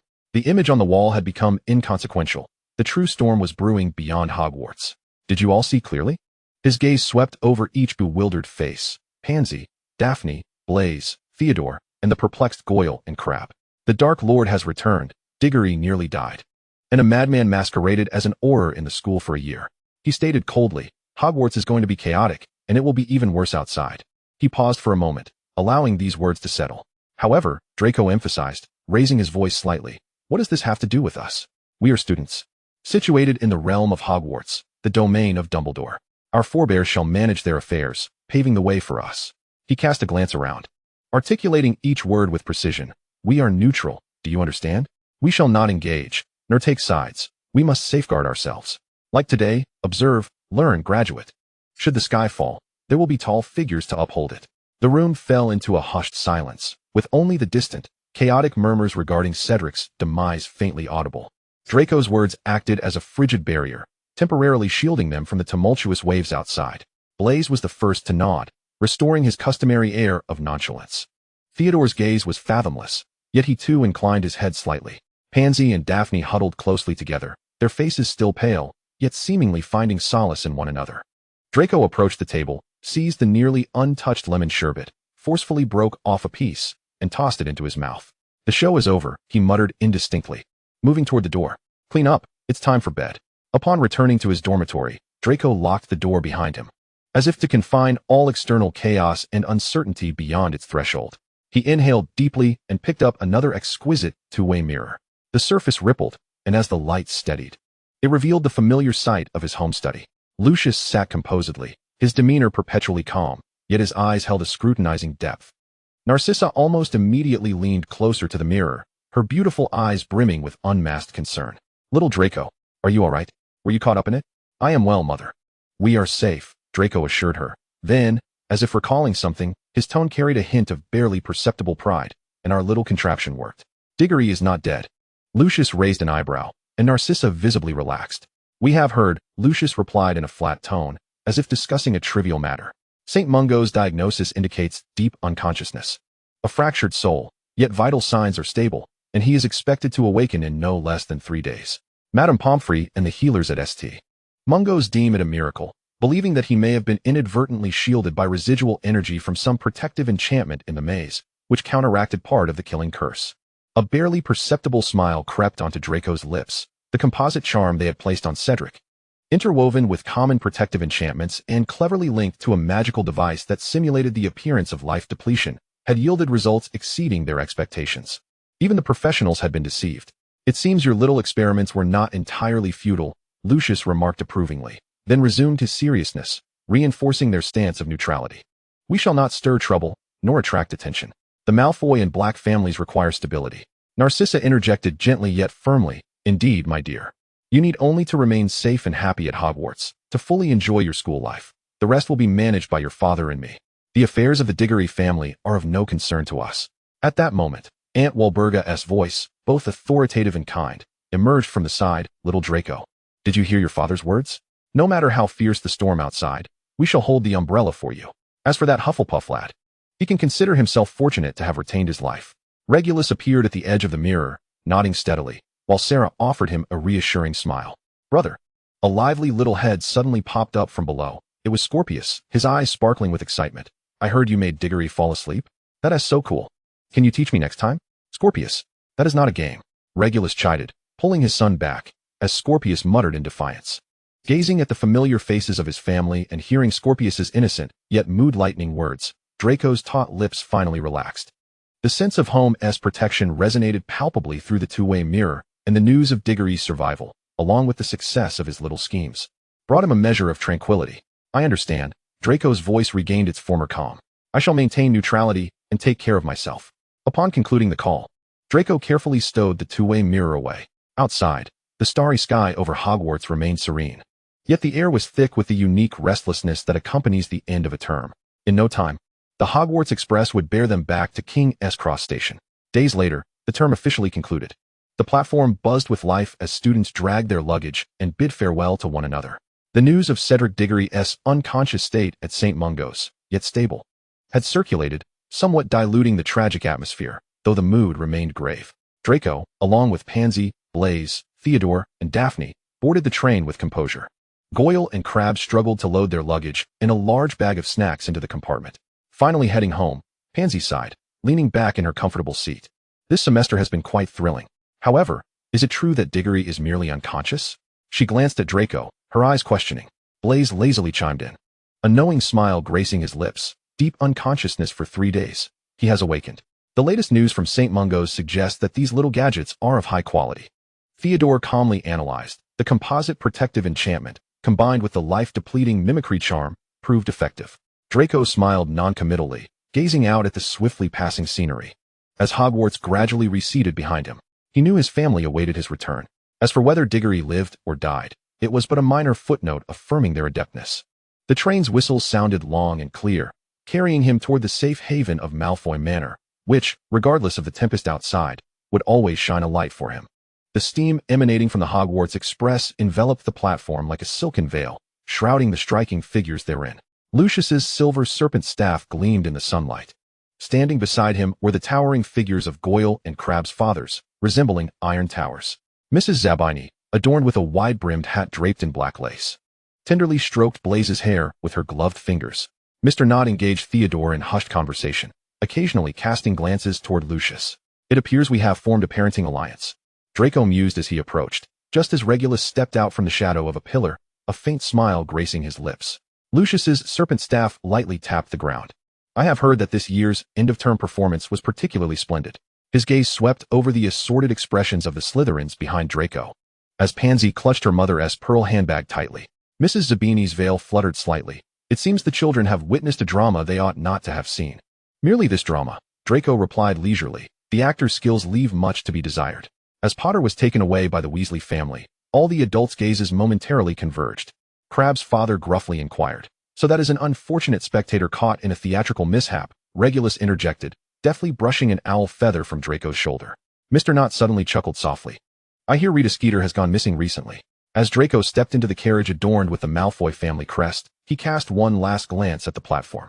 Theodore was being embraced by his father as they walked in the opposite direction. Blaise leaned down to kiss his mother's hand, while Pansy had already slipped into a carriage festooned with violets. "This holiday, perhaps we should invite your audience friends to the manor for a gathering," Lucius suggested, tapping the carriage window, allowing the summer breeze to flow into the compartment. Draco gazed at the rapidly retreating landscape, his fingertips unconsciously grazing the hem of his robe, where a tiny magical rune lay sewn, designed to trigger the appearance of a death-like state. On a summer's day, the Malfoy manor seemed to be under a spell of eternal tranquility, the shadows of the beech trees slowly rotating upon the lawn. Scorpius was chasing a color-changing toy dragon through the rose bushes, his laughter ringing out and startling a white peacock that had been napping. "Brother," the boy exclaimed, brandishing his grass-stained toy as he dashed into the gazebo. "Armor said he could teach us to dance the fairy waltz tonight." Draco lifted his gaze from the magical map. Accepting a chilled grape juice from the house-elf, he noticed the family crest pinned to Scorpius's robe was slightly warm, a sign that the manor's protective enchantments were identifying intruders. Ever since the upgrade of the unbreakable fidelity charm, even owls delivering messages had to undergo checks 3 miles away. From the far end of the corridor came the sound of hurried footsteps. Pansy appeared, her rainbow-dyed skirts swaying, followed closely by Blaise, who was polishing his wand. "Your brother," she puffed, accusingly, "has painted lightning scars on all the fountain statues." Just then, Narcissa and Aunt Selina emerged from the library, clutching account books, the satin hems of their skirts sweeping across the marble floor. Behind them floated several rolls of gilded parchment, automatically updating trade agreements with the neutrals among the 28 sacred families. An owl from the Knott family had been waiting outside the wards for half an hour. Narcissa waved her wand gently, conjuring images of the manor's perimeter surveillance. Numerous lights were blinking at the boundary, several marked with the crests of Knott and Zabini. In the study that evening, Lucius had just concluded a meeting via the two-way mirror with Gringotts in Switzerland. Regulus was toying with a Chinese lacquer box that devoured dark magic, its lid inscribed with the names of candidates for the new Minister of Magic. The Crabbe family was willing to provide access to the Nordic Flu network, and Lucius pushed a bronze key into the base of a model of the manor, causing a hidden passage to emit a faint glow. Draco leaned against the window, observing the flow of the wards. He saw Mr. Knott conversing with a hooded wizard along the avenue, whose cuffs were embroidered with the Selwyn family crest. When Scorpius came seeking his brother, clutching a storytelling pillow for bedtime, the discussion in the study swiftly shifted to the latest Honey Duke's confections. Yet, Draco noticed his father's ring finger remained pressed against the gem of the serpent's staff, which glimmered with a pearlescent sheen. As night deepened, Draco found Scorpius stargazing in the west tower. The boy suddenly whispered, "Will the Dark Lord come to ruin our adventure?" Draco draped a silk nightgown embroidered with protective charms over Scorpius, replying, "As long as he possesses any taste. He ought to know not to disturb the Malfoy family's afternoon tea." Beneath the moonlight, the silver radiance of the unbreakable fidelity charm cascaded like a waterfall, enveloping the manor in a cocoon of magic. In the distant forest, a fleeing Death Eater struggled futilely against the wards, only to be led astray by enchanted suits of armor. Chapter 57, The Slytherin Pendant Box. The summer air in the black ancestral home was thick with the unique scent of ancient magic mingled with dust. Scorpius darted about the corridor adorned with the heads of house-elves, like an over-energetic niffler, until the third morning when Aunt Walburga could bear it no longer and vanished to France with her suitcase. "Does the young master wish to see the secrets of the blacks?" Creature's hoarse voice brimmed with rare excitement as his gnarled fingers traced the cracks in the wallpaper. "Behind the broken clock lies your great-grandfather's potion for infatuation, and a secret passage behind the tapestry leads to Nocturne Alley." As Scorpius climbed down from the chandelier, clutching a dust-laden pendant box, Draco was engrossed in his notes on defense against the dark arts. The silver chain was entangled with the copper chandelier, evidently fixed by house-elf magic for many years. Here, sparkly. Scorpius thrust the pendant box into his brother's hands. The moment Draco's fingertips brushed the cold metal, a jolt of searing pain coursed through his arm. The pendant box fell heavily upon the carpet, its serpentine patterns casting an eerie green glow in the darkness. That familiar tugging sensation spread from his spine, reminiscent of the time he accidentally touched Riddle's diary at the age of 5. An insistent pull beckoned within him. Creature. Immediately take Scorpius back to Malfoy Manor. Draco clenched his numbed right hand, watching as the house elf wrapped the pendant box in a tattered blanket and vanished into thin air with a bewildered Scorpius. 3 hours later, the cellar of Malfoy Manor was filled with family members bearing grave expressions. Lucius had arranged a 7-layer protective magic circle, while Narcissa held a specially crafted box. And Regulus gazed at the pendant box as if he had encountered a specter, having evidently forgotten that it was once his trophy from youth. It is a Horcrux, Lucius stated calmly, having just completed a scan with his wand. Its darkness surpasses that of Riddle's diary. Scorpius clutched Draco's robe tightly, his pale face etched with concern. Did that ugly pendant box bite, brother?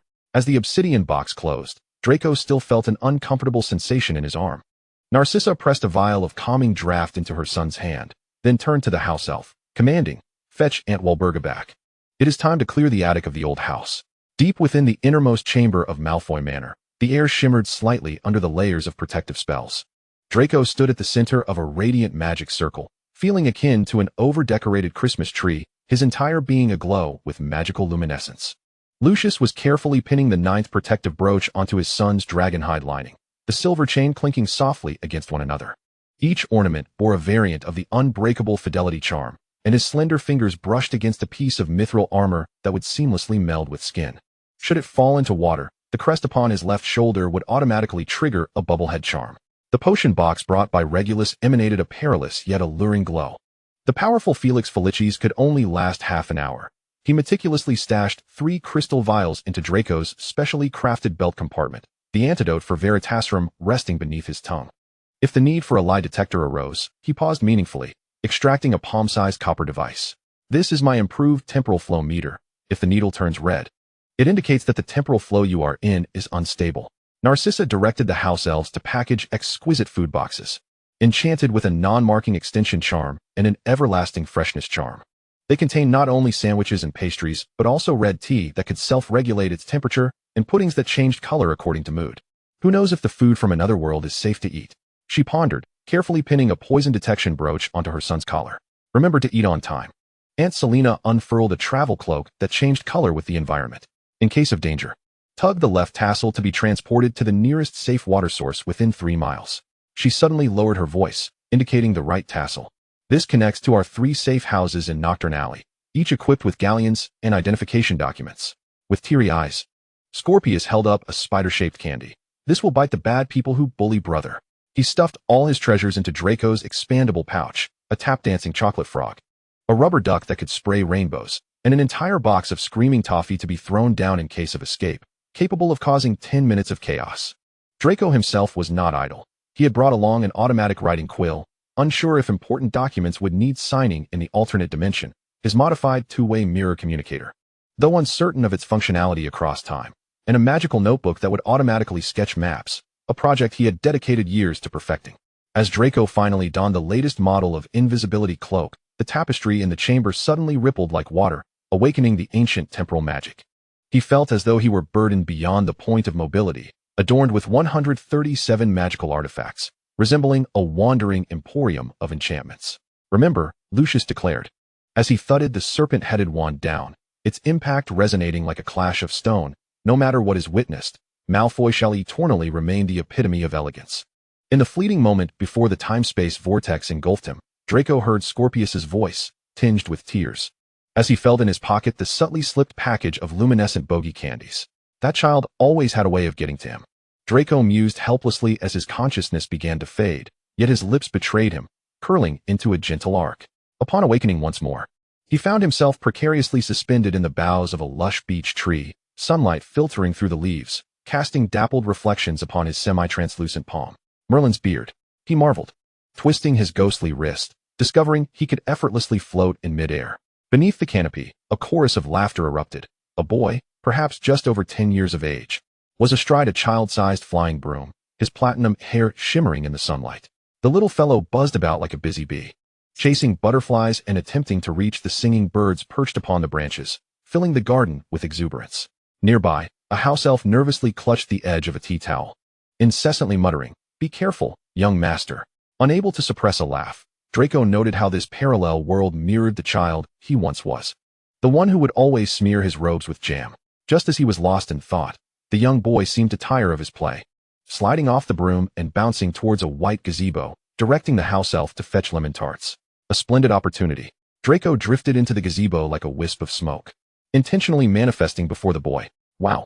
The little boy leapt from the ornate iron chair, nearly spilling his pumpkin juice. Yet, as his wide gray eyes scrutinized Draco, he suddenly froze. This semi-transparent youth bore an uncanny resemblance, not only with the same platinum hair, but also with the characteristic tilt of his chin that was so distinctly Malfoy. What astonished him further was the serpent ring adorning the youth's index finger, unmistakably the heirloom of the Malfoy lineage. Are you one of our ancestors?" the boy inquired, leaning closer yet maintaining a respectful distance. "I've never seen you in the family portraits. And this," he pointed to the ring, whispering, "isn't this the heir's ring I'm supposed to wear when I come of age?" Amused by the innocent visage of his parallel self, Draco made the trinkets jingle, performing a somersault in midair. "Perhaps I am the most dashing head of the Malfoy family from the future?" At the sight of the boy's agape mouth, he twirled joyfully, the hem of his robe tracing a silver arc. "Fear not, I am merely here for a visit." Suddenly, young Draco bounced with excitement. "Could you be the one my great-grandfather spoke of? The Artemis Malfoy who got lost in family magic?" Coughing lightly as if choked by the absurdity of it, Draco's eyes crescented in amusement. "Well, perhaps I am far more fashionable than Artemis." He winked playfully, the ring glinting mischievously in the sunlight. Young Draco stared in wide-eyed wonder at the incredible scene before him. Just as the semi-transparent youth finished speaking, a warm golden light enveloped him. Within the swirling radiance, his form began to shift, gradually solidifying into a slender, dragon-like creature, about half the size of an infant. "Merlin's socks," the boy exclaimed, nearly sliding off his chair. This dragon was indeed extraordinary, its body adorned with beautiful golden scales that shimmered with a pearlescent sheen in the sunlight. The absence of wings lent it a fluid grace, reminiscent of the dragons from Eastern legends, albeit more refined and adorable. Most striking was the tuft of platinum fur at the tip of its tail, swaying gently with its elegant movements. "Now do you believe?" the young dragon spoke, its voice laced with the distinctive Malfoy timbre, its familiar gray eyes twinkling playfully. Cautiously, young Draco extended his hand, hesitating in midair. "May I touch you?" The golden dragon leaned forward, its scales pleasantly cool yet surprisingly comforting. As the boy's fingers brushed against it, the scales quivered softly, producing a sound like delicate wind chimes. "How cool." Young Draco's cheeks flushed with excitement. "So you really are me? From the future?" "Precisely. I am another possible version of you." The dragon leaped onto the stone table, its tail curling gracefully around itself. "I am Draco Malfoy, 15 years of age, having just completed my 4th year at Hogwarts." It glanced down at its gleaming golden claws. "As for this," it gestured to its form, "it is the awakened draconic lineage." Young Draco's eyes sparkled with curiosity. "What is Hogwarts like?" "My father says it has the best Quidditch pitch." "Slytherin is indeed splendid," the dragon replied, flicking its tail proudly. "Though our headmaster, Severus, tends to show a rather evident favoritism." The two Dracos, one in human form and the other as a dragon, exchanged knowing smiles, as if sharing an unspoken jest. "But why can only I see you?" the young boy asked curiously. The dragon gently tapped a lemon tart on the table with its claw, only to have it pass through. "It seems I require your assistance." It indicated for the boy to place his hand atop its claw. As their differing sizes met, the dragon's claw solidified, successfully grasping a piece of biscuit. "It appears we must maintain contact for me to interact with this realm." The dragon munched on the biscuit, such is the rule of time travel. Young Draco excitedly clasped the dragon's claw. "So are we friends now? Even though you are me?" "Absolutely." The dragon cheerfully swiped its tail across the boy's nose, eliciting a fit of giggles from him. "And I wager I shall be your most extraordinary companion ever." In the gazebo, the two platinum-haired Malfoys, despite one being an adorable dragon, eagerly began discussing which magical game to play first. Sunlight filtered through the vines entwined around the gazebo's pillars, casting playful patterns upon them, as if even the flowers in the garden swayed gently in celebration of this remarkable friendship. As the warm golden hues of the setting sun bathed the Malfoy manor gardens in a soft glow, the two Dracos had grown inseparable. Young Draco affectionately referred to the dragon as Little Dragon, while the Draco from the parallel world addressed his counterpart simply as Draco. "Come on. My parents should be back soon," young Draco exclaimed, hopping off the bench in the gazebo and brushing off non-existent dust from his robes. "I'll introduce you to them." The little dragon twirled gracefully in the air, maintaining its semi-transparent form, floating behind young Draco as they navigated through the rose bushes. Upon entering the manor, the dragon couldn't help but wrinkle its nose. "It's so dark in here. Don't you use magical light orbs for illumination?" "Magical light orbs?" Young Draco turned back, puzzled. "What is that?" Like this, the dragon reached out and grasped the air, conjuring a soft orb of light that suddenly appeared in its palm. However, when it attempted to pass it to young Draco, the orb simply passed through the boy's hand. Almost forgot. The dragon slapped its forehead and quickly grasped young Draco's hand. At the moment their hands touched, the orb materialized, settling firmly in the boy's grasp, radiating a warm and bright glow. "Merlin," young Draco gasped, cradling this magical creation he had never before encountered. The orb spun gently in his hands, illuminating the dim corridor. Just then, Narcissa Malfoy descended the staircase, her eyes widening at the sight of the glowing object in Draco's hand, halting in surprise. "Draco." As Narcissa's words lingered in the air, the small dragon deftly floated to young Draco's side and whispered, "Be cautious, Mother is approaching." Draco abruptly raised his gaze, and indeed, he spotted his mother standing at the staircase, casting a look of bewilderment at the glowing orb in his hand. Instinctively, he concealed the orb behind him. Yet this action heightened Narcissa's vigilance. "My dear," Narcissa swiftly descended the stairs, her robes billowing behind her. "Could you enlighten me as to what you are holding?" Just as Draco stammered, the small dragon suddenly had a brilliant idea. He gently grasped Draco's hand, guiding him to present the orb before them. "Fear not." The dragon softly murmured in Draco's ear, "Allow me to converse with Mother." Narcissa's astonishment grew as she witnessed the orb hovering gracefully in the air, spinning elegantly before her. To her further astonishment, a familiar yet foreign voice emanated from the orb. "Mother, it is I." Narcissa instinctively took a step back, her finger delicately covering her lips. "What kind of magic is this? Who is speaking?" The orb abruptly fractured into countless luminous points, sketching a semi-transparent figure in the air, a boy of approximately 15, adorned with the Malfoy family's signature platinum hair and gray eyes, smiling shyly at her. "Merlin," Narcissa murmured, her gaze fixating on the air's ring upon the boy's finger. "Mother, he does not hail from the future." Draco urgently explained, "The small dragon is another version of me, from a parallel realm.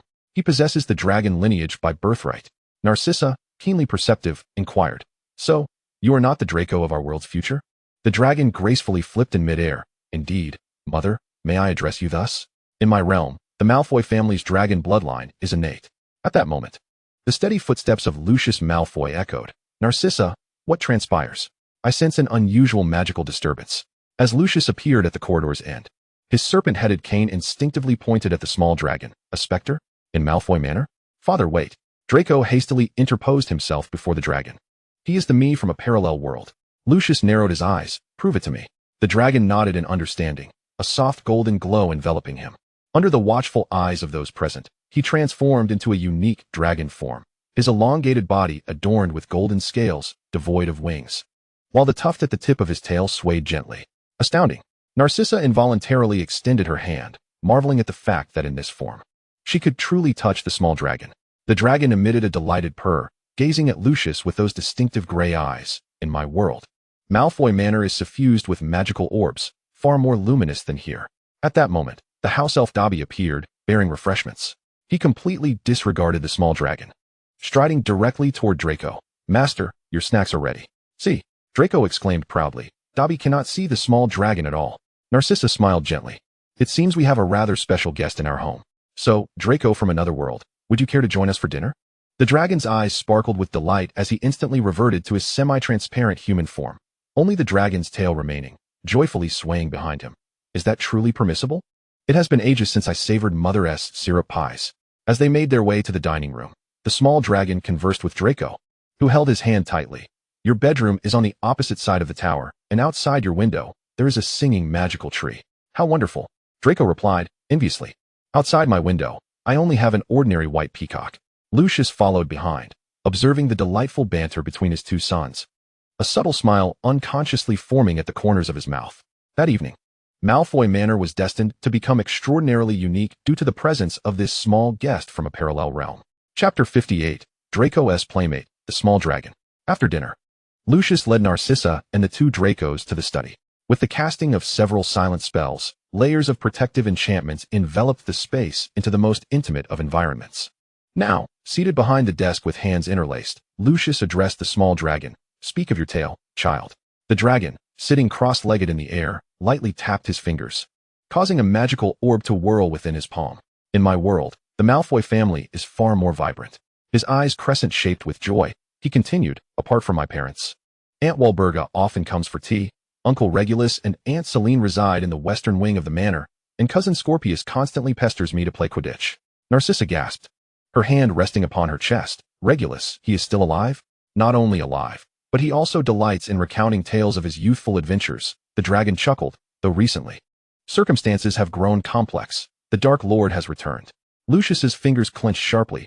"Then your world, the Malfoy family, remains neutral," the dragon asserted proudly. "This began when Scorpius discovered the Slytherin locket, which is a Horcrux. When I came into contact with it, I inadvertently unlocked time travel. Much like when I encountered the diary at the age of 5. Lucius abruptly sat up straighter. "The diary? Is it a black one, imbued with powerful dark magic?" "Indeed.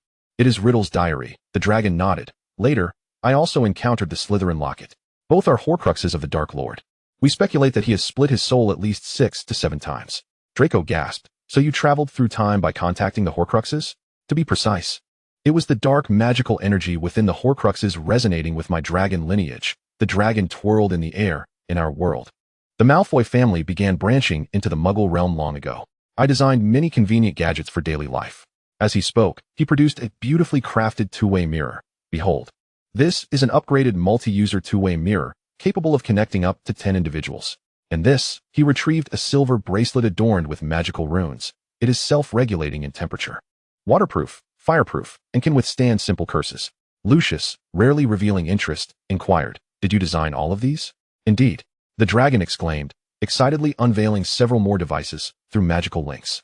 "We have created a comprehensive magical living system. From kitchenware to transportation, we have it all." Following the Dark Lord's demise, the Malfoy assets have multiplied tenfold, not including investments in the Muggle realm. Narcissa gazed in astonishment at the various inventions presented by her son, though from another world. "But how did you dare to maintain neutrality under the threat of the Dark Lord?" The dragon smiled mysteriously. He closed his eyes, and with a flash of golden light, a hefty ancient tome appeared in his hands. "This is the complete explanation of the oath of loyalty we discovered from the realm of consciousness." Subsequently, more books and scrolls materialized from the void. Essentials of ancient runes, the secrets of dragon blood, origins of time and space magic. Soon, the floor of the study was strewn with precious magical tomes, some of which Lucius had only heard of in legend. Draco gaped at the ever-increasing stack of books, unable to resist reaching out to touch a gem-encrusted volume on advanced alchemy. "All of these are extracted from your realm of consciousness?" Lucius's tone held a sense of incredulous reverence. "Yes," the dragon replied nonchalantly, as if it were a trifling matter. "It is precisely because of this knowledge that we can face various threats with composure. In our world, the Malfoy Manor's library may be 3 times the size of the current one." Narcissa gently caressed a weathered tome titled Ancient Protective Charms, her eyes glistening with unshed tears. "You are thriving in another world, aren't you?" A small dragon alighted beside her, and though a true embrace was beyond their reach, he mimicked the gesture. "Indeed, mother. We are faring splendidly. Father and Aunt Walburga often delve into ancient texts together, while Uncle Regulus and Aunt Celine manage affairs in the Muggle realm. Cousin Scorpius delights in coaxing me into recounting tales." The crackling of the hearth illuminated the study, filled with rare tomes. Within this chamber, shielded by layers of enchantments, Draco Malfoy from another world was revealing an alternate future for the Malfoy family. For over a month, Malfoy Manor transformed into a grand workshop of magic. Under the small dragon's guidance, Draco busied himself like an eager assistant, their 2 platinum heads bent together over blueprints and incantations. "We need to inscribe another protective rune here." The dragon floated outside the eastern tower, directing Draco to etch glowing silver lines upon the stone walls. "Yes, just like that." Astonishingly, as Draco completed the final stroke under the dragon's supervision, the entire wall shimmered with a soft golden light, the once dreary stone now exuding a warmth akin to jade. "How marvelous!" Draco marveled, caressing the wall, feeling the room grow warmer. The dragon performed a jubilant somersault in midair. "This is merely the beginning." As they reconfigured the Fidelius charm, the dragon retrieved a gem-adorned ancient tome from the realm of consciousness. He instructed Draco to place his hand upon the cover. and together they recited the incantation. In an instant, thousands of silver threads erupted from the book, ensnaring the manor as if alive, shimmering briefly in the sunlight before vanishing. Now, every member of the Malfoy family could serve as the secret keeper. The dragon surveyed their work with satisfaction. In our world, this enhanced version of the charm has undergone 3 upgrades. Lucius was particularly impressed by the magical connection system. The dragon instructed Draco to inscribe a sophisticated network of runes throughout the manor, capable of automatically adjusting temperature and humidity, as well as activating a protective shield in times of peril. Narcissa especially adored the newly added magical fountain in the garden, where the water altered its hue and melody in response to one's emotions. As the project neared completion, an owl carrying the acceptance letter to Hogwarts soared through the newly established protective barrier, landing precisely before Draco as he enjoyed breakfast. Ah, it has finally arrived. Draco tore open the envelope, his eyes brightening as he turned to the floating dragon. I recall you mentioning a basilisk left by Slytherin at Hogwarts. Could we capture it together and make it my pet? Narcissa nearly dropped her teacup. A basilisk? My dear, that is far too perilous. Not to worry, mother. The dragon interjected eagerly. In our world, I have devised a method to tame a basilisk. All it requires is a specific incantation in Dragonese combined with Parseltongue. He paused, winking mischievously. And I happen to know both. Lucius gently stroked his serpent-headed cane. That is indeed an intriguing notion. But before we proceed, have you mentioned Dobby? Oh, right. The dragon exclaimed, slapping his forehead as he produced a scroll of parchment gleaming with golden light from his consciousness. This is the enhanced contract for house-elves. In our world, Dobby rebelled due to loopholes and various other reasons. This new version ensures absolute loyalty. Draco curiously took the contract. So, in your world, Dobby betrayed you? Indeed. He faced certain repercussions and is now said to be working at Hogwarts, the dragon replied with a smile. Once this is signed, the loyalty clause will be amplified tenfold. Just then, Dobby entered with a tray of fruits, and upon hearing this, his large eyes filled with tears. Dobby is willing to sign. Dobby will forever be loyal to the Malfoy family. Watching Dobby joyfully scurry away after marking the contract, Narcissa smiled gently. It seems that in another world, we have indeed discovered a more fulfilling way of life. The dragon floated beside Draco, affectionately nudging his shoulder. Once school commences, I shall accompany you to capture the basilisk. Just imagine strolling through Hogwarts with a millennia-old basilisk at your side. Draco's gray eyes sparkled with excitement, already anticipating the start of term. Lucius and Narcissa exchanged glances, observing their 2 sons, and felt that the future of the Malfoy family had never appeared so bright. In the days that followed, Malfoy Manor had evidently morphed into a wondrous research workshop. Originally, Lucius and Narcissa had planned to take Draco to Diagon Alley to procure his school supplies early. But this plan was thoroughly disrupted by a series of ingenious inventions crafted by the 2 Dracos. Look at this. Young Draco beamed as he showcased a box of mood-changing candies, which not only altered color with one's emotions, but also emitted a brief glow. The dragon floated nearby, adding, "These are enhanced with chameleon scales and luminescent fungi, completely safe." Narcissa sampled one, finding her fingertips glowing a soft blue, and gasped in amazement. Lucius's entrepreneurial instincts were immediately piqued as he recognized the vast potential of these novel products. Even more astonishing was the beauty potion and shampoo set the dragon presented. After trying it, Narcissa discovered her hair had become exceptionally soft and lustrous, her skin appearing several years younger. Merlin, this is more effective than the high-end skincare products I ordered from Paris. Lucius promptly decided to invest in a storefront. Unsurprisingly, these products caused a sensation among the pureblood families upon their release. Mrs. Parkinson ordered 50 beauty sets in one go, while the daughters of the Greengrass family were enchanted by the mood-changing candies. Soon, other pureblood families sought partnerships, and the Malfoy drawing room bustled with visitors. Amidst the flurry, Severus Snape's visit became a minor interlude. Upon entering the potion laboratory with his customary grim expression, he spotted Draco adding unusual ingredients to a cauldron and immediately barked. "Draco Malfoy, are you aware of the consequences of altering a recipe without permission? Remove those nonsensical ingredients at once." Startled, Draco trembled, nearly spilling the cauldron's contents. Yet the dragon swiftly floated to his side, whispering, "Do not fear. Explain to him what we are doing. We are crafting a beauty potion, Godfather."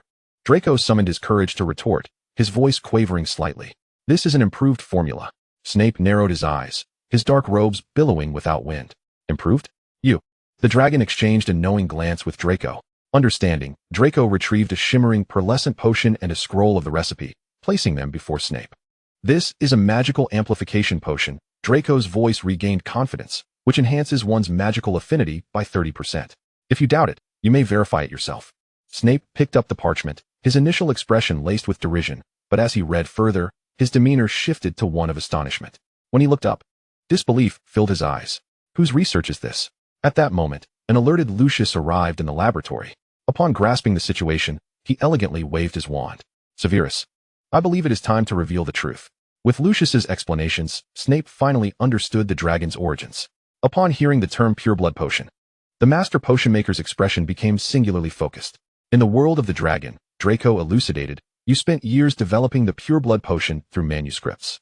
Although the success rate is merely 1 in 10 and the process is fraught with difficulty, it indeed possesses the potential to transform a half-blood wizard into a pureblood wizard.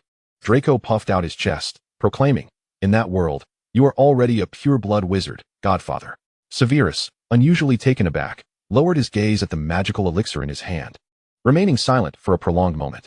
Meanwhile, Draco proudly raised his chin. With the little dragon by his side, he felt emboldened to face any challenge, even one posed by his typically stern godfather.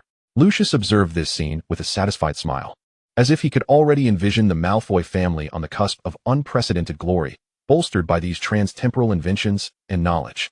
As the morning sun streamed into the bedroom, Draco eagerly leaped from his bed, rushing to rouse the still-floating little dragon. Awaken. We are off to Diagon Alley today. The little dragon groggily turned over, its translucent body shimmering golden in the sunlight. Merlin, what time is it? In the dining room below, Narcissa was elegantly savoring her breakfast. Hearing the commotion upstairs, she smiled and waved her wand, her voice soft yet clear as it echoed upstairs. Children, come down for breakfast. Good morning, Mum and Dad. Draco bounced into the dining room, clutching a glimmering silver device. Lucius looked up from the Daily Prophet. What is that? It's a crowd disperser. Draco proudly revealed the creation he had completed with the little dragon the previous night. The little dragon taught me how to make it, so we won't have to worry about being jostled in the crowd when we go to Diagon Alley. Narcissa examined the intricate device with curiosity. It seems you have concocted yet another invention. She delicately wiped her mouth, adding, we must make haste this morning. Your father has an appointment at the Ministry of Magic this afternoon. No problem, Mum. Draco bit into a slice of jam-covered bread, exchanging a secret wink with the little dragon hovering nearby. This afternoon, the little dragon promised to take me to make something even more fun. The little dragon was attempting to grasp a piece of bacon with its translucent hand, and, upon hearing this, proudly lifted its chin. I assure you, it will be quite the spectacle. Upon arriving at Diagon Alley, the family split up to attend to their errands. Lucius headed to Flourish and Blots and the Cauldron Shop to procure school supplies, while Narcissa took Draco to Madam Malkin's robes for all occasions. Dear, let us first take your measurements here. Narcissa gently adjusted Draco's collar. Mummy will pop next door to fetch you a quill and parchment. I shall be back shortly. Draco obediently nodded, stepping onto the footstool for Madam Malkin to take his measurements. Seizing the moment when no one was watching, he whispered to the little dragon hovering beside him, it's still as dull as ever here. Just as he finished speaking, the shop door swung open. A small, timid boy stood hesitantly at the entrance, clad in oversized, tattered clothing, his hair a tousled mess, and his glasses held together with tape. The little dragon suddenly chuckled softly, floating to Draco's ear. Look, this is the prince you mentioned, Harry Potter. Draco was so astonished that he nearly toppled off the footstool. What? Impossible. He looks like a rag doll picked up by a house elf. Observing Harry awkwardly standing in the shop, Draco could not help but mutter under his breath. This is the savior who defeated the Dark Lord? He can't even afford a decent robe? The little dragon floated around Harry, seemingly deep in thought. It appears our world and the stories you've heard are quite different. Returning to Draco's side, it mischievously winked. Shall we go say hello? I promise it will be entertaining. Draco adjusted his robes, curiosity gleaming in his gray eyes. When Madam Malkin instructed Harry to step onto the footstool beside him, he flashed a friendly smile. Hello, are you also going to Hogwarts? Harry nodded nervously, his green eyes behind the glasses wary. I'm Harry Potter. Wow, Draco replied, perfectly feigning surprise. This was not entirely an act, as the disheveled boy before him starkly contrasted with his imagined image of the hero. So all those tales are indeed true. You really are. At that moment, the little dragon floated behind Harry, making a face at Draco. Ask him if he knows about Quidditch. Do you like Quidditch? Draco inquired amiably. I just received a Firebolt 2000 a few days ago. Although first years aren't allowed to bring brooms, I think an exception could be made. Harry shook his head. Bewildered, I don't know much about Quidditch. He hesitated before adding softly, I only found out yesterday that I'm a wizard. Draco's eyes widened in shock, his reaction entirely genuine this time. Even the little dragon floating in the air ceased its circling, equally astonished. Merlin, are you joking? You only just found out? Just then, Hagrid's enormous figure appeared at the shop's entrance, holding 2 ice creams. Harry, visibly relieved, hopped off the footstool. Sorry, my friend is waiting for me. As Draco watched Harry hurry away, he turned to the little dragon, lowering his voice. Did you hear that? He only just discovered he's a wizard. What on earth is going on? The little dragon thoughtfully stroked its chin. It seems the savior of this world does not lead quite the charmed life as the legends suggest. Floating to the window, it watched Hagrid hand one of the ice creams to Harry. In our world, I first met Harry Potter at the robe shop as well. But I was too busy boasting about how adorable my cousin Scorpius is. Draco inquired with interest. What about your world, Harry Potter? Who knows? The little dragon shrugged nonchalantly. I only discovered later that he was the savior, but by then, we had our own circles of friends. It mischievously winked, honestly. My cousin Scorpius is far more entertaining. He owns a color-changing fluff ball. Draco could not help but chuckle. At that moment, Narcissa returned to the shop, gently asking, Dear, have your measurements been taken? We should go purchase the other items. As they exited the robe shop, Draco glanced back at the direction Harry had vanished. The tale of the savior remained a mystery, but at this moment, he was more eager to explore the new invention he would be working on with the little dragon in the afternoon. After all, a color-changing fluff ball sounded far more amusing than a savior clad in rags. Chapter 59, The Road to Hogwarts. In the days that followed, Draco and the little dragon became completely immersed in their creative sanctuary. A room in the manor had been transformed into a workshop, cluttered with a myriad of sparkling magical components and design sketches. The 2 platinum-haired heads often huddled together, chattering excitedly. This automatic quill could still be improved. Draco fiddled with a delicate mechanical device. The little dragon floated beside him, lightly tapping a certain part with its translucent finger. If we add a memory crystal here, it can automatically record class notes. They devised a self-organizing backpack, gloves that could conjure hot chocolate, and even a small device to automatically control the heat during potion classes. Each time they completed a new invention, they would celebrate with triumphant high fives, even though the little dragon's hand occasionally passed straight through Draco's palm. They had long since grown accustomed to such minor inconveniences. Lucius and Narcissa observed their children engrossed in creation, temporarily setting aside their concerns regarding potential dangers at Hogwarts. After all, with the little dragon from another world at their side and their thorough preparations in place, they felt reassured. Crabbe and Goyle's children will be in your year, Lucius informed Draco on the eve of their departure. I have instructed them to stay close to you at school. The little dragon chuckled. Hey, just like my side. Vincent and Gregory are crazy about the flavor-changing candies I invented. Draco blinked knowingly. I have long prepared a plethora of new flavors. The following day at platform 9 3/4, Narcissa meticulously adjusted Draco's robe and tie, her eyes brimming with reluctance. Mother, I shall write to you often, Draco reassured, before awkwardly turning to Lucius, encouraged by the little dragon's gaze, and offered him a somewhat clumsy embrace. Goodbye, father. Lucius appeared somewhat taken aback, but quickly regained his usual elegance, gently patting his son's back. Remember, the honor of the Malfoy family is with you. Amidst the steam train's whistle, Draco boarded, clutching his luggage. Through the window, he spotted the little dragon hovering beside his seat, playfully pulling faces. As the train gradually departed, heading towards Hogwarts, Draco waved at the passing scenery. Crabbe and Goyle had obediently seated themselves across from him, their hands occupied with the new candies Draco had gifted them. Thus, Draco turned to his invisible companion, his gray eyes sparkling with excitement. Who shall be our first target for mischief? The little dragon twirled joyfully in the carriage. Let me think. Perhaps we could start by changing the colors of the gems assigned to the houses? Just as the train left the outskirts of London, a gentle knock echoed at the compartment door. A girl with sleek black hair and sparkling eyes peeked in. I heard this compartment has color-changing candies? Pansy Parkinson tilted her head playfully. Would you mind sharing, Draco? Before Draco could respond, the little dragon floated excitedly in front of Pansy, scrutinizing her. Wow. She looks exactly like our Pansy. Even the hairpin is the same style. Crabbe and Goyle were busy stuffing their mouths with candies, their cheeks bulging like hamsters. Draco gracefully gestured for Pansy to sit down and retrieved an exquisite candy box from his pocket, enhanced with a non-detection charm. Try this, he offered, pushing a pearlescent candy towards her. It's a newly developed color-changing series that shifts according to your mood. Curiously, Pansy popped it into her mouth and, moments later, was delighted to see her fingertips tinged with a soft pink hue. Merlin, this is marvelous, she exclaimed, admiring her hands. My mother will absolutely adore this. The little dragon whispered in Draco's ear, tell her about the beauty potion series. It will guarantee she becomes the most popular girl in the year. Draco obligingly produced a small glass vial.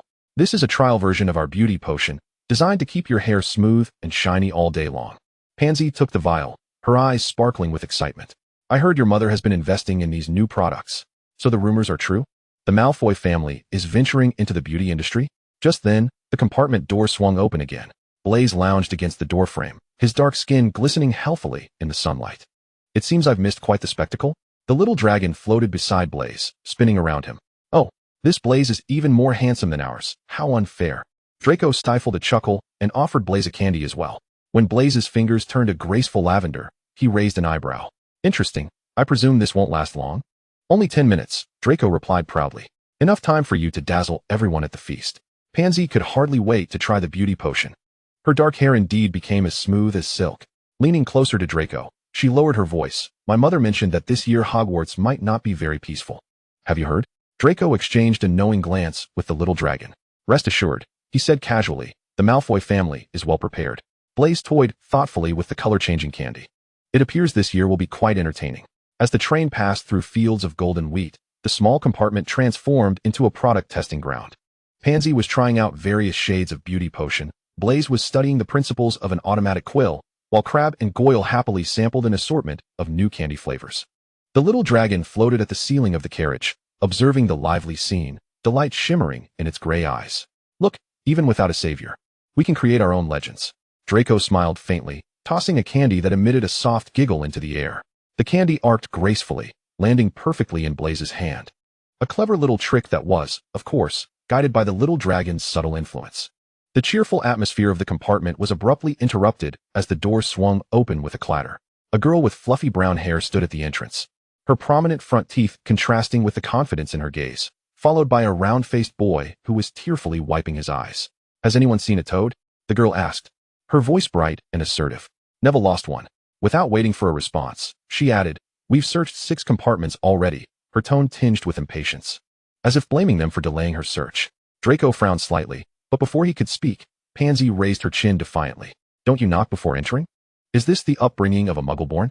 The brown-haired girl's face flushed crimson, yet she stubbornly held her ground. I'm helping find a lost pet. It's important. The little dragon floated closer to Draco's ear, amused. Look, that's Hermione Granger. In another world, she's the know-it-all of Gryffindor and later became one of Harry Potter's best friends. His gaze shifted to the sobbing boy, Neville Longbottom, who was perpetually forgetful and also a Gryffindor. Draco raised an eyebrow, a hint of amusement flickering in his gray eyes. He leisurely pulled out an exquisite silver compass-like device from his pocket. Looking for something? Perhaps this could assist you. He gently rotated the compass. An intricate magical runes appeared on the dial. This was a tracking compass that he and the little dragon had just developed days before, still in the testing phase. Mr. Longbottom, Draco stated in a flat tone, touch this compass while thinking of your toad. Neville timidly reached out to touch it.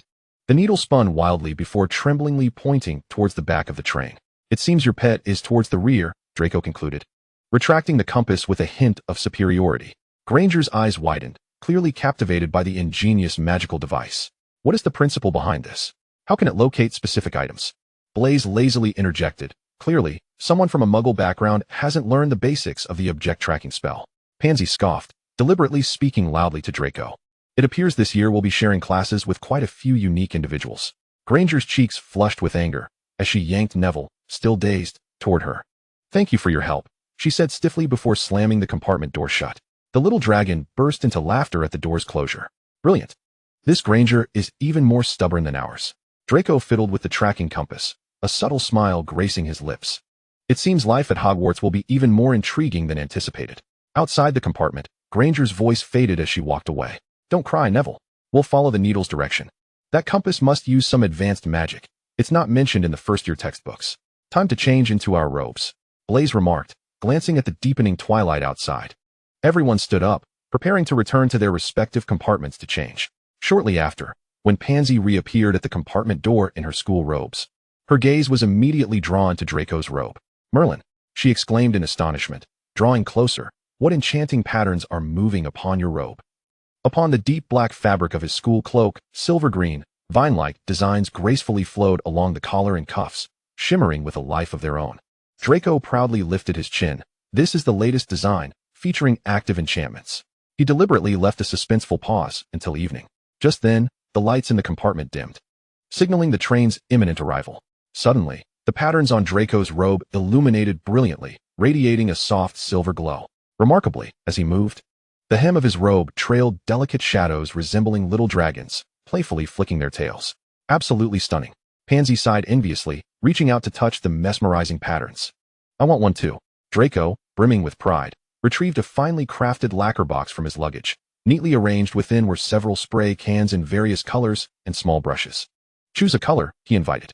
These are specially formulated magical dyes, non-toxic and harmless, though do take care not to spray your face, unless you wish for your nose to glow all night. Eagerly, Pansy selected a pearlescent pink spray, as she cautiously painted patterns on the collar before the mirror. The little dragon floating nearby suddenly smacked its head. Oh, isn't Hagrid coming to fetch the first years soon? That clumsy giant, with that shabby lamp of his. Draco nodded knowingly, rummaging through the box for a button-sized transparent bead. He gently pressed one onto the freshly painted design, and it immediately adhered to the fabric, emitting a gentle halo of light. Not on your clothing, Draco explained. These light orbs not only illuminate, but can also project various patterns. Curious, Blaise picked up one, discovering it projected a miniature Zabini family crest in his palm. Practical yet elegant, he remarked, promptly pinning one to his dark green tie. As the train slowly pulled into Hogsmeade Station, the first years in the compartment were adorned in radiant attire.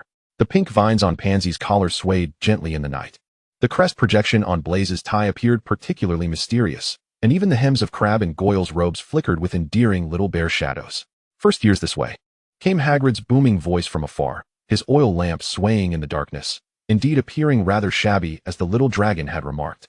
Draco lightly tapped the light orb pinned to his chest, and a beam of silvery light instantly illuminated the path ahead. Turning to his companions, he flashed a mischievous smile. It seems we ought to demonstrate to our groundskeeper what true illumination magic looks like. When Hagrid beheld the sudden burst of dazzling light among the first-year cohort, he was so astonished he nearly dropped his lamp. Merlin's beard, he exclaimed, staring at this group of brightly adorned young wizards, especially at Draco's robe trailing dragon-shaped shadows. Where did you acquire these? Pansy elegantly twirled, allowing the pearlescent pink vines to carve enchanting arcs in the night air. This is the latest line of magical attire, Mr. Hagrid. Draco's light orb projected a beam of silver, perfectly illuminating the muddy path ahead. He offered Hagrid a polite, yet superior smile. Perhaps you might consider upgrading your lighting equipment? After all, safety is paramount when escorting first years through the night. Hagrid mumbled, stroking his bushy beard, the lamp in his hand appearing even dimmer. Just then, Neville Longbottom stumbled, nearly stepping into a puddle, but was thankfully illuminated by Draco's beam just in time. Thank you, Neville whispered, though his eyes remained fixated on the little dragon shadows dancing at the hem of Draco's robe. The little dragon floated beside Draco, proudly directing. You can change the pattern of the light orb to guide that round-faced boy. Draco understood and adjusted the orb, causing several glowing toad patterns to leap forth from the beam, perfectly casting them before Neville's feet. Neville's eyes widened in delight, and he steadied his steps considerably. This way. Hagrid raised his voice slightly, attempting to regain control of the situation. All four of you in one boat.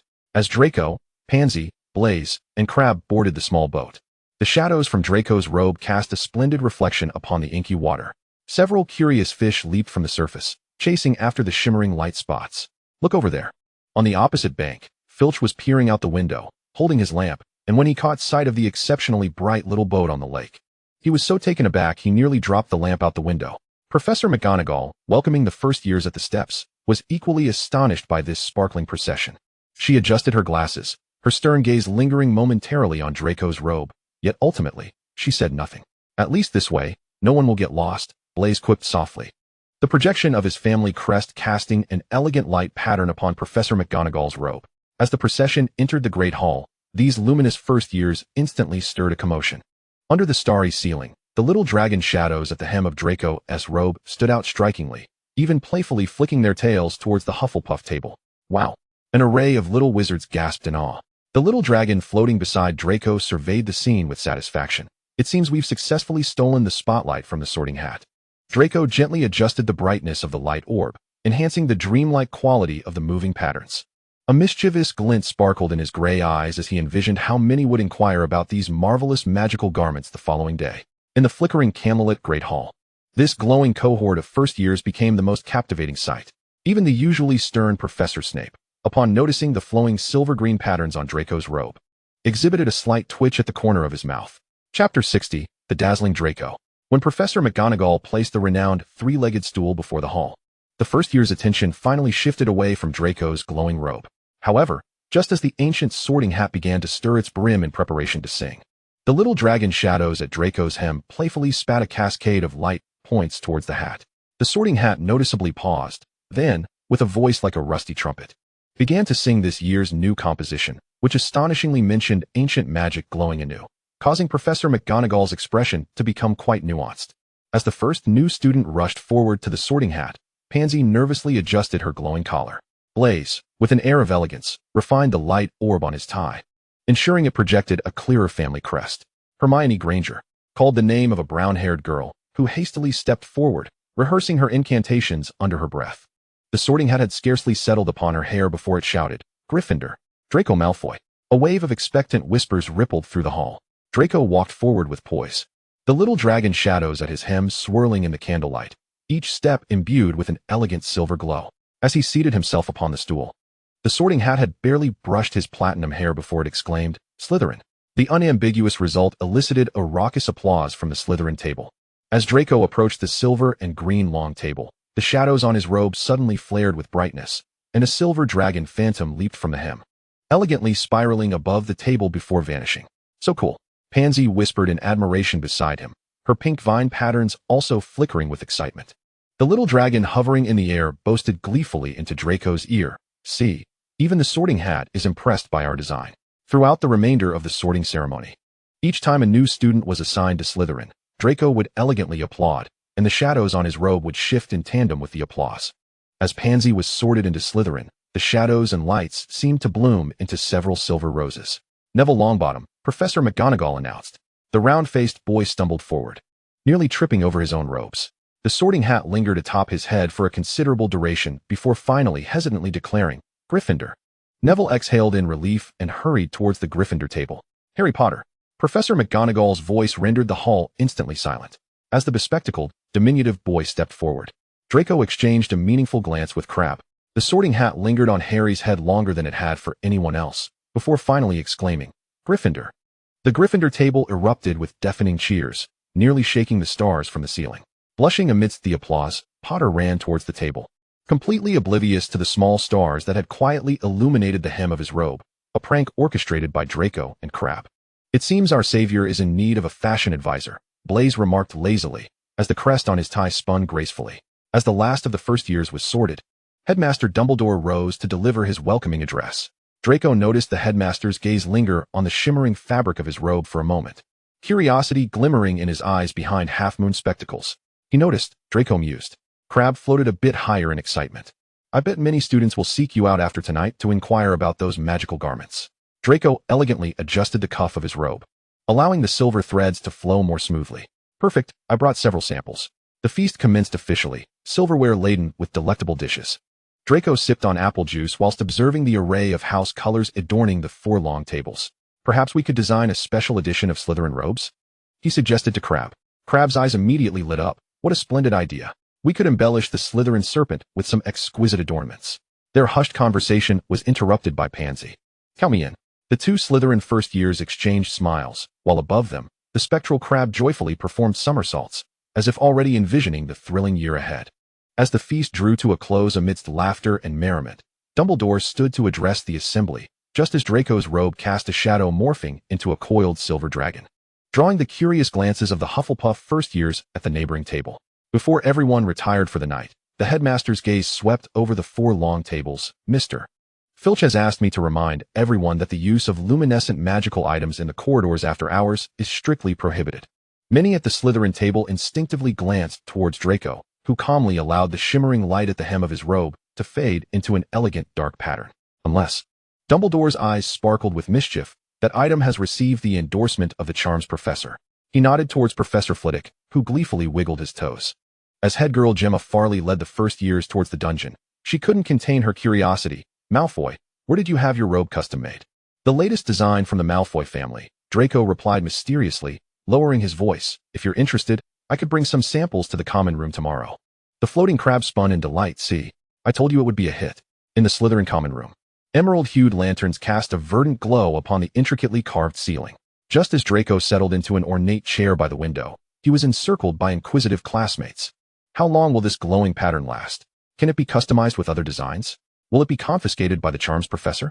Draco nonchalantly retrieved a delicate wooden box from his pocket, enhanced by the undetectable extension charm. These are all trial samples. The colors will last for a week. If you desire a particular house pattern, he glanced at the silver serpent statue adorning the wall. Customization is certainly possible. Pansy eagerly began applying luminous dye to her hairpin. I wanted to turn pearl white. Blaze gracefully tested a collar pin that projected the Zabini family crest. This should prove quite useful while studying in the library. Even the typically composed prefects couldn't resist trying out the samples. Gemma Farley painted a few strokes on her robe sleeve, and silver-green vines elegantly intertwined upwards. This could come in handy during patrols. Draco flashed a perfectly timed smile. If the prefects require, I can offer a special discount. Crabbe floated above the crowd, observing the lively scene when inspiration struck him. He whispered a few words into Draco's ear. Draco nodded in understanding and retrieved a roll of parchment from the bottom of the wooden box. If anyone is interested in participating in product testing, please sign here. Testers will receive the next series of products for free. The parchment was immediately circulated. By the time Draco finally extricated himself from his enthusiastic peers and headed towards the boys' dormitory, the registration list was already filled with names. It seems we are on the verge of establishing a workshop, Draco murmured to Crabbe as he pushed open the door adorned with a silver serpent door knocker. Crabbe and Goyle were already asleep on their newly appointed four-poster beds, the corners of their robes still faintly glowing with small bear-shaped lights. Draco quietly changed into his pajamas, noticing that even his nightwear had been secretly adorned with glowing star patterns by Pansy. Tomorrow's first class was History of Magic. Crabbe floated to the window, gazing at the rippling waters of the Black Lake. Snuggling into his silk blanket, Draco allowed the stars on his pajamas to emit a soft glow in the darkness. What do you think this class will be like? I suspect you may find yourself drowsy tomorrow, replied the floating crab. The two Dracos, one lying on the bed and the other floating in the air, shared a smile simultaneously. Outside, a giant squid curiously brushed against the window, startled by the sudden illumination of Draco's pajamas, and released a stream of bubbles as it scurried away. Hogwarts' first night passed slowly in such a fantastical atmosphere. In History of Magic class, Professor Bin's monotonous voice felt like the most effective lullaby. Draco's little head bobbed, his eyelids heavy, nearly glued together. Take out that enchanted quill. Crabbe whispered in his ear, let it write for you. Groggily, Draco fished out the small golden feather quill from his bag, which immediately floated above the parchment, writing automatically as Professor Bin spoke. After completing this action, Draco could no longer hold on and rested his head on the desk, succumbing to sleep. Observing this, Crabbe softly transformed into a gentle golden light, taking the form of a miniature dragon, comfortably curling up on Draco's back to nap together. By the time the class bell rang, the quill had filled 3 entire pages of notes, the handwriting so neat that even Pansy couldn't resist borrowing it to copy. Herbology made Draco scrunch up his nose. The earthy smell was overwhelming, and he distastefully avoided a sneezing venomous tentacula, wondering why they couldn't use magic to handle such dirty work. But look at that, Crabbe exclaimed, pointing at a cluster of glowing blue mushrooms. That species is already extinct in our world. Should we secretly pick a few? In the end, Draco reluctantly donned the dragon hide gloves. However, when he discovered a magical plant that swayed to the rhythm of music, he found himself genuinely intrigued, even discreetly making the shadows of his robe dance along with the plant's melody. Charms class was undoubtedly Draco's forte. Professor Flitwick was particularly fascinated by the magical patterns on his robe, calling Draco to demonstrate new spells every time. A perfect application of the Lumos spell. As Draco's cuffs erupted in a celestial display of stars with the incantation, Professor Flitwick clapped his hands in excitement, exclaiming, "Do stay behind after class, Mr. Malfoy." Following the lesson, little Draco suggested, "Why not copy my book, The Integration of Charms and Modern Spells, and gift it to him?" When Professor Flitwick received this thoughtful present, his joy was so profound that he nearly toppled from his pile of books. "How precious," he declared, adjusting his glasses. "I grant you permission to wear these magical garments in class, provided it does not distract your classmates." Transfiguration class, however, presented a starkly different atmosphere. Professor McGonagall's stern gaze swept across each student, ultimately landing on Draco. "Mr. Malfoy, please transform this matchstick into a needle." Under little Draco's discreet guidance, he executed the transformation flawlessly. Though McGonagall maintained her austere demeanor, she awarded Slytherin 5 points, remarking, "A commendable technique, Mr. Malfoy." During astronomy class, Draco deliberately donned a robe adorned with constellations. As he twirled, the stars shimmered in accordance with the actual positions of the constellations, drawing the attention of his peers. However, the robe's excessive brilliance ultimately attracted the ire of Filch, the caretaker, who intercepted Draco on his way back to the dungeons, fuming, violation of school rules. Glowing objects. Come with me to see Professor Snape. I have Professor Flitwick's permission, Draco replied nonchalantly. Little Draco whispered a suggestion in his ear, offer him a little something. Understanding the hint, Draco produced several magical orbs of light, a vial of pet potion, and a small bottle of hair growth potion. These are for you, sir. Madam Longbottom will surely appreciate the pet potion, and as for the hair growth potion, you may have Professor Snape verify its effects. Filch, albeit reluctantly, accepted the gifts and mumbled as he departed. From that moment on, he ceased his scrutiny of Draco's attire, in defense against the dark arts. Professor Quirrell stammered through the basics. Draco had already followed little Draco's advice, adorning his collar with a charm that purified the air, seated at the back of the classroom. Our Quirrell lacks such a pungent garlic odor, little Draco remarked, fluttering his invisible wings. The surrounding Slytherins had come prepared, each wearing the small devices Draco had distributed, effectively minimizing Quirrell's noxious scent. Finally, Friday's potions class arrived. Draco intentionally wore a silver-green robe, its magical patterns crafted in the shapes of cauldrons and herbs. Upon entering the potions classroom, the other Slytherin first years were enveloped by a foreboding atmosphere. The corners of the room were cluttered with bizarre specimens, and the air was thick with the peculiar smell of potions. This place is even more terrifying than the legends suggest, Pansy murmured, instinctively touching the luminous pearl decoration on her hairpin. Suddenly, the classroom door swung open with a bang. Snape glided into the room like a colossal bat, his black cloak trailing dramatically behind him. His gaze lingered momentarily on Draco's robe, and a flicker of amusement seemed to play at the corners of his mouth. Put away your shiny little trinkets, he commanded in a frigid tone, causing several first years to shiver. In my classroom, any unnecessary glimmer may lead to catastrophic consequences. Pansy hastily covered her hairpin, while Blaze discreetly turned off his collar light. Only the cauldron pattern on Draco's robe continued to shimmer faintly, a design crafted specifically for professor-friendly interactions. Little Draco hovered closer to Draco's ear, exclaiming, "Wow, what an imposing presence. More intimidating than the professors in my world." Snape began calling the roll, pausing when he reached Harry Potter. Potter timidly responded, clearly intimidated by Snape's ominous tone. "Oh, it appears our celebrity classmate believes his fame can substitute for attentiveness in class." Snape approached Potter's desk, his robes slicing through the air with a sharp arc. "Today, we shall brew a simple potion for treating boils.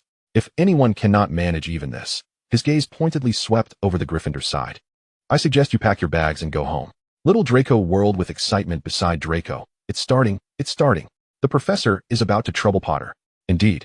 As everyone commenced brewing their potions, Snape stood almost exclusively beside Potter and Weasley's cauldron. Each time Potter clumsily measured dried nettle, Snape would deliver a cold jab. "It seems the chosen one cannot even manage the most basic measurements. Longbottom, if you do not extinguish your flame, your cauldron shall surely melt. Weasley, are you making soup or brewing a potion?" Draco gracefully ground his ingredients, whispering to little Draco, "Honestly, even I find my godfather's nitpicking rather blatant." Little Draco floated over to Potter's side. "But look, Potter's potion is indeed a complete disaster. He hasn't even added the hedgehog spines yet." Just then, Seamus Finnegan's cauldron erupted in thick smoke, releasing a foul odor reminiscent of rotten eggs. Snape swiftly flicked his wand to clear the mess, deducting 5 points from Gryffindor, before returning his focus to Potter. "Potter," Snape raised his voice suddenly, "did I not specify to add the hedgehog spines only after extinguishing the flame?" Potter's hand trembled, and the spines he had just picked up tumbled into the still-boiling cauldron. The potion instantly transformed into a bizarre blue hue, bubbling ominously at the surface. "Fool." Snape waved his wand to clear Potter's cauldron. "Because of your stupidity, Gryffindor loses another 10 points. Weasley, furious, opened his mouth to protest, but Hermione yanked him back forcefully. When the class bell rang, the Gryffindors fled the classroom in haste. Snape intercepted Draco at the door. "Mr. Malfoy, stay behind after class." Once the room was left with just the two of them, Snape's gaze fell upon the flowing cauldron pattern on Draco's robe, an intriguing design. However, he suddenly waved his wand, and a silver light struck Draco's robe. The patterns instantly brightened, and a spectral cauldron leaped from the hem, bubbling with colorful foam, followed by a flotilla of herbs that danced around the classroom. The composite application of active charms and transfiguration, a glimmer of approval flickered in Snape's eyes. Little Draco, hovering in the air, proudly made a victory gesture. At 8 o'clock that evening, Snape turned to organize his lesson plan. "Come to my office. Perhaps we can discuss more advanced applications of charms." As Draco exited the classroom, Pansy and Blaze immediately surrounded him. What did Professor Snape want? Draco touched the hem of his robe, restoring the dim patterns of the cauldron. His gray eyes sparkling with delight. My glowing garments unexpectedly received the endorsement of a professional. Little Draco gleefully flipped in the air beside him, his platinum tail shimmering in the light. I always said even bats are fond of shiny things. The aftershocks of the morning's potions class lingered, as Draco and Little Draco's invention of luminous garments sparked a minor sensation within Slytherin. When Draco, clad in his new attire, knocked on Snape's office door at the appointed hour, he discovered the office was even more foreboding than he had anticipated. "Enter," Snape's voice called from behind the door. Draco pushed it open, immediately captivated by the jars of potion ingredients lining the walls. Little Draco, fluttering beside him, curiously leaned closer to a jar containing luminescent fungi. "Wow. This has been extinct in our world." Seated behind a desk cluttered with ancient tomes, Snape tapped his fingers on the surface. "Your charm design reminds me of an ancient school of magic." Draco cautiously took a seat opposite him. "Just some little tricks I've been researching, Professor." "Little tricks?" Snape raised an eyebrow, flicking his wand lightly. The silver serpent patterns on Draco's robe immediately sprang to life, transforming into a complete luminescent snake that coiled around his arm. This active enchantment responded to simple spells, a feat far beyond mere parlor tricks. The little dragon excitedly whispered in Draco's ear, "Tell him about the mixed spell." After a brief hesitation, Draco spoke up. "I attempted to combine the color-changing charm with the permanent sticking charm, using ancient runes as a conduit." Genuine interest flickered in Snape's eyes. He rose and retrieved a hefty tome from the shelf, its cover embossed with the words Codex of Ancient Runes. "It appears you and your other companion possess a certain talent." Draco thought to himself, "Of course. The little dragon is the best." Snape merely regarded the writhing serpent at the hem of his robe with a knowing expression. For the next hour, Snape surprisingly began to guide Draco in refining the enchantment design. When Draco endeavored to embed a simple Lumos spell into his transfiguration, Snape even demonstrated how to adjust the wand's trajectory. "The magical output must be more delicate," he instructed with rare patience. "Imagine you are weaving a spider's web, rather than merely wielding a stick." As the hourglass on the wall indicated that curfew was approaching, Snape suddenly remarked, "It seems we require some special materials to perfect your design." He unlocked a cabinet and produced several vials filled with a strange, glowing powder, moonlight dust, harvested from the deepest recesses of the Forbidden Forest. "Next Saturday evening, if you are interested." Draco's eyes instantly brightened. "You will take me to the Forbidden Forest?" "Indeed, Mr. Malfoy." As he exited the office, Draco remained in a state of shock. The little dragon danced joyfully beside him. "I told you, bats love shiny things too."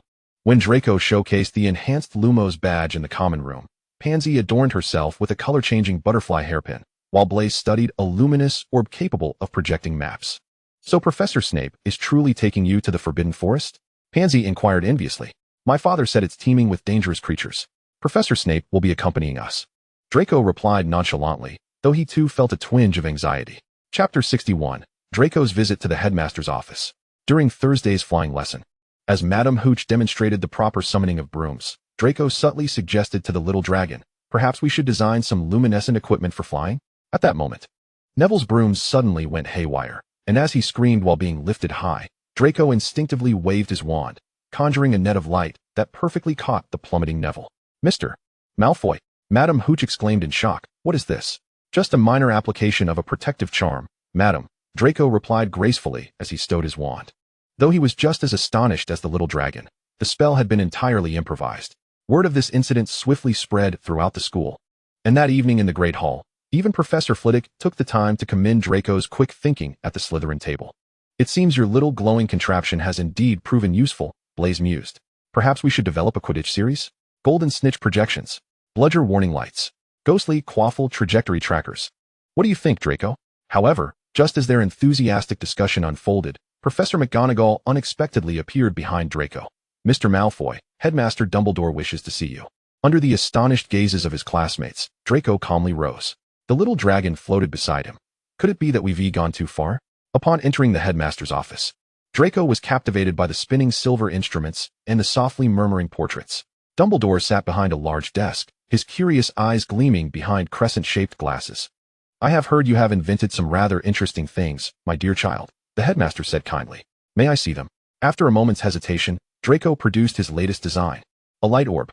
As it projected a miniature shadow of Hogwarts in the center of the office, even the portraits of past headmasters gasped in astonishment. "Extraordinary creativity," Dumbledore smiled. "But I must caution you that some magic may attract unnecessary attention." At that moment, Draco noticed a silver object on the headmaster's desk suddenly emit a blinding light. Dumbledore's expression grew serious. It appears your invention has piqued the interest of certain individuals. Outside, an unfamiliar owl was persistently battering against the glass. A letter bearing a strange crest tied to its leg. Watching the frantic bird, Draco felt no panic. Instead, he raised his chin slightly and smiled with ease. He turned to Dumbledore, his gray eyes reflecting the composure characteristic of the Malfoy lineage. If you don't mind, sir, I would like to write a letter to my father. He elegantly retrieved an enchanted quill that would write automatically from his dragon hide pocket. Such matters were easily resolved by the Malfoy family. The little dragon yawned nonchalantly beside him. In our household, the ministry sends these letters every few months, and my father always turns them into paper airplanes to throw into the fireplace. Dumbledore's blue eyes twinkled behind his glasses. Seemingly amused by Draco's calm demeanor, it appears I was overly concerned. Draco hastily penned a message and summoned his family's owl. He even sprinkled a touch of luminescent gold dust on the envelope, ensuring his father would recognize the important correspondence at a glance. Indeed, within the hour, a regal owl soared into the headmaster's office, carrying a reply. Lucius's handwriting was as elegant as ever. Dear Draco, there is no need to worry about those tedious formalities. It's merely a few officials seeking your luminescent enchantment patent. I have already sent the latest anti-eavesdropping quill along with a lemon tart baked by your mother. Yours lovingly, Father. Accompanying the letter was a beautifully crafted gift box containing 12 quills that changed colors automatically, along with a box of still warm pastries. Draco pushed the lemon tart toward the headmaster. Would you care to try it, sir? My mother's baking is the finest in the wizarding world. Dumbledore cheerfully picked up a piece of tart, his eyes narrowing in satisfaction. Indeed delightful. He glanced out the window. It seemed the owl bearing the threatening letter had flown away. Of course, Draco remarked, taking a bite of his lemon tart. Father must have thrown in a howler to the ministry as well. The little dragon rolled with laughter beside him. I remember the last time an official tried to cause us trouble. Father sent a briefcase that sprayed glitter to his office. Just then, there was a gentle knock at the office door. Professor Snape entered with his usual impassive expression, his gaze lingering momentarily on the lemon tart in Draco's hand. It seems my concerns were unfounded. I just heard that the ministry sent an owl. It's all resolved, Professor. Draco replied with a smile, offering the gift box. Would you like to try the anti-eavesdropping quill? I hear it automatically converts nonsense into poetry. The corners of Snape's mouth twitched slightly as he actually picked one up to test it, as the quill wrote a sonnet about potions on the parchment. Even Dumbledore couldn't help but chuckle. It appears, the headmaster wiped away tears of laughter. We truly need not worry about the Malfoy family's little inventions. As Draco gathered his belongings to leave, he suddenly turned back as if struck by a thought. By the way, Professor, for the collection in the Forbidden Forest next Saturday, do I need to bring any special equipment? Severus Snape gazed at the lively serpentine shadows dancing at the hem of Draco's robes, letting out a rare sigh. Perhaps we should consider a light source that won't frighten away all magical creatures? As they exited the headmaster's office, the little dragon floated ahead cheerfully. See, I told you there was nothing to worry about. Draco caressed the tranquil silver serpentine pattern on his robe, suddenly struck with a new idea. What if we designed a cloak that changes color? It could automatically adapt to its surroundings in times of danger. The two Dracos exchanged a knowing smile and enthusiastically delved into a fervent discussion about their new invention. As for the letter from the Ministry of Magic, that had long since been cast aside. After all, for the Malfoy family, it was merely a mundane occurrence in the tapestry of daily life. On Saturday evening, when Draco arrived punctually at the castle entrance, his gear prompted Snape to raise an eyebrow. It seems you've brought your entire workshop with you, Draco. Draco sported a dragon hide satchel slung over his shoulder, its surface adorned with flowing magical runes that gradually illuminated with a soft glow as twilight descended. In his hand, he brandished a specially crafted wand, the orb at its tip casting 3 beams of distinct colors, illuminating the path ahead, the ground beneath, and the sides. This is a multispectral illumination system, Draco excitedly introduced. The white light is for navigation, the blue light reveals magical traces, and the yellow light attracts gentle magical creatures. The little dragon, already eager, darted toward the Forbidden Forest. Hurry, I sense a plethora of delightful things over there. Snape waved his wand, tapping Draco's staff. Remember, the Forbidden Forest is not your playground. Stay close to me and refrain from touching anything that moves unless I permit it. Yet, scarcely 10 minutes into the forest, Snape's warning was shattered. A swarm of luminescent fairies, drawn by the light from Draco's wand, encircled him in a jubilant dance. Even more astonishing, the serpentine shadow at Draco's hem suddenly sprang to life, gracefully joining the fairies in their revelry. Snape squinted. The advanced application of active magical runes. Draco quietly explained. It responds to the emotions of magical creatures. The little dragon was gleefully chasing a glowing butterfly. Look, the accompanying butterfly of the moonstruck beast. They are nearly extinct in our world. When they arrived at a glade illuminated by bioluminescent mushrooms, Snape finally displayed his first satisfied expression of the evening. He gestured for Draco to collect the shimmering blue-spored mushrooms while he carefully harvested a few rare specimens of black luminescent grass. These could be used to concoct advanced invisibility potions, Snape explained, a rarity for him, adding that with the right enchantments, they might develop new protective artifacts. Just then, the little dragon suddenly floated higher. Alert! Something large is approaching. The forest resounded with heavy footsteps as a beautiful unicorn emerged, its pure white coat shimmering under the moonlight. To their astonishment, upon noticing the light from Draco's wand, it approached with a gentle demeanor. Incredible, Snape murmured. Unicorns typically shy away from adult males.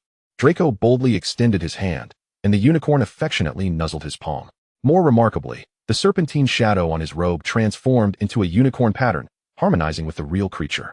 Its magic is influencing your runes, Snape observed, documenting this phenomenon as a rare case of magical interaction. On their return journey, Snape unexpectedly broached a suggestion for improvement. If we could incorporate unicorn hair into the runes, it might enhance protection against dark creatures. This proposal thrilled the little dragon. We could develop a Guardian series. Upon returning to the Slytherin common room, Pansy and Blaze immediately gathered around. When Draco showcased the collected bioluminescent mushroom spores, they emitted an ethereal blue light within the glass vial, casting the entire common room into a starlit ambience. Merlin's beard, Pansy exclaimed, this is even more beautiful than the night sky in astronomy class. At that moment, an owl delivered the latest issue of the Daily Prophet. The front page prominently featured a speech by Minister Fudge, extolling the innovative spirit of the Malfoy family for rejuvenating the wizarding world. Draco and the little dragon exchanged delighted glances. It seems Lucius has not only resolved previous minor troubles, but has also capitalized on the opportunity for some publicity. What shall we develop next week? Draco folded the newspaper, excitement glimmering in his gray eyes. The little dragon floated to the center of the common room. Projecting a complex design, I've conceived a way to combine bioluminescent mushrooms with a color-changing spell. We could create luminescent ink that shifts color with one's mood. Outside, the night sky over Hogwarts deepened. Yet for this gathering of little serpents in the Slytherin dungeon, the journey of innovative magic had only just begun. After several days of dreary rain that cast a gloom over Hogwarts, Draco and the little dragon finally resolved to explore the castle's most mysterious corner, the Room of Requirement. I need a place where we can experiment with magic to our heart's content. Draco paced before the tapestry on the 8th floor, silently reciting his wish. When the smooth door materialized, the two exchanged excited glances. The sight beyond was astonishing, a laboratory brimming with various magical apparatus, walls adorned with automatically updating designs, and a cauldron in the corner bubbling with a spectrum of colors. This is even better than our world. The little dragon cheered, spinning around the room. In the ensuing days, this space became their secret base, with Draco refining luminescent runes while the little dragon researched various defensive artifacts. However, after a few days, the little dragon appeared somewhat distracted, often floating in a corner deep in thought. What troubles you? Draco inquired, setting aside his rune diagrams. The little dragon floated before him, a rare seriousness gracing his translucent features. Draco, I seem to recall something. What is it? About Horcruxes, the little dragon whispered. I remember. My father said one of the Horcruxes should be hidden in Hogwarts. Draco froze. My father never mentioned such things. It's another father. The little dragon pointed to himself. He also spoke of Ravenclaw's diadem. Do you think the Dark Lord might have hidden it in the Room of Requirement? Draco furrowed his brow. But doesn't the Room of Requirement only appear based on specific thoughts? We needed a laboratory, and it transformed into one. If the diadem is truly here, it should be in another form of room. The little dragon's eyes sparkled with realization. Could it be a room meant for hiding things? Draco's gray eyes brightened. It makes sense. The most dangerous locations are often the safest, and the Room of Requirement itself is the best hiding spot. The two immediately dashed out of the laboratory. Draco paced before the tapestry once more, this time concentrating intently, mentally repeating, I need a place to hide things. I need a hiding place. The door appeared. Upon opening it, they gasped at the sight before them. A vast storage room piled high with clutter. Merlin's most rotund underpants. Draco marveled. How long will it take to find anything? Stop complaining. The little dragon urged excitedly, darting through the clutter. Quickly use the magical sensing techniques I taught you. They rummaged through the heaps like treasure hunters. During this escapade, Draco nearly lost his hearing to a singing snuffbox and was chased by an old hat that attempted to bite him. Just as Draco felt exhausted and was about to give up, lamenting that his dragonhide boots were nearing ruin, the little dragon let out a triumphant cheer. Found it. Look.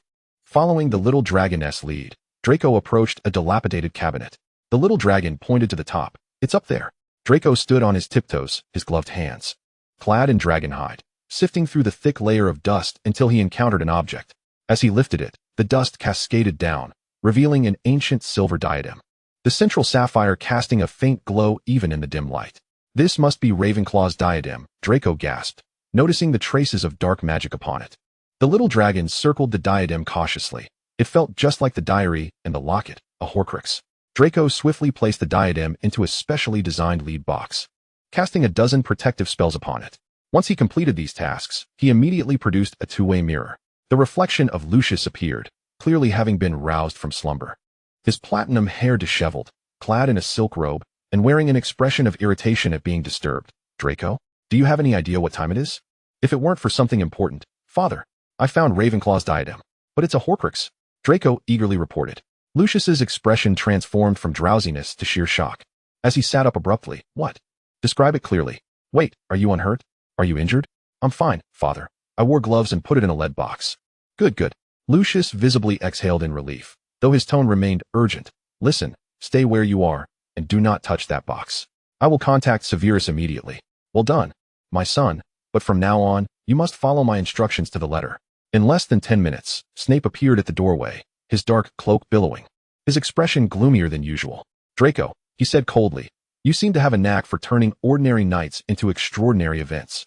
Upon arriving at the headmaster's office, they found that Lucius had already arrived. Amusingly, the usually impeccably groomed head of the Malfoy family, though dressed in formal robes, had his bow tie askew and was still wearing indoor dragonhide slippers, clearly having rushed through the flu network. Severus, Lucius greeted, forcing a calm demeanor while discreetly adjusting his bow tie. I came as soon as I received the news. This child of Draco's is far too enthusiastic about his extracurricular studies. He approached Draco and scrutinized him closely, only relaxing slightly after confirming his son was unharmed. Dumbledore observed this scene with keen interest, his eyes sparkling behind his crescent-shaped glasses. An astonishing discovery, Mr. Malfoy. Could you enlighten us on how you came across it? Following the unspoken script he shared with his father, Draco began recounting how he had discovered the diadem through keen magical intuition and a stroke of luck. Throughout his narration, Lucius stood slightly in front of him, instinctively protective. When the lead box suddenly began to shake violently, Lucius's first instinct was to pull Draco back a step, swiftly raising his serpent-headed cane to subdue the agitated diadem alongside the other two professors. Once the crisis had passed, Lucius turned to Draco, placing his hands firmly on his shoulders, his tone more serious than ever, yet his gray eyes glimmered with an imperceptible fear. Listen, Draco, you did remarkably well. Even better than I anticipated. But this matter ends here, do you understand? The rest is for the adults to handle. I do not wish for you to be in any danger because of this. Draco, observing his father's somewhat disheveled attire and concerned expression, obediently nodded. I understand, Father. As they departed the headmaster's office, Lucius, while adjusting his cuffs, leaned closer to Draco, speaking in a voice only the two of them could hear. But truly, my son, for future remarkable discoveries, could you perhaps choose a daytime setting? Draco couldn't help but chuckle. I'll do my best, Father. It seemed the little dragon was stifling laughter in Draco's ear. Father almost came to the rescue, in his pajamas. Draco touched his nose, feeling a warmth in his heart. A little trouble had been stirred, but a significant problem was resolved, and receiving his father's approval made the night quite splendid. Chapter 62, A Vibrant Halloween. Halloween? The little dragon's eyes lit up instantly, resembling a glowing pumpkin lantern. We have a fantastic tradition over there. He then eagerly began to introduce Draco to their customs. I developed blood tear candies that cause you to shed bright red tears, and your hair transforms into moving ghostly faces. Blaze's devilish drink, if not finished, will have the little demon on top screaming incessantly. Theodore specializes in color-changing potions, capable of altering one's skin into various hues. Pansy and the others make screaming pumpkin pastries that emit terrifying screams when bitten into. Even the usually good-natured Crab and Goyle contributed ideas. We created sticky spider webs that cause those ensnared to drag shimmering threads behind them all day. However, the little dragon suddenly lowered his voice, ensuring that only Draco could hear. But I must warn you, traditionally, during the Halloween feast, Coral bursts in to announce a troll invasion. In the end, Potter and his friends go on an adventure. Draco's gray eyes sparkled with mischief as he quickly devised a plan. Then let us act before the feast begins.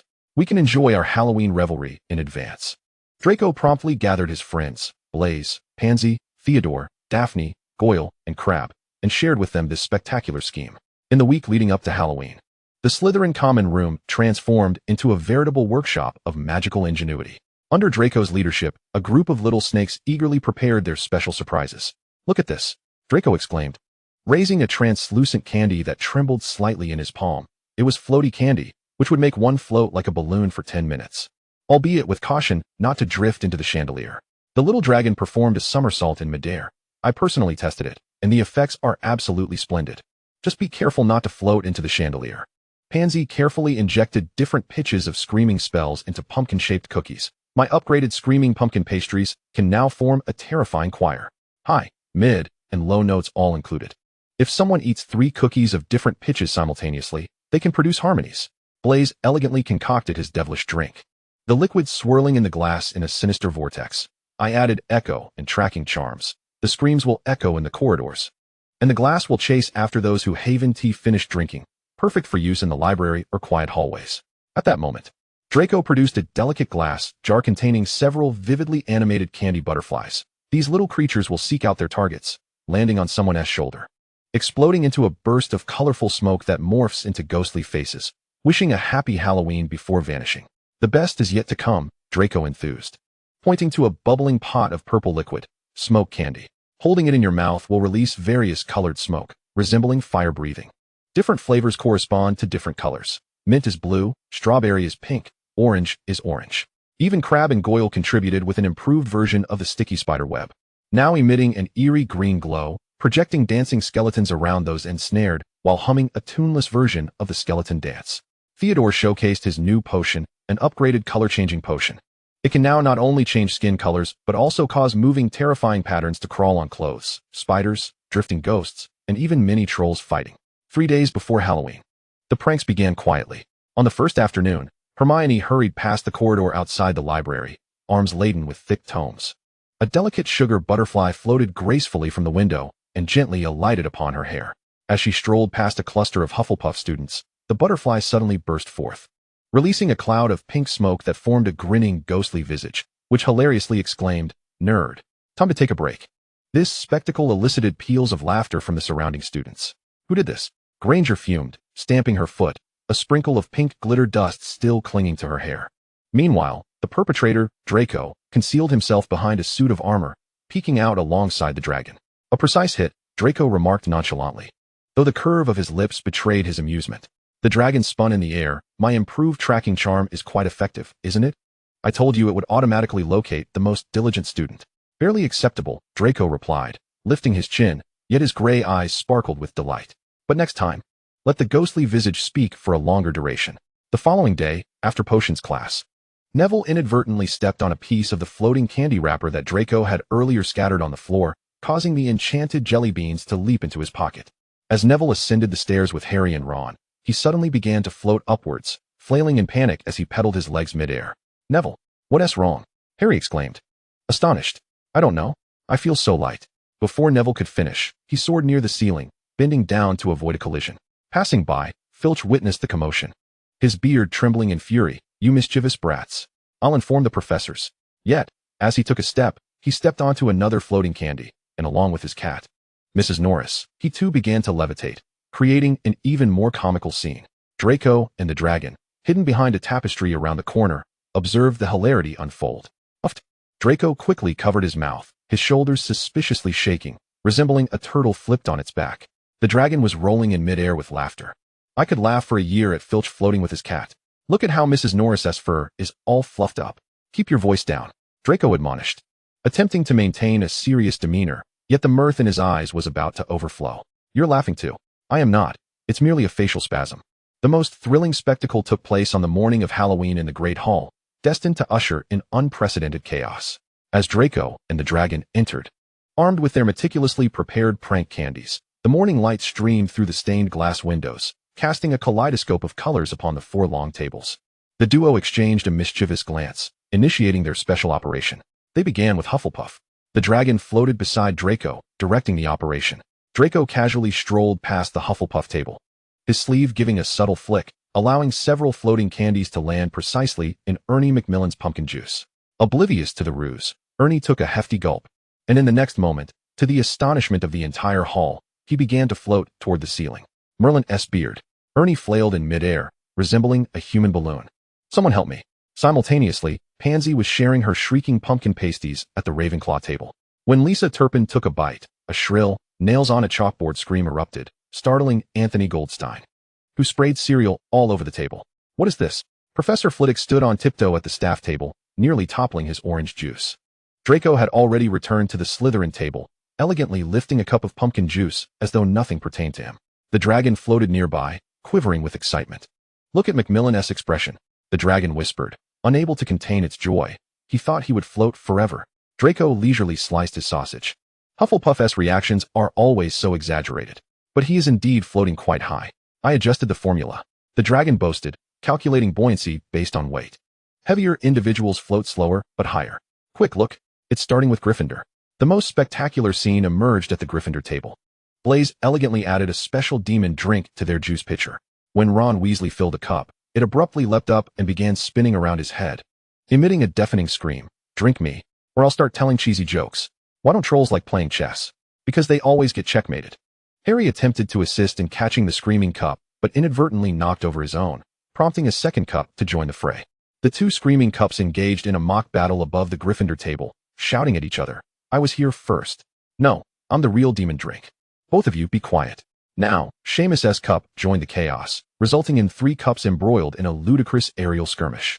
Draco could no longer suppress his laughter, though he quickly coughed to cover it. Ahem, Blaise's creativity is always so loud. You clearly find it amusing. The dragon retorted. Your eyes are crinkled with laughter. It's just the sunlight being too bright, Draco insisted, yet he stole another glance toward the Gryffindor table. At that moment, Draco unveiled his trump card. He discreetly released a swarm of sugar butterflies. These exquisite little creatures danced gracefully, landing accurately on the shoulders, heads, and even the noses of students from various houses. Wow! How beautiful! Lavender Brown exclaimed, marveling at the sugar butterfly resting on her fingertip. The next instant, the butterflies exploded, releasing a cascade of colorful smoke throughout the hall. Red, blue, green, and golden vapors twisted into various ghostly faces, some sticking out tongues, others winking, and some blowing kisses, transforming the entire hall into a fantastical magical circus.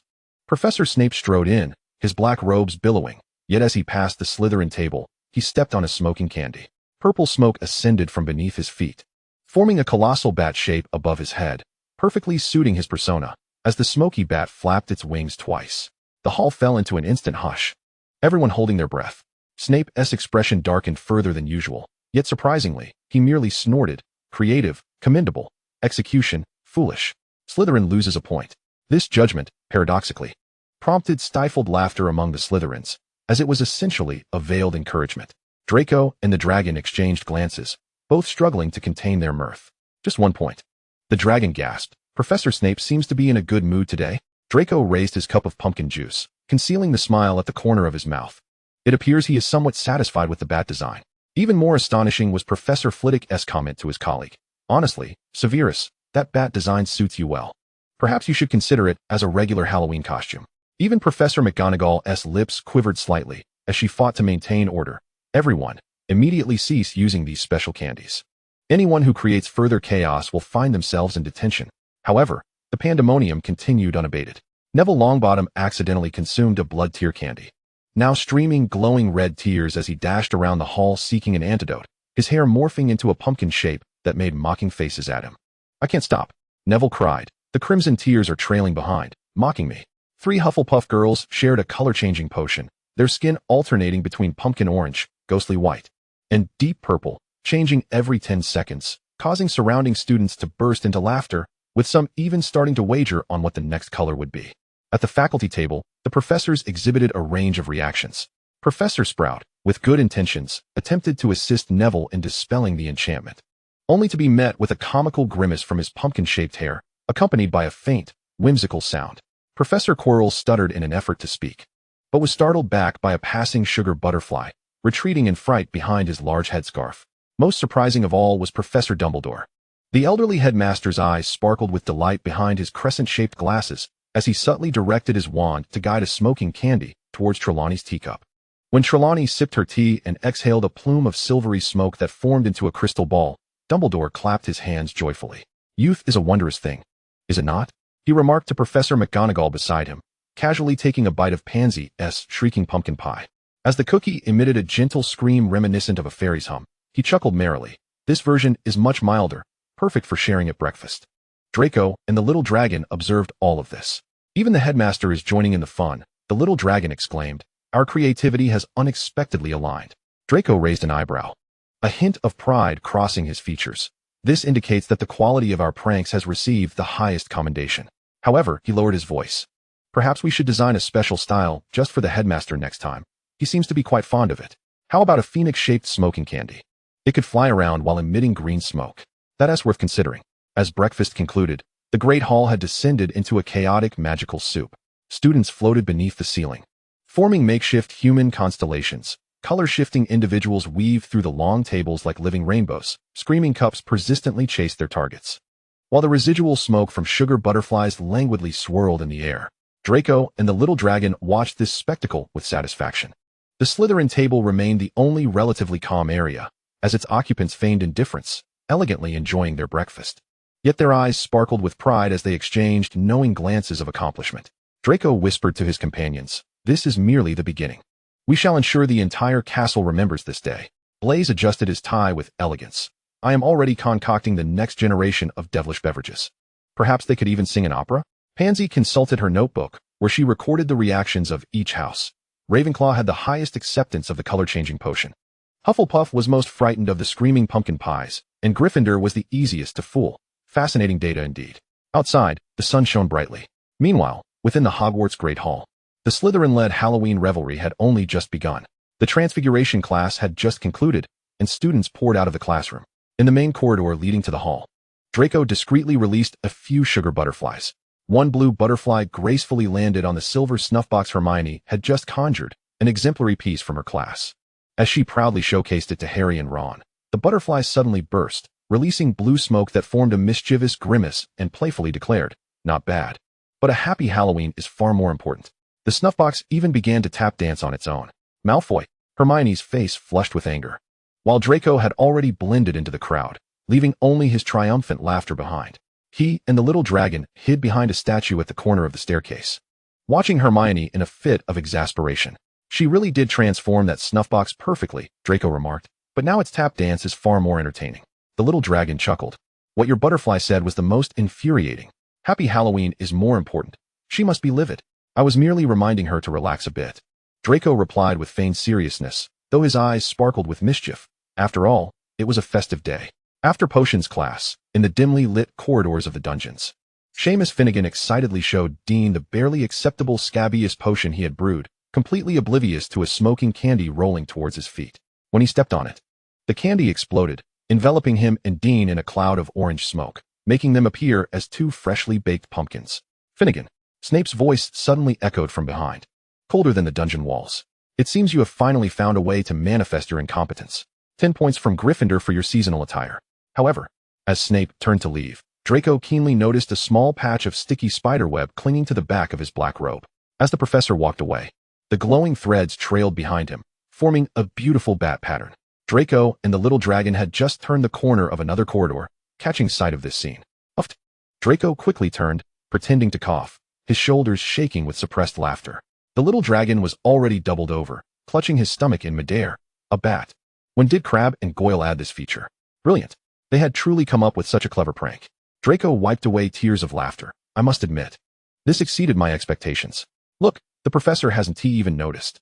He walks so majestically, yet drags a glowing bat pattern behind him. We should vanish before he discovers it," Draco urged, trying to regain a serious demeanor, though his lips quivered with mirth. "Unless you wish to experience a trip to the potions office." A few Slytherin students passed by, quickly lowering their heads, their shoulders shaking suspiciously. Draco shot them a knowing glance, and the group swiftly and gracefully slipped away. The most thrilling scene unfolded in the staircase of the astronomy tower that afternoon. Draco and the little dragon had previously set up a floating candy trap. The jelly beans were enchanted to spring up automatically when someone stepped on specific stairs. As a group of Ravenclaw students ascended, chatting and laughing, the mechanism was triggered, and 5 or 6 students suddenly floated up like balloons. Merlin! Terry Boot exclaimed in panic, clutching the staircase railing as his feet flailed in midair. I can't control it. Don't panic, Padma Patil said calmly, though she too was floating upside down, according to the principle of the levitation spell as reaction force. We just need to go in the opposite direction. Her words were abruptly interrupted by the piercing scream of a devilish drink. Blaze, having appeared at the foot of the stairs without anyone noticing, elegantly raised a cup filled with swirling purple liquid. Need any assistance, everyone? A drink for a suggestion on how to descend.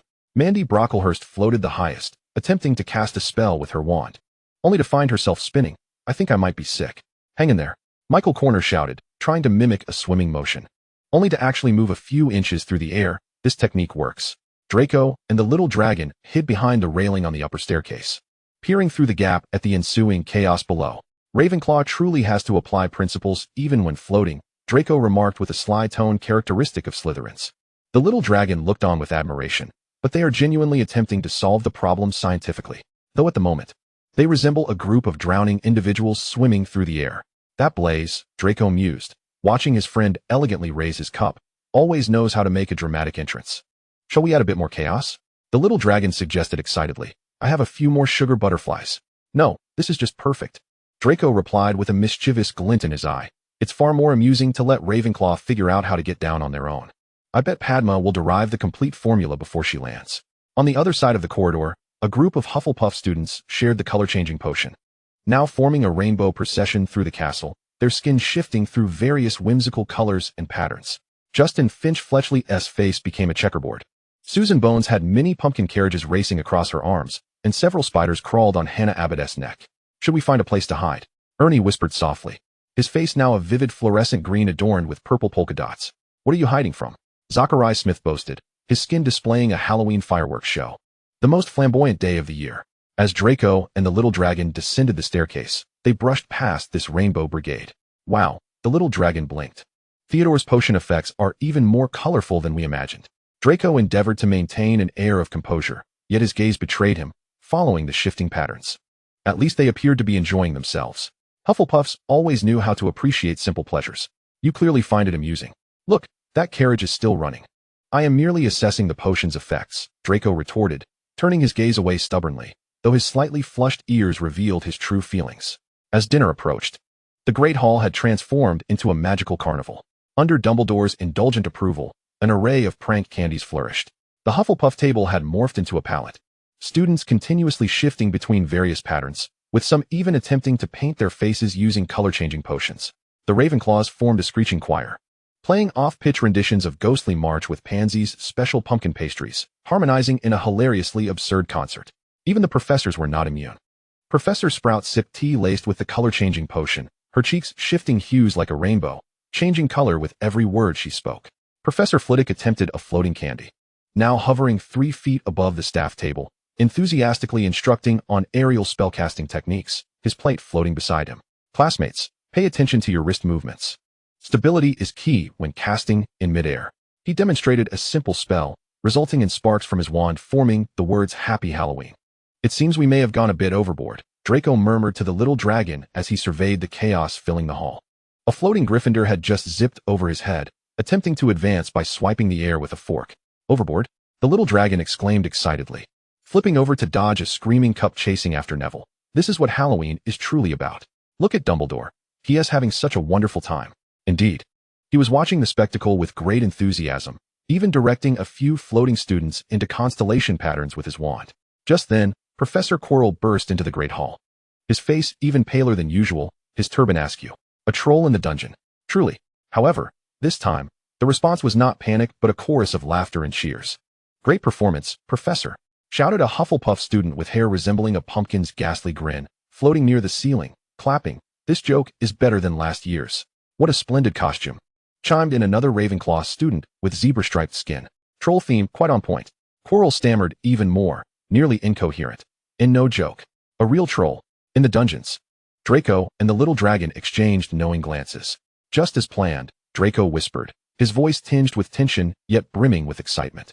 The little dragon's eyes sparkled. Yes. He really showed up on time. Just as I said, right? Professor McGonagall stood up, attempting to restore order. But the sticky spiderwebs that had inexplicably adhered to her robe were glowing, casting dancing skeletons at her feet, significantly undermining her authority. Professor Quirrell, if your Halloween prank is over, McGonagall began sternly, but her words were cut short by a singing opera demon cup that circled her head, exclaiming, "Oh where? Oh where's the troll?" in a trilling soprano. Ultimately, it was Snape who resolved the situation. Rising in his billowing black robes, he waved his wand, and all prank effects vanished in an instant.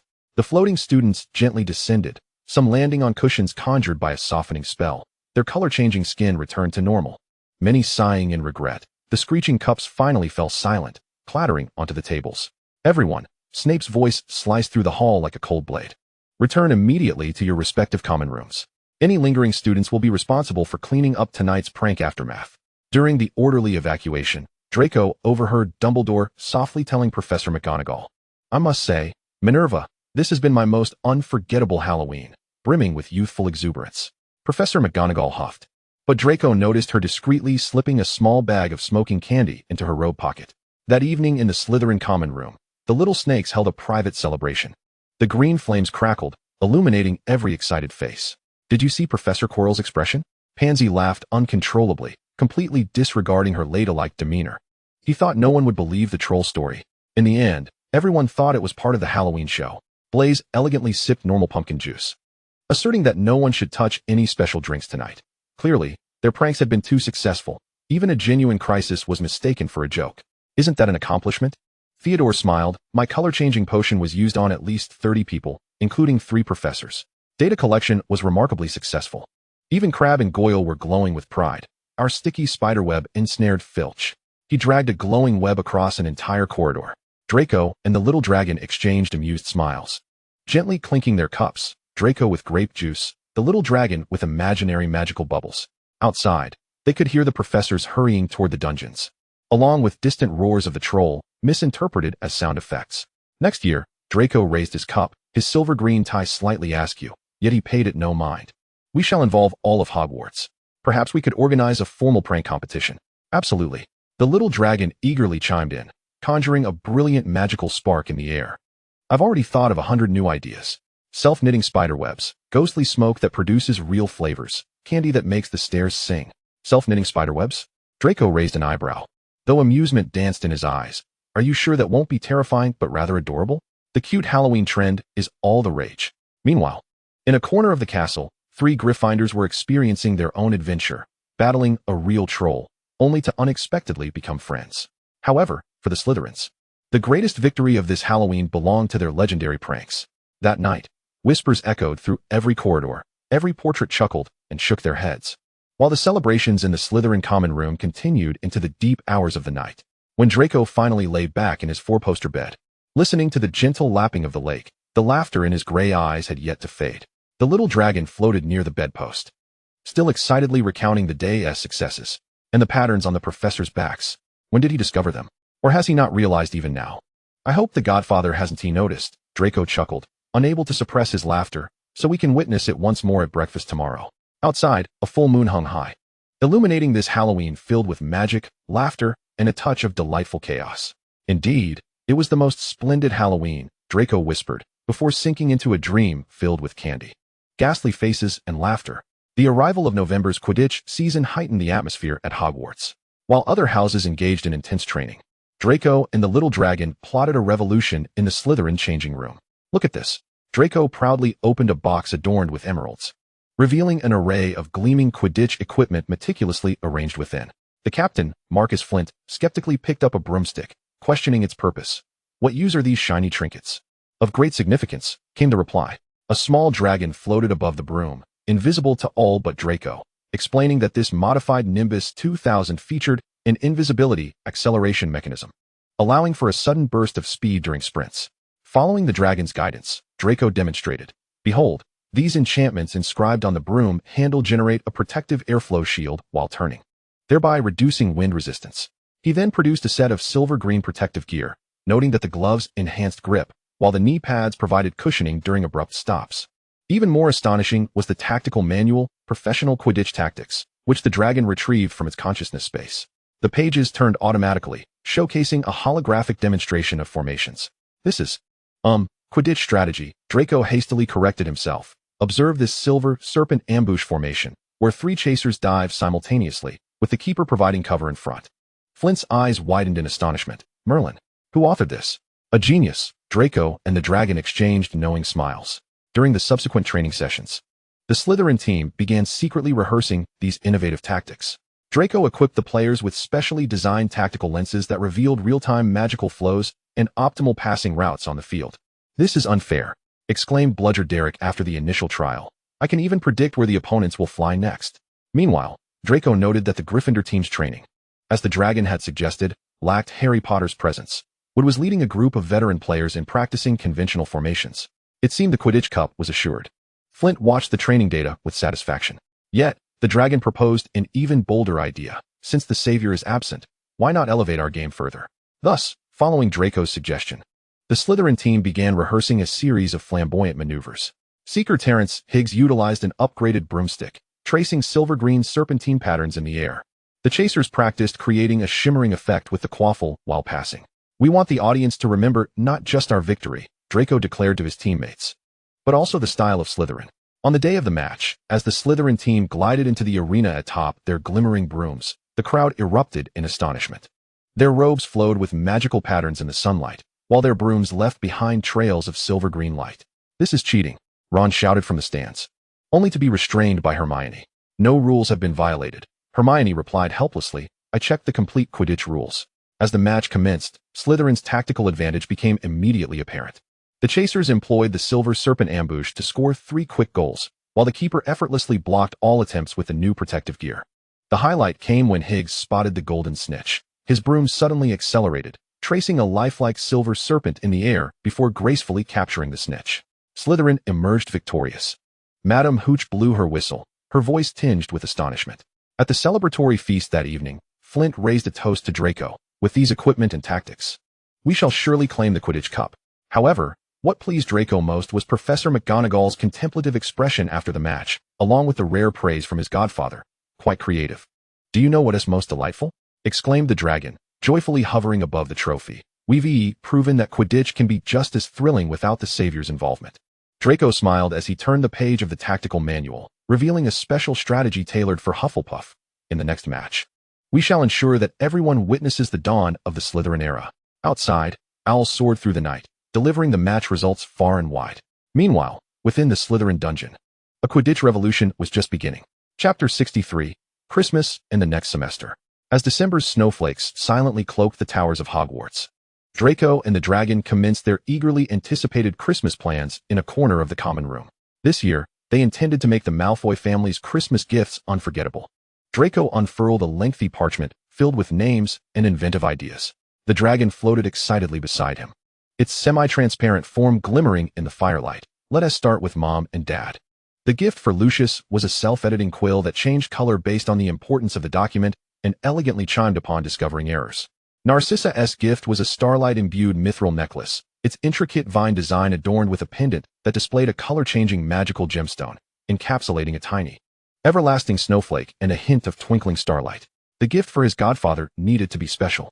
Draco pondered thoughtfully, recalling his godfather's frequent remarks about the precision of their potion making. Thus, they crafted a cauldron that automatically adjusted the temperature, inscribed with intricate runes that displayed the potion's status during brewing. Draco even added a feature that transformed the cauldron's sides into bat-shaped wings as a warning for operational errors. The gifts for friends were equally imaginative. Pansy received a magical makeup box, wherein each cosmetic automatically adapted to the occasion, projecting the most suitable outfits when required. Blaze's gift was a set of shape-shifting wizard chess, its pieces capable of transitioning between international chess and wizard chess, with the king piece elegantly bowing upon winning. Goyle and Crabbe received the simplest yet most popular gifts, 2 self-regulating snack boxes, with candies that altered flavors according to their preferences. Theodore, recently delving into ancient runes, was aptly gifted a notebook that automatically translated ancient texts. Even the members of the Slytherin Quidditch team received bespoke gifts, weatherproof team robes that formed a waterproof barrier during heavy rain, goggles indicating the best flight paths, and even a quaffle that played inspiring music during training sessions. The most delightful idea came from the dragon. We should add a Christmas surprise to each gift. Consequently, when Pansy opened her makeup box, magical light butterflies emerged, singing Christmas carols. Blaze's chess set performed a Christmas ballet upon first use. And even Lucius's quill penned a Christmas poem upon unwrapping. Once the gifts were prepared, the two began packing for their journey home. Draco meticulously cast protective charms on all the presents, arranging them neatly in a dragonhide suitcase. Although the dragon could not carry physical items, it prepared a special gift of its own, crafting a holographic image that captured the memories of their semester at Hogwarts. On the last night before leaving the school, a small party was held in the Slytherin common room. Draco and the dragon distributed some of the gifts in advance, eliciting gasps of astonishment. When Goyle and Crabbe opened their snack boxes and heard the warning of Gryffindor losing 10 points, followed by the task of running 3 laps around the sofa for a syrup pie, they were initially bewildered, but amidst the laughter of their peers, they hesitantly began to walk. "Malfoy," Goyle muttered, yet he obediently complied, exclaiming, "This box is stricter than my mother." Meanwhile, Crabbe's eyes were fixated on the array of candies within, inhaling deeply at the sight of many limited editions. Draco elegantly sipped his hot cocoa and casually remarked, "It is said that by diligently completing the daily tasks, a hidden layer will unlock on Christmas Day, revealing the Duke of Honey's exclusive items." The two hulking figures immediately brightened with excitement and quickened their pace. The little dragon chuckled softly in Draco's ear. "Look, they actually need a little push. We are merely showing concern for our friends." "Spare me," Draco whispered, suppressing a smile. "I simply wish to avoid waiting for them to huff and puff their way up to the stands during next year's Quidditch training." "Merlin," Pansy exclaimed, captivated by the magical makeup box. "This is far superior to anything my mother bought in Paris." Blaze had already played 3 rounds of wizard's chess, and each time he won, the king's gratitude sent him into fits of laughter. Even Theodore, usually so composed, could not help but exclaim, "This translation notebook can comprehend texts that even the library's ancient runes unraveled could not decipher." On the following morning, the steam from the Hogwarts Express melted the snow on the platform. Draco boarded the train with his suitcase, the little dragon floating beside him, both eagerly anticipating the Christmas decorations at Malfoy Manor. As the train slowly departed, Pansy poked her head from the adjacent compartment. "Draco, my mother has invited you to our Christmas Eve party." Blaze gracefully waved his wizard's chess set. "Bring yours along. Let us hold a Christmas tournament." Draco smiled in agreement, his gray eyes reflecting the fleeting snowy landscape outside the window. He knew that this Christmas would be extraordinary, marked by their unique gifts. Meanwhile, far away at Malfoy Manor, Lucius had received the feather quill sent in advance by his son. Sitting in his study, he watched the quill dance gracefully across the documents, a rare smile gracing his lips. In the living room, Narcissa was trying on a necklace in front of a talking magical mirror, which was serenading her taste with an aria. "It seems," Lucius said to his wife, "our son has indeed learned something special at Hogwarts." Outside, snowflakes gently fell, adorning every corner of Malfoy Manor. This Christmas was destined to become warmer and more magical, thanks to the imaginative ideas of the two Dracos. The Christmas season at Malfoy Manor shimmered more brilliantly than ever before.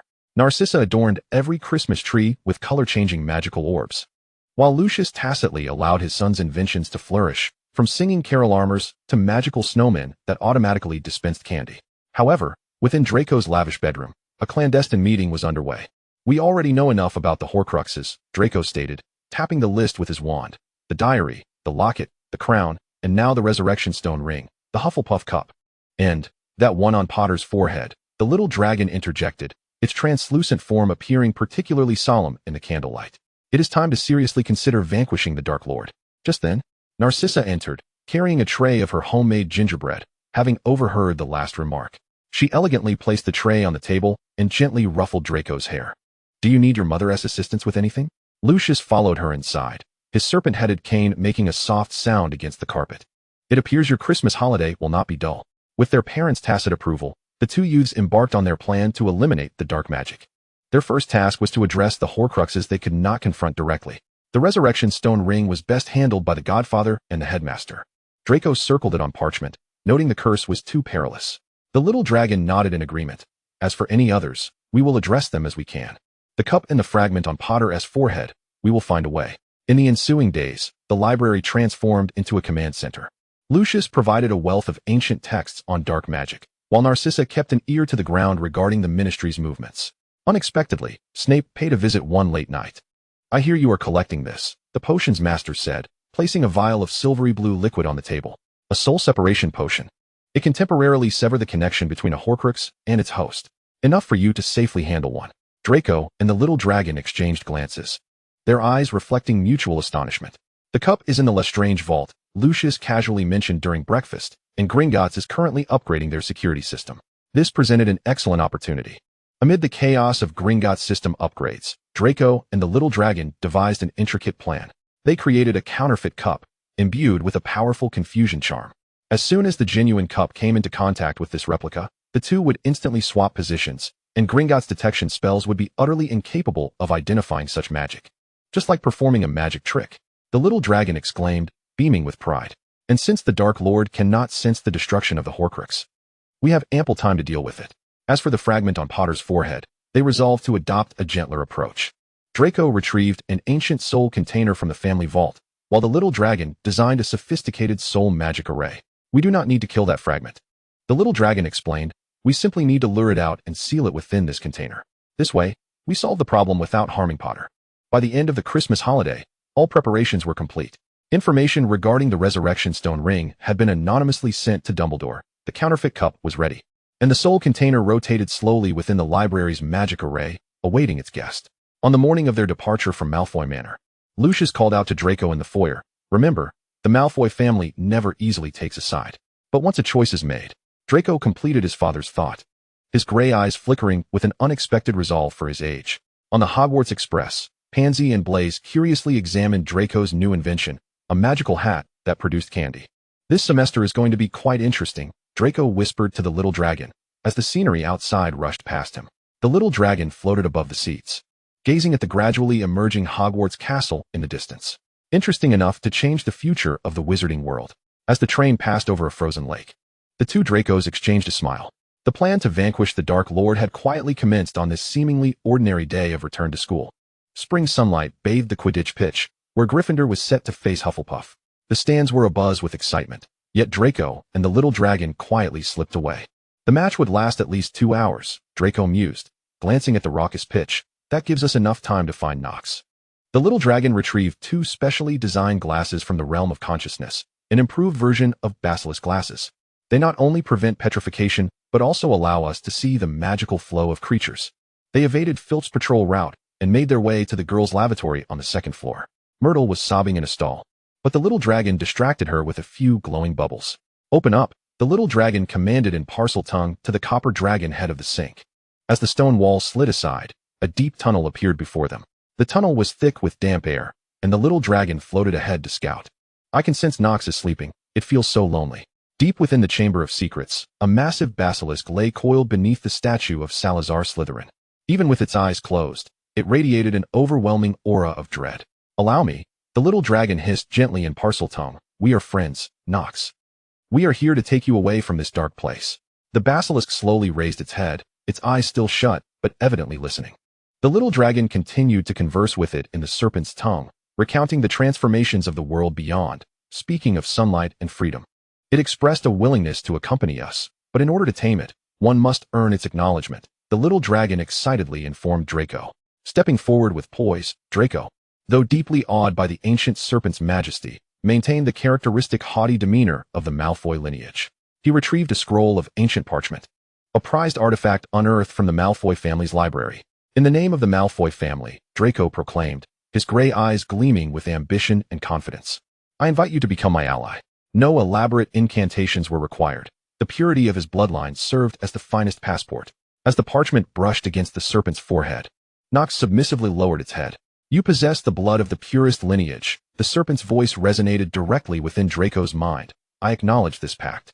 At the moment the agreement was sealed, Nox's colossal form began to shrink, ultimately transforming into a diminutive serpent that gracefully coiled around Draco's wrist, resembling an exquisite living bracelet. Under Nox's guidance, they ventured deep into the private library concealed within the Chamber of Secrets. There, they preserved the manuscripts and magical studies of Salazar, Slytherin himself, adorned with 4 portraits of the founders upon the walls. Though they remained motionless, they still exuded potent magical energies. "Little dragon, replicate all the materials," Draco instructed, as he meticulously perused the ancient manuscripts. The revelations of Salazar Slytherin's studies on bloodline magic were astonishing, with many insights not even recorded in the Malfoy family's collection. The little dragon employed magic to transcribe the entire contents of the library into a specially crafted crystal, including the precious portraits. Upon encountering Slytherin's private notes, it suddenly exclaimed, Herein lies the weakness of the Horcrux. Draco swiftly approached, excitement flickering in his gray eyes. The notes clearly stated, the Soul Splitter must suffer backlash. The connection between Horcrux and its host can be severed by specific magic. As they departed the chamber laden with newfound knowledge, Nox gently swayed on Draco's wrist. Back in the Slytherin common room, Draco caressed the little serpent and bestowed upon it a triumphant smile. Now, we possess the key weapon against the Dark Lord. Outside, the distant cheers of a Quidditch match echoed, while Draco embarked on their new journey.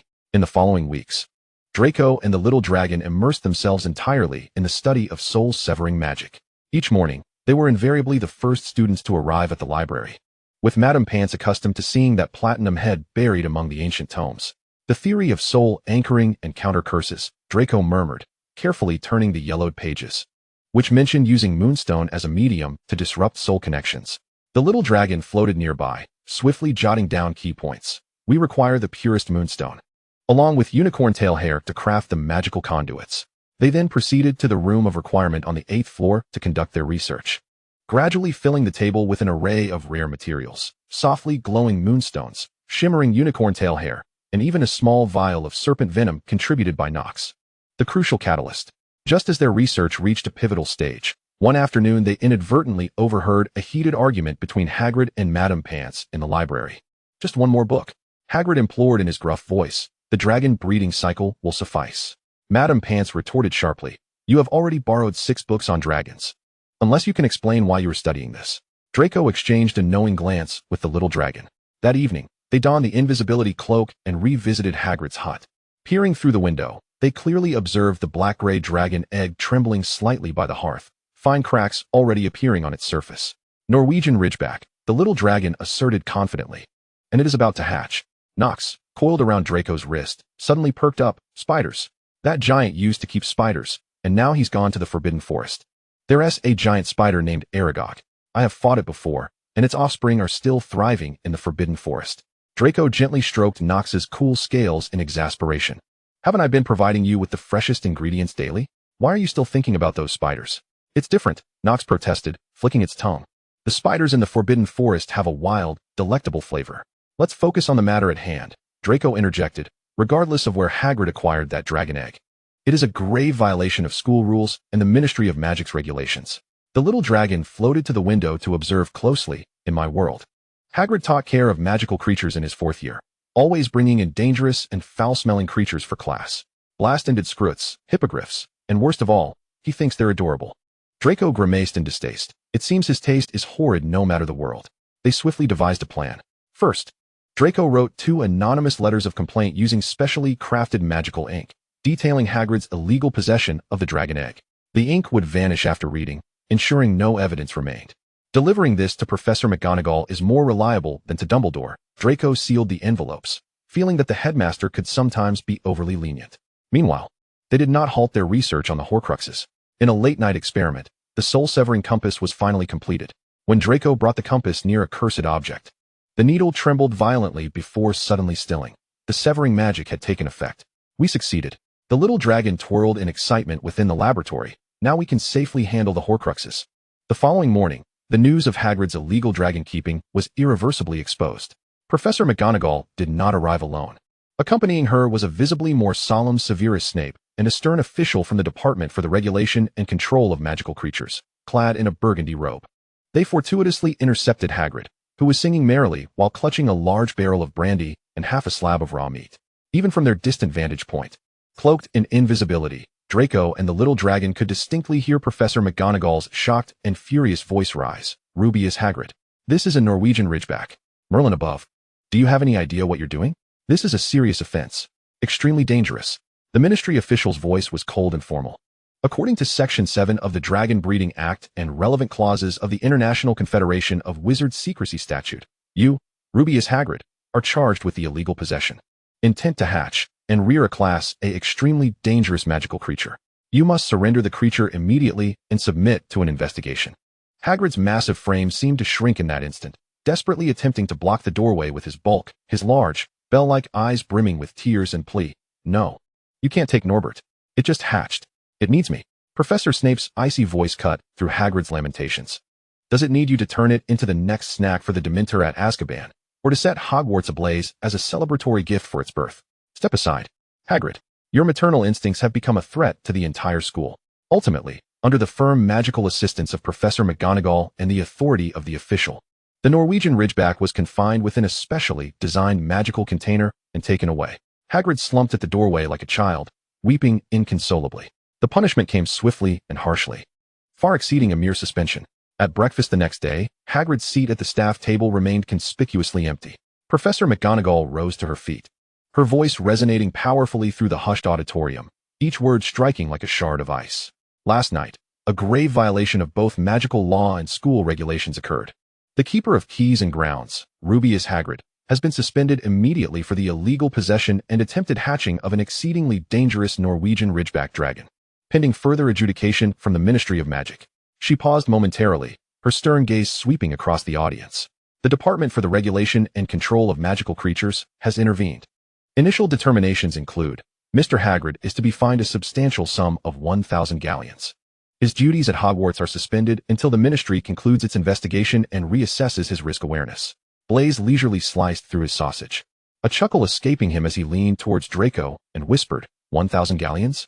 I suppose he'll have to sell off those adorable little furballs to afford it. The Daily Prophet promptly published the incident that day, emblazoned with the headline, Hogwarts Keeper of Keys and Grounds engages in illegal dragon rearing. The Ministry has dispatched the dragonling, named Norbert, to a dragon sanctuary in Romania. That evening, Draco received a response from Lucius. In the letter, his father mentioned that the gold cup had been securely sealed within the most secure chamber of Malfoy Manor, protected by 3 layers of soul-binding spells. The letter concluded with a note. Severus has indicated that arrangements have been made. The Resurrection Stone ring will be dealt with during these few days of Easter, so you may focus on your studies. Draco set down the letter, a satisfied smile gracing his lips as he regarded the dragon. It seems everything is proceeding according to plan. Nox gently swayed on his wrist, inquiring, so when shall we venture into the forbidden forest for some spiders? Soon. Draco caressed the serpent's cold scales. After we complete the creation of the next soul container. After all, the fragment of soul residing within Potter's head is the true challenge we must confront next. Moonlight streamed through the Slytherin dormitory window, illuminating the exquisite soul-binding compass on the table. The compass's needle shimmered with a silvery glow, as if foretelling the greater adventures that lay ahead.